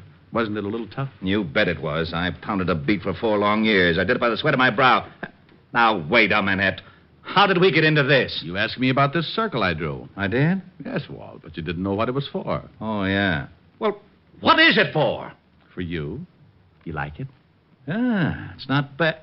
Oh, I knew it. I knew it. You lowlife, you conniving, dirty, underhanded louse. You always do this to me. I think you sit around nights and pull the wings off of flies. Moths. All right, moths. You sit around and dream up little monstrosities to put on the police force and use me as a guinea pig. Right, guinea pig. You call me, Lieutenant? No, get out of here, you idiot. Yeah, Lieutenant. Diamond, for once I'm going to find out what's at the end of this merry-go-round. I want to know about that circle. And I'm going to get it out of you if I have to shove that map down your throat. What was that? Huh? What was that you said, Levison? This is the commissioner. Oh, not you, Commissioner. Hey, and then I can't have ended these killings. Yes, Commissioner. I want you to put on their pressure. Yes, Commissioner. What have you done about the latest one? Well, I just went out and looked at the body. Well, that isn't a man. Yes, but... This department's been sitting around long enough. But... I'm giving you fine money. I have accent and plenty of it. But... Your motor's running. You shut up. Oh, no, Commissioner, somebody else. All right. But if I don't get some action in the next 24 hours, you're going to be plenty silly. Yes, sir. Now get busy on it, and I'm not kidding. Get there. Yes, sir. Oh. Who was it? I am not talking to you. Don't you want to know about the circle? No. Fine. Well, when I was looking over the reports on the killings, I noticed something. You don't say. Say what? Okay, if you don't want to play. Be a sorehead all your life. Well, I noticed that all of the killings, including the one we looked at this afternoon, were within at least 10 miles of each other. And the first one, this one right here, was exactly in the opposite direction from the last one. Bully for you. No, it's nothing. Well, using the first and last homicide for the edge of the circle, we find that the other killing also falls within the sphere. Okay, so what? Getting interested? Well, the girl this afternoon had been dead for about, 14 hours, wouldn't you say? Yeah, but the coroner can come closer. Well, about, anyway. In the other 2 cases, it says that both girls were killed about 3 in the morning. If the last one was dead 14 hours, she comes close to that time, too. Okay. What does that prove? Not a thing. But it's something to go on. This is a wild one, Walt. But let's say that our killer started off with his victim somewhere, within that circle. To drive 5 miles, half the distance of the circle, it would take him, about... 15 minutes. 15 minutes. Now, that means he left his starting point around 2:45. That's a funny hour to be so consistent. You're right. Bars close at 2. 45 minutes to talk a dame into a ride. Might be. Well, I'll be darned. I may be all wet. The killer probably started from somewhere outside the circle. But we can start by eliminating the idea of the night spots anyway. Yeah, Lieutenant. Send out a 508 and get everybody in here. I want to check on all the night spots from... 45th Street and Broadway at the center of the circle. From 45th Street and Broadway for 10 miles in every direction. Yeah, Lieutenant. Now, that means cafes, bars, bowling alleys, anything that stays open until 2 or after, and step on it. I hope we're right. So do I. I don't like walking on eggs. Then sit down. Who knows? You might hatch something. NBC is bringing you Richard Diamond, Private Detective, starring Dick Powell. Walt found out the name of the last victim, and the family supplied us with a picture. Her name is Martha Kirk, and they knew nothing of her whereabouts the night of the murder. You can't really appreciate a police department until you really see them in action. Inside of 2 hours, Walt had every dive, bar, and night spot in the 10-mile circle tagged. They spread out, 1 man to every 5 blocks, each with a picture of the 3 murdered girls. Because it had been my idea, Walt wanted me to swim with it and maybe sink. I took a little section from 48th Street to 46th Street, and by late afternoon, I'd covered most of the likely prospects. Yeah, you guessed it. The bottom of the barrel was coming up fast, and it was emptier than a ballpark during a thunderstorm. No one had ever seen the 3 victims. The last spot on the list was a bowling alley. I walked in and spotted a cocktail lounge, and when I climbed up on one of the stools, a bartender with a head that should have been out on the alleys walked up to me. Yeah, what'll it be? Oh, how about a glass of milk? Glass of milk? Think you can stand it? Well, if you're worried, water it a little. I don't want to pass out on you. I get him. He made it funny. So did your family. You're looking for trouble? Only if I get pushed. I'm looking for information. First door on the left. Yeah. Yeah, ever seen any of these girls before? What are you, a cop? Well, let's just say I'm nosy, and I've got a badge to keep me in the spirit of things. Oh, why didn't you say so? Let me see him. All right. Here's the first one. No. I ain't never seen her. How about this one? And this one? No. Hey, wait a minute. Sure, I know. This one comes in here about twice a week. Was in last night. Gets lushed up and cries about how tough her family is on him. Let's see, her name is... Kirk? Yeah, Martha. Martha Kirk. Nice looker. She was. Huh? Did she ever come in here with a man? No, but sometimes she leaves with one. Same guy every time? Nah. Do you remember her leaving with a man last night?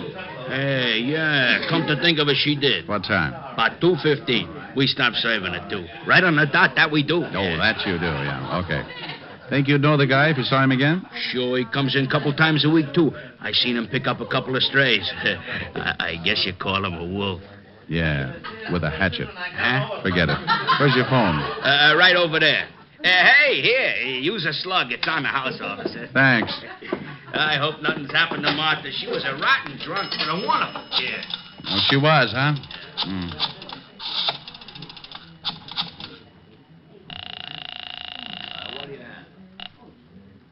Sergeant noticed at your service. If you're in trouble, you probably deserve us. Oh, that's awful.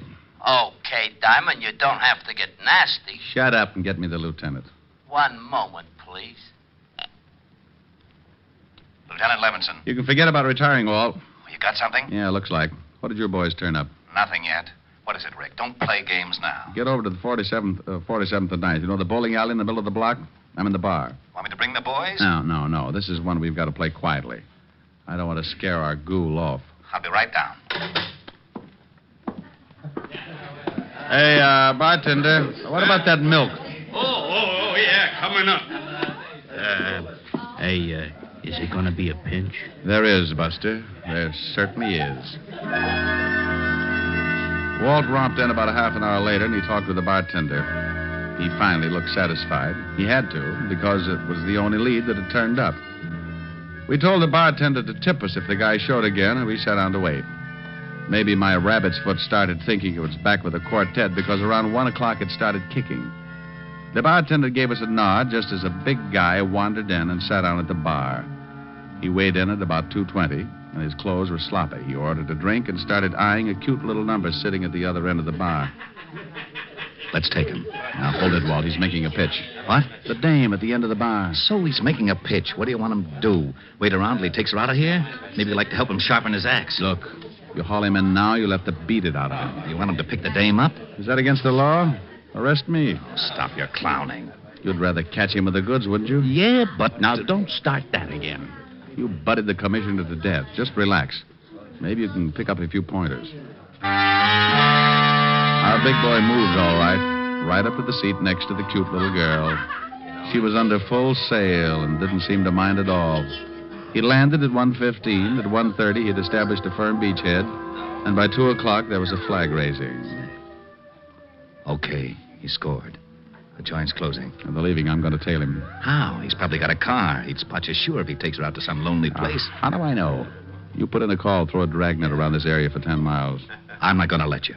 If he gets away with that girl, he may kill her. Look, Walt, I promise you, he won't get into that car unless I can stick with him. Come on, we'll both stick close to him until I can think of something. We followed the man and girl outside and walked a few yards behind, making like we had a little load on. They headed for a big parking lot, and that's when I got the idea. The parking attendant was just walking up to him when I stumbled forward. Hey, boy. Rick, what are you doing? Stay with me, Walt. Yeah, mister? Sonny, I'd like to have an automobile, please. Hey, just a minute. I was here first. Sure, honey. Don't let him get away with it. Yeah. Oh, look, old man. My friend here's late getting home, and he's got a wife that's 10 feet tall. You mind if I get my car first? No, go ahead. Someday. No, relax, honey, relax. We're going to take a little drive, huh? Yeah. Okay, mister, let's see your ticket. Well, I got here someplace right in my pocket. Come on, we'll walk up. I know where the car is. Okay, but you gotta have a ticket. Rick, what's going on? Keep walking. Hey, I thought you was loaded. Keep going with the police. You what? That's right. Well, what's wrong? Which one is that guy's car? You mean the guy back there with the dame? Yeah. Well, he gave me his ticket. Oh, it's right over there, the coupe. Rick. Come on. I'm going to climb in that trunk, and you're going to get in your car and tail us. But stay far enough behind so that he doesn't spot you. Okay, but I think you're crazy. Is the trunk open? Yeah. I'll get going. Well, they'll see me coming back. Well, then tell him you forgot something in the bowling alley. I passed out in my car. All right. And, son. Yeah? Don't let on that anything happened. We think that man is a killer. Oh. I squeezed into the trunk and waited. About 2 minutes later, the lovebird showed up and got in the front seat. Oh, very much. I rode like that for about 15 minutes, and it wasn't bad until we hit the dirt road. Then my inside started bouncing around like a pound of rice in a wind tunnel. We drove for about 10 minutes more and came to a stop. I raised the trunk just enough to get some fresh air and listen. I didn't want to climb out because they'd feel the movement up in front. I was sure they could hear my breathing. Oh. What are we stopping for? I thought maybe that... Huh? I wanted to look at the pretty scenery. Well, how can you? So dark. Pretty low. I can see you, baby. Dad? Mm-hmm. Wow. You're nice.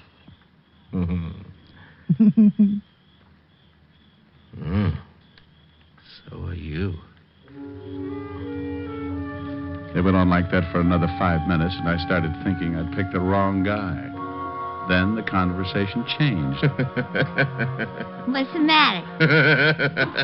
What's so funny? Don't you know? No, and I don't like the way you're acting. Women. That's what's funny. All the same. Huh? Like my wife. She was like all the other women. Hey, let's get out of here. You're talking funny. Funny, yeah. See a man and you like him, any man. You're all alike. Now you stop that. I just came along Now because... come here. No! You let me go. You ain't no different. Come here. No! Stop that! Let me get out of the car. Sure. Go ahead. I don't want no blood stains on the seats anyway. Blood! Go on, run. I'll catch you.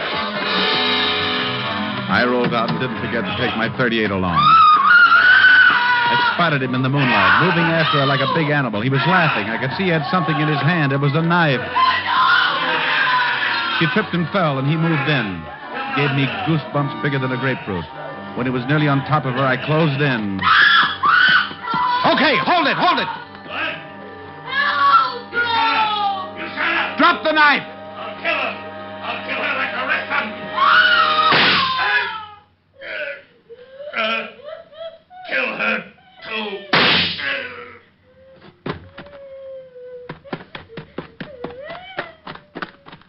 You all right? Oh. I'm so glad you got here. All right, now just take it easy. It's all over. It's all over. Are you sure you're all right, honey? You know something? No, what? I think that man is crazy.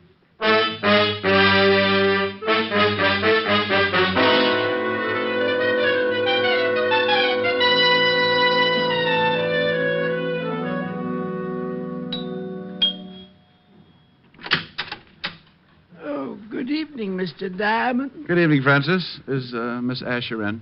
Yes, sir. She's in the study, knitting. Knitting? Knitting? Thank you, Francis. Knit 1, purl 2. Knit 1, purl 2. Knit 1, purl 2. Drop 3. That's the way I do it. Rick. Hello, baby. Oh, look what I've gotten into. I'm a nervous wreck. Well, that'll teach you. What are you building? It was going to be a surprise for you. Oh, a whole suit. Silly. Rick, I'll get it. Hello? Helen, is Rick there? Oh, just a minute. It's Walt, Rick. Oh, well, give me that phone. Where are you? Why didn't you follow me like I told you to? Well, something happened. Well, what happened, you big ox? I could have been killed out there. I'm sorry, but... Why didn't you follow me? I got caught on the Triborough Bridge, and I didn't have a quarter. Why didn't you use your police badge? Holy smoke. Now you tell me. Ricky, Oh, yeah. I need relaxing. You need relaxing. Oh, swell. Ricky, come here. I know just the thing. No, come over here. There's an old spinning wheel in the parlor, spinning dreams of the long, long ago. Ricky. What's the matter, dear? Oh. Well, how about this one? Wilhelmina. Let me start that again, will you? I didn't get started very well. Wilhelmina, she's the cutest little girl in Copenhagen. Wilhelmina, she has all the fellas crazy in the noggin. In Copenhagen, all the roses on her cheeks, and the music when she speaks, and how sweet her kisses taste. Sugar caney's like my mama's Danish pastry. Wilhelmina, maybe soon we'll elope in Copenhagen. Wilhelmina, we'll share everything, including my toboggan. In Copenhagen, all the other girls say no, but Wilhelmina, she says nine. All the boys call Wilhelmina Willie, but I call Wilhelmina mine. Well, now. How did you like that, huh? Well, it was wonderful, but where did the orchestra come from? Oh, the orchestra? Did you like it? Mm-hmm. No, don't knock it. Rick, Hmm? I told you I needed relaxing. Oh, well, how's this? Rag mop. Rag mop. Rick! Rag mop. Oh, no, Rick! Rag mop. I started that one right. I got to like that one, too. You can sing later. Oh, all right. Now, what is it, little baby? Come here.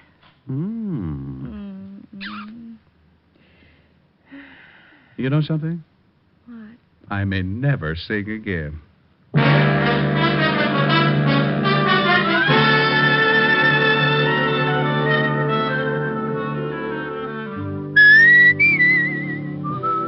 You have just heard Richard Diamond, Private Detective, starring Dick Powell. Lieutenant Levinson was played by Ed Begley, who soon will be seen in the MGM production Stars in My Crown. Also in the cast were Virginia Delby, Wilms Herbert, Lorene Tuttle, Bill Conrad, Peter Leeds, and Jack Crucian. Music was under the direction of Frank Worth. Tonight's show was written by Blake Edwards and directed by Warren Lewis. Dick Powell currently may be seen in the motion picture version of the best-selling novel, Mrs. Mike. Look for the private life story of Dick Powell, Pie Face and the Private Eye in the May issue of Movie Stars Parade on your newsstands now. This is Eddie King inviting you to be with us next Wednesday at this same time when we will again bring you Dick Powell as Richard Diamond, Private Detective. Dimension X, from the annals of science fiction, a new radio series about men and science and a future destiny. Saturday on NBC, here, Dimension X.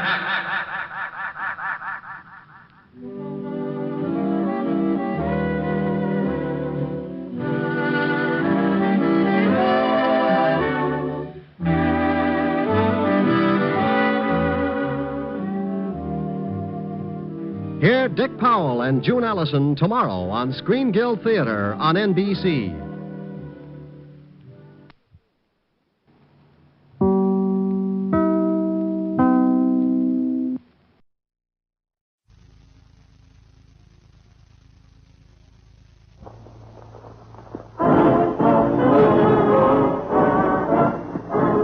Listen, while the makers of Rexall drug products and 10,000 independent Rexall family druggists bring you Dick Powell as Richard Diamond, Private Detective.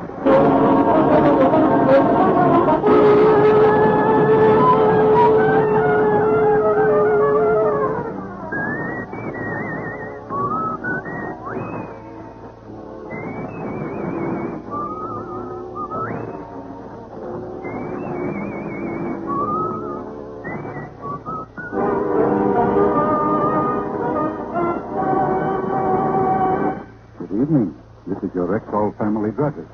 Speaking to you for the 10,000 independent druggists who have made the word Rexall part of our own store name, and who recommend and sell the 2,000 or more drug products made for the Rexall Drug Company. Like Rexall milk of magnesia, for example.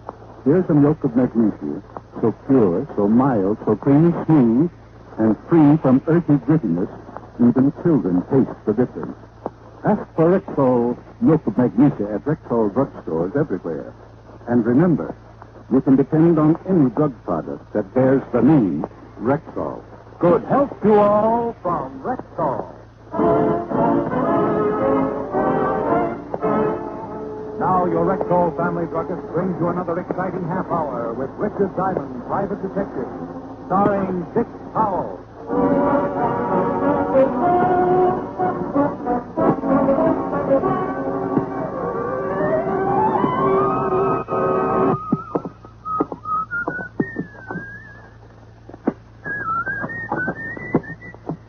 Well, hello. Mr. Diamond?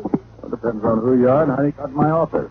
I got tired of waiting in the hall, so I presented this scrum with a $5 bill. So it cost you $5. $5 bill. So? My name's Roger Blake, Vice President of Intercontinental Indemnity in Bond. My company holds an insurance policy with... I don't know what you want, but doesn't a big company like yours have some pretty good insurance detectives? Yes, but none of them have been able to do any good. Oh, what's the problem?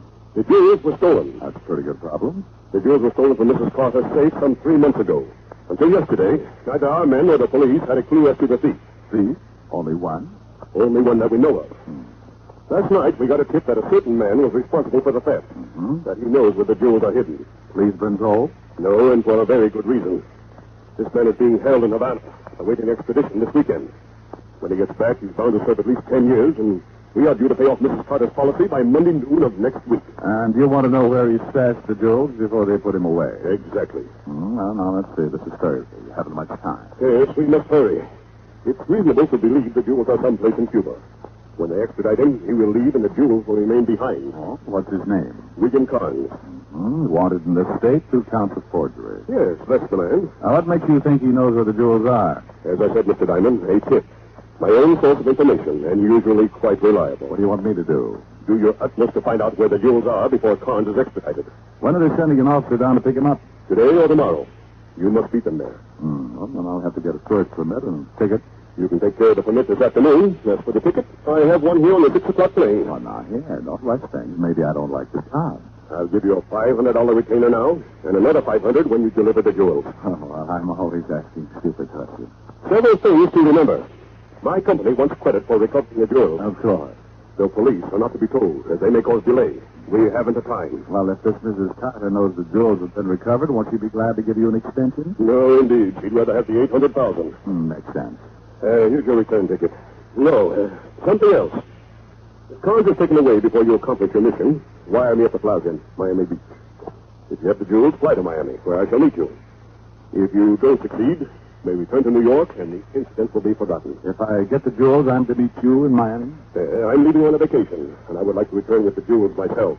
As I said... Your company wants the credit. Exactly. He paid me in 5 crispy $100 bills and left the office, so I left also. When a man like Roger Blake walks in, offers me the total sum of 1,000 iron men to locate $800,000 in missing jewels, things start confusing me. I have a habit of putting myself in a prospective client's place and then asking the simple question, why? I decided if I were Mr. Roger Blake, I might gladly pay $1,000 for a chance at an $800,000 jackpot. I headed for the 5th Precinct Police Station to do some checking. Oh, hello, Rick. Hello, Murph. Where's Otis? In with the lieutenant. I'm taking over for the next couple of days. Taking over? What's the matter with Otis? Oh, he's leaving town tomorrow morning. Extradition job. Extradition job? Otis? Otis. Wouldn't by any chance be Cuba? Certainly would. How'd you know? Well, he can't be going down there to bring back a criminal. Got to be about a gorilla or something. Somebody he can talk to. He in with the lieutenant? Yeah, go ahead. Let me know what you find out. Oh, what difference does it make? Who's going to believe it anyway? You don't have to speak the language, Hornhead. Somebody will be there to meet you. Oh, hello, Rick. Good afternoon, Lieutenant. How are you, Sergeant Loveloon? Como esta bueno, amigo? Oh, an accent from Old Castile. By way of explanation. Otis is going to Cuba. How did you find that out? Murph told me. I'll have his badge. Outside of this office is to be considered nothing but an underthrower. But I am going. How about Yes, you am. Walt. Don't look at me, Rick. It's the commissioner. I've sent the police psychiatrist up there to see him unofficially, of course. The old man told you to send Otis? Right over that intercom. Well, he must have given you a reason. That's like blowing up Boulder Dam to take a shower. Now, what kind of a remark is that, Chalmers? I've been trying to think of that all day. Otis, go home and start packing. I'm packed. You just found out about it this morning. How can you be packed? Walt, a package of 10 cents, a grocer of Blue Jay corn plasters, and his book on 301 things a bright boy can do. He's packed. Okay. You'll leave tomorrow afternoon. Go get your papers. Right, Lieutenant. Buenos dias, Dias. So, Who did you say he was going to bring back? William Carnes. You remember him.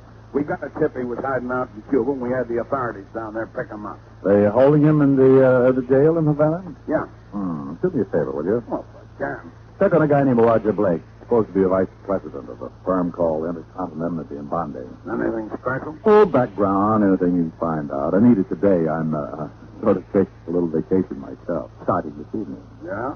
Why don't you go along with Otis? Cuba's nice this time of year. You can help him keep his brains in one lump. Cuba sounds great, but you know me, Walt. Where would I get enough money to take a trip like that?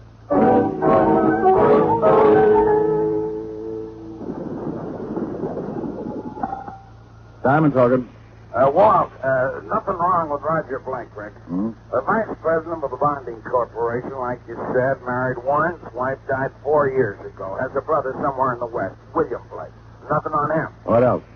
Well, let's say, vacations in Florida every year about this time. Used to be in charge of the Cuban office of Intercontinental, whatever that is. And you working for him? You're getting nosy now. Well, he's got a good record. Gambles a lot when he's down in Florida, but who doesn't? How about his financial statement? Not bad, not good. He's got about $15,000 in the bank. Okay, thanks. I'm in a rush, Walt. Well, have a good time. You'll hear all about it.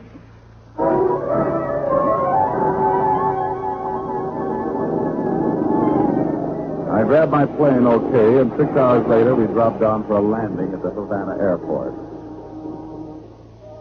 I checked in at customs, and being able to habla enough Espanol, I got a tip-hungry cabbie to take me to one of the better hotels, $3 a night.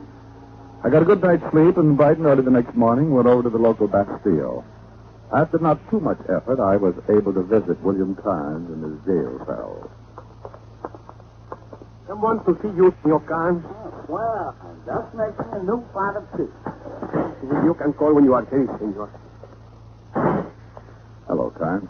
You the cop come down to take me back? No. I understand he won't be here until late this afternoon. Well, who are you? Seems to be no privacy even in jail. Name's Diamond. I'm a novelist. Oh, yeah? Yeah, I was in Havana, and I heard you were going to be extradited. I thought you might have an interesting story. I'll bet you did. I understand you're wanted for 2 counts of forgery. Oh, you do, huh? No story? No story. Okay, pronto, move, or I stick you again. Hey, move, Hey, what's going on out there? I don't know. This is Senor Carnes' cell. Bueno, amigo. Bueno. This is his cell. What do you want? What's the idea of the knife? I want you out of this lousy jail, senor. The idea of the knife is to slit this pig's throat if you do not open your cell. You will open it now? See, I open it. He held the knife to the jailer's throat while the door was open. He was dressed in what used to be a white Panama suit. He stood about 5 feet 4, weighing in around 200. On his feet, he wore sandals that looked like he'd stayed up nights doing hosen. On top of his head, covering his shaggy black hair, was a straw hat, and stuck in his fat lip was a long black cheroot. Between the smell of garlic and cigar smoke, I began to feel what it might be like to come face to face with a bilious dragon. Senor Carnes, vámonos. Who sent you? Hey, friend. You go now, pronto. So look, fella, You go too, senor. If I had time, I would let everybody out. I don't get your angle, but I'm not squawking, okay? Thanks. Then nada. Now, you get in the cell, jailer. Senor Diamond, you'll run us through, huh? That's exactly what I did. I don't dicker with the dirt. I had a .38 under my arm that could have caused a lot of trouble, but I wanted to try and tail Carnes. Knowing that the law was on the way to picking up, Carnes might just head for the jewels and try to get out of the country. I went out of that building like a homesick jackrabbit, and I lamped Carnes ducking into a building about halfway down the street. The sign over the door read Eduardo's Havana Brooklyn Cafe. Made me feel right at home, so I slowed down to a sprint and went in.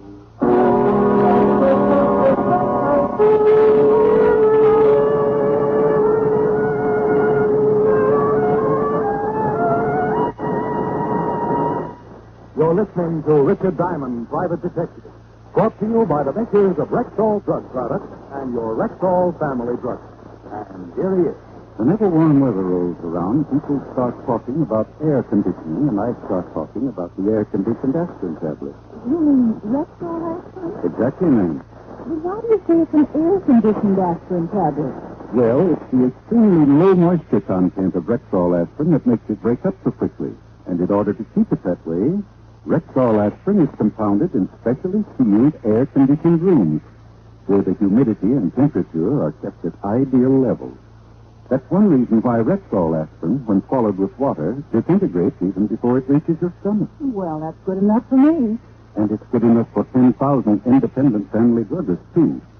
Quality like that is what we're talking about when we tell you can depend on any drug product that bears the name Rexall. Now back to tonight's adventure with Richard Diamond, Private Detective, starring Dick Powell. The bar room in Eduardo's Havana Brooklyn Cafe was small and dark. Carnes was nowhere in sight, so I walked over to a long bar and watched the lazy bartender move slowly up the counter with a wet bar rag. Something for you, Mac? Yeah. You American? Yeah. So I got sold on siestas. Where did the guy go who came in here just before I did? I didn't see no one. Now, look. A guy by the name of Carnes just romped in here, and he didn't go back out the front door. Are you going to tell me where he went, or I'm going to fix it up so you take your siesta early? You know, friend, I got a bunch of bottles back here. Good. Line them up. I'll see if I can shoot the corks out. You in, Mac. Carnes went up to see Maria. She thinks in the evening. Door at the top of the stairs. I took off up the stairs like the V1 and didn't remember to knock at Maria's door. I went in, and there, standing in the middle of the room, was the best reason I could think of for upholding the good neighbor policy. Her south of the border, plus her north of the border. Wow, gorgeous geography. Yes? Yes. Where's Carnes?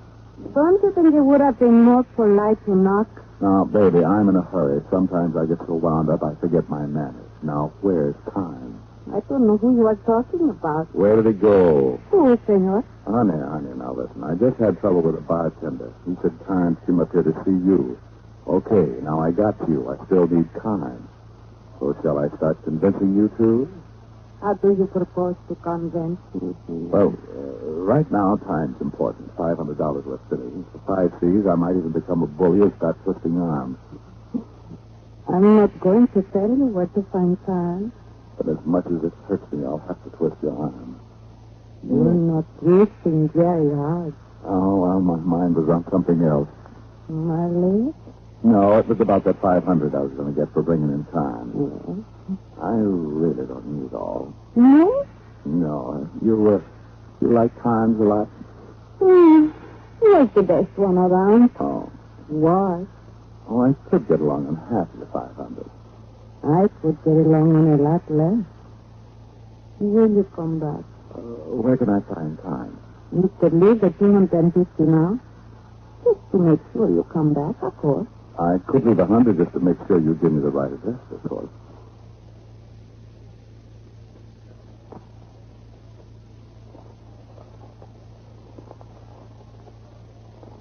Número 3, Avenida Porteria. Oh, thanks. Forget the 100. I trust you. When you come back, you can bring everything. I may be bald. I think my hair just caught on fire.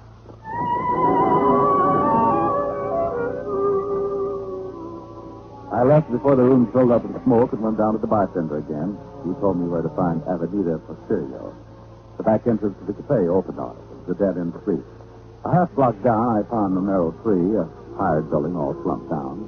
I quietly tried the door. Finding it locked, I knocked so quietly, braced myself against the far wall, and took off like an erratic car driver. I had to make it fold the first time I hit it. It did, and I sprawled in just in time to see Carnes die for a dresser drawer. He stopped cold, and he saw the 38 in my hand. Okay. Don't shoot. All right now, Happy Fingers. I won't unless you get too frisky. For a rider, you're carrying a funny tool. Yeah, and it writes in lead on all 6 cylinders. Where's the stuff? Now get with it. You know about Yes, I know about the jewels. Come on, now give. Well, can't we make a deal? There's 800,000 in ants, see? Right here in the depot. You can get at least 500 grand at a cent, and 250 is yours. Oh, my itching palm. Why did you think that to happen to me? Do not worry about it, senor. What is it? As I say, senor, do not worry about the jewels now. I and my 45 will take all the responsibility. Hand me your pistola, senor. Now, are you doing it? I don't get it. First you bust me on the stern, then you come in here. Oh, you got it now? He springs me and I bird dog him to the jewels. Well, I did not know what you would lead me to, senor, but I am one happy man. It turned out to be this. Give them up and put them in my hat, senor. Fat boy, you said a friend sent you to get Carnes out. No, not my friend. Friend of Senor Carnes. I think he had good reason for wanting him out of jail, so I followed. I am smart, right? I'd be rich now. Very good, senor. Oh, here you are. Gracias.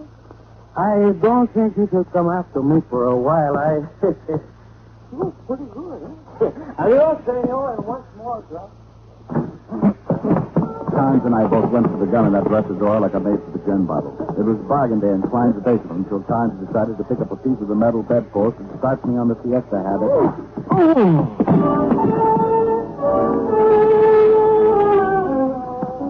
When I finally came around, well, I'd done it. Well done. I'd lost the 800,000 in jewels, William Carnes, and enough blood from my scalp wound to make a vampire to a shotty. I stumbled out of the building and put in a call to the plaza in Miami. Before I could shake a maraca, Mr. Roger Blake was on the pipe. Yes? Mr. Blake, this is Diamond. Yes, Diamond. I was in touch with the party you sent me to see, and he took me to the item you wanted me to get hold of. Well? A big bundle of garlic, speaking broken English and carrying pistolas now in possession of the item. You mean you had and you let someone take them away from you? Yes. So there's something bothering me. I want to know who gave you that tip. Maybe they tipped the Cuban wino who swiped the item from me. That way I can locate the guy and maybe still earn my other 500. Well, get the whole thing, Diamond. What? Keep the original 500 and go on home. Just forget everything. You understand? Yeah. Goodbye, Mr. Blake.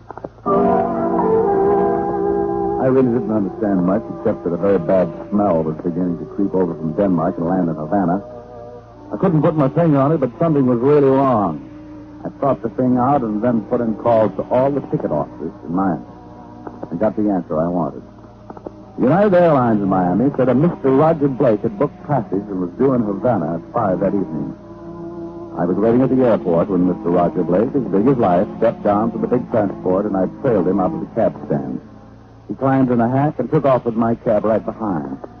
Blake's cab reached the outskirts of town and stopped on a dirt street, fronted by adobe buildings. I had my cab pull up a safe distance behind and got out. Blake went up to one of the buildings and knocked on the door. Someone let him in, and I went around back to find a way to get in.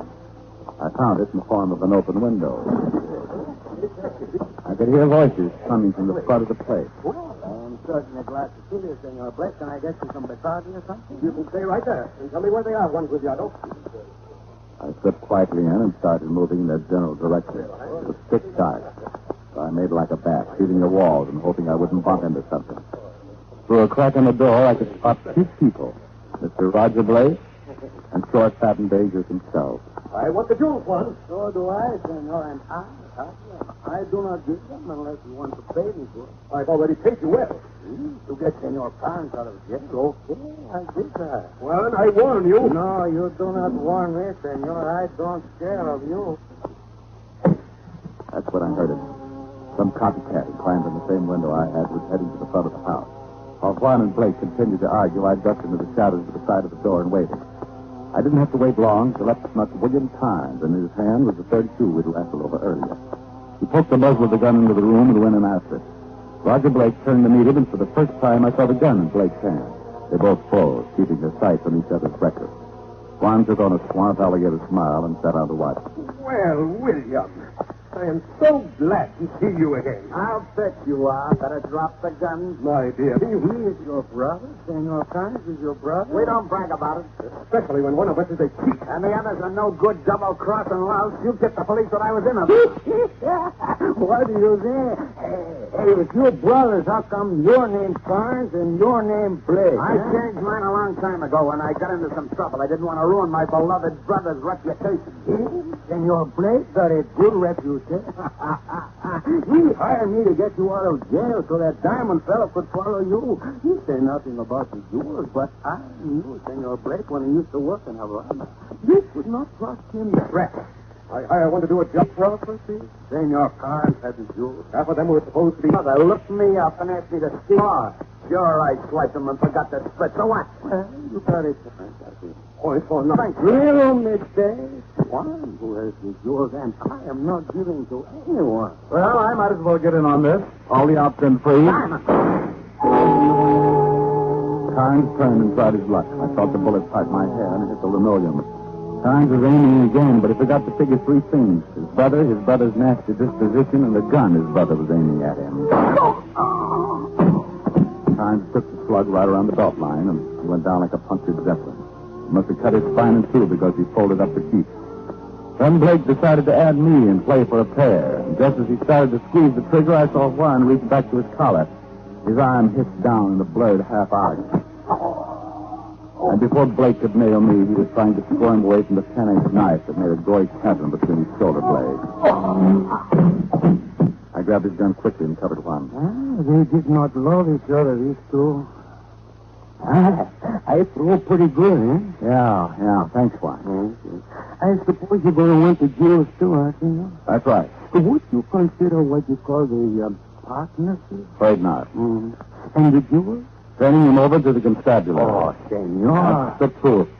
Okay. And me? Well, you killed man. Well, I say you're alive. I'm not the police, so I can't arrest you. And I would think a long time before I'd shoot a man who saved my life. Oh, you would? But I warn you, don't try to make a break for it. Oh, I think I've got to. I do not want to stay in jail. The jewels are in my heart. I leave them in the middle of the floor. Adios, amigo. Come back, Juan. Stop her, I'll shoot. Miss. Well, Maria will understand.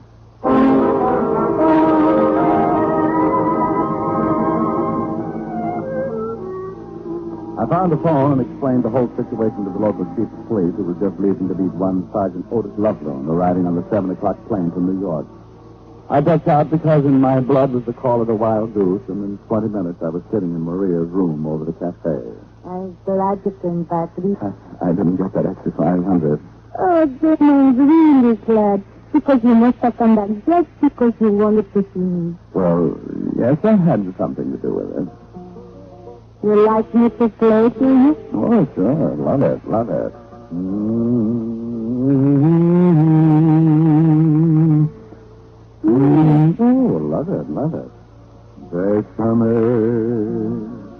Bésame mucho.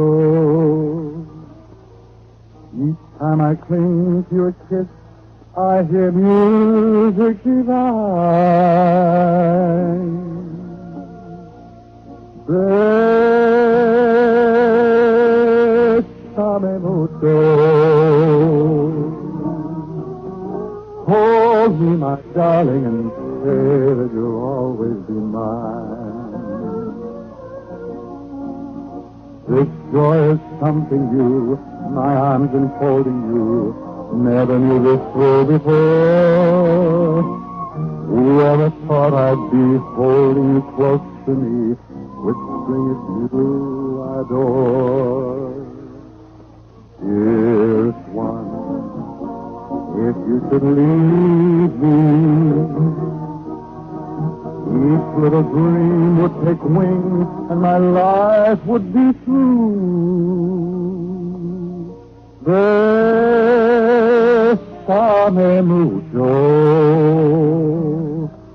love me forever, and make all my dreams come true.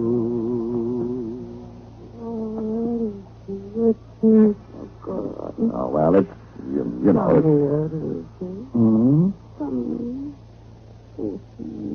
Oh, well, the reason for the ears twitching is quite interesting. It seems that when I was very young, There's not too much light in here. You see, I have a terrible fear of light. Masdophobia, they call it. Well, I... Oh, no.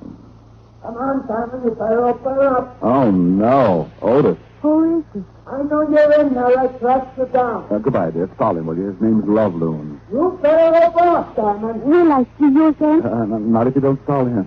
Goodbye. Goodbye.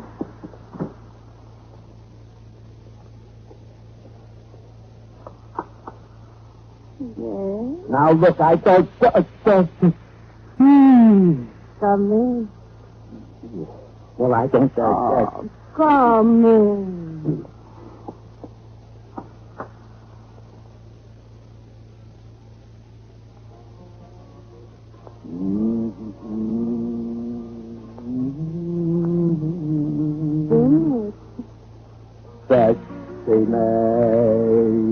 Sexy macho.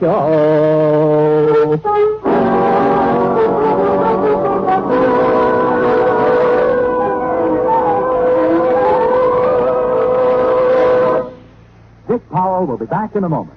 But now, once more, here's your Rexall family druggist. In a recent nationwide survey, American mothers agreed that every family medicine cabinet should contain a reliable, all-round mouthwash, gargle, and breath deodorant. And millions of homemakers choose Rexall MI31 to fill that need. Full-strength MI31 kills contacted germs in a few seconds, yet will not harm delicate membranes of the mouth and throat. Ask for Rexall MI31 at Rexall drugstores everywhere. And remember, you can depend on any drug product that bears the name Rexall.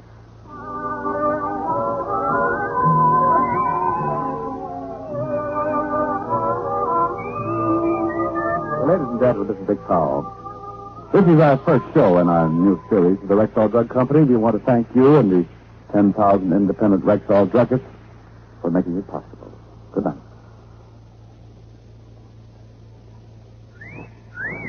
Hiya, beautiful. Get lost, Bristlepuss. You need a shave. But I have shaved. What else do you want me to do? Silly boy, she wants you to go Stag. Go Stag? But why? Because Stag is Rexall's exclusive line of men's good grooming aids. Like Stag brushless shave cream. No fuss, no massage, just smooth it on and presto, you get a clean, close shave. Your face stays smooth and whiskerless all day long. I'll do it. I'll go Stag. That's it. Join the Stag line now at Rexall drugstores everywhere. Yes, to make girls care. Go Stag. This is NBC, the National Broadcasting Company.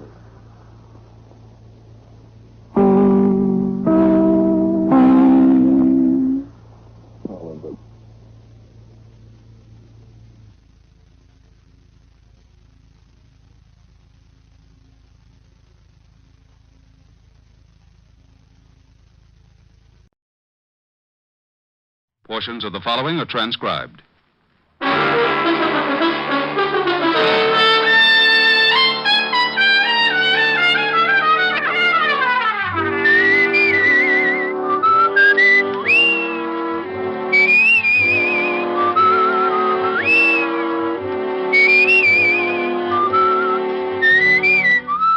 Here's Dick Powell as Richard Diamond, private detective.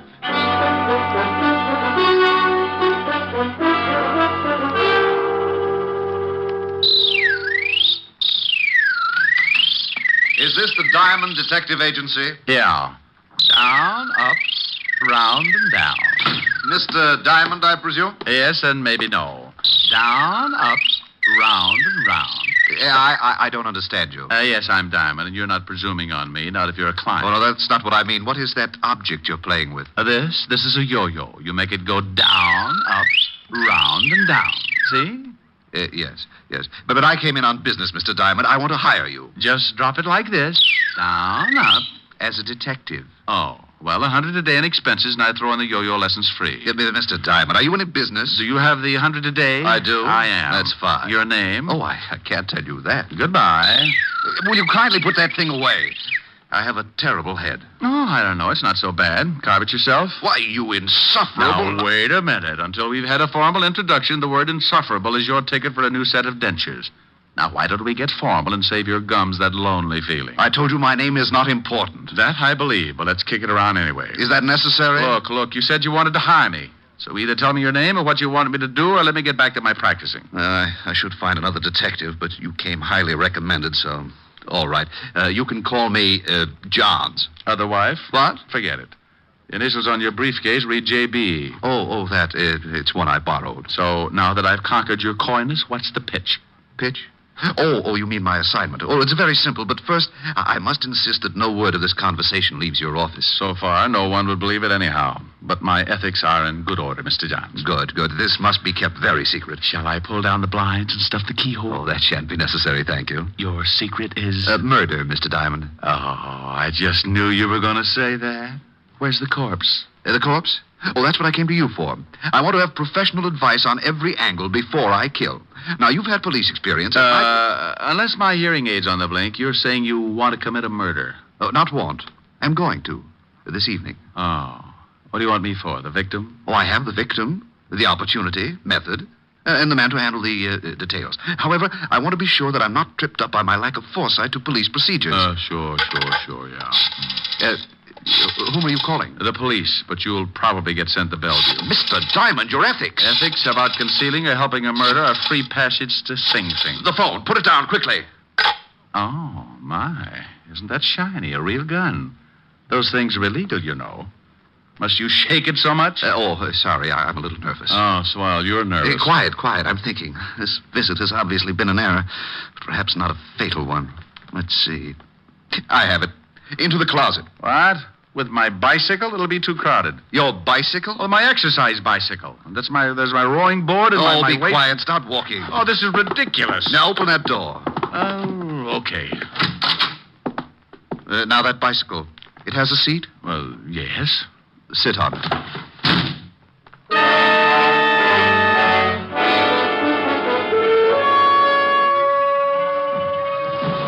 So the Diamond Detective Agency sat in the stuffy closet listening to the sound of the desk being pulled over and jammed against the door. Not having anything better to do except call myself names, I rode. On my fifth lap around the world, I gave birth to a brainchild and began applying the art of leverage against the blockaded door, using both legs and the flat of my back. Result? A Charlie horse. On the third lap following, I came up with something more substantial. A heavy barbell.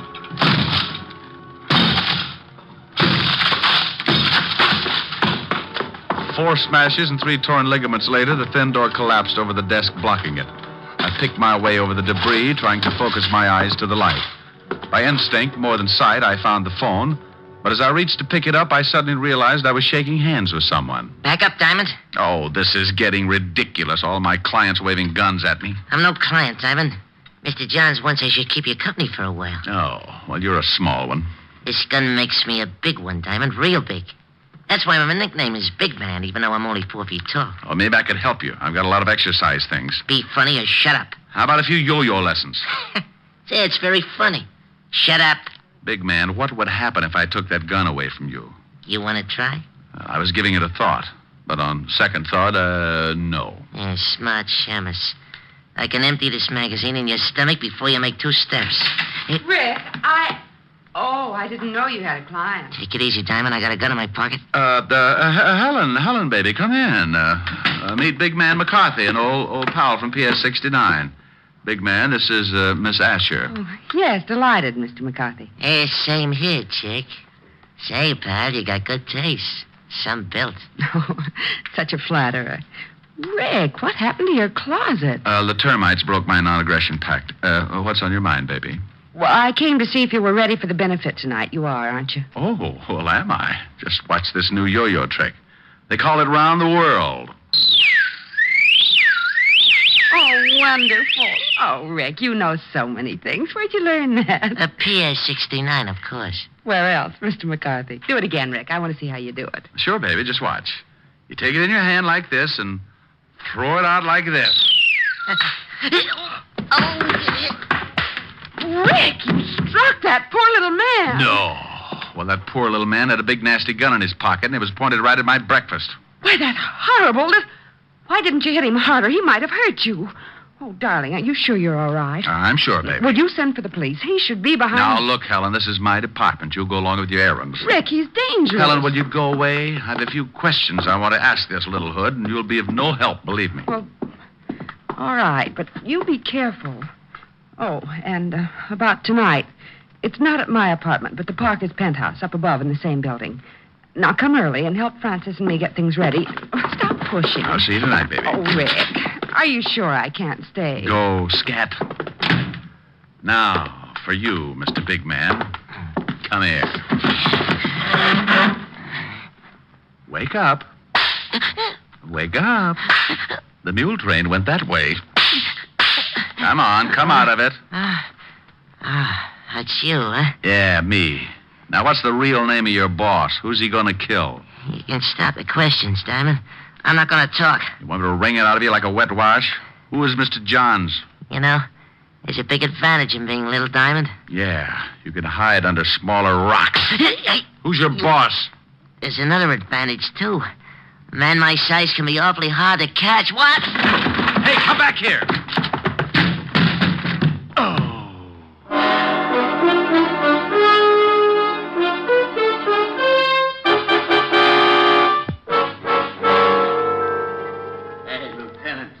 Shaman.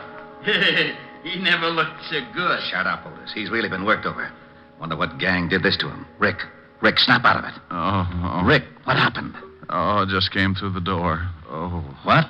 Coming through the door couldn't wreck you like that? Oh, without opening it? You mean... Oh, no. You got that shiner by running into the door? Shut up, Otis. Okay, Rick, where's the body? Beside you. Now, that's Otis. I mean, where's the corpse? The corpse isn't a corpse yet. Otis, get my bicarbonate. Yellowton. Go on, Rick. The corpse isn't a corpse. Tell me, what is it, a ghost? Exactly. Otis? Yellowton.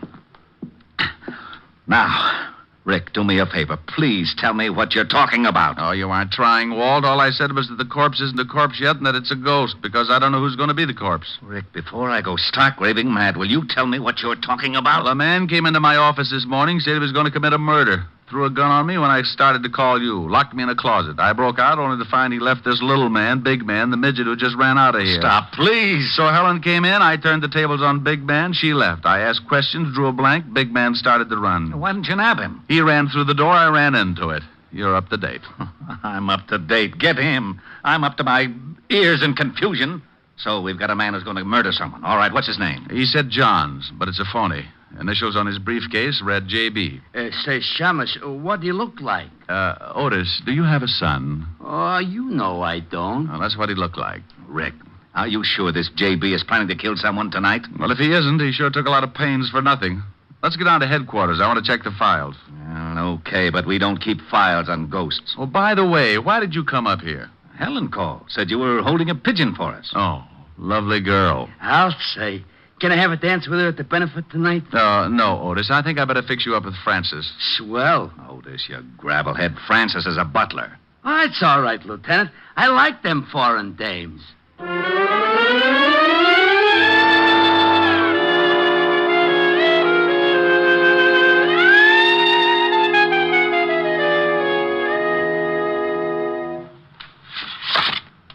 Well, that's all the pictures, Walt. I've looked them all. Johns doesn't have a record, neither does Big Man. Well, they wouldn't. The one time we get a chance to stop a murder before it's committed, and we've even got a good description of the potential killer. Walt, this J.B. was no bum. Not even an ordinary working man. His clothes are expensive, and the briefcase he carried probably cost more than your weekly salary. Now, it's an even bet he belongs to the social upper crust. That or close to it. Well, that would narrow the field of that, but still... How about the newspapers, Walt? They have society reporters who know anyone who is anyone. It's a long shot, but name me a better. You could go through the newspaper morgues. They might have a picture of Oh, some... no, Walt, no pictures. I'm nearly blind from looking at pictures now. Thanks, but I'll try the reporters with a description. It sounds like you're going to search for a needle in a haystack. Oh, Otis, please. Your cliche is showing. That's screwy. You can't kid me. Only dames wear cliches. How could mine be showing? Sergeant, when you die, will your brain to a clinic. Maybe they'll discover a cure for it. Lay off. Besides, I got a good idea for your investigation. I wouldn't miss hearing this for my next 2 issues of Batman. Yeah, I was thinking you could maybe save a lot of time if you got an artist to draw a picture from your description. They do it in all the movies and catch crooks easy. Otis, how would you like a transfer Hey, to Walt, Staten? Wait a minute. He may have an idea. I know where there's an artist who could sketch JB from a description. It's crazy, but you may as well try it, Rick. Otis, you can drive him there. Lieutenant. Tell him yes, Walt. I can't stand to see him cry. All right, Otis. You can use the siren. Come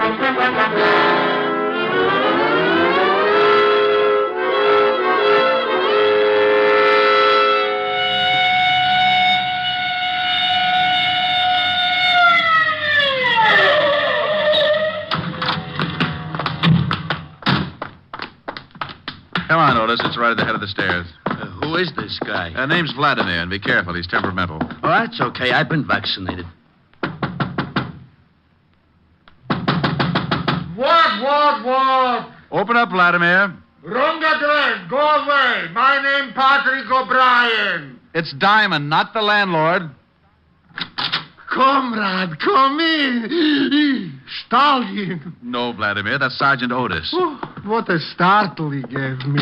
Vladimir, can you sketch a man's face from a description? Can I sketch a man's face from a description? Can I sketch? Did I not once sketch the whole Russian army? And with one pencil? Okay, Vladimir, but can you do it? Comrade, you doubt it? I am the greatest artist that's impossible. I can draw... Comrade, you are paying cash money. Cash money? Oh, for that I can draw you Siberia and never miss a salt mine. I'm such a genius, I can't stand myself. Another man, Vladimir. Can you sketch the man's face? I think so. Okay, but make it fast. I'll give you the general idea and correct you as you go. Corrections you can make. One criticism, I go back to my shave cream signs. Come with me to my hizzle.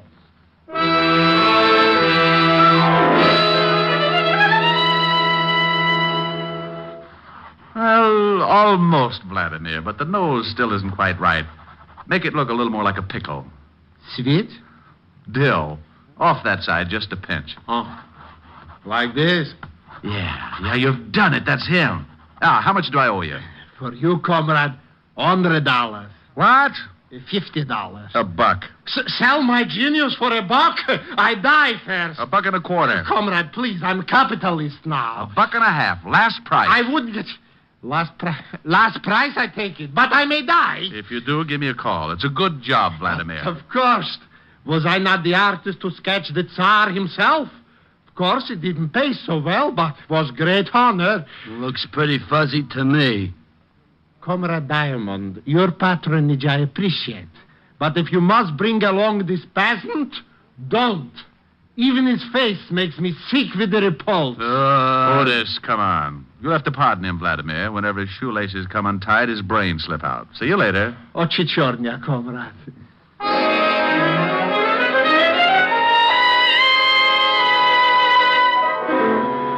When we left Vladimir, I sent Otis back to Walt and took off for the newspapers. I showed the sketch to one society reporter after another and watched so many heads shake, my eyes began to cross. It was 6:30 when I finished playing Quizmaster, and there was no use kidding myself. I had struck out. I had to tell Walt, so I started for the 5th Precinct. I was at a point where I'd have hucked my Social Security for 30 seconds with a little big man. Then as I walked down the street, I suddenly felt the nerves in my spine jump down into the pit of my stomach, and goose pimples skidded up my back like scared rice. It was a feeling I'd had before. So without turning, I headed for the steps of a basement apartment.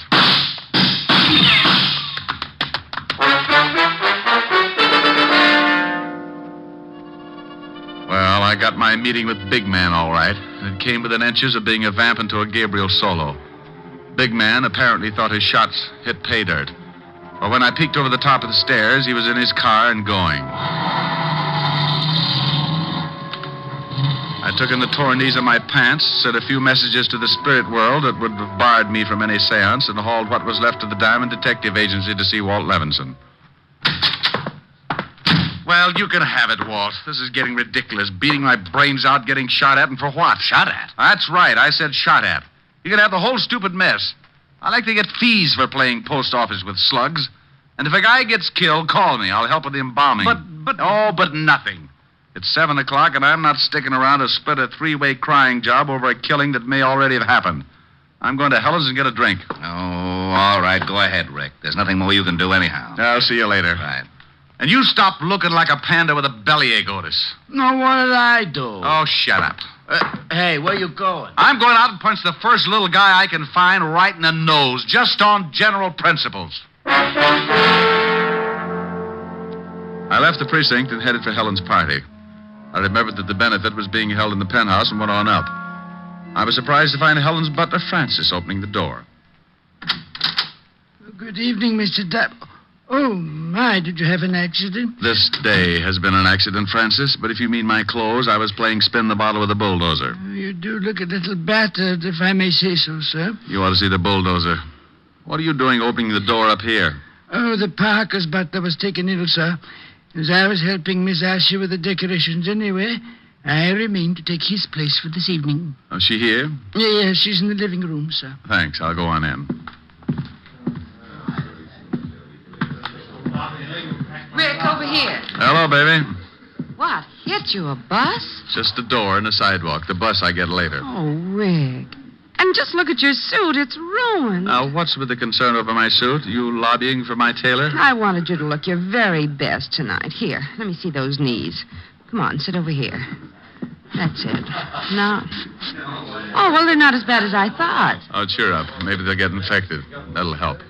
Who did this to you, Rick? Our sweet little friend of this morning, Big Man, or I should say his boss, J.B. He's the one who sent Big Man after me. J.B.? A specter. Sent to haunt me for my past sins.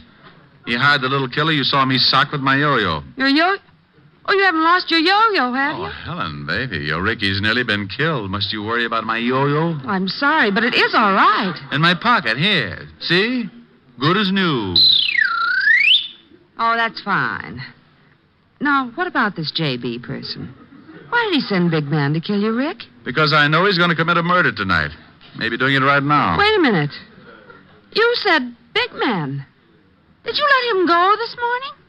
Yeah. I let him go. And I've worn my feet off up to my eyebrows trying to find out who his boss is and who's on the spot to get knocked off. Oh, poor Ricky. I wish I could help you. It's not me that needs help now. I quit. It's the guy J.B. is after. J.B., are those his real initials? Yeah. No, we've had lots of things to go on. Initials, descriptions, even a sketch of him. Here, I've got it in my pocket, for all the good it did. Oh, wait, don't tear it up. Let me look at it. Oh, Rick, silly. This is no murderer. That's a sketch of Johnny Blackwell. It's a... Helen, you know who this man is? Of course. It's Johnny Blackwell from Newport. He and his wife are up here visiting Adam Worcester. Rick, what is it? You're all turning blue. All day long, when you were in my office, you could... Oh, if I'd only asked... Helen... Yes, Rick? Give me some cyanide, no water. Oh, but you must be mistaken about the sketch. Johnny Blackwell can't be a murderer. Well, I'm getting out of here. Where can I find him? If you'll just sit still, he'll come to you. Adam Worcester's bringing him and his wife to the benefit tonight.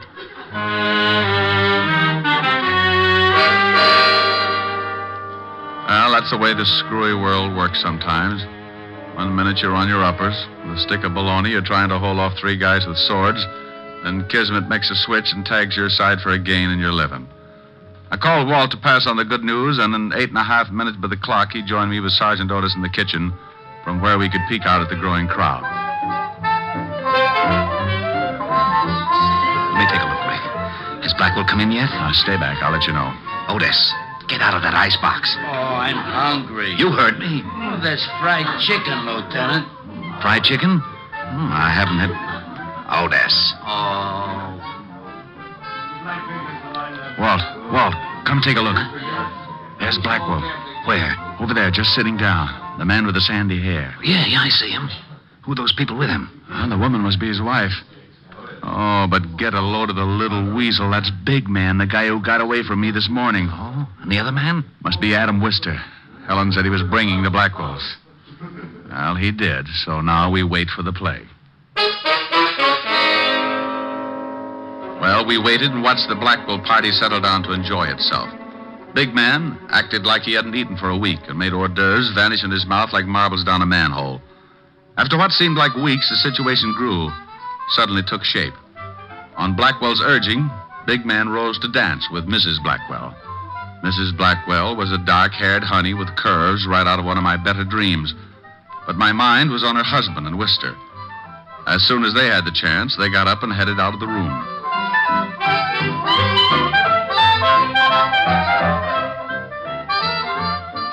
Watch them, Rick. They're headed for the library. Come on, this way. Through this door and down the hall. Well, Adam, it's nice to be visiting you again. Well, glad to have you, Johnny. We're sorry to hear about your losses in the market last year. The story here was that you were cleaned out. Hey, Diamond, what's he saying? Shut up. Oh, I still have a little money, Adam. In fact, I'd like to buy back in with you as a partner. You don't have that much, Johnny. And your wife won't give it to you. She may, Adam. She may, and quicker than you think. Walt, come on. We've picked the wrong victim. Let's find the big man.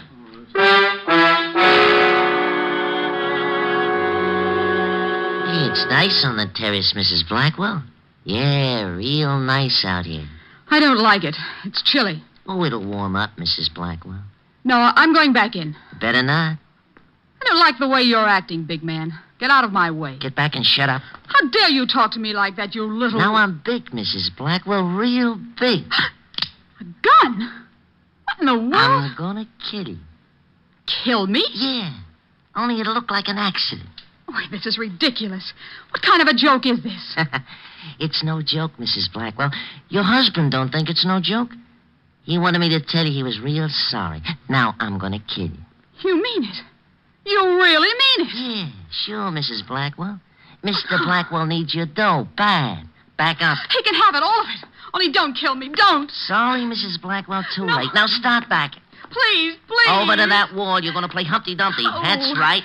Now get up on the wall. No. I'm a guy who's willing to help you. Me too. Diamond, why you... Catch the girl, Walt. Big man's mine. He was going to kill me. All right, Mrs. Blackwell. Take her inside, Otis. Rick, you okay? Yeah, getting my hands on this little rat was better than a year's vacation. Well, we sure heard enough to give both him and Blackwell a long vacation on the state. Keep him on ice. I'll collect the other one. I'll be delighted. Oh, my jaw. Oh, waking up? What a shame. What a lovely party. I do love these informal get-togethers, don't you, big man? It was short but very sweet, the wind-up of the no one was murdered case. The score was the kind to make you forget you didn't get a fee. 2 killers caught, no victims. When I saw Walt take the little big man, not so big without his gun, and his boss Blackwell off to the Bastille, my worries melted like a snowman in a blast furnace. And speaking of melting, the lovely Mrs. Blackwell showed signs of being upset. So, what could I do but console the pretty little thing? Oh, Mr. Diamond, I think you were so wonderful and brave. Oh, you show a few nice points yourself, Mrs. Blackwell, and call me Rick. You saved my life, Rick. And call me Rita. You can get to the point quick. Why, Rita. Oh, there you are, Mrs. Blackwell. I know you must be terribly upset. Oh, Rick has been a great comfort to me. I'll bet he has. But I've arranged for Francis to take you home. Now. Now? Oh, well, thank you, Miss Asher. And Rick. Yes? Don't worry about the name calling. Just say, hey, you. I'll know what you mean. I think I know what you mean. By you. Well? So help me, I'm innocent. With lipstick on your collar? That Otis. I've warned him to be careful with my shirts. Mm-hmm. Mm-hmm. Well, time for my yo-yo act? Your act. Oh, Rick, about that... Now, look, I've worked my finger to the bone practicing. Don't tell me. Why, you specifically asked me to be here tonight. I know. And Come on with me over to the bandstand. Oh, no. No, you don't. I'm an artist tonight, not a singer. No sing, no yo-yo. You mean if I sing, I can do my yo-yo act? If you make it pretty. It's blackmail, but I'll do it. Well, you stay right here. I want to talk to the orchestra leader. Okay, I'll practice.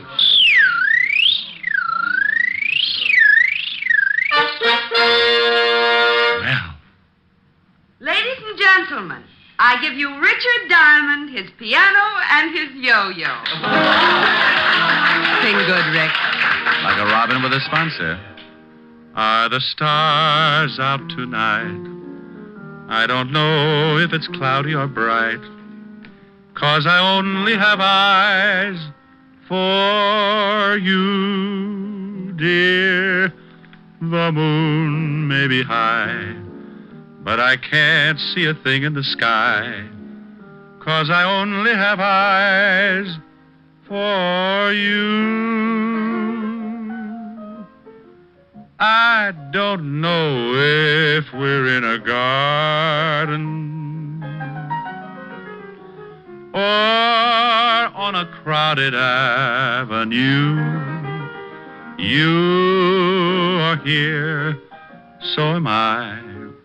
Maybe millions of people go by, but they all disappear from view. And I only have eyes for you.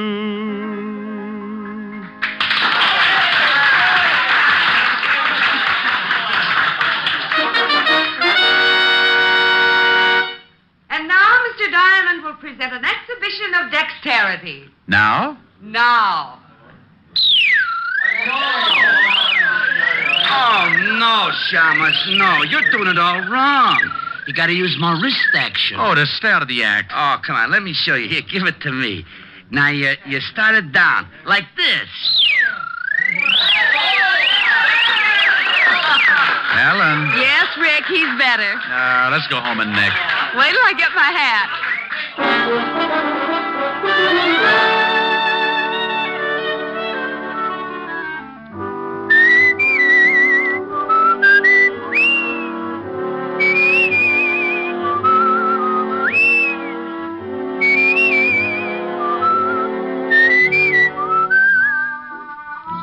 You have just heard Richard Diamond, Private Detective, starring Dick Powell. Helen was played by Virginia Gregg, Lieutenant Levinson by Ed Begley.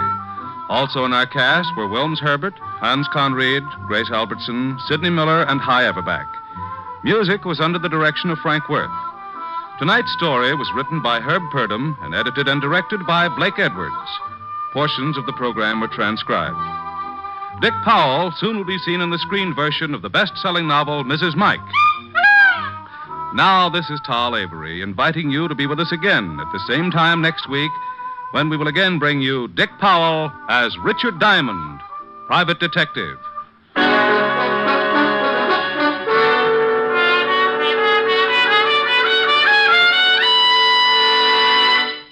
Saturday night is packed with entertainment when you stay tuned for NBC's star lineup of shows.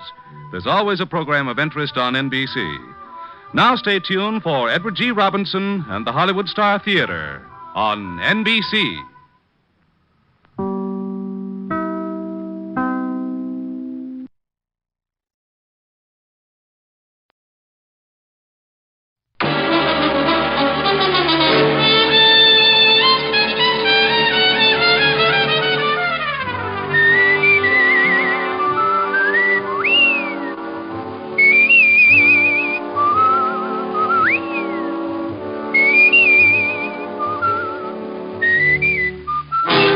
Dick Powell as Richard Diamond, Private Detective.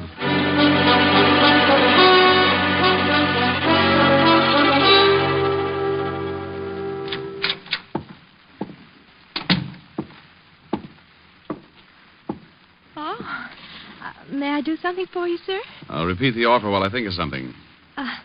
I beg your pardon? That's not the way I heard it first. Did you want to see... Mr. George Victor. May I have your name? Well, let's trade. Mine's Diamond, Richard Diamond. Oh, of course. Mr. Victor's expecting you. It's too much to hope that you... He's waiting for you, Mr. Diamond. Thanks. Any door? Huh? Oh, straight ahead. Go right in. Mm-hmm. Yes? Mr. Victor? Yes. Oh, you're Diamond. Uh-huh. Come in and sit down. Thank you. You said you'd come immediately, and that was over an hour ago when I phoned you. Well, I didn't want to come in my bare feet. What? I was washing out a pair of socks. You're sure you're Richard Diamond? Reasonably sure, yes. My credentials. All right. You were recommended to me by Lieutenant Levinson of the police department. I want to hire you. My fee is $100 a day in expenses. Unless we settle that first, I couldn't solve the case if it was tagged 100 proof. Here are 2 checks. One for 100, the other for 5. Oh. You get the 100 if you take the job, and the other one if you do the job satisfactorily. Tell me all about it. You may have heard that I bought the controlling interest in one of the biggest newspapers in the city. That I heard. All right. I'm going to expose the numbers racket. That's been tried before. I know, but this time it's different. I have all the evidence I need to expose one of the biggest operators, Aaron Ziegler. Oh, you do pick 'em big. You know him? We did some spitting at each other when I was on the force. Well, then you know what he is. Yeah. But you said you had all the evidence. Where do I come in? Ziegler's my affair. Yours will be my daughter. Here's her picture. Well, you can have Ziegler. I'm happy with this arrangement. This is no joke, Mr. Diamond. My daughter works for Ziegler. Oh? You got $1 million for every Mongolian in Asia, and your daughter works? Hobby, perhaps? She became infatuated with a man named Doug Saxon. And went to work to support Will him. you listen to me? Oh, sorry. Go ahead, Mr. Victor. Saxon has some connection with Ziegler. I objected to her seeing Saxon, and there was an argument. And being 21, she walked out. Yes. Ziegler gave her a job singing in the Nocturne Club. I know the place. Now, what I want you to do is... I think I know, Mr. Victor. You got evidence on Ziegler. That makes him an unhappy boy, and being unhappy, he wants to smile again. So he sets glamour lad Saxon loose. Your daughter falls for him, and the frame's begun, right? Ziegler told me he was going to stop me from printing the expose of his racket. I know he'll use my daughter, Kathy. What does she have to say about it? She won't see me. And you've got no idea what the frame will be? No, that's your job. Find my daughter, stay with her until the paper goes to press. And when will that be? 10 tonight. Oh, all right, Mr. Victor. You've hired yourself a boy. I'll pick up that $500 check after I pick up the late edition. Good day, sir. Oh, Yes? If you will excuse the expression, the retainer, $100. Oh, here you are. Oh, well, thank you. I'd bow from the waist, but my empty money belt might choke me. I'll keep in touch. A couple of phone calls to old acquaintances who still kept in touch with the shady side of our city, and I had Saxon's address. A half hour after I left George Victor, I was punching the buzzer to Saxon's apartment.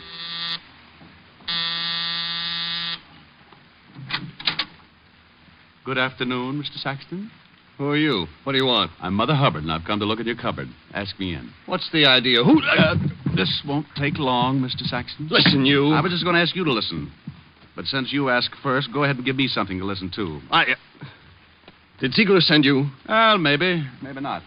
It's a nice place here. All the scenery. Phonograph, big overstuffed chair. I'm glad you like it, but don't make yourself comfortable. What's in the other room? Look here, I don't know who you are or what you want, but... Maybe Ziegler did send me. Did he? No. You a cop? Used to be. Always enjoyed my work. And I never enjoyed it more than when I was up against a character like you. Get out of here. Oh, now somehow getting tough doesn't look well on you. You're not the type, Saxon. From a quick but thorough study, I'd say you were more used to soft lights, sweet music, and setting up pigeons to be knocked over by your boss. I don't know what you're talking about. Kathy Victor. Know her? What if I do? You know her. And, Saxon, keep away from her. Oh, now you're scaring me. Sure. Hey, what do you want from me? Why are you doing this? I'm hired to do it. The name's Diamond, Richard Diamond, occupation private detective. Private detective? Yeah.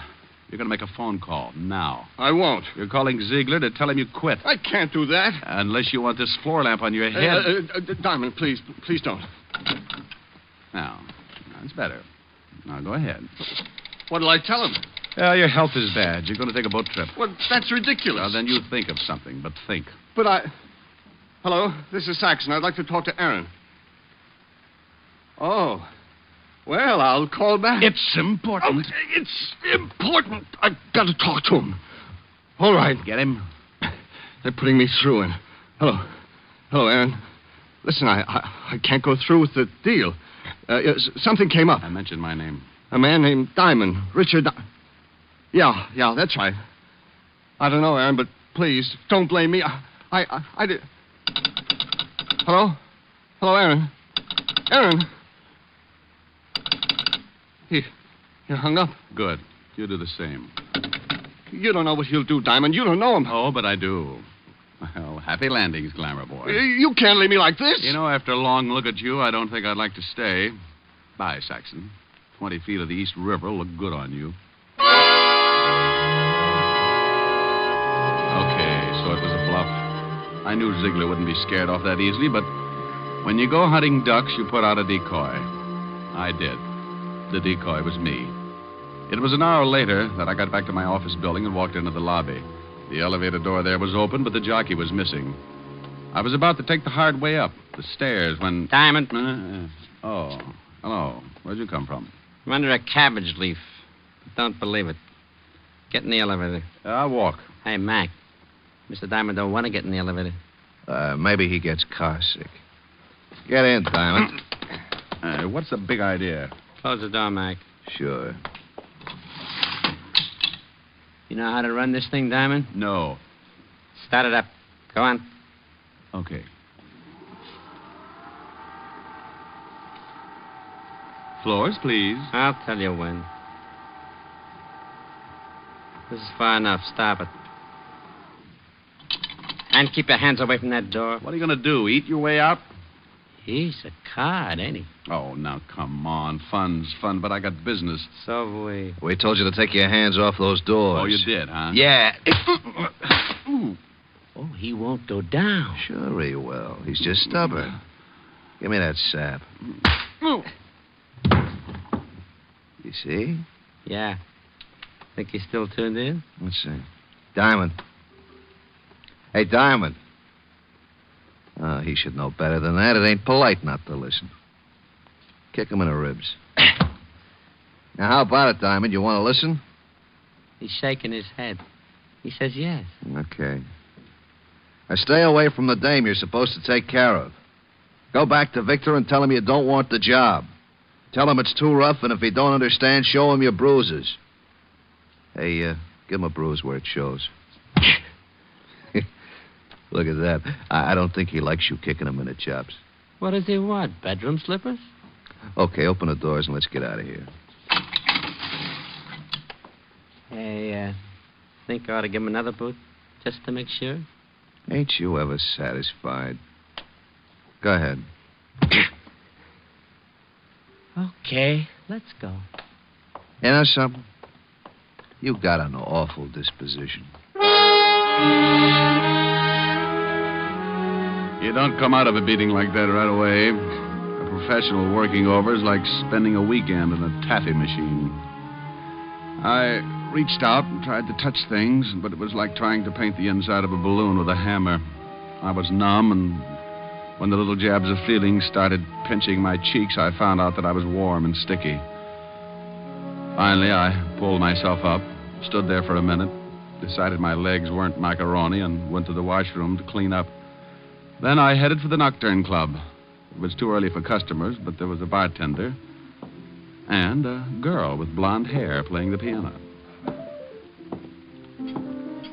We ain't open yet, Mac. Oh, you ain't?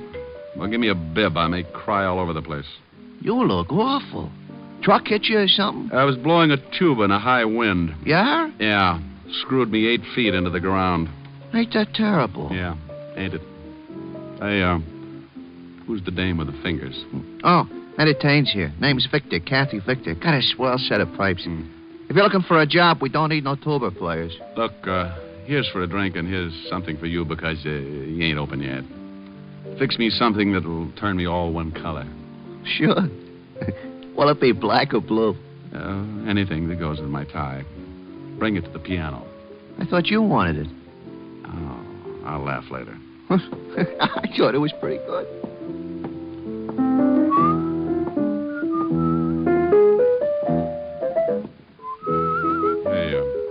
words to that? Yeah. Time on my hands.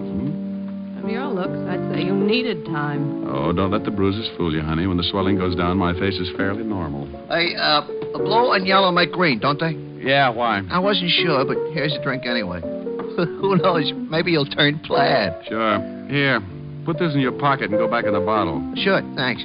Yell when you want another one. Hey. What's the matter? Why'd you stop? I need a drink, too. You get the jumps early, huh? I work late. Catches up with me. Oh, try out running them for a day. It does wonders. Oh, I know you. You're a spy from Alcoholics Anonymous. Go ahead, play some more. All right.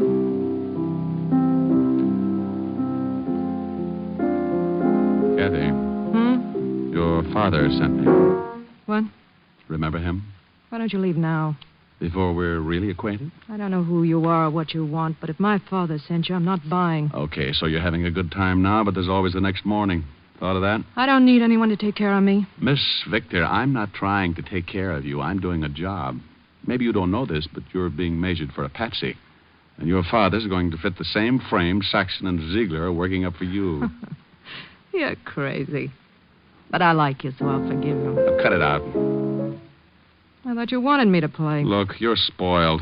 You had a mouthful of silver spoons and a handful of gold pieces for building blocks when you were a kid. But you're not a kid anymore. You're playing with bad boys. Maybe that's the way I like them. What do I have to say to make you realize, young lady? What, Diamond? Doug. Oh, well, Mr. Saxon. I thought you weren't going to be around here anymore. I changed my mind. You're changed, too, since I last saw you. Well, only my looks. They'll heal. But tomorrow, you'll still be a greasy little gigolo. You can't talk that way to me. Oh, shut up. Well, never mind. Mr. Ziegler would like to see you. He saw you come in. And where is Mr. Ziegler? In his office, right back that way. Okay. I haven't seen Ziegler for a long time. Maybe he wants me to set his broken arm. His arm's all right. Well, stick around. You may find out you're a chronic liar. Keep playing, baby. I'll be right back. Like I said, I knew my bluff with Saxon wouldn't work, but I had what I wanted. A look in on Ziegler. And maybe a hint on what the frame was going to be. I walked to and into his office. Well, Diamond. Hello, Ziegler. Oh, what happened to your face? Oh, got it caught in an elevator. Oh. What do you want with me? Diamond, here's $1,000. Go out and have fun tonight, huh? All night. Oh, that money won't do me any good. Why not? That ain't counterfeit. Well, it's yours. That makes it so lousy it's liable to crawl right out of my pocket. Well, then get rid of it in a hurry. You get rid of it. You know, it's better waking up with a headache than not being able to find your head at all. Oh, look, Ziegler, you don't scare me. Now, let's level. You know why I'm here. Let Kathy Victor alone. You want to see me, boss? Well, look who's here. Oh, you know Tony Diamond? Hey, we met, yes. Mm-hmm. He stubbed his toe on my chin. I don't know what you're talking about. When was this, Diamond? You know what it was, about an hour ago. You're crazy. Yes, Diamond. Tony was right here with me all morning. Okay. Mm-hmm. Are you leaving, Diamond? Yeah. Got any other ideas? Yes. I think you should consider my proposition. I'll let you know. About what? Things in general. Oh, no. All of a sudden, you're happy. You make me that way, Diamond. You're working the dark, aren't you? I'll feel my way around. Believe me, Diamond, there ain't a thing wrong. Why, we love Miss Victor here. Just because her old man gets excited and hires you to bend an eye over her, don't mean anything is wrong, does it? Since you asked me, I'll tell you. The answer's yes. You think so? Yeah. Otherwise, why beat me up? Why offer me $1,000 to look the other way? I don't know nothing about the beating. And as for the $1,000, I like you. Oh, yeah. Well, okay, Ziegler. I think I'll go now. And just to make you happier, I'll probably stick with the case. So long, Diamond. Oh, by the way, Ziegler. What now? Did you say this gentleman's name was Tony? That's his name. Okay, Tony. What? I wouldn't do this for everyone, but your shoelace is untied and you're allowed to trip over it. What are you talking about, Bombs away. Oh, that ain't nice, Diamond. When you do that to a man, you're liable to bust all his teeth. So what? You probably had your eye on the gold ones anyway. Be good, Ziegler. Well, hi there. You looking for another drink? Now, I got one here that I just fixed. You know, you kind of got me started on that color business. Where'd the and girl go? Huh? What girl? You know, Ann Saxon. Where's he? Never heard of him. Have you ever been to Hamilton? Huh?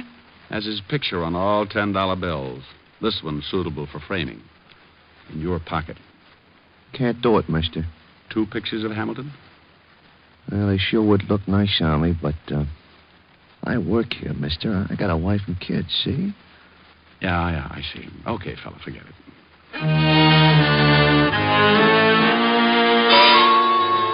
Well, I fell for the oldest gag in the world.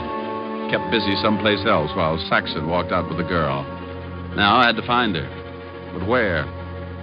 I had until 10 that night to stop a frame-up I didn't know anything about. But I played a hunch and headed for the 5th Precinct Police Station and Lieutenant Walt Levinson. I walked in on him.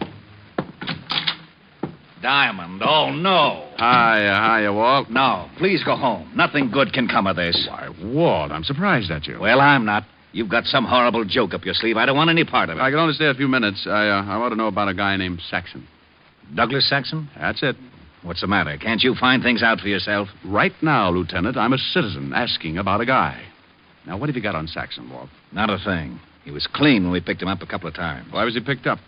Why are you so interested in him? Oh, it goes with my business. Oh. And if I tell you? Well, I'll tell you something sometime. Now, come on, Walt, give. Okay. He was picked up on suspicion of handling narcotics. But that's a job for the Vice Squad. Why is he so dear to you? He's working for Aaron Ziegler. This, Mr. Diamond, is not news. He'd be just the boy to work a frame for Aaron, wouldn't he? If it involved a gal, yeah. This does. How? Don't know. Yet. But, if she was picked up with narcotics on her, it'd be a nice frame, wouldn't it? What makes you think it would be a frame? This gal looks too healthy. Yeah, but you could be wrong. Why? Because for some stupid reason I like you, and I don't want to see you make a fool of yourself. Oh, why would I do that? For this dame. What dame? The one that Saxon's going to frame. Is he going to frame her? Of course he is. I better get her out of it. Certainly, that's just what I was saying. Bye, Walt. Rick. Yeah? Thanks. What for? For not dragging out that who's on first routine. I don't think my stomach could have stood it today. Oh, Walt, you're an idiot. Yeah. Be a good boy.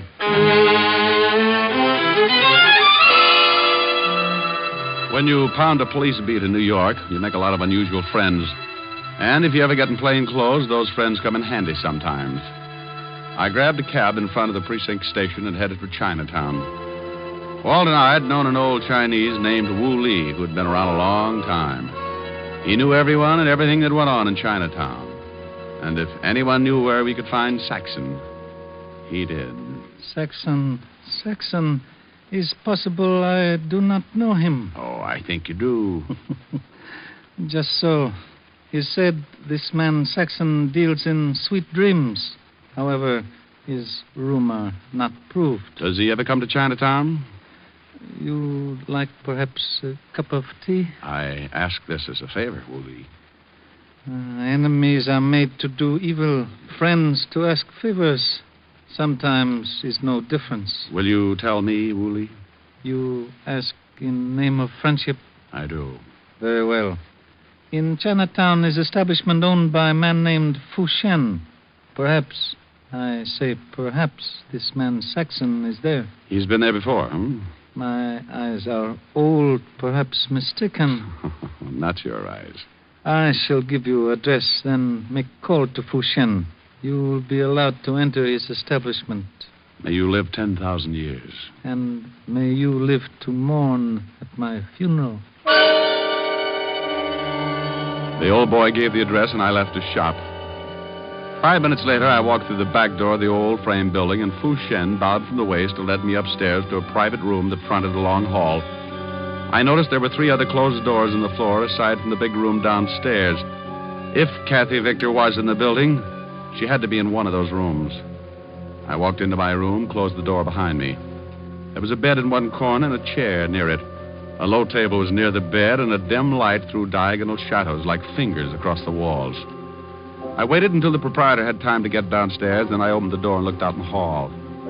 It was empty, so I started throwing open doors. I had to be quick before I had a dozen hopped-up thugs on my back. The first was a cold turkey.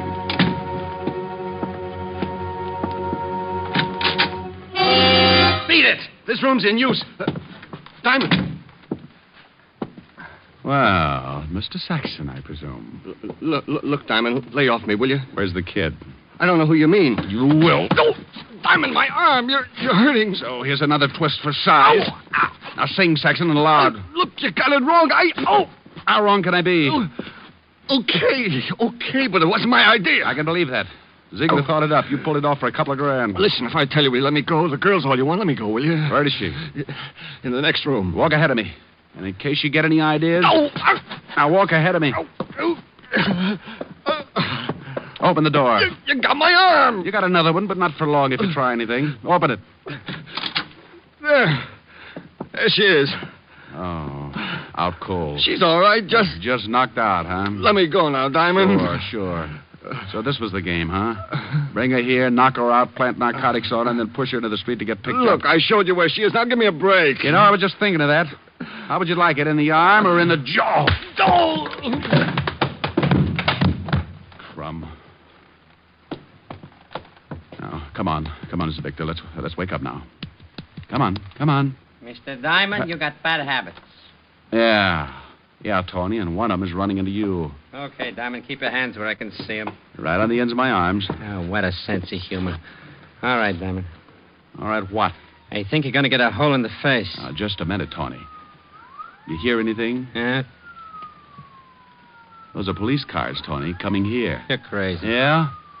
You don't think I'd come here alone, do you? Get over there by the door. Look, Tony, you got yourself all dirtied up for Ziegler. Is he here? No, he let you and Saxon walk around in the mud. Those cars are almost here, Tony. Shut up, I got orders. To rub me out, I know, but what if you do? How are you going to get out? Got an answer for that? They ain't coming here. They didn't go past, Tony. Now listen, I got nothing against you. Make a break for it. Out the back door. All I want is the girl. Go on, fast, before it's too late. Yeah, I ain't going to take the rap for nobody. Diamond! Rick! Diamond, you in here? Diamond! Up here, Walt. Come on. You all right? Sure, but I sent a package, special delivery out the back door. We've got that covered. Otis will sign for him. Okay, wonderful. And now... Hey, wait a minute. Huh? What are you doing here? Why'd you come? Why? My ulcers told me you were up to some stupid business. I knew when you left me you had some dizzy idea in your thick skull. I'm a cop, you know. I checked with Wu Lee, too. Hey, that the girl? Yeah. She'll be all right. Coming around okay. Uh-huh. Oh, and Saxon. Mm-hmm. Hey, what did you hit him with? Still out? Limp. Yeah, Walt, listen.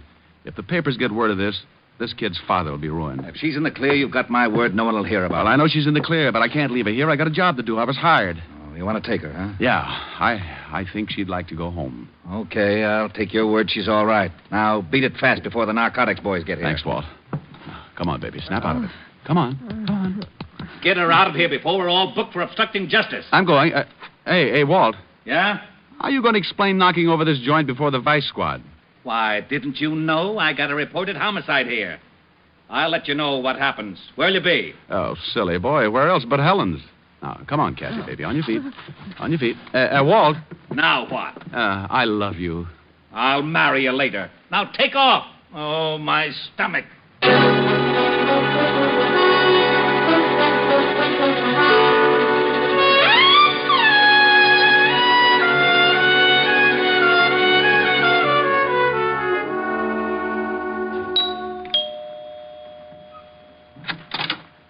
Oh. Hello, Rick. You're late. Hey, get a load of those silk slacks. They're lounging pajamas, darling. I've been in a lot of lounges, dear. Never saw anything like those. You like them? Yeah, they're all right. It's the stuffing that gets me. Rick. Be proud of what you got, baby. I knew a guy who had 16 toes on each foot.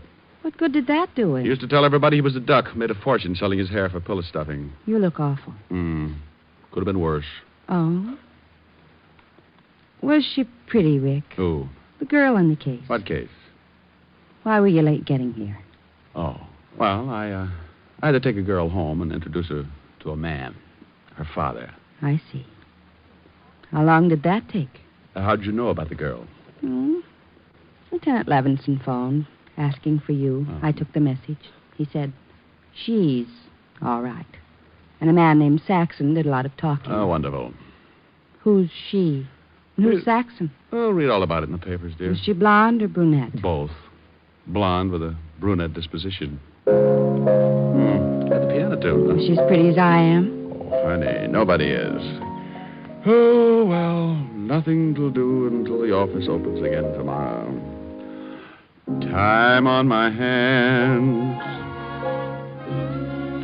You in my arms.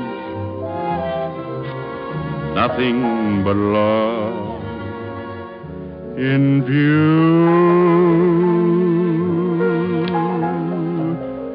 And then if you fall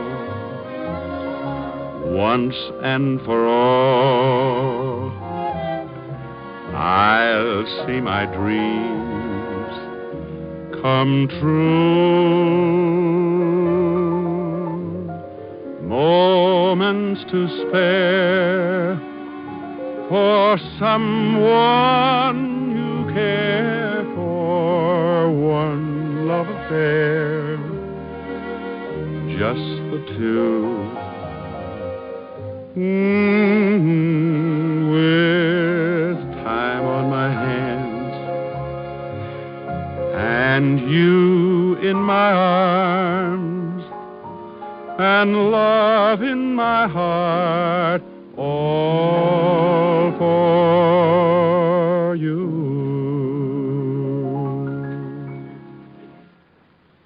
How long did it take you to take her home? Oh, let's forget her, Helen. I'm willing. But are you? Mm-hmm. Look. Oh, what nice big checks. Yeah, another day, another $600. Are we going out for dinner? With what? Well, you've got a handful of checks. Baby, I got news for you. The banks are closed. Oh, come on. I know the bartender at the Nocturne Club. Oh, no.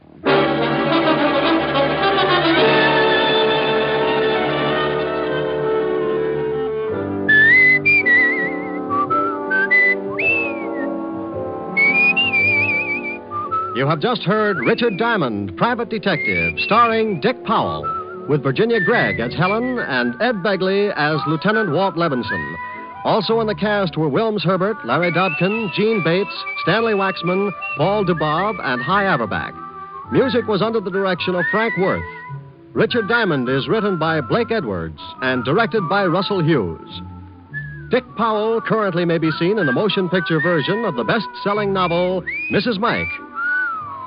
This is Eddie King inviting you to be with us next Sunday at this same time when we will again bring you Dick Powell as Richard Diamond, Private Detective.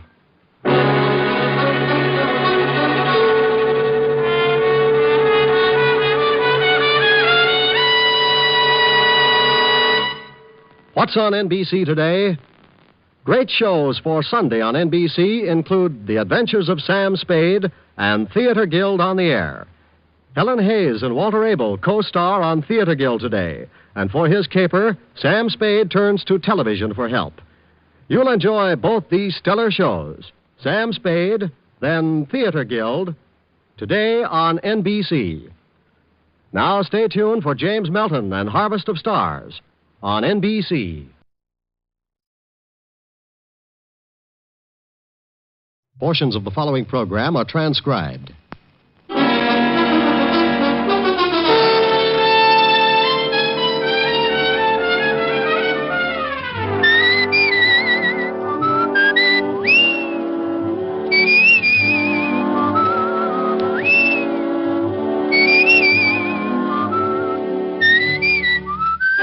Here's Dick Powell as Richard Diamond, Private Detective.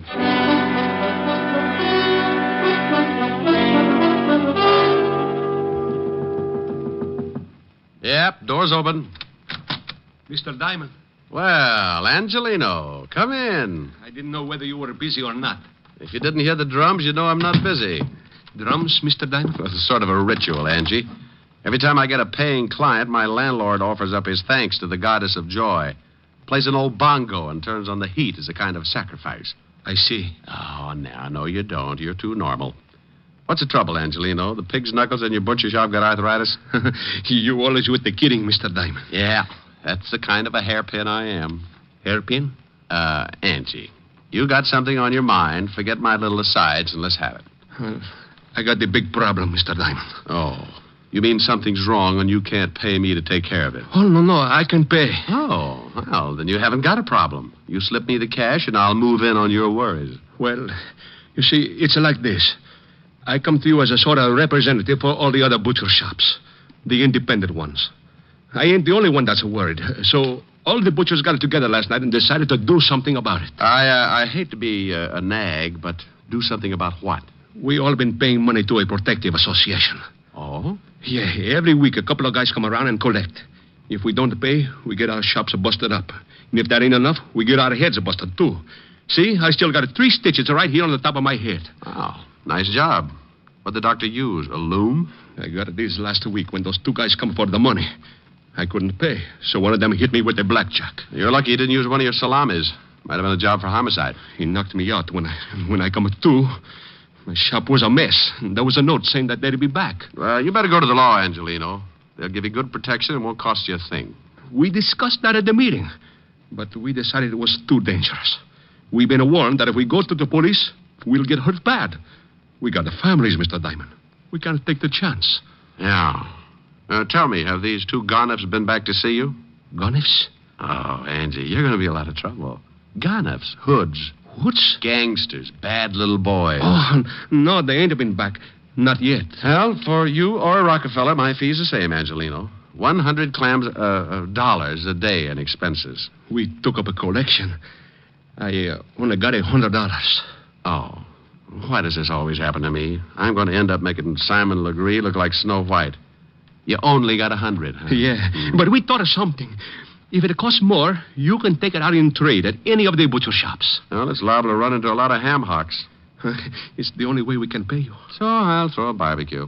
Let's go, Angelino. Where do we go? Well, you and the rest of the butchers have not only hired yourselves a private detective, but you've got a new addition in the Butchers' Union. You mean you... Yeah. Come on. I want you to show me how to carve a lox.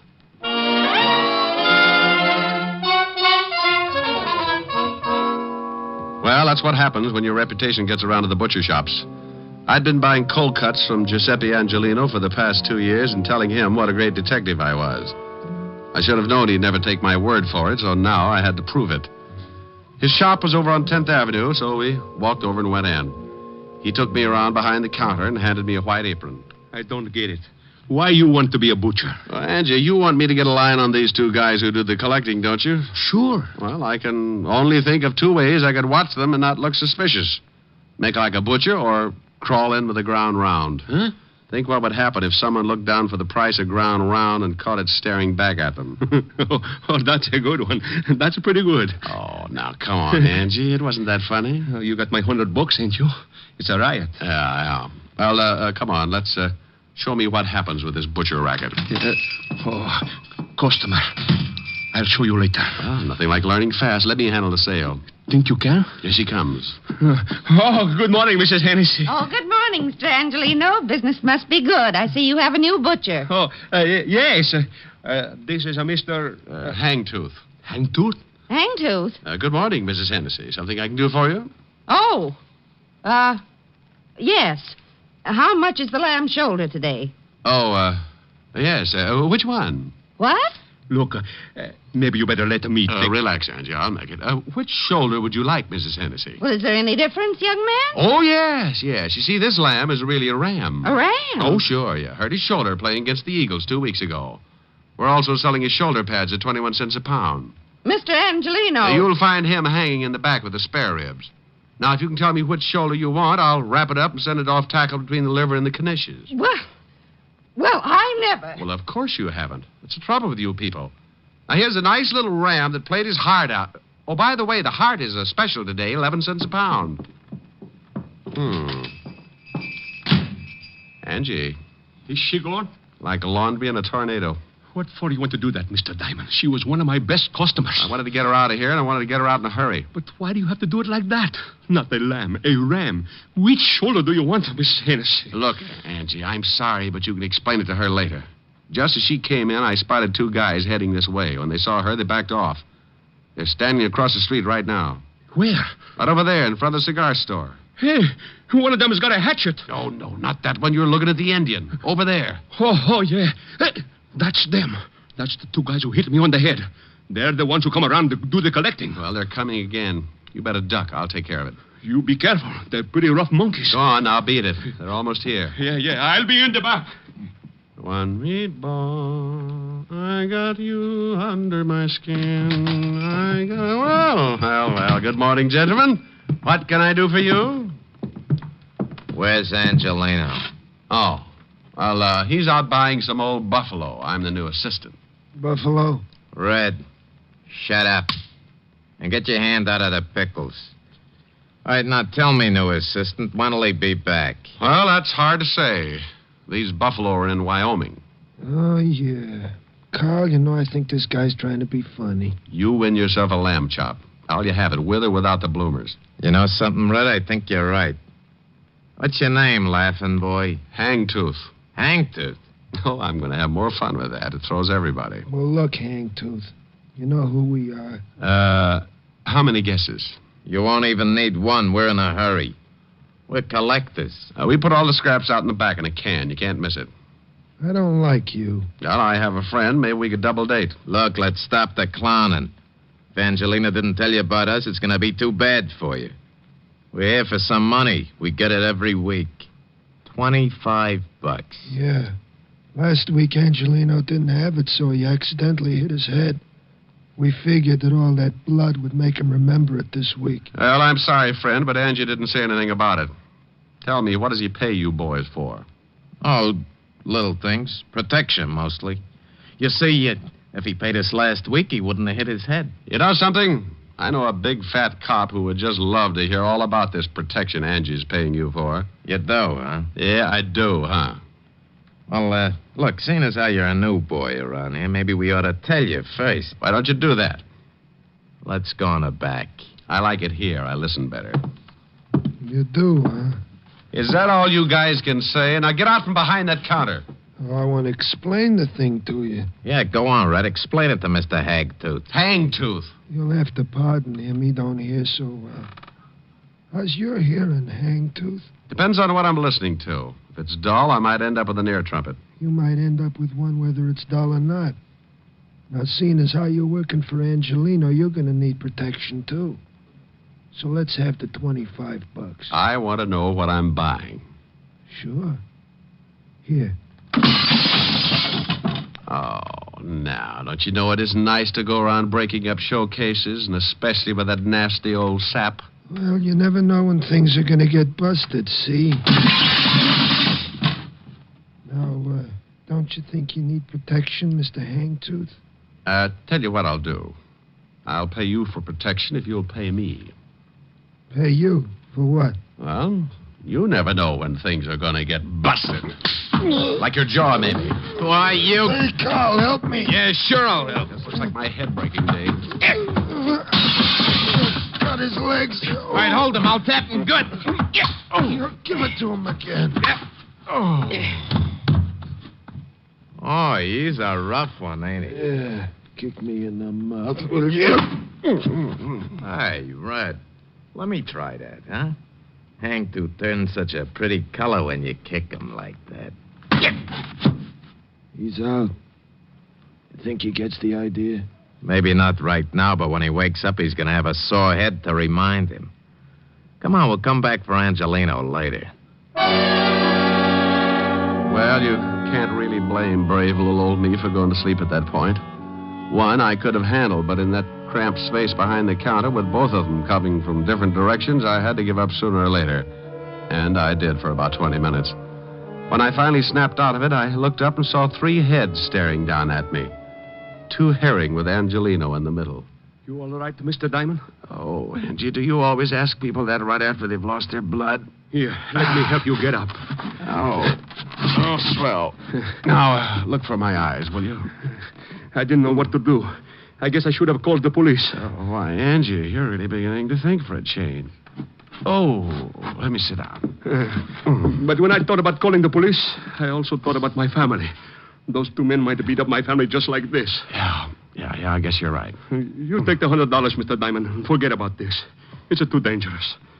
When they come back, I'll pay them the money and nobody gets hurt. Look, I can understand why you're scared, Angie. Those 2 headhunters aren't kidding, but you can't let them get away with it. I can, and I will. I ain't taking no more chances. First, they bust up my shop, then they bust... No, thanks. I've had enough. Okay, Angie. Here's the 100. No, that's yours. And then say it's a present. Buy yourself some new glass for the counter. What are you going to do? Well, now I got no obligation, Angelino. Just a sore face and a nasty disposition. I won't get back to normal until I find those two guys and tie their necks in a bow.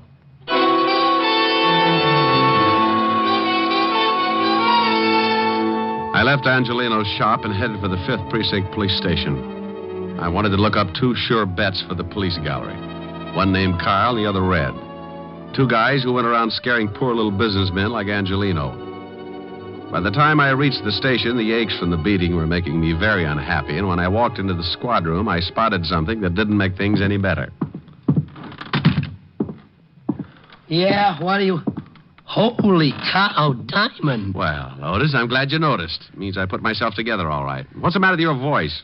I got a cold. Sounds like you swallowed a rattlesnake. Yeah? Well, what happened to you? Oh, don't be silly. I always bleed just before lunch. Yeah, how'd it happen? It wasn't easy. Is the lieutenant in? Sure, go ahead. Thanks. Say, Otis, when are you going to start shaving in the morning? Why? What's wrong? Your 5 o'clock shadow is 4 hours fast. Oh. Hello, Walt. Now you listen to me. Wow. You like it? What hit you? Wait till the bruises show up. I come on in Technicolor. Someone sure did a good job. And that someone is 2 guys, one named Red and the other Carl. Red, then Carl. Yeah. I got closest to Red. Name matches the hair, busted nose, about 190, and very nasty with a sap. And Carl? Dark greasy. Well-dressed, if you like the type. Big boy with a scar under his right eye. You sure pick 'em. You know them? Yeah, I think so. Here's one of them. Let's see. Yeah, you are so right. This is sweet little Carl, all right. Carl Tate, sort of a new boy, import from Chicago. Here's the other one. Yeah? Yeah, that's Red. They work together, a couple of muscle men. Red Dillon. Arrests all over the place. One conviction, assault with a deadly weapon. What'd they go after you for? They've been pulling a protection racket on some of the independent butcher shops. Who do they work for? They used to work for Jack Arnold before he got sent up. Well, I know they're not working this setup alone. It's too big. No, they wouldn't be. Hey, Tiny Easter's in town. Tiny Easter? Oh, used to be Arnold's right-hand boy. That's right. Came in about a month ago. I'd love to get something on him. Nobody has ever been able to nail him. Well, it adds up. He used to work for Arno, so did Carl Tate and Red Dillon. Now, if we can't pick him up just because 2 of his boys worked you over, I'd just say they weren't his boys. I don't want him picked up. I want Carl and Red. If Easter goes along with the deal, you can have him. And what are you going to do? Get cleaned up and pay Mr. Tiny Easter a visit. What's his address? Well, he's got an office on East 48th Street, 804. Thanks, Walt. Tiny's a bad boy. Well, I'll take along my 38 just in case I have to spank him. Bye. I left Walt and went back to my office. Took a clean shirt out of the closet and washed up. I locked up again, went down to the street, grabbed a cab. 20 minutes later, I was standing in the reception room of Tiny Easter's office. A big guy with a bulge under his arm was trying to be as unreceptive as possible. So you want to see Easter? You got an appointment? No, I haven't got an appointment. Now tell Easter I'm out here. What's your name? You're going to get hung up on this. What do you mean? The name's Hangtooth. Huh? Yeah, you see? Now make like an office boy and tell Easter I got a message for him from Carl and Red. You're a pretty fresh guy, ain't you? Yeah, and I'm going to spoil if I have to stand around much longer. You can spoil rotten for all I care. You ain't going to see Easter. He's busy. Okay. You know, you get so excited you'll ruin your stomach someday. I don't think so. You don't, huh? Skeptic.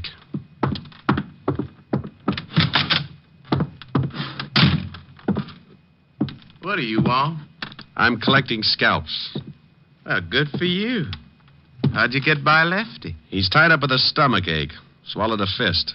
All right, so you got muscles. Also, you got a pushed-in face. Lefty do that? Carl Tate and his blood brother Red. Oh? What'd you come to me for? They're working for you, aren't they? You smell like a cop. Name's Hangtooth. I doubt it. Good for you. I'd hate to go through that again. I'm a private cop. Why, not good for you. I was in a butcher shop when your 2 boys wandered in and started playing squash with me. I don't like to get pushed around, Easter. And I don't like your racket. I want Carl and Red. And if I get you along with them, the state will hang a medal on me. Looks like you kind of got nothing to lose. Look at it any way you like. Now, what about your two playmates? Well, I don't know what you're talking about, Seamus.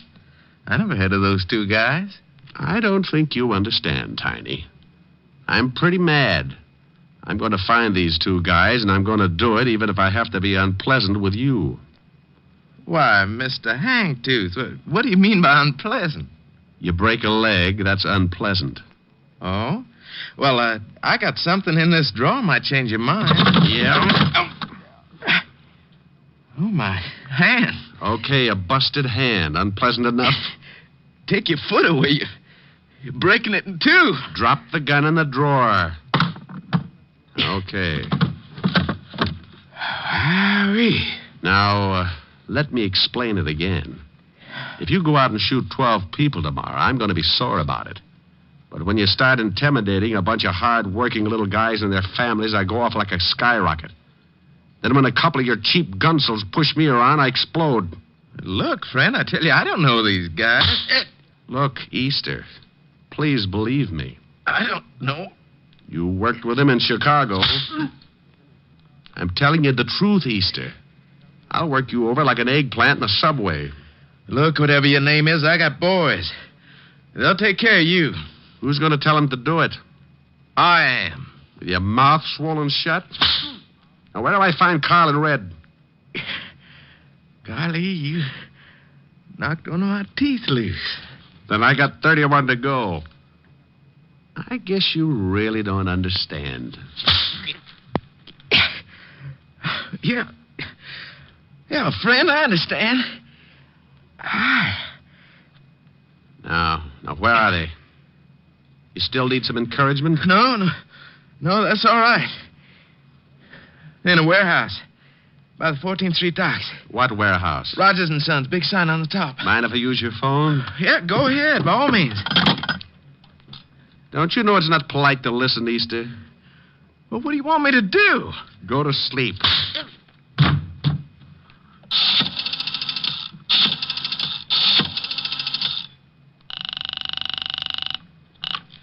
Homicide, Lieutenant Levinson. Walt, Rick, I'm up at Easter's. He let you use the phone? He's asleep. I'm going down to Rogers' warehouse near the 14th Street docks. Carl and Red are down there. May need some help. I'll be right down. You better hop down here to Easter's and pick him up first. On what charge? I'll give you a charge after I see Red and Carl. Now step on it. But. Contact. I left Easter's office looking like a second-class rest home and headed for the warehouse on 14th Street. It was getting late in the afternoon when my cab pulled up near the river and I got out. The cold breeze was kicking up little patches of white on the water, and a light fog was moving in from the Atlantic as I started toward a big building with a sign on the top that read, Rogers and Sons, Importing. The place was boarded up, but a window in the basement showed signs of recent use, so I jimmied it open and dropped down on the dark, cold pavement. I held my breath and listened. There was a radio playing from somewhere in the front of the building, so I started moving toward it. I went up a flight of stairs and onto the first floor. The radio was louder now, and I could make out an office door with a small light shining under the crack at the bottom. I moved up close and listened. Hey, Carl. Yeah? Shut off the radio. Okay. What do we have to hide out in here for? Because Easter said to. Besides, we don't know who that guy was we worked over this morning. He might have been a cop. So he was a cop. We worked cops over before. Look, Easter said we should stay undercover for a few days, so we stay undercover. All right, now deal the cards. Oh. Off that top. Get it? That's probably Easter. Yeah. Yeah? Yeah. What? He did, huh? Hey, what's the matter? Boss! What's going on? I don't know. That was Easter. The guy we worked over was in his office, pushed him around, and now that guy's headed down here. We can handle him. Sure, but something's wrong. Just as Easter was going to say what to do, it sounded like he got into a fight. I heard some guy tell him to drop the phone. Hey, the cops. Yeah. Come on, let's get out of here. Yeah. Good afternoon, boys. Hangtooth. Hagtooth. Come back here, Carl. Help me. You shouldn't have pulled the gun, Red. Since when do you butchers carry rods? Since we get pushed around by guys like you. I'm going to go get your friend. You can't leave me. I'm shot bad. I can't take it back. The law will be here in a minute. You're a lousy butcher. I hope Carl pays you good. I'll see he gets a chance to try. I left Red lying on his face and ran toward the front of the building. The only way out was that window in the back, and Carl was sure to be hiding somewhere in the dark, hoping to get around me and head for the basement. There were a dozen places to hide in that warehouse, but I had one advantage. He couldn't see me any better than I could see him. I backed up against the wall. Come on, Carl. Red's hurt pretty bad and the law's on the way. You got to get me to get out of here. He was behind a pile of packing cases and had a big gun just to make things tougher. I eased along the wall, trying to get behind him when I suddenly bumped into something. I turned around and felt to see what it was. A ladder, straight up to the steel beams overhead. I put my gun under my arm and started up the rungs. It was tough climbing like that, trying not to make a sound and knowing all the time if he spotted me, I was an easy target. About halfway up, I stopped, held on with one hand, took off my shoe with the other. The idea was to drop the shoe, draw his fire, and nail him before he found out where I was. I dropped the shoe.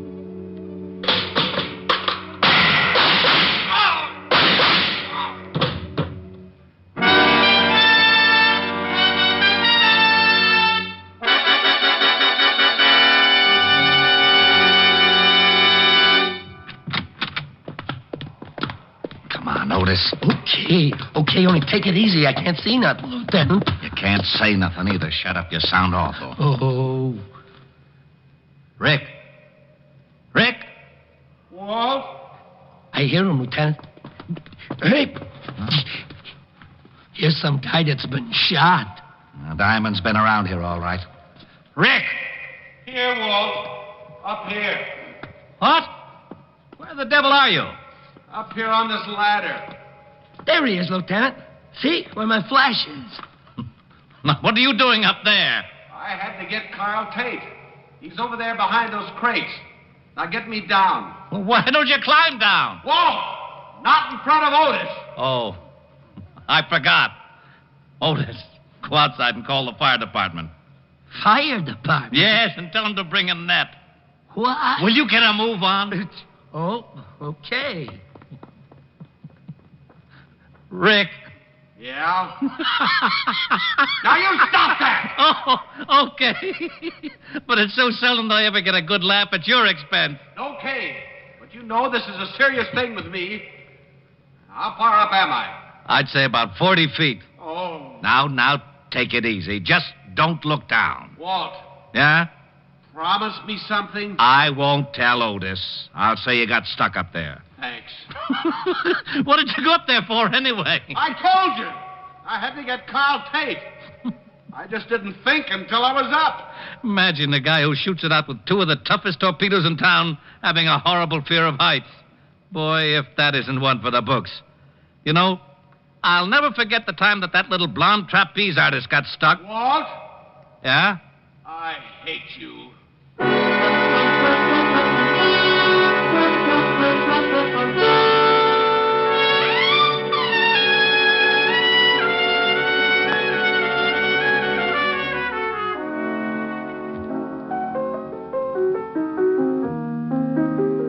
Rick. How's your face? Fine. How's yours? Now you stop that. Oh, nice and soft. Rick. What's the matter? I'm just nuzzling a little. You're just nuzzling a lot. You want to nuzzle? You got to sing. Oh, no. No nuzzling. Oh, yeah. No sing, no nuzzle. Fiend. Piker. Just a real nuzzle. I think you're after my earrings. No. If I sing? Yes.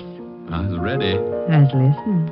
I will remember you in the silent and lonely night, and the memory of your smile will bring me back the light. I will remember you when the leaves lie upon the ground with the memory of a kiss in summer found. When the winds of winter come crying through the darkness, your lovely voice will come to me. Even though in spirit across the miles that part us, crying I love you, I will remember you till the spring of another year, till I hold you close again. I will remember you. Okay? Mm-hmm. Come here. Oh, wait a minute. Oh, now what? I just remembered. I got a surprise for you. Yeah? Mm-hmm. Got a new television set. Now you can watch the fights. Well, great. Where is it? In the den. But first you've got to do one thing for me. What's that? Well, the reception isn't very good yet. I called the repairman, but he said to check the aerial. He can't come over until tomorrow. I'll fix it. Where is it? On the roof. The roof? But be careful. You've got to climb a ladder to get to it. What's the matter?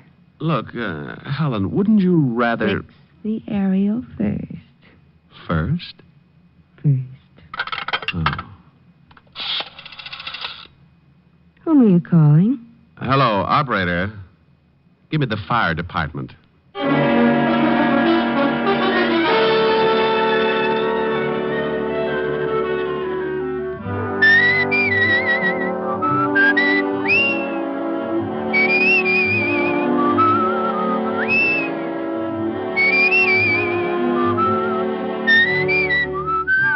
You have just heard Richard Diamond, Private Detective, starring Dick Powell. Helen was played by Virginia Gregg, Lieutenant Levinson by Ed Begley. Also in our cast were Wilms Herbert, Nestor Paiva, Paul Frees, and David Ellis. Music was under the direction of Frank Worth. Richard Diamond is written and directed by Blake Edwards. Portions were transcribed. Dick Powell soon will be seen in the screen version of the best-selling novel, Mrs. Mike. Now, this is Eddie King with an important reminder. Richard Diamond will next be heard on Sundays 1 week from tomorrow. Remember, Richard Diamond, starring Dick Powell, will next be heard on Sundays beginning January 15th. Consult your local paper for time of broadcast. What's on NBC tomorrow? The hilarious Phil Harris Alice Faye Show. And for mystery, Sam Spade, directly following Phil and Alice. Next, Hollywood Star Theater with Dorothy Lamour on NBC.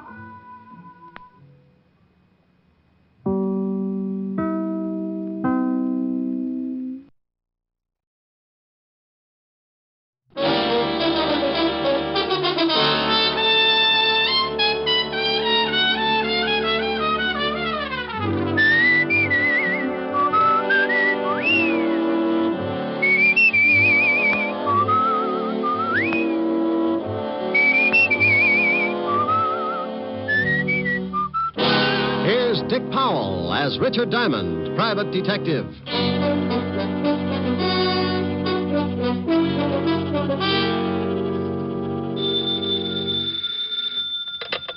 Diamond Detective Agency, the Smiling Gumshoe. Rick. Sign up for our new contest and win yourself a beautiful all-chrome, pre-tested, genuine electric chair. Oh, lovely. What do I have to do? Just tear off your scalp and send it along with 25 words or less why you love Richard Diamond. I can do it in 2 words. What are they? You're pretty. Oh, you win, you win. Where do you want the chair sent, madam? 975 Park Avenue, but I think I have AC current. No problem with the Jiffy Toaster chair. It works on any current, AC, DC.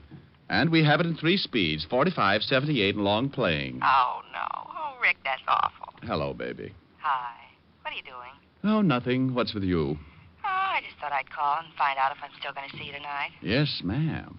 We going to stay in? Well, I thought I'd have Francis fix dinner and we could sit around and listen to records or something, but if you'd rather go out, No, baby. I think that would be lovely. And so does my bank account. Oh, broke again? Not quite. A little bent. I hope the next client I get has a big fat trust fund. Well, don't you worry about it. I'll see you around 8. Okay. Bye, baby. Bye.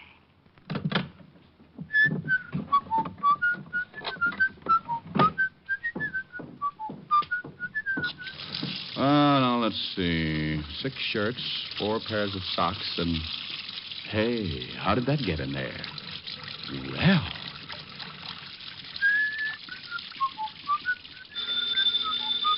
Oh. Okay. Yeah? Well, what's the matter with you? You lost up my laundry. What are you talking about? Today isn't Tuesday. Okay, Walt, so it isn't Tuesday. Nothing's happening around this place. I felt like doing some washing. Why don't you put it away and come on down here? I'll give you something to do. What do you mean? You sound like you're surrounded by Sergeant Otis's relatives. I got a big headache. I think maybe you can help me with it. Trouble? All over the place. You don't have to, but I'd like to, well, sort of kick it around with you. Sure. I'll throw a few more things into soak and I'll be right down. Oh, thanks, Rick. Hey, it's really serious, isn't it? Now, what makes you say that? Look, Father, every time your ulcers hold a rally and you want me to come down and join in, you say, thanks, Rick, just like I'd laid an egg or something for you. Oh, you think you're pretty smart, don't you? Sure. If I listen to everybody who thinks I'm not, I'd wind up playing mumbly peg in a straitjacket. I'll be right over.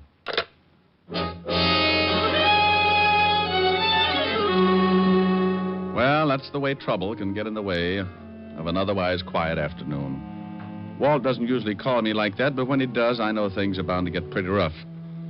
I tossed all of my shirts into soak, closed up the office. 20 minutes later, I was walking into the squad room of the 5th Precinct Police Station. I spotted Sergeant Otis hopping around like a crapshooter on his 10th pass. Well, what's with you, Otis? Oh, don't bother me now, Shamus. I gotta get these reports into Lieutenant. Well, get you. What's the matter? Did you suddenly discover you were working for the police department? Now that's very funny. Ha.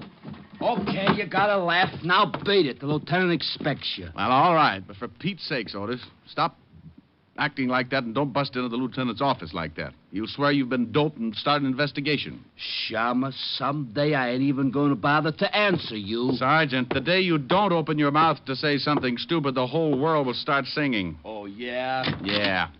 And when I think about it, why don't you start combing your hair? What's the matter with it? Looks like a mattress after the lions got through with it. Oh. Hello, Walt. Hello, Rick. Sit down. Oh, maybe I should have worn black. That or a propeller on my hat. First, I run into Otis, acting like he was shot out of a cannon. Then I waltz in here, and you give me that big hello like you just discovered a body in your desk. Lan Jacoby is back in town. What? Yes. Oh, but we got an indictment on him. Got him deported 6 years ago. Look, Rick, there's no mistake. One of our stoolies brought us word. Oh, but that's crazy. Jacoby knows the feds will pick him up in a second. How'd he get back in? Who knows? Florida, maybe. Last we heard, he disappeared in Italy, and about 6 months later, we got a report he was seen in Cuba. Oh, are you just going to take the stoolie's word for it? What else have you got? I got 3 bodies to date, and they're all very dead. Jacoby? It's got to be. Why? Well, the first 2 are the guys that turned state's evidence and helped to put Jacoby away. You remember them, Ross and Kreisel. Jacoby swore he'd get him someday. Who's the third? The stoolie who gave us the tip. Walked out of the station, and somebody with a Thompson scattered them all over the front steps. Right in front of the station? Yeah, it'll be in the evening papers. The commissioner is very unhappy. How about the feds? Are they working on it? Up to their necks, but nobody can find out how he got in or where he might be hiding out. Oh, here's something else that makes us sure it's Jacoby. In this town, there are at least 5 of Jacoby's old mob. The minute this thing broke, we started to check. They've all disappeared. You think they're organizing again? Oh, Walt, come on. Rick, now. I don't know what to think. That's why I wanted you to come down. You're one of the guys who worked on the Jacoby case. You remember a lot about it. Well, sure, but... Oh, now you can't tell me Jacoby is going to try to start operating again. It's a one-way pass to that little green room up at Sing Sing. I know it, but you tell me. I don't know how to figure it. You can't find anybody else who's seen Jacoby. No, just the stoolie. He's going to make a swell witness. Yeah. Lieutenant. Yeah? We just got a report on the teletype. Jacoby? Yeah. Florida reports the body of a man found out in the Biscayne Keys. They checked and found out he was a Cuban, chartered boats for fishing trips. And the immigration boys checked with the authorities in Cuba, and it turns out that this dead guy took a party of 2 out for a trip and never showed up again. Wait a minute. You said a party of 2? Yeah, a dame and a guy. Well, what makes you think the guy with the dame was Jacoby? Because the description fitted Jacoby exactly. And the feds say that Jacoby married a dame in Italy. And the dame that got on the boat fits the wife's description. Mm-hmm. Well, Rick? That's ridiculous. Okay. We now agree on 2 things. Leon Jacoby is back in the States, and it's ridiculous. Will you give me a hand? I need somebody who really knew Jacoby. Hey, Diamond, did you really know Jacoby? Sure, Otis. We used to go out and shoot dumb police sergeants together. Oh, hey, Lieutenant, why don't he ever give me a straight answer? Because it wouldn't fit your crooked head. Now go out and dig up some more reports. Okay. All right, Walt. Now let's say Jacoby's going to start operating again. He's made sure of one thing. Nobody who's seen him is alive enough to testify. So? So this. I'll lay 8 to 5. Jacoby's going to make a quick haul someplace and do one more killing. You expect the killing? I expect an attempt. He's gotten 2 of the guys who'll put him away. He's just got one more guy to tag. He said he'd do it himself and with a knife. That means he's got to find you. Yeah. The haul must be really important for him to risk coming into the States. He probably needs money to keep going, so he'll pull off the job and then try to get me. And he'll leave the country the same way he came in. Nobody can ever swear they saw him. Except the 5 guys in his mob. I think he'll kill every one of them, too. That's a lot of doing. Jacoby's a lot of killer. Now, we've got to find out where at least one of those guys is. We'll find Jacoby and try and stop the slaughter. Yeah, but you've got to watch your step, Rick. There's no telling when he's going to pull off the job and try to go to work on you. Look, I'm not happy about it. I'm really the guy who's responsible for putting Jacoby away, and I know him pretty well. He's got a vendetta, Walt, and guys like Jacoby don't figure they're their brother's keeper. The score is 2 out of 3 with 1 to go. He'll try his best to kill me and even it up. Well, where do you say we start? I don't know. Oh, give me a list of the 5 guys you think are with Jacoby and all the information on them you got. It is right here. All right. Put 2 of your best men on these 3 guys at the bottom of the list, and you and I will start with these 2 on top. Okay, but I hope we find Jacoby in time. Walt, so do I. The way he uses that knife, I'll have to have all my clothes made out of bandage. Walt assigned 2 of his best men to start checking on the 3 names at the bottom of the list, and we took off for Flatbush. Our first man was a hoodlum named George Vale, and one of his favorite hangouts was a pool hall on Church Avenue. Snooker or straight pool? We want to talk. You want to talk? Go over to the park. Get yourself a box. Oh, look, your wisecracks can only give you a hollow mouth. Show him the badge, Walt. Oh, cops. Well, what do you want? You know a man named George Vale? Nope. Let's go. Hey, wait a minute. Look, I'm not going to fool around. The answers here will be a lot easier. We know Vale comes here a lot. If you don't want to tell us about him, the boys at the station have got time to help your memory along. You can't haul me in. What's the charge? Withholding police evidence. It can get you a couple of years. Let's go. Hey, wait a minute. Okay. Okay, what? Oh, wait a minute. I just want to be sure no one sees me talking to you. Okay. I don't know much. Vale ain't been in here for a couple of days. Where does he live? I don't know. I swear I don't, but I do know it's in the neighborhood. Sometimes I see him coming out of a little delicatessen across the street with a bundle of groceries. Let's go, Walt. Yeah. Oh, thanks, Sporty. It's guys like you who make the police department such a happy little group.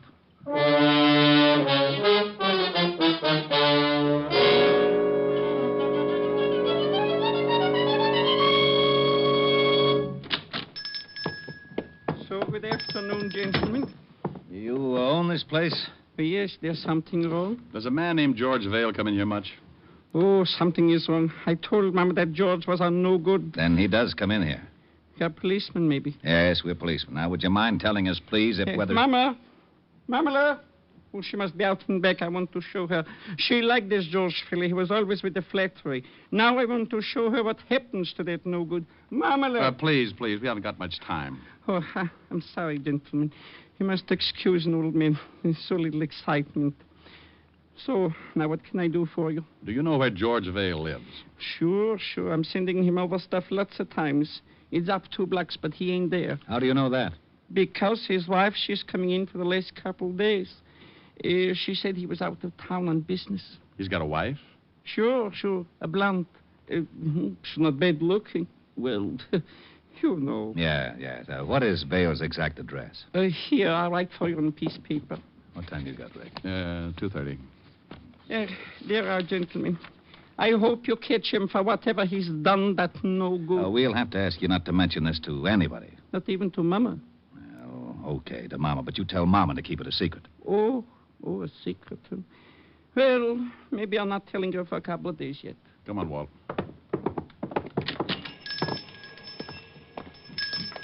We going down to see Vale's wife? No, I got a better idea. Well, don't you think she'd know where Vale is? Maybe, but she's not going to tell us. But if we throw a scare into her, she might tell her husband something. If she knows where he is. Get Otis down here with a recording outfit. We'll wait until we see her leave the apartment and bug the place. No sense in tailing her. If Vale is with the Jacoby, he wouldn't give her the address. Maybe he didn't tell her anything. Maybe he just took off. That's a chance we got to take. Maybe he gave her a phone number where he could be reached. On the way down to the Vale address, put in a call at the precinct. Right. KXKB to KQAR. I'm at the corner of Flatbush and Church. Have Sergeant Otis report to me on a code 3 and tell him to step on it. Walt finished his report, and we both went over and talked with the landlady in Vale's building. She told us that Mrs. Vale was still in her room and gave us an accurate description. Also, she agreed to pull down her window shade when Mrs. Vale left the building so that there wouldn't be a chance of missing her. Then we went back to the car to wait. In about 15 minutes, Otis showed up carrying a small, portable recorder.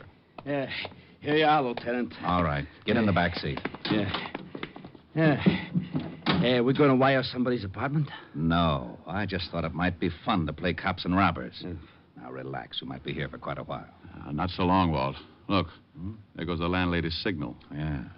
Mrs. Vale should be... There she comes. Yeah. Otis, get set. We got to go up there and plant a bug before she comes back. I'm set. I got 4 cars at the intersections just in case she's got a car. If she walks, I got 4 men to tail her, depending on her direction.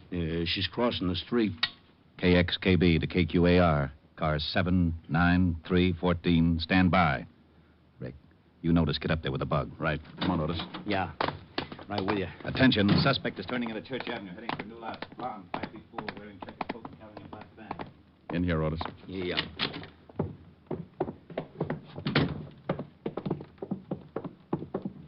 Well, this is her room. The landlady said she'd unlock it for us as soon as Mrs. Vale left the building. Bingo. Go on in. Okay. Now, plant it just like you knew what you were doing, Sergeant. I'll take the box down in the basement where we can listen. Give me 5 minutes and then give me a quick test. Well, how long have I got to set it up? Who knows? Don't worry about it too much. If Mrs. Vale comes in, just tell her you're selling tape recorders. Oh, she won't believe that. Otis, with your face, you'll have to believe something as stupid as that.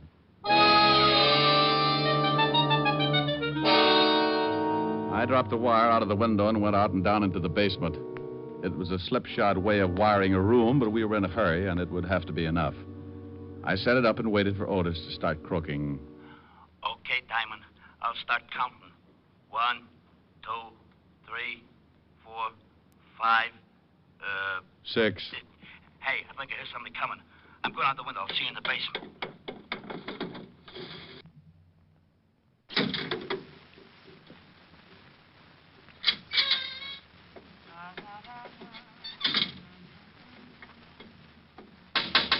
Oh, for Pete's sake. Gee, she nearly caught me. I come down the fire escape. Well, come on in. Yeah. Hey, how's it working? All right. Listen. Hey, she ain't got a bad voice. You probably got me plugged in with Morton Downey. What are we going to do? Just sit here and listen? The lieutenant's going to give Mrs. Vale a scare, Otis. Then we're going to listen. I don't get it. Shh. That's Walt. Who's there? The police, Mrs. Vale. Huh? Oh, well, wait just a minute. Hey, it sounds pretty good, don't it? Shut up, Otis. Yeah? I'm looking for your husband, Mrs. Vale. He isn't here. He's out of town. What's wrong? He's wanted. For what? Murder. Mind if I come in? Got a warrant? Okay, make it tough. Where's your husband? I told you. Well, we're out of town. You didn't tell me. Okay, I'll be back with a warrant. Now we'll see if it works.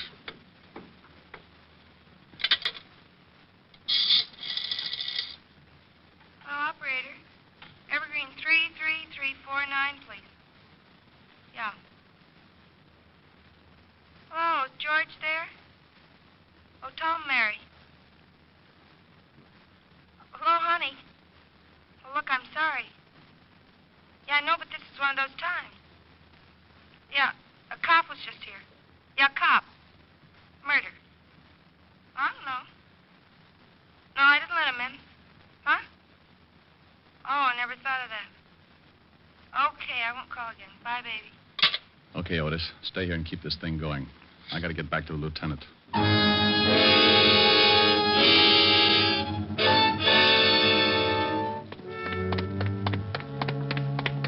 Did it work? Yeah, like a dream. She called Evergreen 33349 and talked to George. I'll check the number. You start driving north, so we'll be in the general exchange area. KXKB calling KQAR, code 600 and Evergreen 3. We headed across town while Walt put in the code to the precinct. In less time than it takes Sergeant Otis to say, oh, yeah, we had our address.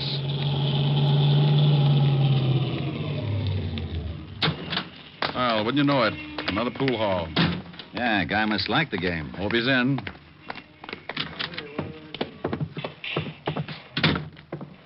Pretty crowded, I don't... Oh, yeah. Yeah, there he is. He sees us. He's going for the back door. Let's grab him. Right. Hey, let me go. Take your hands off me. You're busting my arm. Just take it easy, Vale. All we want to do is talk to you. Come on, outside. Okay. Go on, Vale. In the car. Quit shoving. I'm going. Walt, I'll wait. Now, Rick. Where did that shot come from?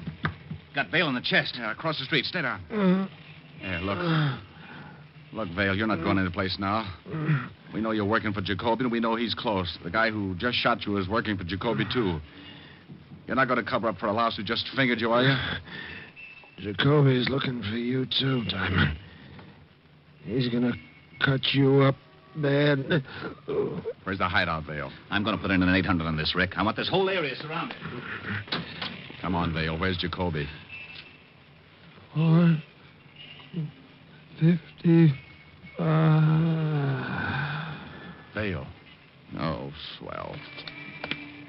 Repeat, code 800 from Central Park West to 10th, from 59th Street to 64th Street, KXKC, now at Pool Hall, 9th Avenue, 60th Street. Okay, Rick, what's with Vale? Yeah, nothing. Dead? Yeah. Gave me half of Jacoby's address, 455, and then made the trip. 455? Well, come on. There can't be too many 455s within walking distance. What about Vale? Yeah, I'll call in for the wagon. Go ahead. I'll start checking apartment numbers. Now, you wait a minute. You better take it easy. Jacoby would like nothing better than to have you go knocking on his front door. If I know Jacoby, Walt, he's got the radio on, and he knows just what you're doing. Besides, that fingerman will tell him about Vale. Somebody's got to find him before he makes a break. He's done enough killing. Well, if you do run into something, you wait for the boys. Walt. Yeah?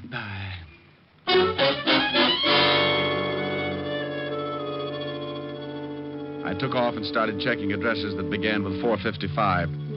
The first was Cold Turkey, nothing but a married couple who looked like they were in training for Madison Square Garden. I moved on. Somewhere in that neighborhood, Leon Jacoby was listening to his radio. Car 3, code 800, 455 to 61st Street. Car 16, 17, and 18. Shut it off, Jane. 61st But, and Leon, 10th Avenue, they're same surrounding code. this whole area. Shut it off. All right.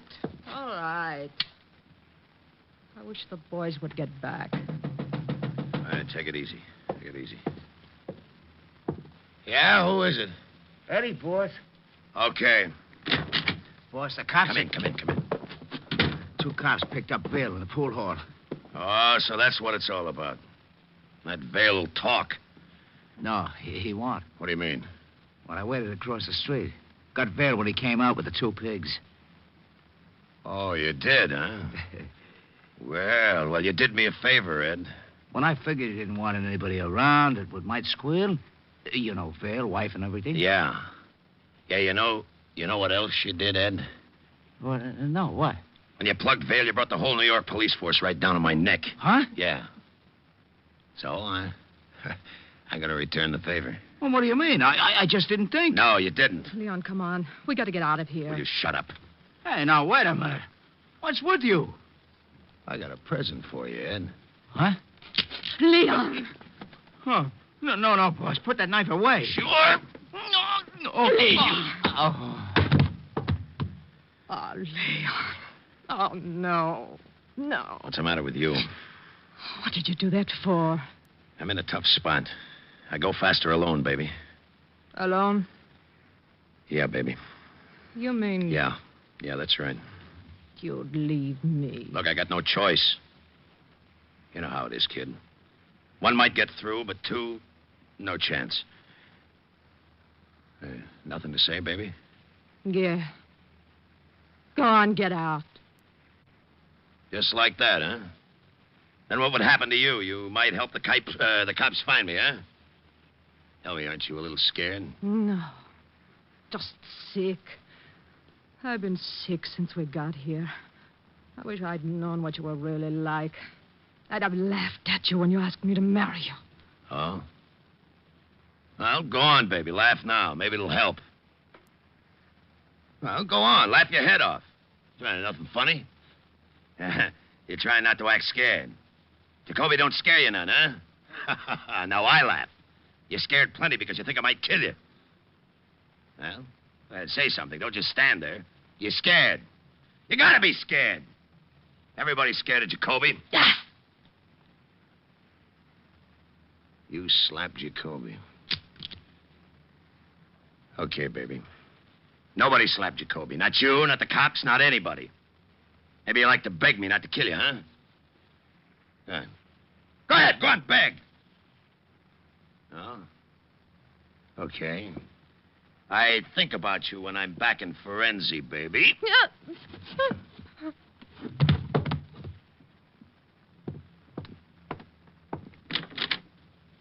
Arrivederci.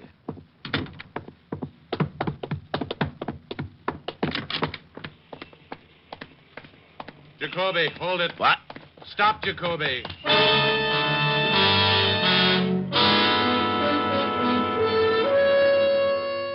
Well, Jacoby had waited 6 years to get a crack at me, and it looked like he was going to finally get his chance.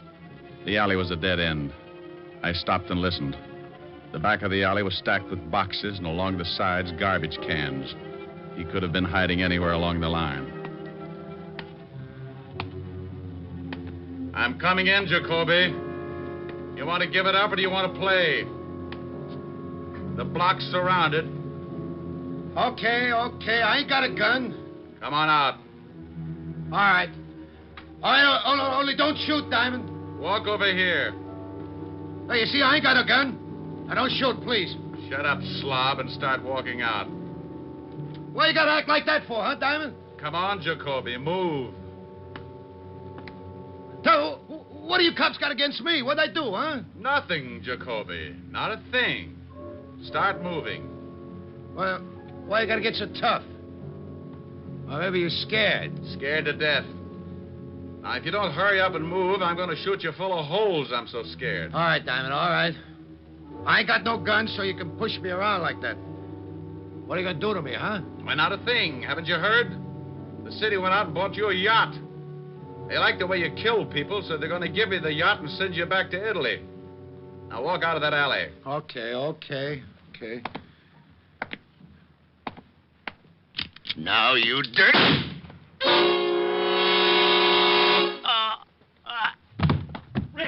Rick! Over here, Walt. Over here. He pulled his knife on you, huh? Yeah, I didn't think I'd see it. Well, you're lucky you're dead. Yeah, well, I expected it. There used to be an old saying 6 years ago. When Leon Jacoby wants you dead, he'll use a knife and you'll lose your head.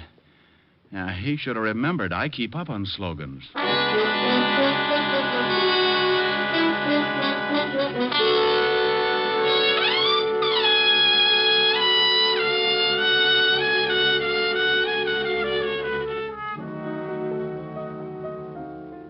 Rick, that's an awful story. Well, you wanted me to tell you about it. But it's so terrible, and you're so lucky. Yeah, I guess so. You'll certainly know better next time. Oh, I'll never make the same mistake again. Oh, I should hope not. Imagine being in such a hurry you've forgotten threw your socks in with all those lovely white shirts. Plaid now, baby. The color run that much? Sweetheart, when I got back to the office, it looked like Picasso had been in my wash basin. My shirts are ruined. Well, don't you fret. Mommy's going to buy little old Rick a whole new batch tomorrow. Oh, no. Really, I couldn't. It's just against my principles to take anything from a woman. It is, huh? Definitely. What's that song you're playing? 16 neck, 33 sleeve. What? Oh, you idiot. Oh, I was bad. I dropped a little hint. Well, I'll drop a little old hint, too. Very subtly, of course. Sing. Oh, baby, you're the subtlest. Climb aboard a butterfly and take off on the breeze. Let your worries flutter by and do the things you please. In the land where dollar bills are falling off the trees, on a dreamer's holiday. Every day for breakfast there's a dish of scrambled stars, and for luncheon you'll be munching rainbow candy bars. You'll be living a la mode on Jupiter or Mars, on a dreamer's holiday. Make it a long vacation. Time there is plenty of. You need no reservation. Just bring along the one that you love. Help yourself to happiness and sprinkle it with mirth. Close your eyes and concentrate and dream for all you're worth. You will feel terrific when you get back down to earth from a dreamer's holiday. How was that, honey? Huh? Baby, you're the craziest. What? Now, where did you pick up that expression? Oh, I get around now and then. I know a couple of musicians. Oh, I bet they all play lead kazoo. Come here. What do you want? I want to lay one on you. What? Oh. What'd you think of that, Pops? You want the honest truth? Uh-huh. Solid.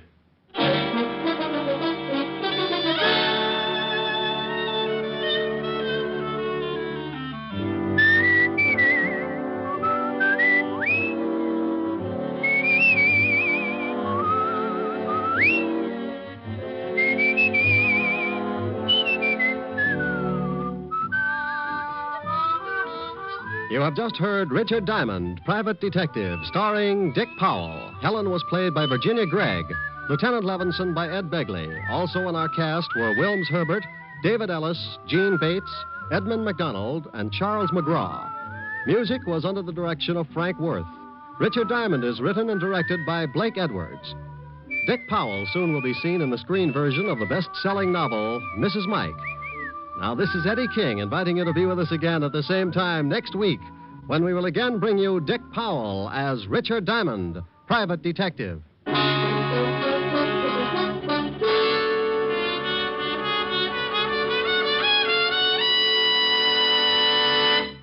Sunday evening means stellar listening on NBC. Tomorrow, be sure to hear the American theater's foremost acting couple, Alfred Lunt and Lynn Fontanne, in the whimsical comedy The Great Adventure on the Theater Guild on the Air. And for another great adventure in comedy tomorrow, remember to hear the Phil Harris Alice Faye Show. Great entertainment Sundays on NBC. Next, it's Death in the Rain with Maureen O'Hara on NBC.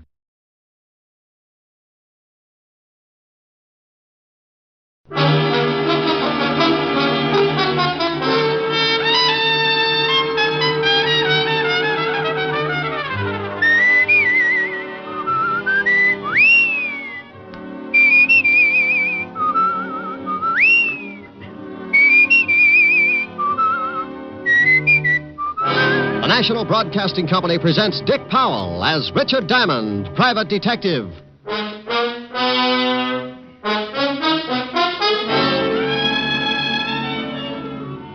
All right, Shamus, hand it over. Let's have it. Have what? I ain't got time to play games. This time you gotta believe me. This time I'm unhappy, so hand it over. You're not making it very easy. I'm gonna make it a lot tougher. How much tougher can things get? You'd be surprised. I've waited a long time for this. Well, I guess everything comes to he who waits. You won't have to wait anymore. You know something? I don't mind killing you at all. Here's another exciting half hour with Richard Diamond, Private Detective, starring Dick Powell.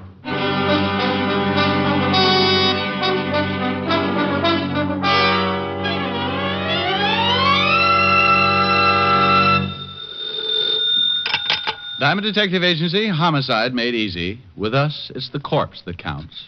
Oh, I just don't think I'll ever get used to it. Hi, Helen. Hi.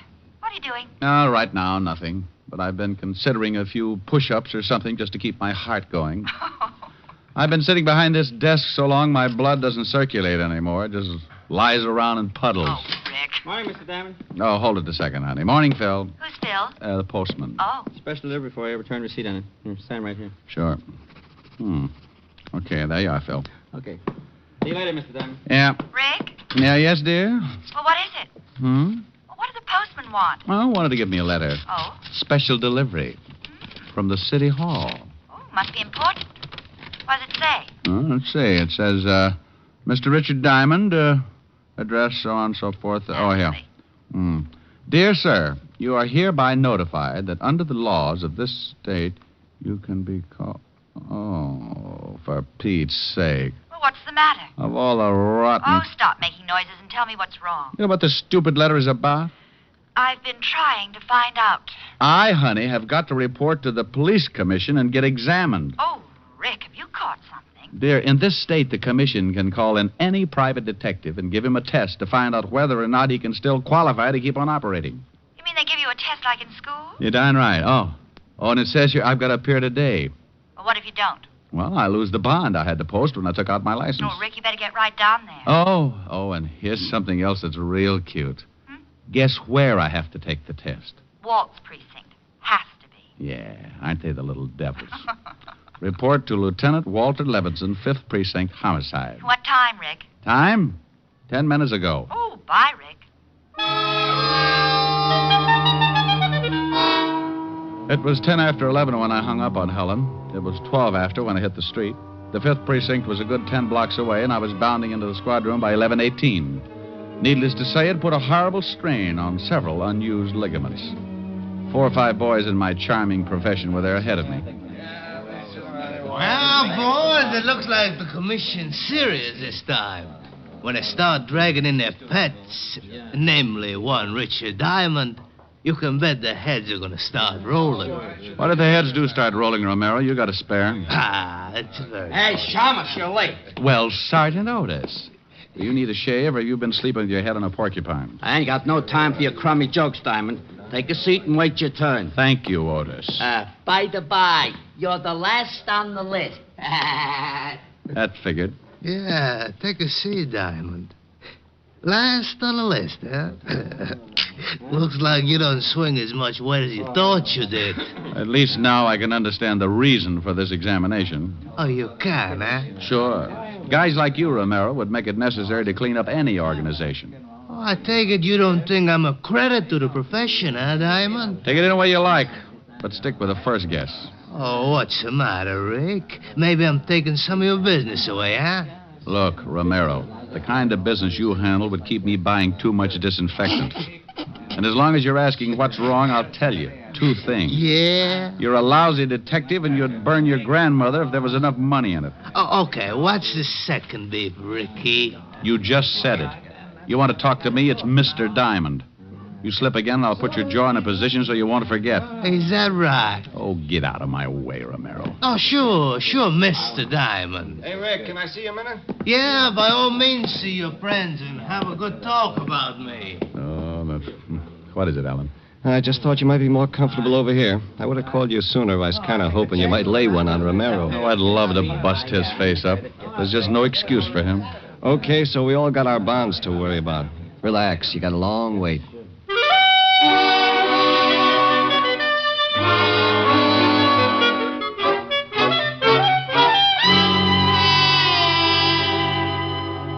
Okay, Diamond, it's your turn now. Not really. Go on in.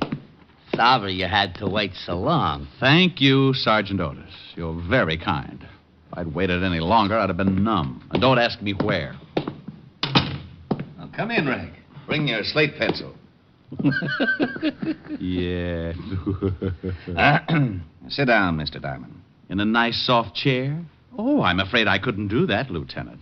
I've gotten so used to that bench outside, sort of grown to fit it, you might say. Oh, now, Rick, I'm sorry, but there was nothing I could do about it. Mr. Diamond, Lieutenant. Huh? Oh, yeah. I hear you've been giving that to a lot of people lately. Otis tells me you and Pat Romero had some kind of discussion along those lines. Why doesn't the government stick Otis out on the beach somewhere and use him for radar? Let him look for flying saucers. Rick, there's no sense in acting like a child. The name is Diamond. Since when? Since 2 hours of solid sitting, Lieutenant. Okay, Mr. Diamond. Unfortunately, the commission set this thing up, Mr. Diamond. I had nothing to do with it, Mr. Diamond. As for your waiting, there's enough hard feelings about your relations with this department. If I put you at the head of the list, Mr. Diamond... shut up. Lieutenant. Lieutenant. Mr. Diamond. Mr. Diamond. That's better. It certainly is. Here's the first half of the examination paper. You'll get the second half later. Write the answers to these questions. How long have I got? Take your time. Still mad? Yeah. Oh. So for the next 30 minutes, I wrote. I wrote, and Walt stewed.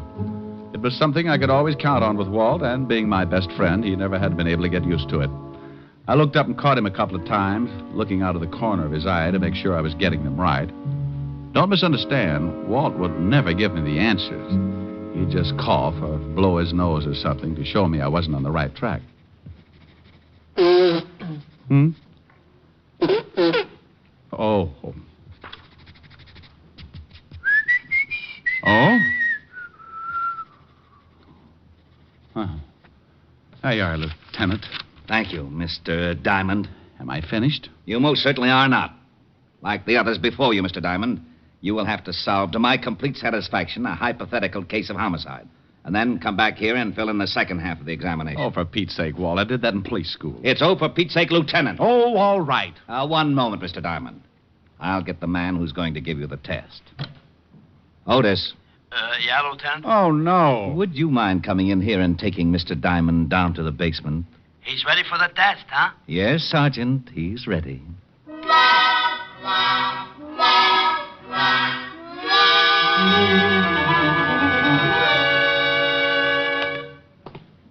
Now, there's a dummy in that room there, Diamond. You sure leave yourself wide open, Otis.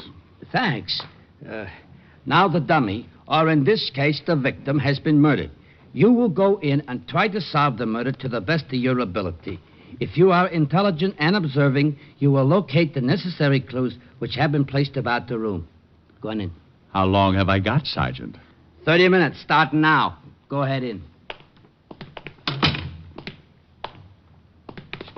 Otis! Otis! Oh, now come on, Shamus. You ain't gonna tell me you solved it already. No, Otis, I ain't.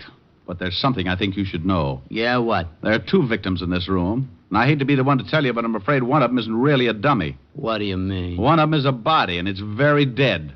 Get the lieutenant.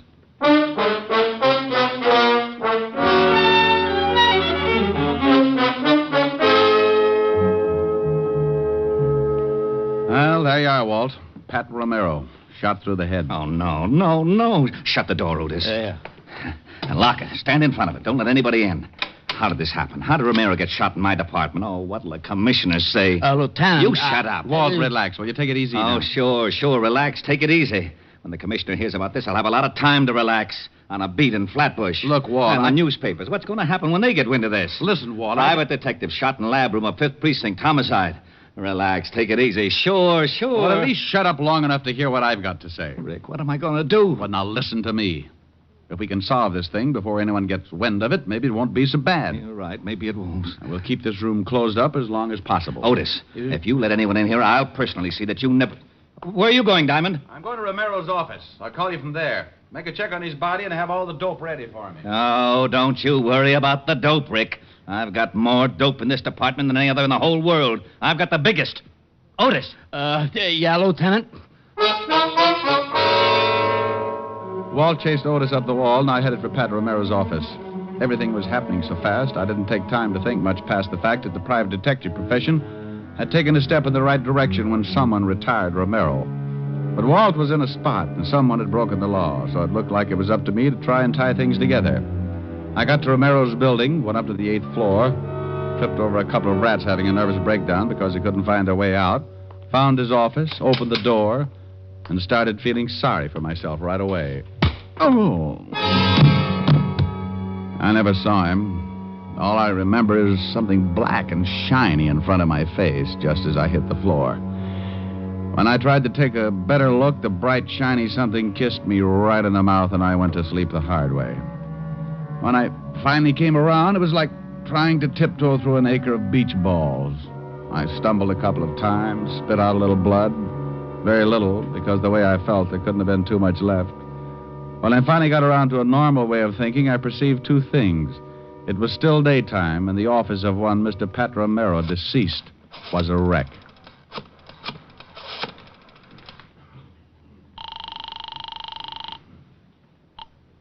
Fifth Precinct homicide. Well? Who is this first? Oh, now, come on. This is Diamond. Well, I thought so, but I'm not going to admit anything for a while, even my name. Anyone find out about... No. What did you find out? Well, I walked into his office and got my brains scattered. By whom? By whom? I don't know. I wish I did. I have a very sore head. Well, Romero was shot all right, but we can't find the bullet. Well, it's not a very big room. We'll find it, but in the meantime, here's something else. Romero had $10,000 in cash on him. New bills. Go ahead. That's all we've come up with so far. We'll have more to go on when we find that bullet. Well, maybe it's still in him. Went clean through. Messed up his pretty patent leather haircut. What? What do you mean, what? I said the bullet... Oh, never mind. Never mind, Walt. Bless your little pointed head. You just gave me an idea. About what? About the guy who worked me over a little while ago. Okay. Anything else? Yeah. Hurry up and find that missing bullet. Walt had said something about patent leather when he referred to Romero's greasy hairdo. That was all I needed. It opened a door someplace, and there, sitting with its legs crossed, was the biggest hunch I've ever seen. And it was wearing patent leather shoes. The only guy I could think of who would know a man like Romero and still wear patent leather shoes in the afternoon was a local gambler with a reputation as a fashion plate, monocle, striped trousers, and always the patent leather shoes. In fact, that's where he got his nickname, the Patent Leather Kid. This was a small clue, and I knew it, but one thing was in my favor. Anyone who would tear up Romero's office and kick me in the face had to be a bad little boy, and the Patent Leather Kid was typecasting. The kid's real name was Amos Fletcher, and he ran a small club over on 14th Street.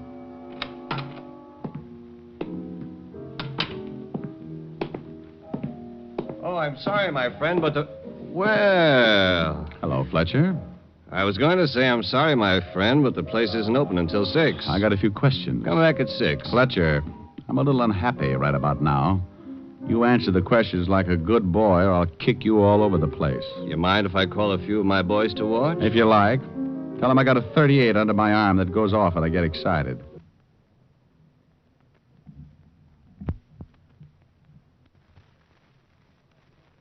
Got a few questions. Come back at 6. Fletcher, I'm a little unhappy right about now. You answer the questions like a good boy, or I'll kick you all over the place. You mind if I call a few of my boys to watch? If you like. Tell them I got a 38 under my arm that goes off when I get excited. Tell them I sort of lose my head when I get kicked in the mouth and don't get the answers I want. I think you better believe me. So you got kicked in the mouth? Yeah, by a pair of patent leather shoes, just like yours. I had nothing to do with it. You know a guy named Romero? Romero? No, I don't know a guy by that name. Where were you an hour ago? Right here. I have a couple of friends to prove it. We were playing cards, canasta. Okay. I'm glad you're satisfied, Mr. Diamond. Who said I was satisfied? No? Not a bit. Well, what about this Romero? He got himself shot. Badly? As bad as you can get shot. Well, Shamus, that's a chance you boys take. Maybe Romero would have lived longer in another racket. Think about it, Shamus. I'll think about it, Fletcher. I'll think about it a long time. Good. Let me know what you decide. You'll hear about it.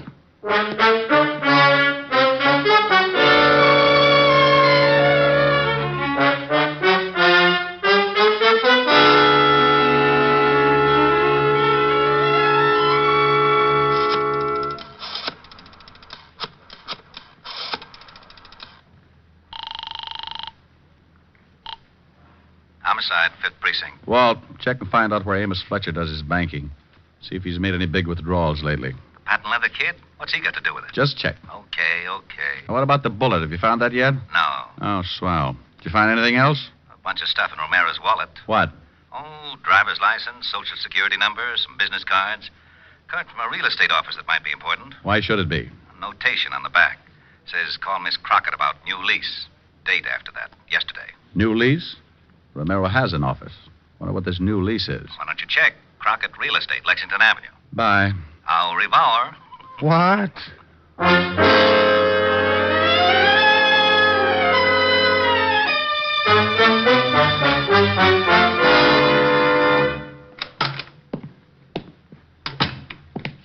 Something I could... Well. Good afternoon. Ain't it though? Dull as can be before you rolled them gorgeous shoulders through that door. Sit down, Sonny. Relax.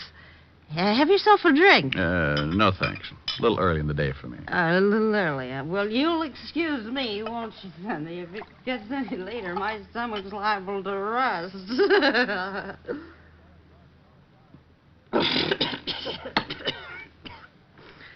Get it? Yeah, all over me. What's your name, Sonny? Gotta know, if I'm going to sell you some real estate. Play football in school, Sonny?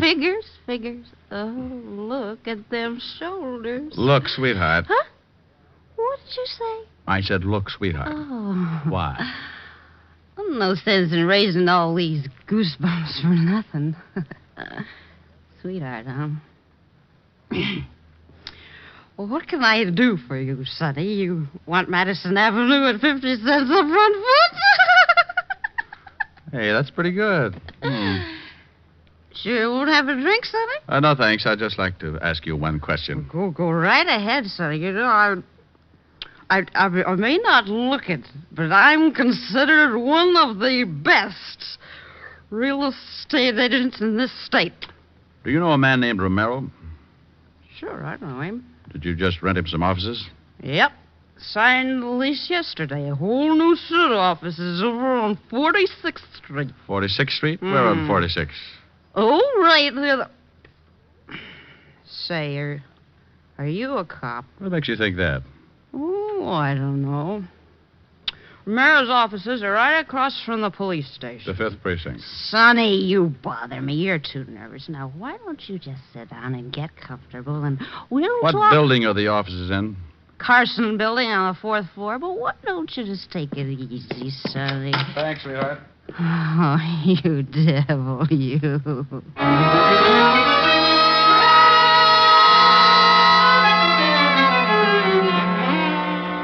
Now, look, Rick, we know Romero was shot in this room while he was either sitting or kneeling. Because the bullet entered his head at a high angle. Yeah. I think he was shot with a rifle, Walt. A rifle? Yeah, from across the street. Romero rented some new offices in the Carson building, directly opposite this building. I just saw them. Somebody torn those apart, too. Well, I checked on Amos Fletcher. Does his banking at the National. Made a withdrawal this morning, $10,000 in new bills. Who is it? Otis. Come on in. Has the Shamus solved it yet, Lieutenant? Walt, come here. Yeah? Now, look, 4th floor, Carson building, right over there. See the open window? Yeah? Now, if someone in one of those offices fired a rifle, and there's no bullet hole in the lower portion of the window in this room, that means it went through the open part. So Romero would have to be standing, let's say about right here. Well, that would make the slug somewhere out in the hall. Right. But it would have to pass through the door. There's no hole in the door. Hey, the door was open when me and the Shamus came down here. That's right, Walt. Let's see if we can find that bullet. What was Romero doing down here? Oh, he was just finishing this part of the test when I went up to get Diamond. Hey, Walt. Huh? I think I got the bullet. Yeah. Under the rug. Yeah, you'll have to pry it out. It's in the floor pretty deep. Okay. Who did we go after? Amos Fletcher? That's right. What's your proof? Not much. It's all a guess. You know what kind of a guy Romero was. Yeah, the worst. Well, let's see. Romero had $10,000 in his pocket. Fletcher took out $10,000 this morning. Sounds like blackmail. Could be. Somebody was tearing Romero's old office apart looking for something when I broke in on him. And got a patent leather shoe in the face for my trouble. That isn't very much to go on. Well, how about this? I asked Fletcher if he knew Romero. He said no. But as I left, he mentioned that Romero probably got killed because, like myself, he was in the wrong racket. How did he know that? Well, still not enough to convict him. Would a confession do it, Grouchy? You know darn good and well a confession is the only thing that would do it. That or find the murder weapon and prove it belongs to Fletcher. No, you're so technical. Okay, I'm going back to the office. Give me about 10 minutes and have Otis call Fletcher. Oh? Have Otis call Fletcher? Oh, not as Sergeant Otis. Just have him call and give Fletcher a friendly tip. From the way those two offices were torn up, it's my guess that Fletcher hasn't found what he's looking for yet. Just tell him I found it. Found what? Well, found anything. You don't have to be specific. Who said I was gonna be? Gonna be what, you mallet head? Specific. You don't even know what it means. It means precisely formulated or restricted. Huh? Oh, here, I got the bullet out of the floor, Lieutenant. Bye, Walt.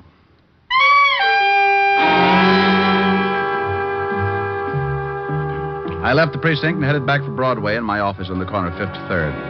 I knew that Amos Fletcher, the patent leather kid, was the boy we wanted. But whether or not he'd fall for the gag was a matter of luck. Luck is a big part of my business. So I went to my office and sat down behind my desk to wait.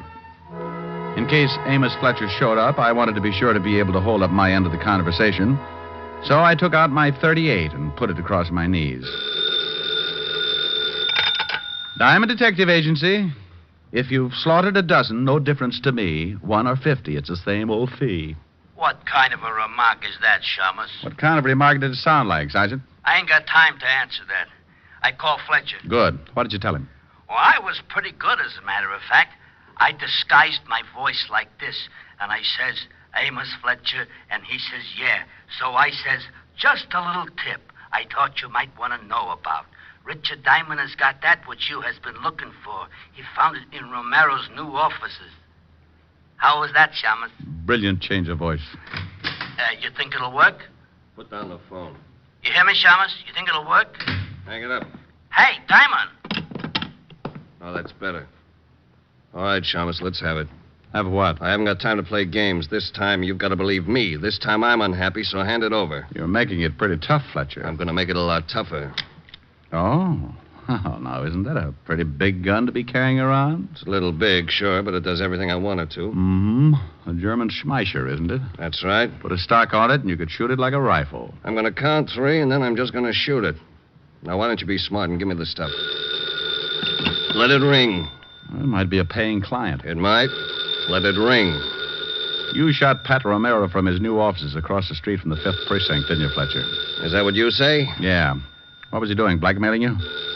You gave him $10,000 sometime today. You know, you're talking yourself right into a long box. Why did you shoot him in a police station? I paid him the $10,000, and he handed me the stuff, and I thought it was a McCoy. I went back to my office and started checking through this stuff. That phone's gonna bother me! There.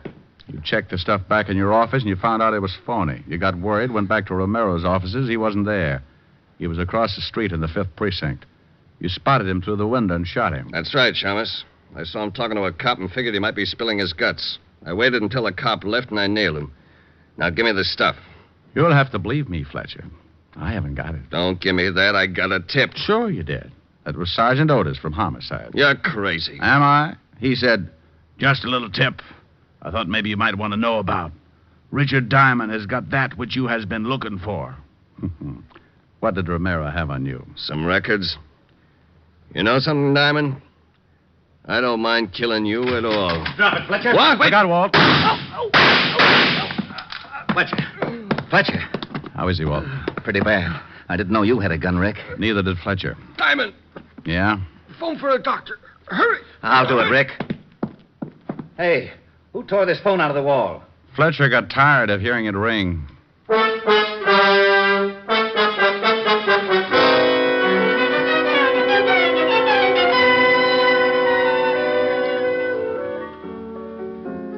What's that you're playing, Rick? Oh, it's an old thing. Oh. Yes. Hello, Helen. This is Walt. Yes, Walt, he's right here. Thanks, Dan. Hello, Walt.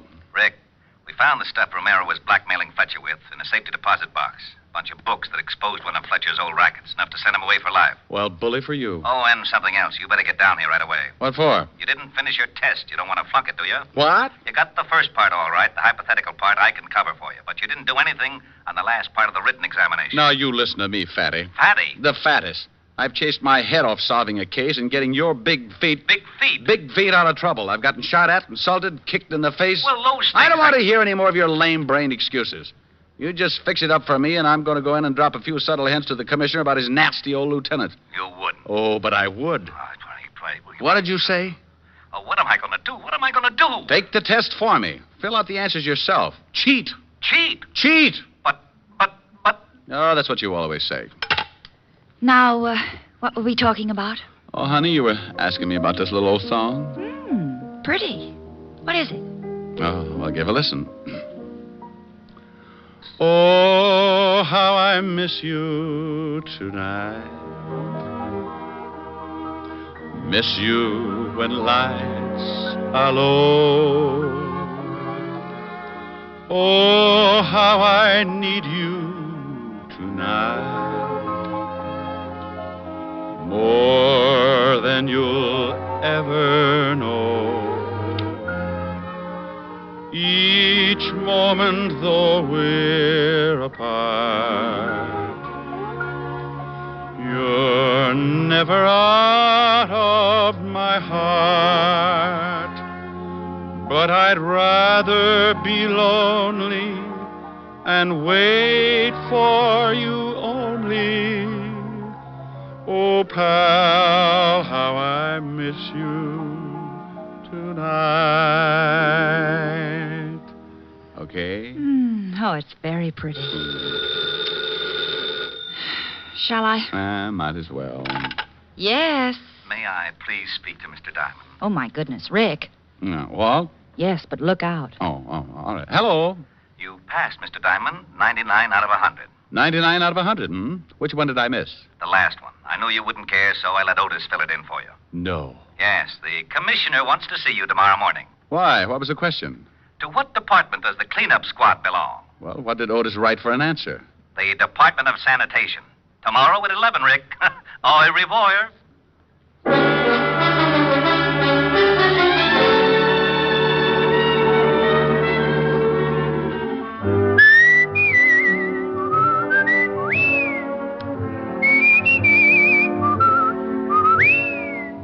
You have just heard Richard Diamond, Private Detective, starring Dick Powell. Ed Begley played Lieutenant Walt Levinson. Also in the cast were Wilms Herbert, Francis Robinson, Don Diamond, Ann Morrison, and Paul Dubov.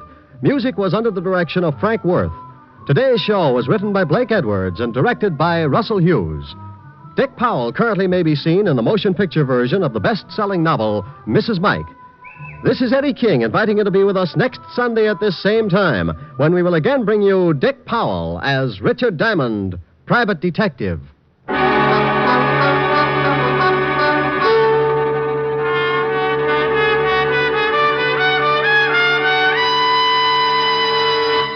What's on NBC today? One of the finest programs in NBC's Sunday lineup of stellar entertainment is Theater Guild on the Air. Later today, be sure to hear Richard Widmark and Teresa Wright in the romantic comedy There's Always Juliet. That's Richard Widmark and Teresa Wright on Theater Guild on the Air today on this NBC station. Next, hear James Melton and Harvest of Stars on NBC.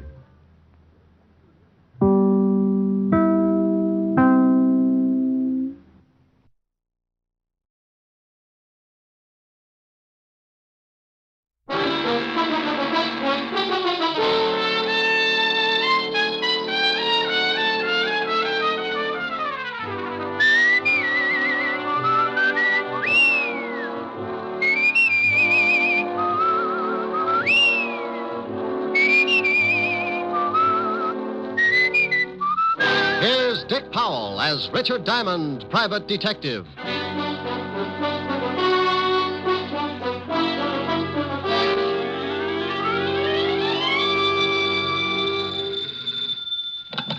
Diamond Detective Agency, handy hints on homicide. Oh, no. Oh, yes. Just pick a victim. All right. Got it? Yes? 6 of spades. Oh. Hello, Helen. Hi. Am I going to see you tonight, Rick? Depends on how many lights you leave on in the study. But are you coming over? Wouldn't miss it. I've been puckered up since 8 o'clock this morning. Francis has the night off. I'll have dinner for you in by the fire. Well, take it easy. The last time you built a fire, it got so hot I had to keep basting myself for a week. Oh, Rick. Sure. The next day I walked by Linda's and some guy grabbed me and shoved an apple in my mouth. Said he'd get fired if I didn't climb back in the window and lie down. Oh, I'll see you tonight. Bye. Bye. Now, let's see. Where did I put the soap? Mr. Diamond? Oh, it depends on what you want him for. If it's the rent, he's being buried over in Jersey this afternoon. My name is Dr. Edward Gerson from Bellevue Hospital. I have nothing to do with the rent. Well, if you're with the Sanity Commission, Diamond's still in Jersey. It is apparent that you are behind in your rent and you wish to remain buried in Jersey for the moment. Well, it's not as bad as it sounds. Are you a potential client? I'm a psychiatrist, Mr. Well, pick a good one. How about Apple Knocker? All right. I'm in a rather peculiar position, Mr. Apple Knocker. Oh, I don't know. I always sit like that. For the past 4 days, I've been treating a young man for an unusual type of shock. What did he do? Run his electric train in the bathtub? You're quite an interesting case yourself. Are you always so unconcerned when someone comes to you with a problem? Look, Doctor, everybody's got a problem. That's why I'm in business. If you've got a big one, you'll get by my little remarks, and I'll be glad to see what I can do for you. Quite a philosophy. All right, then. Let's both get down to business, Mr. Apple Knocker. Oh, now, what's your trouble? This boy I mentioned, he disappeared 5 days ago. You said you'd been treating him for 4 days. He couldn't have been gone very long. A day and a night. He was found the next morning wandering through the Bowery, unable to speak, unable to understand anything. I see. Someone took him to Bellevue. Luckily, the family's private physician is also on the staff at Bellevue. He saw the boy and called the family immediately. And you've been treating him ever since? Yes. Last night, the boy began to talk, make reasonable sense. Now, this would continue for perhaps a few hours, then he would lapse into a complete state of confusion. Each time he was given a sedative, and each time, as the sedative wore off, he talked for a while, knew who he was, started to tell about the missing night, and then lapsed once more into this state of, well, confusion. And you think something happened during this missing night, and he doesn't want to remember it? Correct. Did you ever study psychology? Every day, Doctor. I get enough screwy cases in here to make your clientele look like a bunch of Einsteins. And now stop unlocking my mind. There's a draft. Well, as you said, this boy won't let himself remember something that happened on that missing night. He'll talk about everything up to that point, but the minute he reaches it... he jumps the tracks. Well, yes. What do you want me to do? You know what I want you to do, Mr. Diamond. Okay. Now, here's one that will throw you. You know what I want you to do? The boy's family is quite willing to meet any expense that you feel is necessary. Oh, remind me not to take you on a double date. If I don't discover what happened to this boy on the night in question, I'm afraid he might lose his mind permanently. These periods of confusion are becoming more frequent, and sooner or later, he won't be able to distinguish between the real and the unreal. I'm going to put him under narcosynthesis this evening, and I'd like you to be present. All right, Doctor. What's the boy's name? William Carter. Be at Bellevue at 8 o'clock and ask for me. The boy's family will be there also, and you can tell them about your fee. Now, just give me a quick answer and leave my motives alone. Is his family wealthy? Quite. And I'll see you at 8 o'clock, Dr. Gerson. You would have anyway. Goodbye, Mr. Appleknocker.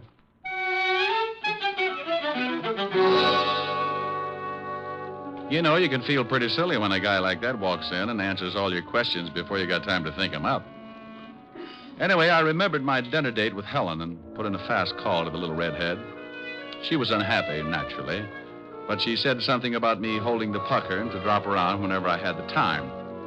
At 8 o'clock, I was standing in the long hall at the Bellevue Hospital. Dr. Murray, report to the second floor desk, please. Dr. Murray to the second floor desk. Good evening, Mr. Diamond. Oh, hello, Dr. Gerson. What's the matter? You look a little nervous. Well, hospitals bother me. That's very interesting. Hacker, please. The family is at the end of the hall. Let's go down. Tell me, Doctor, just what exactly happens when you put William Carter under this narcosynthesis? It's an intravenous injection. It unlocks those little doors in the back of his mind. Gets him to talk. You'll see. It's really very amazing. Right here. Good evening, Doctor. Mrs. Carter. How's the boy? Not much change. This is Mr. Diamond, Mr. and Mrs. Carter. How do you How do? do you do? How do you do? Mrs. Carter, Dr. Gerson wants me to find out what happened to your son the night he was missing. Have you any idea? He said he had a date, and when I asked him who it was, he wouldn't tell me. That's all we know. I think William will be able to recreate what happened for you, Mr. Diamond. Now, I'll leave you to discuss business. And when you are through, stop at the desk. They'll show you where I am. Well, I... Yes, Mr. Diamond. What is your fee? Oh, thank you. Believe me. 100 a day in expenses. And your retainer? 1 day's work. Mr. Diamond, can you help our boy? Mrs. Carter, I don't really know. I'll write you a check. Oh, thanks. Mrs. Carter, whatever it is that's strong enough to make your son lose his memory, it might be... Think maybe it's something bad? I know it's something bad. How bad, I've got to find out. I hope it's not more serious than I think. Oh, yes, I know. Here you are, Mr. Diamond. Oh, thanks. I'll keep in touch.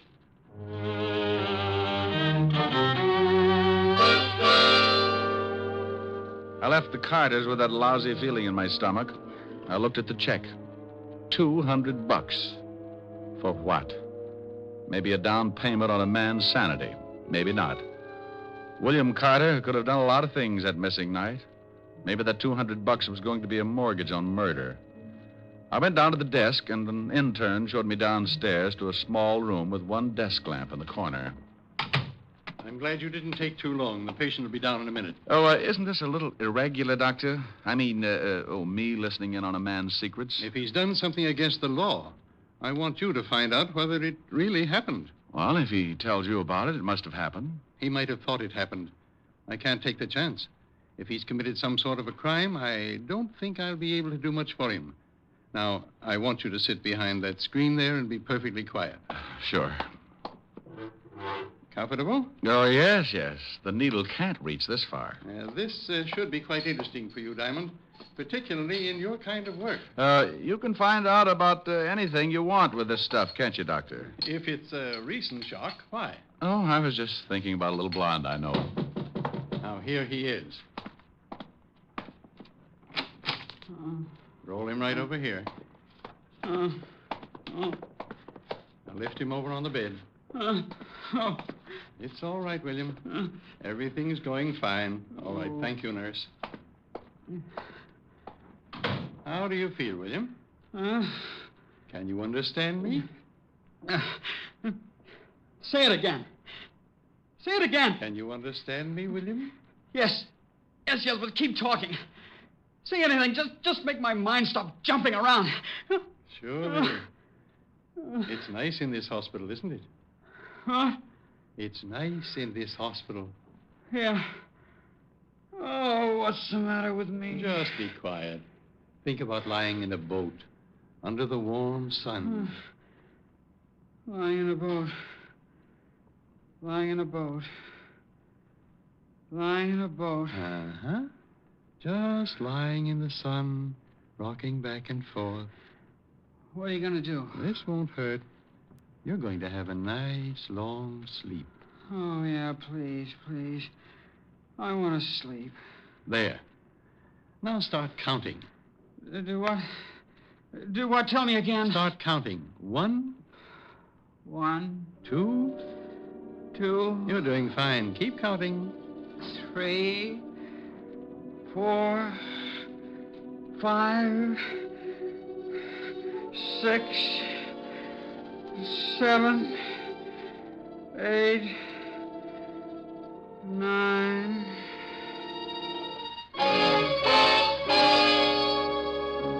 I sat behind the screen and listened to the doctor begin. At the start, Carter seemed almost glad to talk about it. He described the beginning of the evening. He had a date. A girl named Helena on 53 East 51st Street. Did you have a good time with Helena? Wonderful time. We went dancing. Where did you go? He kept talking all about the evening. They danced and drank. We went to a little The doctor kept digging, working at him, looking for every little detail. After you got through dancing? We went to her apartment. We had some more drinks. Pretty strong ones. Who made them? What? Who made the drinks? Helena did. Then he came in. Who came in? He did. The man. The man? The man just came into Helena's apartment. Who are you? Helena, who is this guy? What are you doing here, William? What are you doing? What do you want? Get out. Get out. I don't care who you are. I'm not going to get out, William. I don't believe it. You're not her husband. Stop it. Take your hands off her. He's hurting Helena. Yeah. I'll fix you. Helena needs help. There. You hit him. Gotta get out of here. Why do you? I gotta get out. He's dead. I killed him.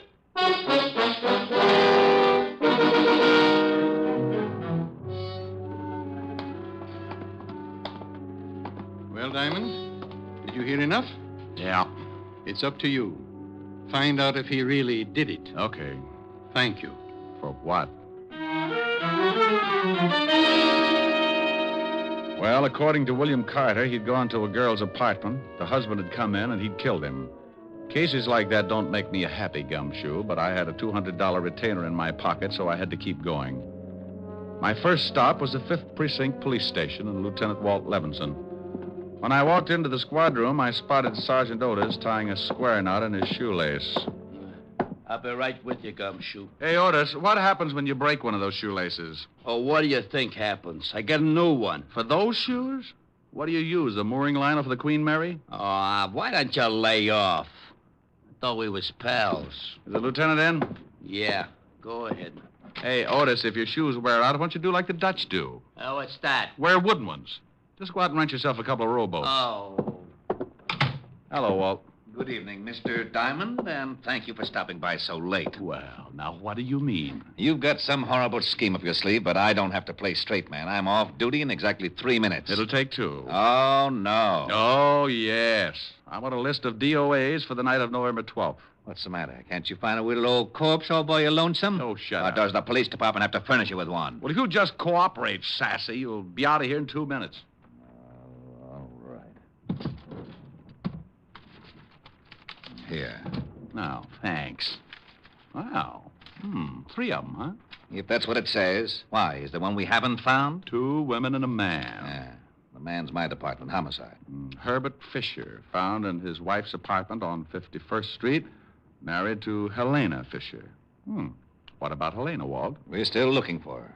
Neighbors say she and her husband hadn't been living together for several months. The old boy must have come home, found her with another guy, and got heated up. Either the wife or the other guy killed him. Huh? How do you know there was another guy? Well, the neighbors say a young guy started seeing her about a week before. Came up with her that night. We haven't a line on him yet, but we're checking. What killed him? Poker from the fireplace, beaten over the head. Oh. No prints. Nope, clean as a whistle. Say, what's with you? What are you so interested in this killing for? Oh, I just like to hear about crimes. Oh, now stop that. If you know something. I do know something, Walt. Yeah, what? One word. Will it help me solve this case? I don't know. Well, what is it? Bye. I left the precinct and headed back to Bellevue and Dr. Gerson. I had a hunch that was growing roots, and if William Carter's sanity was going to be saved, it would have to be done in a hurry. Up till now, only 4 people knew who was in that apartment when Fisher was killed. Myself, a missing girl named Helena, the potential killer, William Carter, and the good doctor. The girl hasn't gone to the police?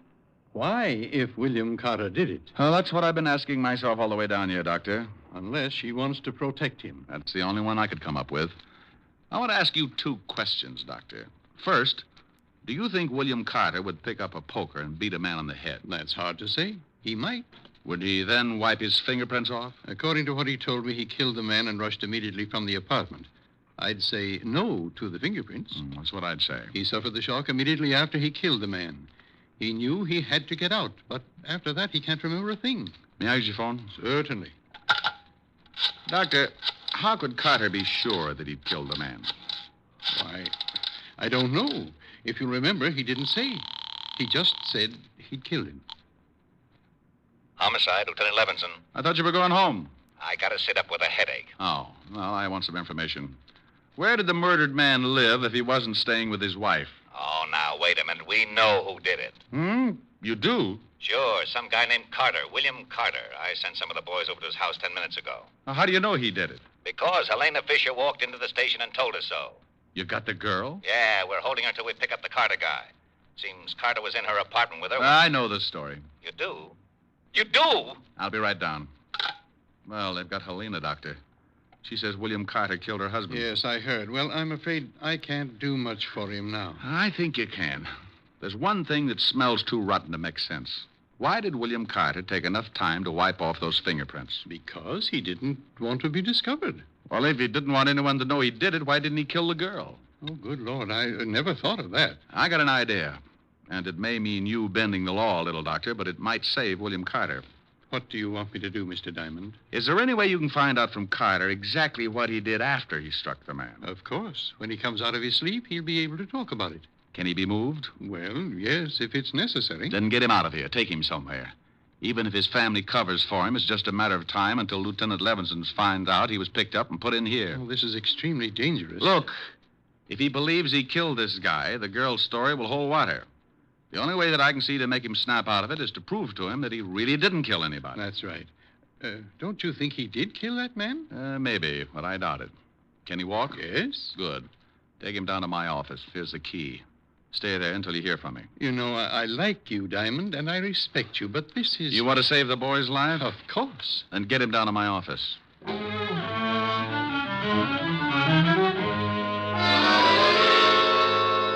I left the hospital and grabbed a cab back to the 5th Precinct. Sometimes when things don't add up like ABC, you've got to go out into left field for the answer. Everything pointed to William Carter, and he believed it himself.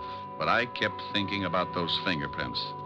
I told Walt my idea. Are you crazy? So the guy did wipe off the prints but didn't kill the girl. What of it? People do crazy things the first time they knock somebody off. Besides, you can't go around posing as a police sergeant. Oh, now stop that, Walt. Admit it. There's a hole someplace. But you told me yourself the Carter guy admits killing the girl's husband. In his condition, he'd admit anything. He says he did it. The girl says he did it. What more do you want? I don't want any doubts at all. Will you just try the idea? If you'll tell me where you've got William Carter. Promise not to have the boys there? Just you? Yes, I get mixed He's up. in my office.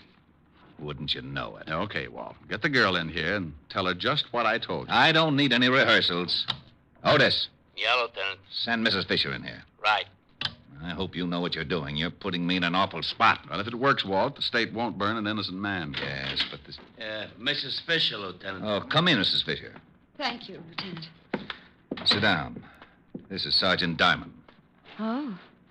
Well, how do you do, Sergeant Diamond? How do you do, Mrs. Fisher? We've checked your story, and everything seems to be all right. You can go home, but please don't leave town. I'm terribly sorry about this. I know I should have told you sooner, but William was... Well, I didn't know what to do. You did the right thing. Have you found William yet? No, but we will. Well, didn't you check his house? Isn't he with his family? No, he didn't come home at all. Oh, and that reminds me. You know, you're the only witness who can prove he did kill your husband. Why, yes, I guess I am. Well, I'd be extremely careful. He just might, Lieutenant, you don't think he might try and kill me, too? Well, you never know. After a man kills once and he's got time to think about it, he's liable to do anything. Well, then, I demand police protection. And you'll get it. Sergeant Diamond here has been assigned to the case. Oh, how nice. I'll do as much as I possibly can. Well, when do you start? Right now. I'll meet you out in the squad room right after I have a few words with the lieutenant. All right, Sergeant. Thank you, Lieutenant. Perfectly all right. This is ridiculous. All right. You get over to my office and pick up William Carter and the doctor. I'll stall Mrs. Fisher.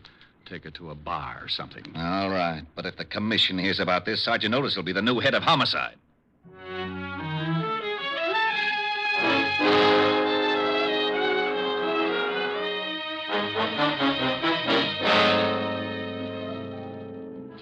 Oh, this is nice, Sergeant Diamond. Do you always guard people like this? Just the pretty ones. Oh, thank you. If you really think William might try to harm me, you'll have to stick pretty close, won't you? Mm-hmm. Do you mind? Not at all. What time is it? 11:30. Getting tired? Yes, a little. It's been a hard day. I'll bet it has. What if William comes to my place in the middle of the night? Where will you be? Watching the front door, baby. He won't get in. Watching the door from inside or outside? Outside, baby. Sorry. Yes, so am I.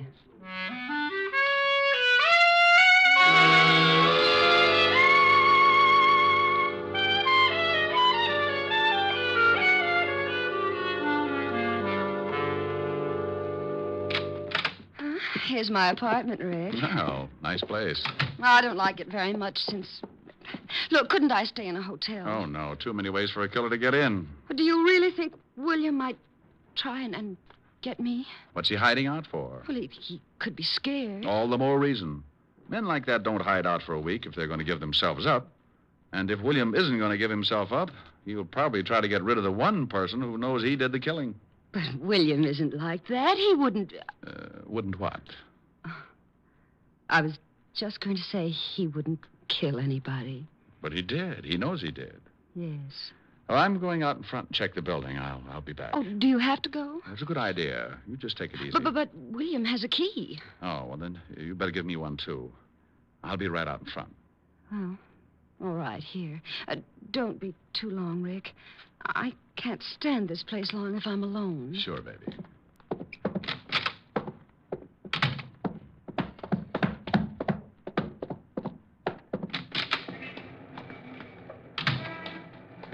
Over here, Rick. Yeah, I spotted you when you drove up. Hello, Doctor. I hope your plan works, Diamond. Yeah. Hello, William. He can't hear you. I put him into a deep sleep. He'll only answer my voice. There's only one way that we can get him into that apartment. Well, let's go. Mrs. Fisher is scared stiff. William, Yes? get out of the car. Come on, Walt. You got to be there to hear it. If we solve this one, I'll never tell anyone how. Let's go. Come with me, William. Now, William, remember, you are to go up to Helena's apartment and go in. Here's a key, Doctor. Do you understand, William? I am to go up to Helena's apartment and go in. Here's the key. Use the key to let yourself in. The key to let myself in. When you're in, close the door and stand in front of it. And that's all. All right, Mr. Diamond. Here we go. The four of us went in through the front door, and Dr. Gerson briefed William once more. Then we led him up the stairs and up to Helena Fisher's apartment. I could hear her humming as soon as William tried the key. We all ducked. Who's there? Rick? Answer me. Who's there?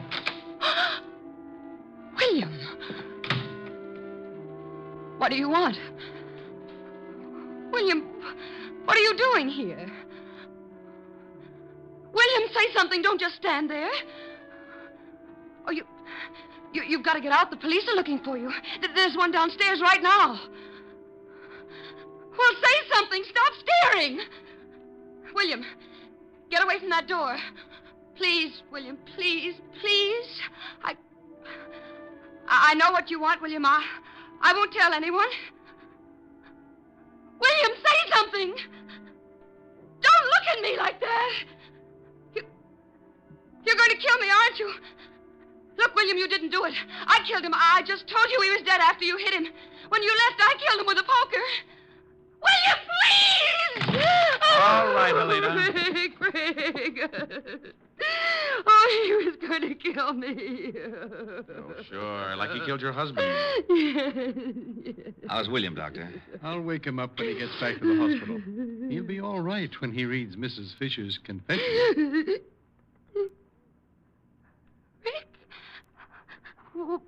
What's going on here? You better go along with the lieutenant, baby. Why? We heard your whole confession from outside the door. What?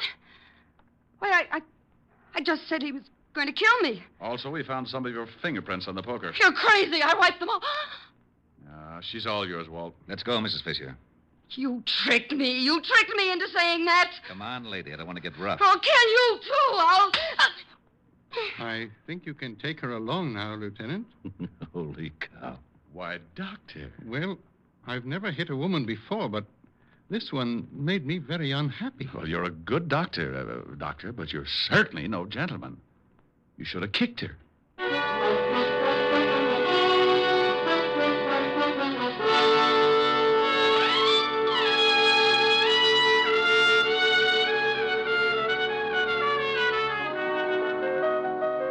Rick, what kept you out so late? It's after midnight. Oh, I had to stick around and watch Otis turn into a pumpkin. Now, that's Cinderella. Yeah. Can you imagine Sergeant Otis as Cinderella? The good prince would slip his sacrum trying to haul his slipper around. Tell me a fairy story, Rick. Well, once upon a time, there were two idiots. Rick. And they lived happily ever after. Sing. Don't like it? Sing. I liked it. Sing. I'll do as I please. Rick. I love those dear hearts and gentle people who live in my hometown, because those dear hearts and gentle people will never ever let you down. They read the good book from Friday till Monday. That's how the weekend goes. I've got a dream house I'll build there one day with picket fence and rambling rose. I feel so welcome each time that I return, that my happy little heart keeps laughing like a clown. I love the dear hearts and gentle people who live and love in my hometown. Well, how was that, honey? Well, Harold Appleknocker, where'd you pick up that there song? Well, my hometown, Mountain View, back up in the hills of Arkansas. Oh, that sure was mighty fine. Well, Lulu Bell, I'm glad you liked it. Mind if I bust you up with another 8 bar? Nope. Bust away. I love the dear heart and gentle people who live in love in my hometown. Da-da-da-dee. Well. Yeah, I think I did pretty fine that air song. Oh, yes, sir. You done busted me up right proper. Oh, you ought to come over to Mountain View sometime, Little Belle. Got dear hearts and gentle people all over the place. Oh, I'd like to make the trip. Oh, you'd love the people. You'd love to see them, love to greet them. How would you greet them, Lula Belle? How would you greet them? What would you say? Howdy. Oh, they'll love you, Lula Belle.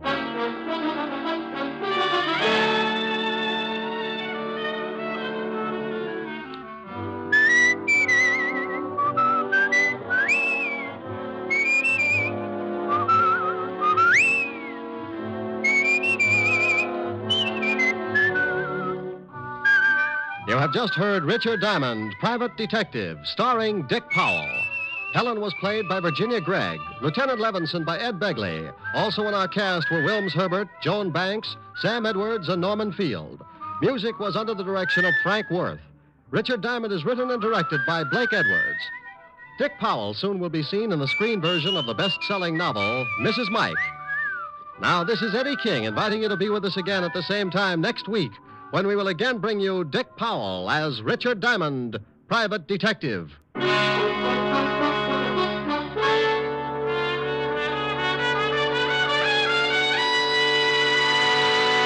What's on NBC Sunday?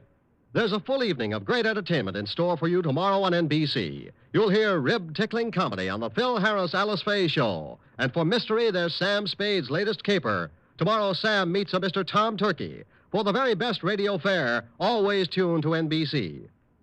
Coming up, it's Brian Donlevy and Hollywood Star Theater on NBC.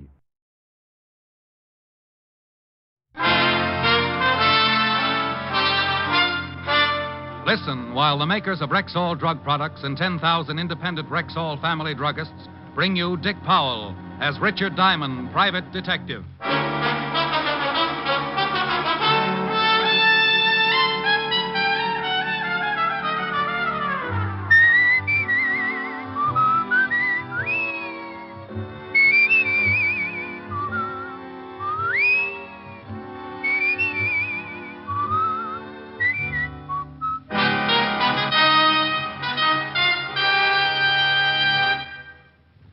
Good evening.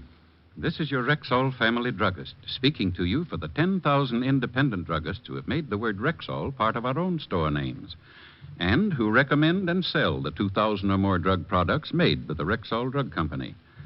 Like MI-31, for example, Rexall's popular mouthwash, gargle, and breath deodorant. Full-strength MI-31 kills contacted germs in seconds. Its zippy, tangy quality leaves a happy aftertaste. For a reliable yet refreshing mouthwash, use Rexall MI-31. And remember, you can depend on any drug product that bears the name Rexall. Good health to all from Rexall. Now, your Rexall family druggist brings you a transcribed half hour with Richard Diamond, Private Detective, starring Dick Powell. Dick's special guest star tonight is what was your name again? I'm sorry, but I really can't tell you. You can't tell me. Well, Rexall brings you Richard Diamond, starring Dick Powell.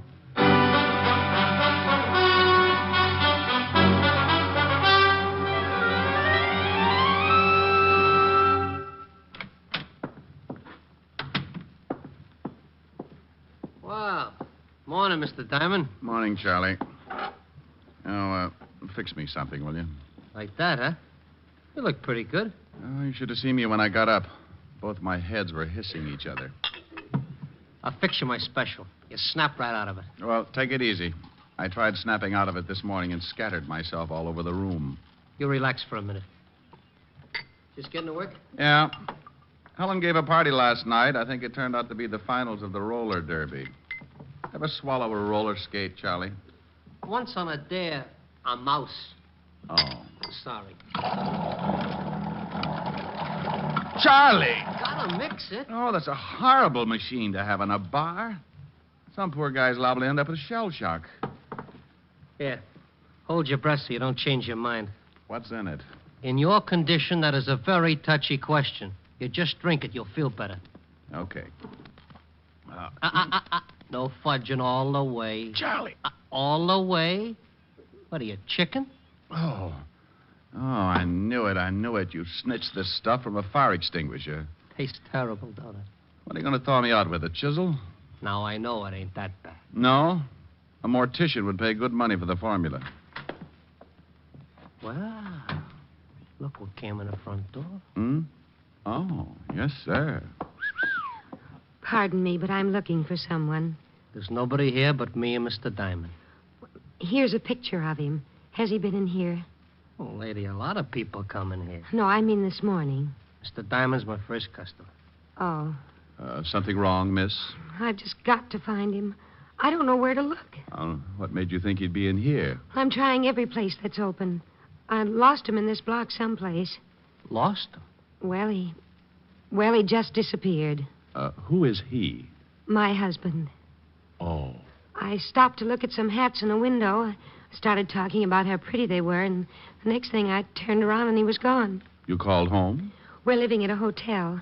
He hasn't shown up there. I've called everyone I know in New York. You're from out of town? Yes. Oh, I'm so worried. Well, honey, from this picture, your husband looks old enough to find his way around.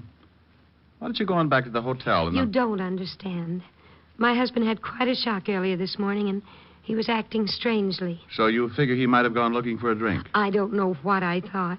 It isn't like him to wander off like that. I'm so worried. Well, if you're that upset, why don't you go to the law? Missing persons. I thought about that, but I can't. You can't go to the police? I can't explain why. It just wouldn't be good. Would you mind a completely new remark? What? Haven't I seen you before, Miss... No. Nice name. Mr. Diamond sees a lot of people. Used to be a cop himself. Oh. Private detective now. Private detective? Seems to me I've seen your husband someplace before, too. Is this an old picture? Yes, I carry it around in my wallet. Are you really a private detective, Mr. Diamond, Miss... Like Sam Spade? Well, no. Sam drinks and runs around with women. I lead a rather sheltered life. Steady, Charlie. Mr. Diamond, I'm really frightened. I'm sure something awful's happened to my husband. Will you help me? I might, if you tell me two things. What are they? Why you can't go to the police, and if you can afford $100 a day in expenses. Oh, I can afford the money. You should have answered the first question first. Now I'm almost tempted to forget the last one. But I can't go to the police. Dear, when people can't go to the police, it worries me. Your old man got a record or something? A record? Well, I've seen both of you someplace. You sure you aren't working some kind of a racket? Oh, now, lady, take it easy. I lose my husband. I come in here for help, and you think I'm some sort of a criminal or something. Look, dear, I don't know what to do. I don't know where to go. I don't want to go to the police, and it has nothing to do with breaking the law. Shame on you, Diamond. Here, lady, here's a handkerchief. Thank you. Look, I'm sorry. No, you're not. You're terrible. Oh, please. Look, I'm in pretty bad shape myself. Okay, I'll help you. Wonderful, Mr. Diamond. Where can we talk? Hey, she turns him off like a hydrant. You'll help me? Oh, yes. $100 a day in expenses. Certainly. Get her. Yeah. You sure you didn't dip into one of Charlie's specials? I don't drink. This isn't drinking. It's like diving into an active volcano. Where can we talk? One of the booths. Good. I don't want anyone else to know about this. You mean after this build-up, I ain't even going to hear what it's all about? Come on, dear. Oh. Relax, Charlie. Have one of your specials. Who knows? You may be the first one to reach the moon. Is this booth all right, Mr. Diamond? Just fine. Now sit down, dear, and tell me all about it. Well, there's really not much to tell. I took my husband to an appointment this morning. What kind of an appointment? I can't tell you. And you can't tell me your husband's name? No. Not even his first name? Well, I guess I could tell you his first name. It's Richard. Richard? Yes. You can't tell me any more? No. You want me to find him, and you want me to trust you? If you will. Will you trust me? Yes. Then I'll try and find Richard, but I'll need some help. I'll try. No, please. I'll need some outside help. Who? A policeman. Oh, no, I told you. And I told you. You want me to trust you? Okay, that's what I'm going to do, but you got to trust me, too. But the police... If you and your husband aren't in trouble with the police, you got nothing to worry about. But the police... Not the police, a policeman. One man. But he'll find out why Richard disappeared. Well, don't you want to know why? I know why, but I don't want anyone else to know why. You don't want anyone else. You know why, but you... Oh, don't let me do this to myself. I just want to find him. Okay. I promise the policeman won't say anything. I'm trusting that you have a good reason for not telling me any more than you have, but to find a man, this man in the picture, and an old photograph at that, to find this man needs a lot of doing. Checking hospitals. Hospitals? Now, don't start crying. Oh, I'm sorry. Go on. When you've got to check hospitals, morgues... Morgue? Look, dear, you wait here. Oh, no, I'm going with you. Good girl. Charlie, thank you for being so patient. A pleasure, miss. Shall we go, Mr. Diamond? Yeah. And, Charlie... Yeah? I'd like to thank you, too. Anytime. Your hospitality and good manners are only equaled by your loyalty and perspicacity. Huh? All in all, you've been a living doll.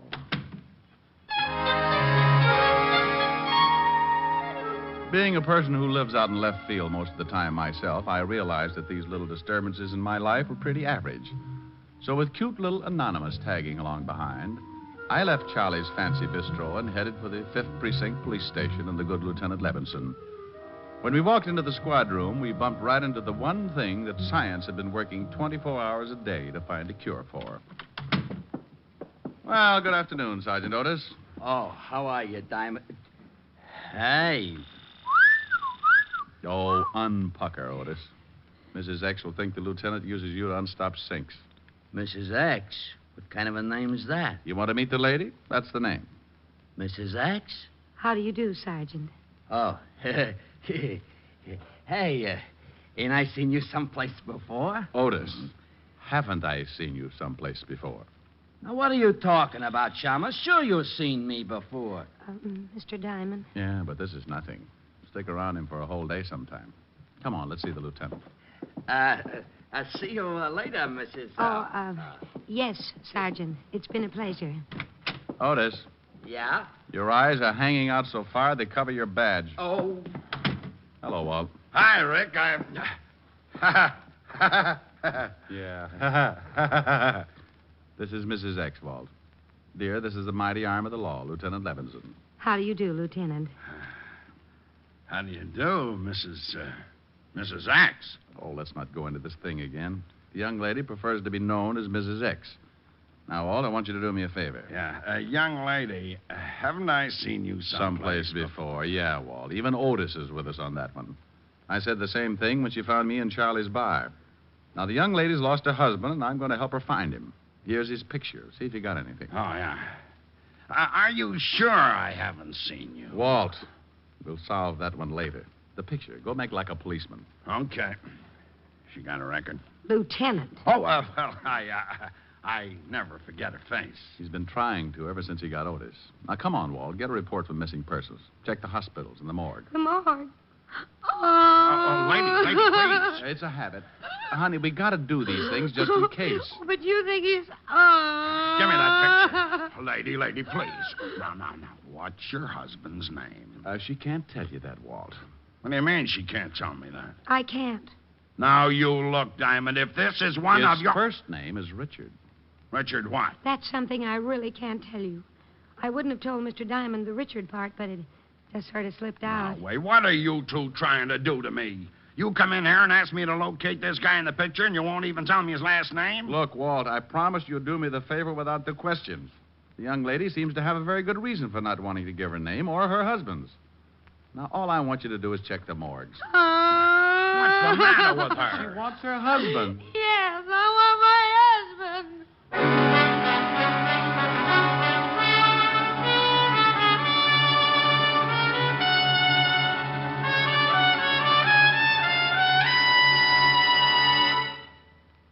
Before we continue with the adventures of Richard Diamond, private detective, here's your Rexall family druggist. It's always a pleasure when a customer herself tells you why she likes your product. And last week, one said to me, You know why I really prefer Rexall milk of magnesia? It's because one bottle won't be so thick I can't even pour it, and then the next one thin and watery. Somehow Rexall milk of magnesia always seems to be just right. Well, ma'am, that's because every bottle of Rexall milk of magnesia has to meet an exacting standard of viscosity, or it can't wear the Rexall label. What do you mean by viscosity? It's the degree of thickness or pourability in a liquid. Rexall conducts scientifically precise tests on every batch of Rexall milk of magnesia to be sure it meets this constant standard of viscosity. And that's not done just to please you with its consistency. What's much more important, it means you'll always get uniform dosage from every bottle of Rexall milk of magnesia. And I thought it was all an accident. Oh, no, ma'am. There are no accidents behind the fact. You can depend on any drug product that bears the name Rexall.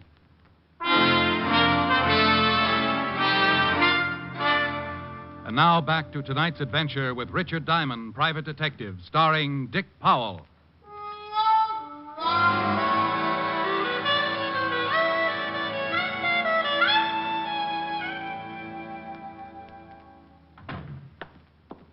Well, I checked, and no one that looks like this guy is in any of the more usual places. Well, that's fine. Now let's start looking for him where I lost him, Mr. Diamond. Oh, swell. Well, Walt, we really just stopped by to say hello. Killing time, you know. Sure. I appreciate everything you've done, Captain. Lieutenant. Of course. Thank you very much. But now Mr. Diamond and I have to go and find my husband. Richard. Yes. I think you'd better wait a few minutes. What for? Yes, we've got to hurry. I've got to find my husband before the 8 o'clock plane leaves this evening. You're leaving tonight? You didn't tell me that. Well, Richard has to be in California by tomorrow morning. Got a little job to do? A very big job, Captain. Lieutenant. Well, what do you want us to wait for? Because I've got Otis checking on this girl, this Mrs. X. Oh, no. Walt, you promised. I promised nothing. You assumed. Oh, you're a fine buddy. Buddy schmuddy. You might be taken in by her sweet innocence, but not me. You double-crosser. Mr. Diamond, you promised. But I didn't, lady. I just checked the morgues. Oh, now you shut up. Walt. Well, I never. I've seen this girl someplace, Rick, and I've got a sneaking suspicion she's wanted. Wanted? You can't cross me like this, Fatty. Wanted? Won't tell me her name, huh? No. Won't tell me her husband's name, huh? No. Then you're hiding something. Yes. Yes? Y-E-S, meaning of course. Now you stop that, Rick. Rick. Is your name Richard, too, Mr. Diamond? No, my friends call me Rick. You ever in Chicago, lady? Of course. Of course. O-F-C-O-U-R-S-E. You meaning... stay out of this. You run around with Tony Capone when you were in Chicago? You talking to me? I'm talking to her. Well, I'm glad. Tony never gave me back my elk's tooth. Well, I don't know why you're talking to me, Captain. I never gave Mr. Capone an elk's tooth. Oh. It's Lieutenant, dear. You got to stop promoting him. You'll get a swell head. Oh, you rat! You call me, Lieutenant? No! Well, gee, don't scare me like that. I got something on this picture you gave me. Her husband? Yeah. Hello, Mrs. X. Hello, Corporal. Otis. Yeah. You won't like it, Lieutenant. I won't like what? What I got on this picture. Something's happened to Richard. Now, take it easy. Well, what did you find out? I'll tell you whether I like it or not. Well, I sent it down to the boys in the morgue. No! Now look what you've done, you mallet head. Well, gee, what did I say? You said morgue. Oh, no. Now, honey, listen. This morgue is where they keep photographs. Oh. Well, what did they come up with, Sergeant? She sure looks pretty when she cries like that. Otis. Well, I shall quote from the report. Person in said photograph resembles one Richard Diamond, private detective. What did you say? Come to think of it, you do, Mr. Diamond. I shall continue. Member of the New York police force for 7 years. Height 6'1", 190. 80. The general conformation of the head. Note. Right ear... Otis, shut up. Oh, it gets real interesting. You didn't tell me about getting mixed up with that fan dancer back in 39, Diamond. I was simply interested in starting an ostrich farm. Otis. Yeah? Do you think that picture looks like Mr. Diamond? Kinda. Thank you, Patrolman Lovelow. Patrolman? Yes, and if I ever catch you wearing a sergeant's stripes again, I'll put you on a beach so far out that I'll have to fly food into you. Now get out of here. Sergeant Levinson. Lady, please, it's Lieutenant. Well, I don't care what it is. I think you were just horrible to that nice little policeman. Is that right? It certainly is. And I'm going to write a letter to the governor about you. Now, wait a minute. And what's more, I'm going to tell him what a horrible, mean, impolite person you are. But- I come in here with Mr. Diamond, and simply because I won't tell you my name, you accuse me of being a mop. Mop? Yes, mop. One of those gangsters' girls. Mao. Yes. And just because everyone thinks they've seen me before, I'm accused of all sorts of things. But, lady, I... No telling what's happened to my poor, wonderful husband. Lady, please, lady. You big bully. Yes. Well, okay, I'm sorry. I apologize. Can Sergeant Loveloon have his stripes back? Yes. No, thank you very much. Come on, Mr. Diamond. We've got to find Richard. Goodbye, Major.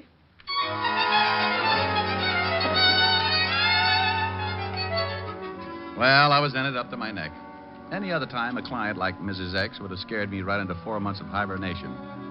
But she was such a cute little screwball that I just had to go along with it. We took the picture that looked something like yours truly and started making the rounds.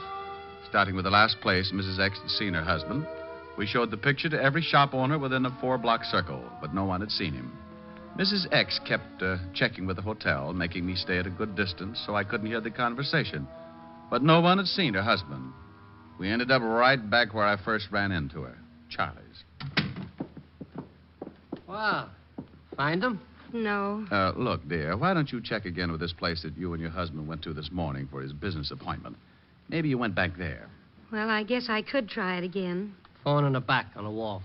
Thanks, I'll call him. No luck, Diamond? No. How do I get into these things, Charlie? When someone wants to give you $100 a day in expenses, you get into them. Phone. Brilliant deduction. Hello? A little lady will get it. Mr. Diamond, Yeah? it's for you. Captain Levinson. You been promoted? Several times in the last hour. You think he's heard something about Richard? Might be.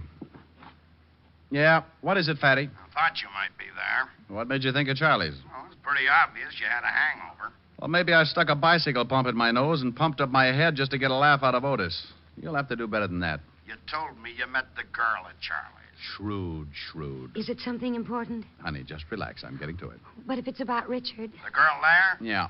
What's on your mind? Well, I don't know if it means anything, but we just got a report from the Johnson Sanatorium. Johnson Sanatorium. Never heard of it. Over on 84th Street. The missing husband? I don't know. The report fitted his description, but who knows from that old photograph. Well, it's worth checking. What's the address? 644 East 84th Street. Seems they found this guy wandering around the streets. Johnson Sanatorium, 644 East 84th Street, huh? Did he give his name? Amnesia, loss of memory. Seemed to be suffering from shock. Thought I'd let you get there first.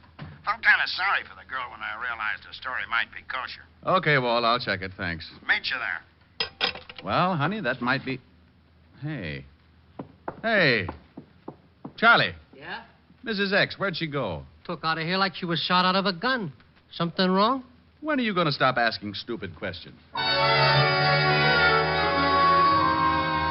Well, that tore it. Mrs. X was probably on her way over to the Johnson Sanatorium and with a good head start. So I went out and grabbed a cab for 84th Street and kicked myself a dozen times for getting mixed up in a situation like that. Why not forget the whole thing and get some rest until my head returned to a normal circumference? Answer. Because I'd wasted a whole afternoon looking for the missing husband and hadn't even got a retainer. Yes, sir. Is something I can do for you, perhaps? I'm looking for the man you reported as... Hello, Rick. Oh, Walt. Have you seen Mrs. X? I just this minute got her. She's been and gone. What about the guy you got the report on? Took him with her. The young lady came in, took a look at the man, claimed it was her husband, paid his bill, and left. You let him go like that? I thought the man had amnesia. Well, yes, he was suffering from some kind of shock and had temporarily lost his memory. But you just let him walk out of here with... Rick, let him finish his story. The minute the man saw the young lady, he snapped right out of it. She said they had to hurry to catch a plane or something, had a lot of packing to do. Did she give her name? Yes, he signed the release. Here, let me see it. And now, take it easy, Rick. It's signed Mrs. Richard Diamond. She used my name? Is that your name? You're darn right it is. She leave any address? Phony, I checked. Oh, swell. I'll cover the airports if it'll make you happy. Oh, it'll make me very happy. She did nothing for my hangover. She didn't pay me 1 red cent for my trouble, and I think I may be getting hives. Oh, I'm going over to Helen's and have a complete nervous breakdown.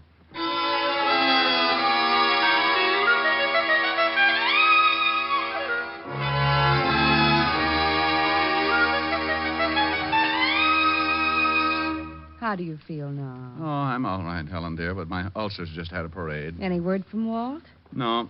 Miss Helen, Yes, what is it, Francis? a young lady at the door for Mr. Diamond. I'll get it.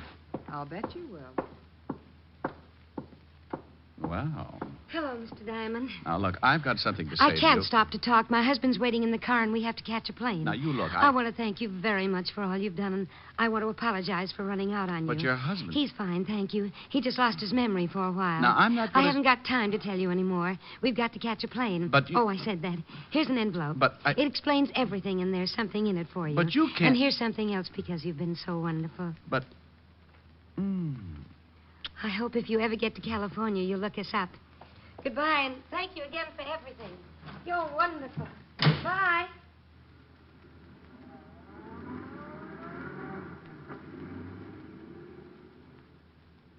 Well, Hmm? all right, Blue Eyes. What was that all about? Hmm? Oh, no, that was her. She. The girl. The girl. Mrs. X. What's that? Hmm? Oh, it's an envelope. Said it would explain everything. I hope it does, especially that fond farewell. Oh, that. She was just being grateful. Yeah. Go on, open the envelope. Pardon, Miss Helen. Now it's the phone. Lieutenant Levinson for Mr. Diamond. I better tell him about the girl. You'd better read what's in that envelope. Hello, Walt. Rick, that dame phoned Otis. Asked where she could find you. Oh, that's how she found the place. Yeah, the melonhead told her you might be over at Helen's. Gave her... She's been there? Just left. And she left an envelope that she said would explain everything. Well, what did it say? I haven't read it. Well, read it. I want to know what this is all about. So does Helen. Well, $500. The explanation?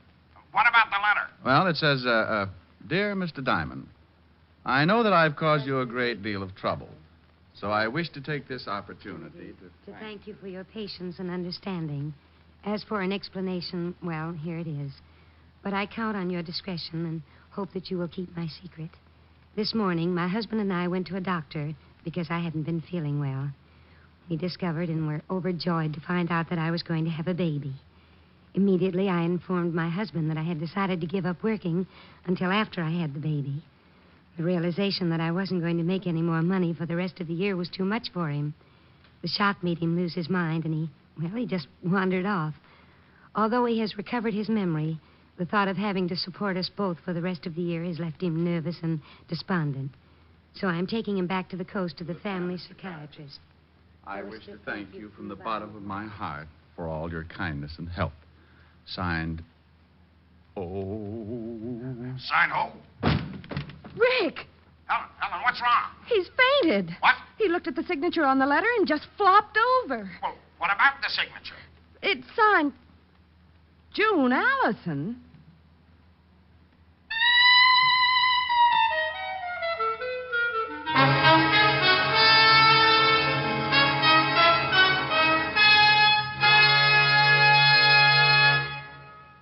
Again, here's your Rexall family druggist. Whenever you have a headache, remember this about Rexall aspirin. When taken with water, the 5 full grains of pure aspirin in every Rexall tablet are ready to go to work for you even before they reach your stomach. Yes, whenever you have a headache, remember that about Rexall aspirin. Ask for it at Rexall drugstores everywhere. And remember always, you can depend on any drug product that bears the name Rexall. Good health to all from Rexall.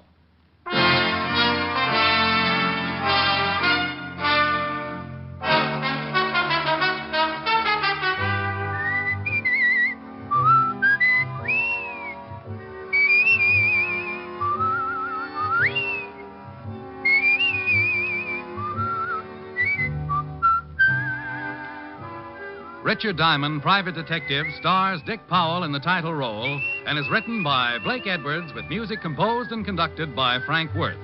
June Allison appeared through the courtesy of Metro-Goldwyn-Mayer and will soon be seen co-starring with Dick Powell in the MGM motion picture Right Cross. Featured in tonight's cast were Virginia Gregg, Ted DeCorsia, Wilms Herbert, and Bob Sweeney. Richard Diamond, Private Detective, was transcribed in Hollywood by Jaime Del Valle. This is Bill Foreman inviting you to be with us next Wednesday at this time when we will again bring you Dick Powell as Richard Diamond, Private Detective.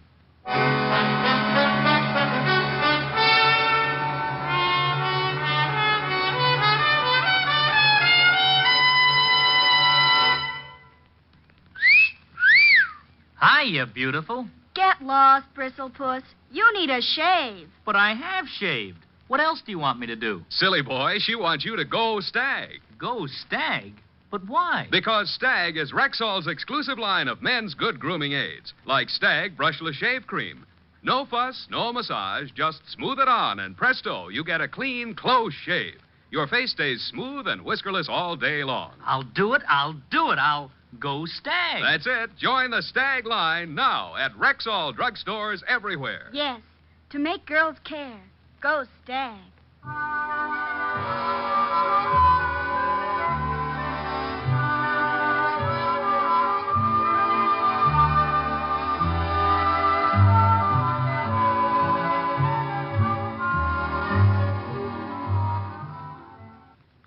Bill Bendix leads The Life of Riley again Friday on NBC.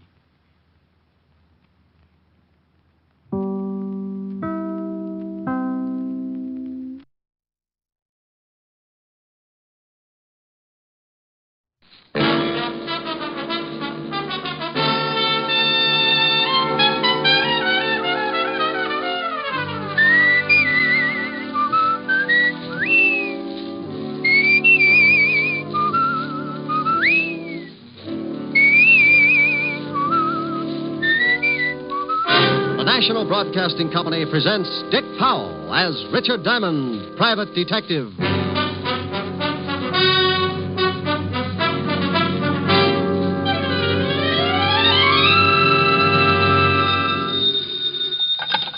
Diamond Detective Agency, a corpse in every plot. Oh, Rick, that's awful. I know, Helen, but my sense of humor's out of gas. Oh, what's the matter? No business? Not for a week. If a client walked in now, I'd probably swear it was an hallucination and referred to Bellevue. Walt's been trying to get you. He called here about 5 minutes ago, said it was important. I just got in the office. I'll give him a call. Am I going to see you tonight? You know it. Me and my empty wallet will be glad to stop over for dinner. Well, I'll have Francis fix something healthy. Tell him to cook some money. I'll see you around 7 then. Don't forget to call Walt. Bye. Bye. And I wish I was smiling, sure it's flying on in May. Lieutenant Levinson, homicide. Oh, you want to talk to me, Fatty? Rick? How many people call you Fatty? Where the devil have you been? I called you at your apartment all morning. Helen just told me I slept late. Well, why didn't you answer your phone? Rent was due. Could have been a trap. Can you come down here? Well, if it's important, I can come down. But if a potential client gives up because he can't find me, I may have a crying jag all over your office. I'll stock up on hankies. I wouldn't ask you, Rick, but it is important, very. Well, don't sound like the last course of Gloomy Sunday. I'll be there. Relax. I knew Walt was on the level because every time he thought something was important, he came on in a higher register and began to sound like a harp. Well, I closed the office, set the bear trap in front of the door in case of a client, and left a box lunch. I might be gone for a good while this time, and if I caught something, there was no sense in letting it starve. The 5th Precinct was 20 blocks away, so being a practical man who always regards that lonely feeling in his pocket as the sure makings of a pedestrian, I insulted a few well-meaning cab drivers, and 30 minutes later, I limped into the squad room of the 5th Precinct Police Station. Yes? Is there something I can do for you? In my business, you have to be conditioned to anything. Nothing should surprise you. But in my business, like any other, there's always a first time for everything. And it looked like this was it. For over a year, I had been walking leisurely into the squad room of the 5th Precinct and smiling inside when I spotted a cop with a battering ram for a head and landing barges for feet. He was always the best straight man I'd ever run across, and his name was Sergeant Otis Loveloon. But this day, dear old Otis was not to be found. Instead, sitting at his desk, looking up at me through a pair of thick horn-rimmed glasses, was something else. It pulled out a clean white handkerchief, removed the glasses, clouded them up with a quick breath that filled the room with the essence of sen-sen, and said, Well? Where's Otis? You mean Sergeant Loveloon? He's been transferred. He's been what? Transferred. Who are you? Sergeant Andre Klume. Is there something I can do for you? Andre Klume? Sergeant Andre Klume. Sergeant Andre Klume. Just one moment. Yeah? Where do you think you're going? Look, Sonny, I'm going in to see the lieutenant. You'll have to wait until I find out if he can see you. Oh, he'll see me. He just called me. May I have your name, please? What? Citation. Mr. or Mrs.? Hey, this may not be so bad after all. No? No. We're going to have fun, Andre. Are we? Yes, indeed.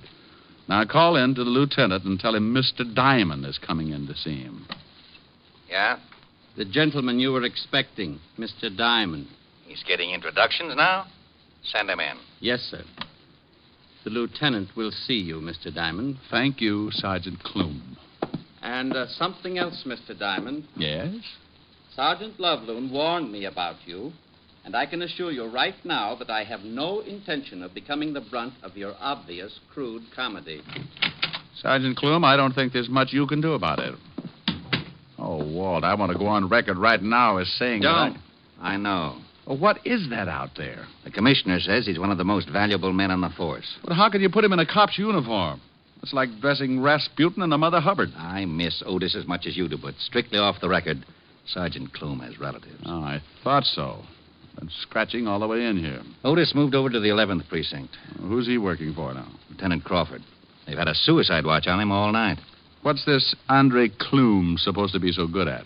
He's only been with us for a couple of days. I don't know. Well, if I keep thinking about him, I may have to be dipped in hot tar. You better tell me what you want to see me about. You may not like it, Rick. Oh? This is new? Remember Ralph Baxter? Sure. I sent him up while I was still on the force. Yeah.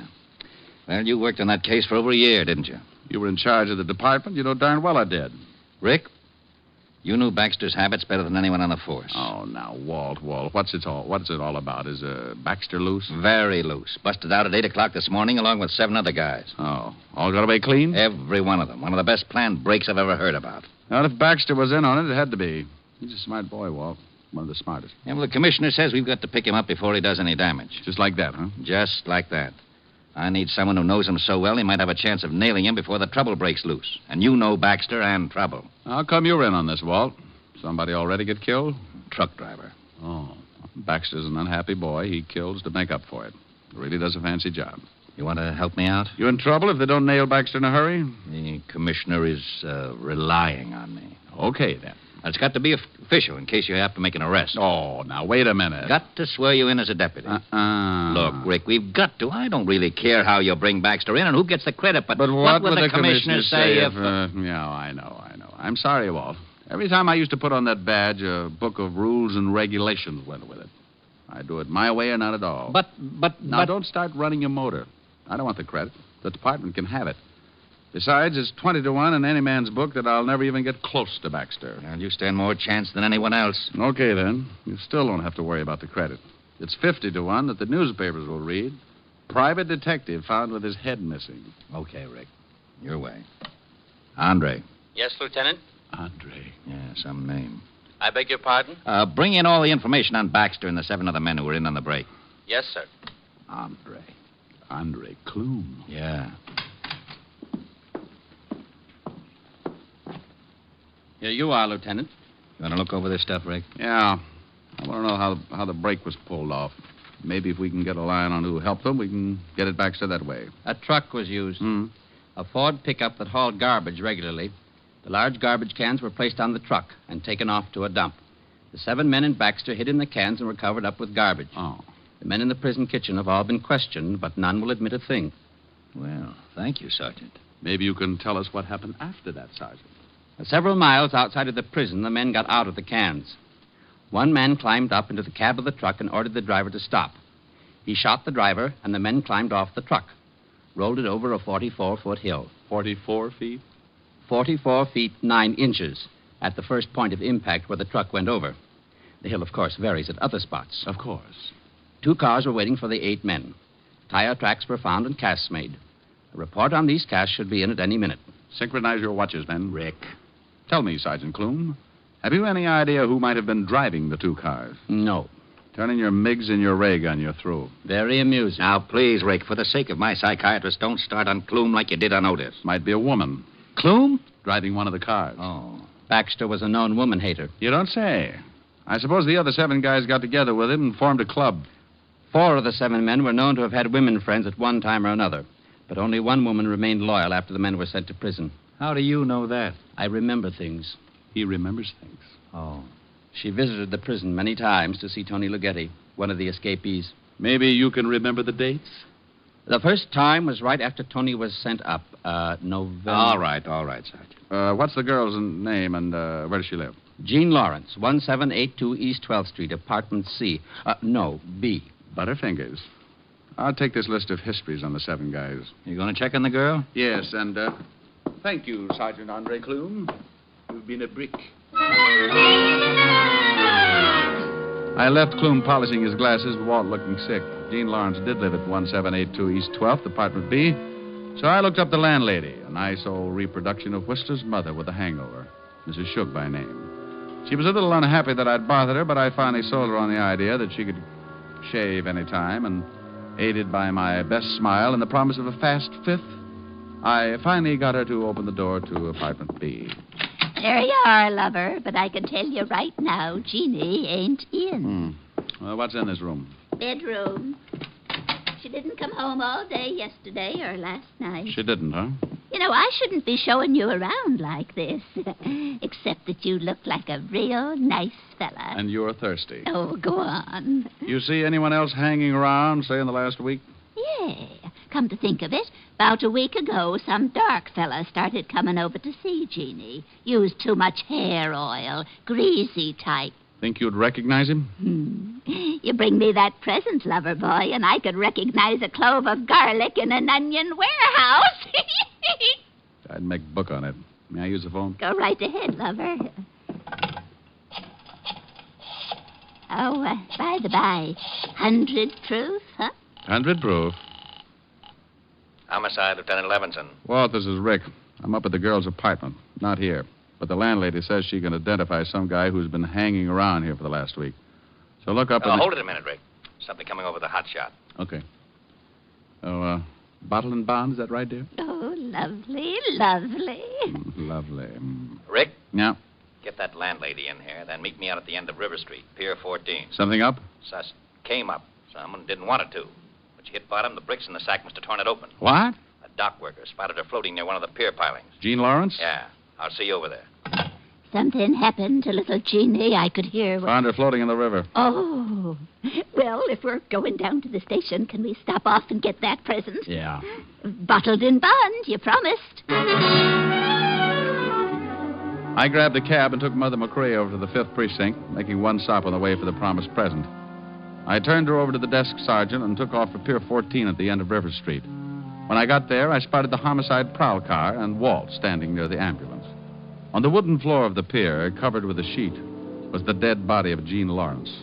The coroner had just finished his examination. Well, give me a full report as soon as I get to the lab, Lieutenant. This is a rush, Coroner. It always is. Oh, hello, Rick. Hi, Charlie. Shot twice, then thrown in the drink. Yeah, nice. Anything else? Book of matches in her coat pocket. Probably don't mean a thing. Lieutenant, we just got a report from the precinct. Hello, Diamond. Oh, good afternoon, Clume. You're looking fine. Oh, you'll be kissing each other on the cheek in a minute. What about that report, Sergeant? The landlady Diamond brought in 22 minutes ago has just identified a picture in the morgue as a man who had been visiting Jean Lawrence for the past week. Anyone we know?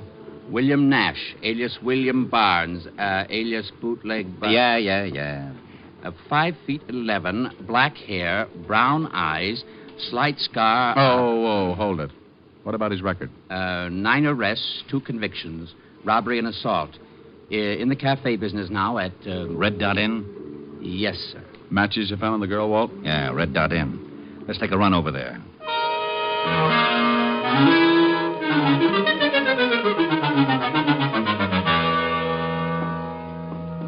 Yes, gents, what'll it be? William Nash, he around? No. Police. He still ain't around. He got an office? Well, He got an office. Yeah. Where is it? Top of those stairs. Down the hall, last door. Go around to the back of the bar, Clume. Yes, sir. Hey, now, wait a minute. You ain't supposed to come back here. See that he doesn't have any way to let Mr. Nash know we're coming up. Just go ahead and tend your bar. You guys want to get me in trouble? Not unless Nash is really in his office. Then you don't have to worry about trouble. You're in it. Let's go, Rick. Down the hall, he said. Last door. We both go? Yep. Fire escape down there. This way, Sergeant Clume covers him. Can Clume shoot? I forgot to ask him. You get on there by the fire escape in case he gets past me. Who is it? Fire department. What? Yeah, we received a report that your cafe isn't properly equipped in case of fire. Are you nuts? I just had no extinguishers. William Nash? Yeah. Now what the Let's devil... go. Huh? You heard him. Hey, what is this? Police, let's go. He's clean. All right, copy. You want to haul me in. What's the charge? Murder. Murder? Now listen, Start you don't... walking. Who's murdered? Gene Lawrence. Down the steps. I don't know any Gene Lawrence. Sure. Everything all right, Lieutenant? Go upstairs and watch this guy's office. Yes, sir. You need a warrant for this, you know. I'll get one. I tell you, I don't know any Gene Lawrence. My friend, I know a little old lady who thinks you wear too much hair oil. She's going to make a very big liar out of you.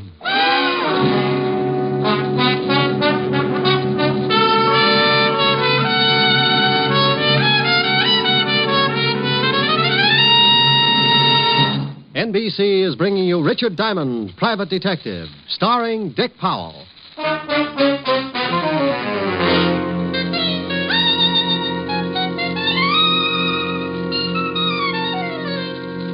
All right, Sergeant, get the lineup going. Yes, sir.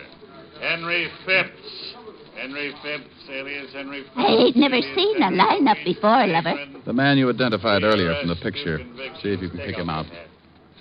George Chalmers. No, ain't him. George Chalmers, alias George Lippert, alias Geo the Lip, charged petty theft. Ain't him neither. William Nash. That's him. William Barnes. All right, hold him. You sure that's a man who was calling on Gene Lawrence? Yep, that's him. Why don't he use bay rum on his hair? Nash. Yeah? Yes, Lieutenant. Yeah, Lieutenant. You know Miss Gene Lawrence? I told you I don't, Lieutenant. He sure is a lousy liar. All right, run him off. Step down. Hal Ennis. He killed Jeannie. We don't know. Yes, sir. He sure should use bay rum. Well, Walt and I and a couple of the boys took Nash downstairs and worked on him for about a half an hour before I got tired and decided to see what I could turn up myself. Nash still wouldn't admit he knew the dead girl, and we still weren't any closer to finding Ralph Baxter. I was pretty sure that Nash was connected with Baxter in some way, or he would have admitted knowing the girl and denied the killing. So I went back to the Red Dot Inn with a warrant to search Nash's office. Sergeant Andre Clume was guarding the door in the best prescribed manner. Legs spread, arms folded, back straight against the door. You're flat. Mm-hmm. What? Oh, Diamond. I have absolutely no excuse. I'll understand if you report me to the lieutenant. No one could get by, could they? Not without waking me. Then you did what you told to. You guarded the place. But there is no excuse for falling asleep on duty. Unless you get tired. Now, forget it. I got a warrant here. Let's give this office a going over. And that's exactly what we did. We took the place apart, piece by piece. And I have to go on record by saying that Clume really knew his business. He didn't miss a thing. This might be important, Diamond. What is it? Bills to William Nash from the garage. Let me see. Nick's Garage, 13th Street. 1,000-mile service on both cars, $14.90. Parking space rental on both cars, $25. 2 cars. May not mean a thing. I'll check it anyway. 2 cars were used in the escape, Diamond. Now, don't get excited. You stay here. I'll call you from the garage. I left Clume and went over to Nick's Garage, looked up the owner, and he showed me the 2 cars, both sedans. 48 Chrysler and a new Hudson. Nick told me that both cars had been taken out the night before and returned early that morning. He said that Nash had driven one and the girl the other. So I put in a call to the Red Dot Inn and Sergeant Clume. Yes, the lab has 2 good casts of the tire prints. Well, put in a call to the lieutenant and tell him to get right down here with him. I hope you'll forgive me being a little premature, but... You already told him to come down. Yes. Tell me, Sergeant, you don't know anything about the 5th at Hialeah, do you? 1 by step up in 1. And goodbye, Sergeant.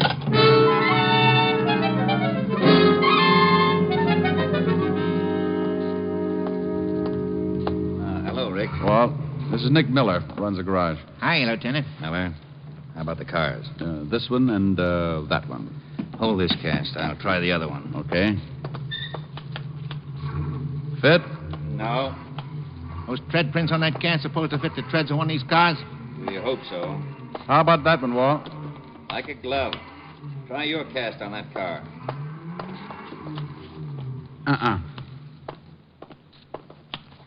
Fits this one, Walt. Rick, both of the cars were used in the getaway. What happens now? Go back to headquarters and tell Nash we got him dead to rights. We'll sweat him till he cracks. I got a better idea.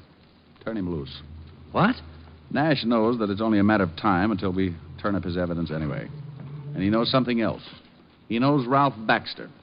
He knows if he spills anything, Baxter will kill him sure. But we'll promise him protection. Against Baxter? Baxter'd get him if it took 10 years. Not if we get Baxter first.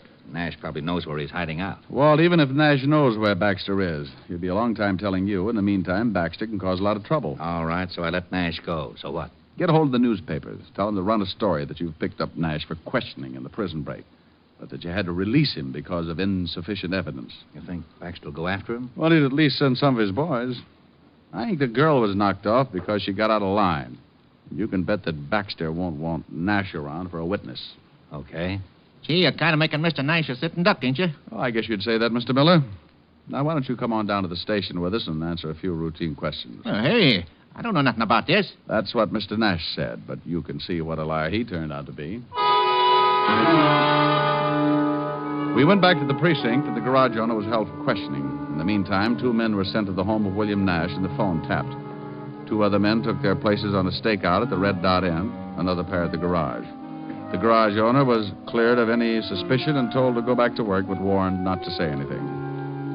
About 4 in the afternoon, a call came over the hotshot at the 5th Precinct. My name is Barton. I've just been robbed. Where are you calling from? I own the Rome jewelry store. 3 men came in and tied us all up. They stole over $100,000 in gems.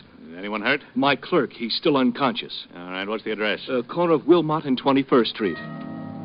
It looked like just a routine robbery at the time, so the robbery detail took over. Walt released Nash and called the papers. Around 4:30, Walt got a call from robbery. Levinson. Jennings, Walt. Those guys that held up the jewelry store over on Wilmot Street. The owner just identified one of the hold-up men, Tony Lughetti. Oh, thanks. Rick, Tony Lughetti, one of the guys that busted out with Baxter, has been identified as one of the hold-up men in the jewelry store. Now it starts. The gang had gotten away clean. No trace except a cab driver who spotted a green sedan in front of the jewelry store. 3 men in it. We waited. Levinson. Sullivan. Nash just got a phone call. Man said he wanted to see him for the payoff. Said to meet him at the place. Nash left the house. Fisher's tailing him. Right. Nash just left the house. Got a call. Let's go. We piled into the squad car and headed across town in the direction of Nash's house. A newsboy on the corner yelled the planted news of Nash's arrest, and the car radio told us what Nash was doing. Suspect just went into garage. We're parked across the street. Instructions. I'm about 2 blocks away. If he gets in his car, let me know. He's coming out, turning north on Chestnut. See him? There he is, Walt. We've got him, Jennings. We'll tail him. We followed Nash until he hit the outskirts of town. He drove for another good half hour, then pulled into a roadside eating place with a motel off to the left. This looks like it. Yeah. Drive past. We'll swing back. Nash is going into the diner. We'll walk up.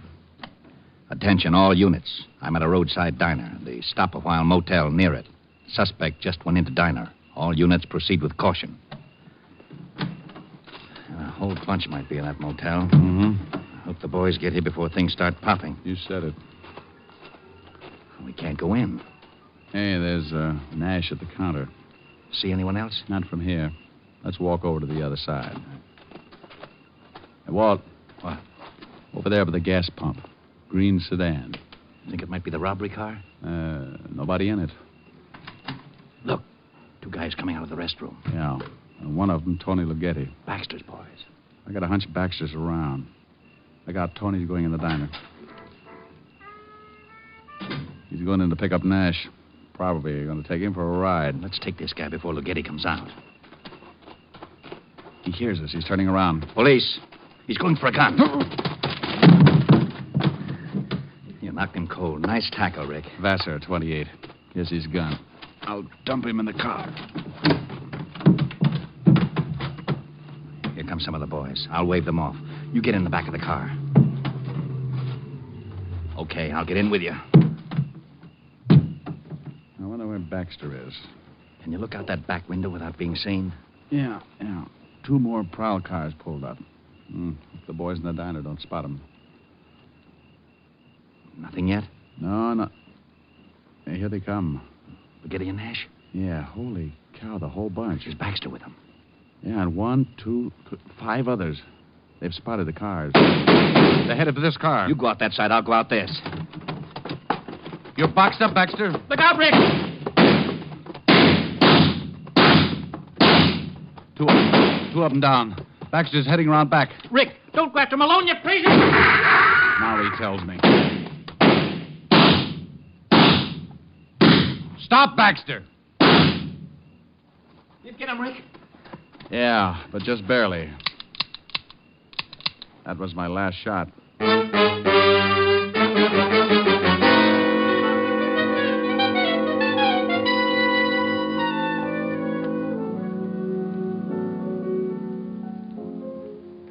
How was the dinner? Oh, if I'd eaten any more, I'd need a new belt. You gonna tell me what you did all day and why you were so late? Went for a long walk in the park. Oh, that's what I love about you. Gone all day. Come in smelling like a shooting gallery until you tell me you went for a walk in the park. Oh, no. I'll get it. Yes? Oh, Rick, you going to give me a routine, or do you want to hear about Baxter? Oh, Harold Appleknocker's tired. Let's have it. Ligeti's dying in the hospital. 2 of the other boys died on the way. The guy you tackled is singing all over the place, and Baxter will have a quiet funeral tomorrow. The others we got locked up. Your boys all right? One of them got it in the leg. Otherwise, okay. You were right about the girl. Baxter killed her because he was afraid she'd talk. Seems she had a beef and walked out. Baxter got worried. Nash was to get his tonight, just like you figured. Okay, Walt, thanks. I'll talk to you tomorrow. And thanks, Rick. Sure. Well, Well, wanting to know if his boys were all right. Now, Rick, you've been doing something exciting, and I want to know about it. honest, baby. The park's very dull in the afternoon. Want to go stir up some action in it now?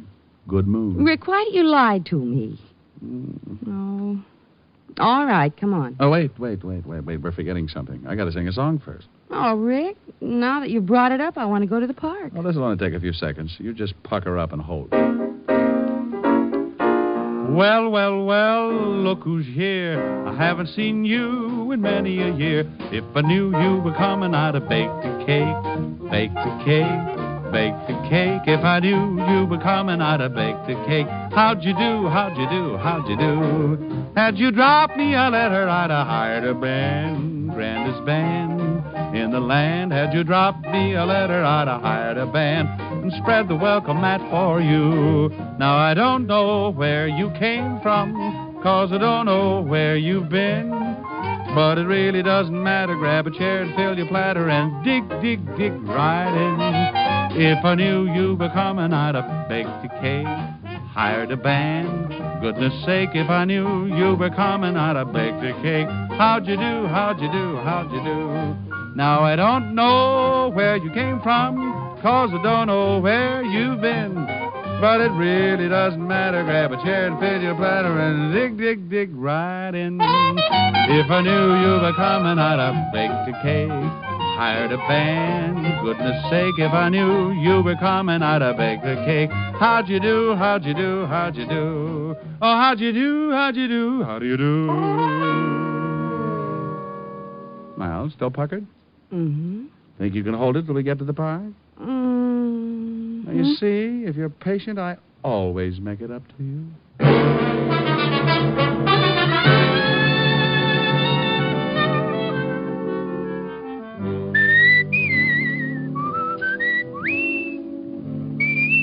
You have just heard Richard Diamond, Private Detective, starring Dick Powell. Lieutenant Levinson was played by Ed Begley. Also in the cast were Virginia Del Valle and Wilms Herbert. Music was under the direction of Frank Worth. Tonight's show was written by Blake Edwards, and the entire production was under the direction of Jack Johnstone. Dick Powell currently may be seen in the motion picture version of the best-selling novel, Mrs. Mike. Richard Diamond's Private Detective will next be heard 2 weeks from tonight. Check your local newspaper for the time of broadcast. Listen next week at this hour for Dangerous Assignment, starring Brian Donlevy as Steve Mitchell, Soldier of Fortune. Remember, at this time next week, it's Dangerous Assignment on NBC. This is Eddie King, inviting you to be with us 2 weeks from tonight when we will again bring you Dick Powell as Richard Diamond, Private Detective. For all the family, try Father Knows Best tomorrow on NBC.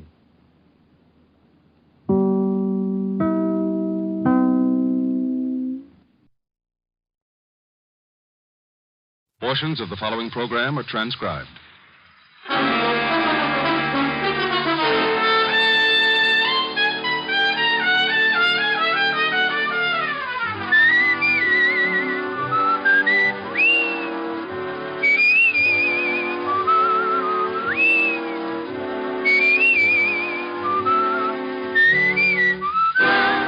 Here is Dick Powell as Richard Diamond, Private Detective.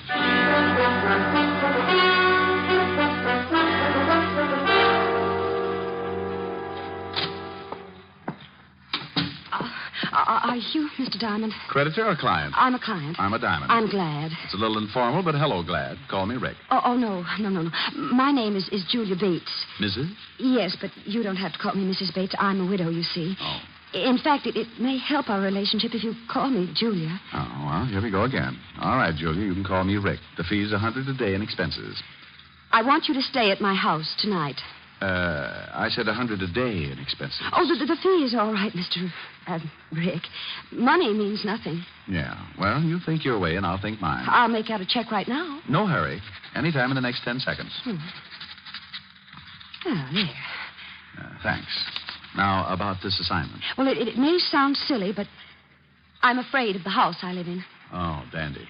Well, I said it might sound silly, Mm-hmm. but it's deadly serious, I assure you. No, I'm sure it is. You see, my husband, Warner Bates, died 3 months ago. Hmm? He was a very strange man and believed devoutly in many forms of mysticism. Oh, yeah. Well, he built this house as a monument to his beliefs and filled it with secret passages and rooms and steps that lead nowhere. Why not move out? Well, I'll be perfectly honest. It's because of the money. Oh. In his will, Warner stipulated I was to live in the house for a period of 3 months following his death. 3 months is up tomorrow. And it doesn't help that Warner is buried in the basement vault. What's he doing? Watching Benny's money? Well, he had a crypt built in the cellar, and a key, the only key to it, was placed in his coffin. What's supposed to happen tonight? Well, let me tell you the whole story. A month ago, I began to hear the strangest things in the house at night, and I found food half-eaten on the kitchen table. Ever try setting traps? Well, the worst shock came when I went to the cellar a few days ago. I found footprints in the dust, naked footprints, leading to and from the crypt. Maybe he had to take a shower. Oh, please let me finish. On his deathbed, Warner swore he'd visit me at the end of the 3rd month, and if he could, take me with him back to the spirit world. Oh, and tonight is the night. Yes. Oh, at first, I didn't think it would get me, but... Oh, no, I'm scared, really scared. Yeah, well, now look, baby, let's get off this mystic kick. Who inherits if you don't live up to your requirements? Well, that's just it. No one. That is, no person. The money goes to charities and schools. Mm-hmm. Mr. Anderson, the executor of the estate, says the will is foolproof, legal, and binding.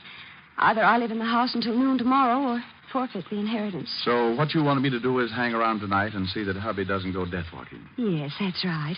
You don't have to be there till dark, but, don't be any later than that. Say 6 o'clock? Excuse me. Diamond Detective Agency, freewheeling corpses. Ask the man who kills one. Rick, when are you going to stop those awful slogans? Oh, hello, Helen, baby. Got to call you back. Got a client. Oh, all right. Is she pretty? I don't know. I'm parked behind a curve. What? Forget it. I'll call you back. Bye. Now, Julia, you better go on home. Where's your broom? Broom? Do you think I look like a witch? You don't look like one. More like the good fairy after she'd heard about men. Now, you fly on home, sweetheart, and I'll see you at 6. Don't be late. I'll be there with bones on.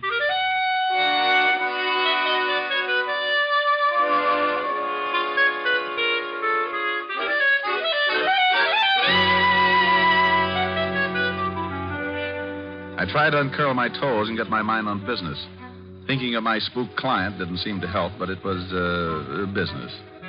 It was getting pretty late in the afternoon, so I put the office to bed for the night, picked up a bite to eat, and went over to the 5th Precinct to keep a coffee date with Lieutenant Levinson. When I walked into the squad room, I spotted Sergeant Otis with his nose in a book. Oh, hello, Otis. What's with the book? Don't tell me you're learning to read. Hello, Shamus. How's tricks? The book, Sergeant. What's the book? What book? Lieutenant's inside. He said for you to go right in when you came. Otis, tell Uncle Richard about the book. Oh, it's just a book. Here, I was trying to improve myself. Well, don't feel ashamed, Otis. You've got reason to do that. Yeah, very funny. Let's see. The art of graceful dancing. Otis. Well, what's wrong with me dancing, Shamus? I don't want to be no social outcast. Dancing? Well, maybe. But graceful? Otis, you couldn't be graceful even if your feet did match. Tell you what, though, I'll give you a hand. Now, just open your arms and pretend you have a dame. Go on, I'll start you on a waltz. Well, okay. Da-da-dee-dee-dum, tweet-tweet-tweet-tweet. Da-da. Oh, no, Otis. You look like an elephant with sprained ankles. Now, try again and close your eyes. Ya-da-dum-dee-dee-dee-dee. Otis, where's your button? Otis, put me down. What? Oh, yeah, I'm sorry, Lieutenant. I thought you was a dame. You what? Oh. I mean, I had my eyes closed. I was dancing. Oh, Lieutenant, the shamus talked me into it. Rick, would you mind telling me what you're doing? Saving Arthur Murray ulcers. Yeah, well, come on in and get some coffee. And Otis. Yeah? Shut up. Shall I pour? Please do. You know how I like mine, Walt. Yeah, no cream, 12 lumps. Better change that. I would think so. Okay, how many? Make it 14. Your coffee's stronger than mine. It's not so strong, Rick. Here. Thanks. You better wipe that spot off the desk. The varnish is beginning to smoke. Your jokes aren't any better. Going to stick around for the Hart game tonight? I can't, Walt. I've got a client with a house full of spirits. What? The dead kind. With you on the job, there'll be corpses jumping out of every window. Yeah. Well, if they start, I'll give you a call. I know. Why don't you give up being a detective, Rick? Play postman or something. Walt, you just don't seem to appreciate my favors. I'm getting late. It's nearly 6. It's a peaceful night, Rick. See if you can't keep it that way. Oh, sure, Walt, sure. This is one night you can take it easy. Give me 2 more lumps, please.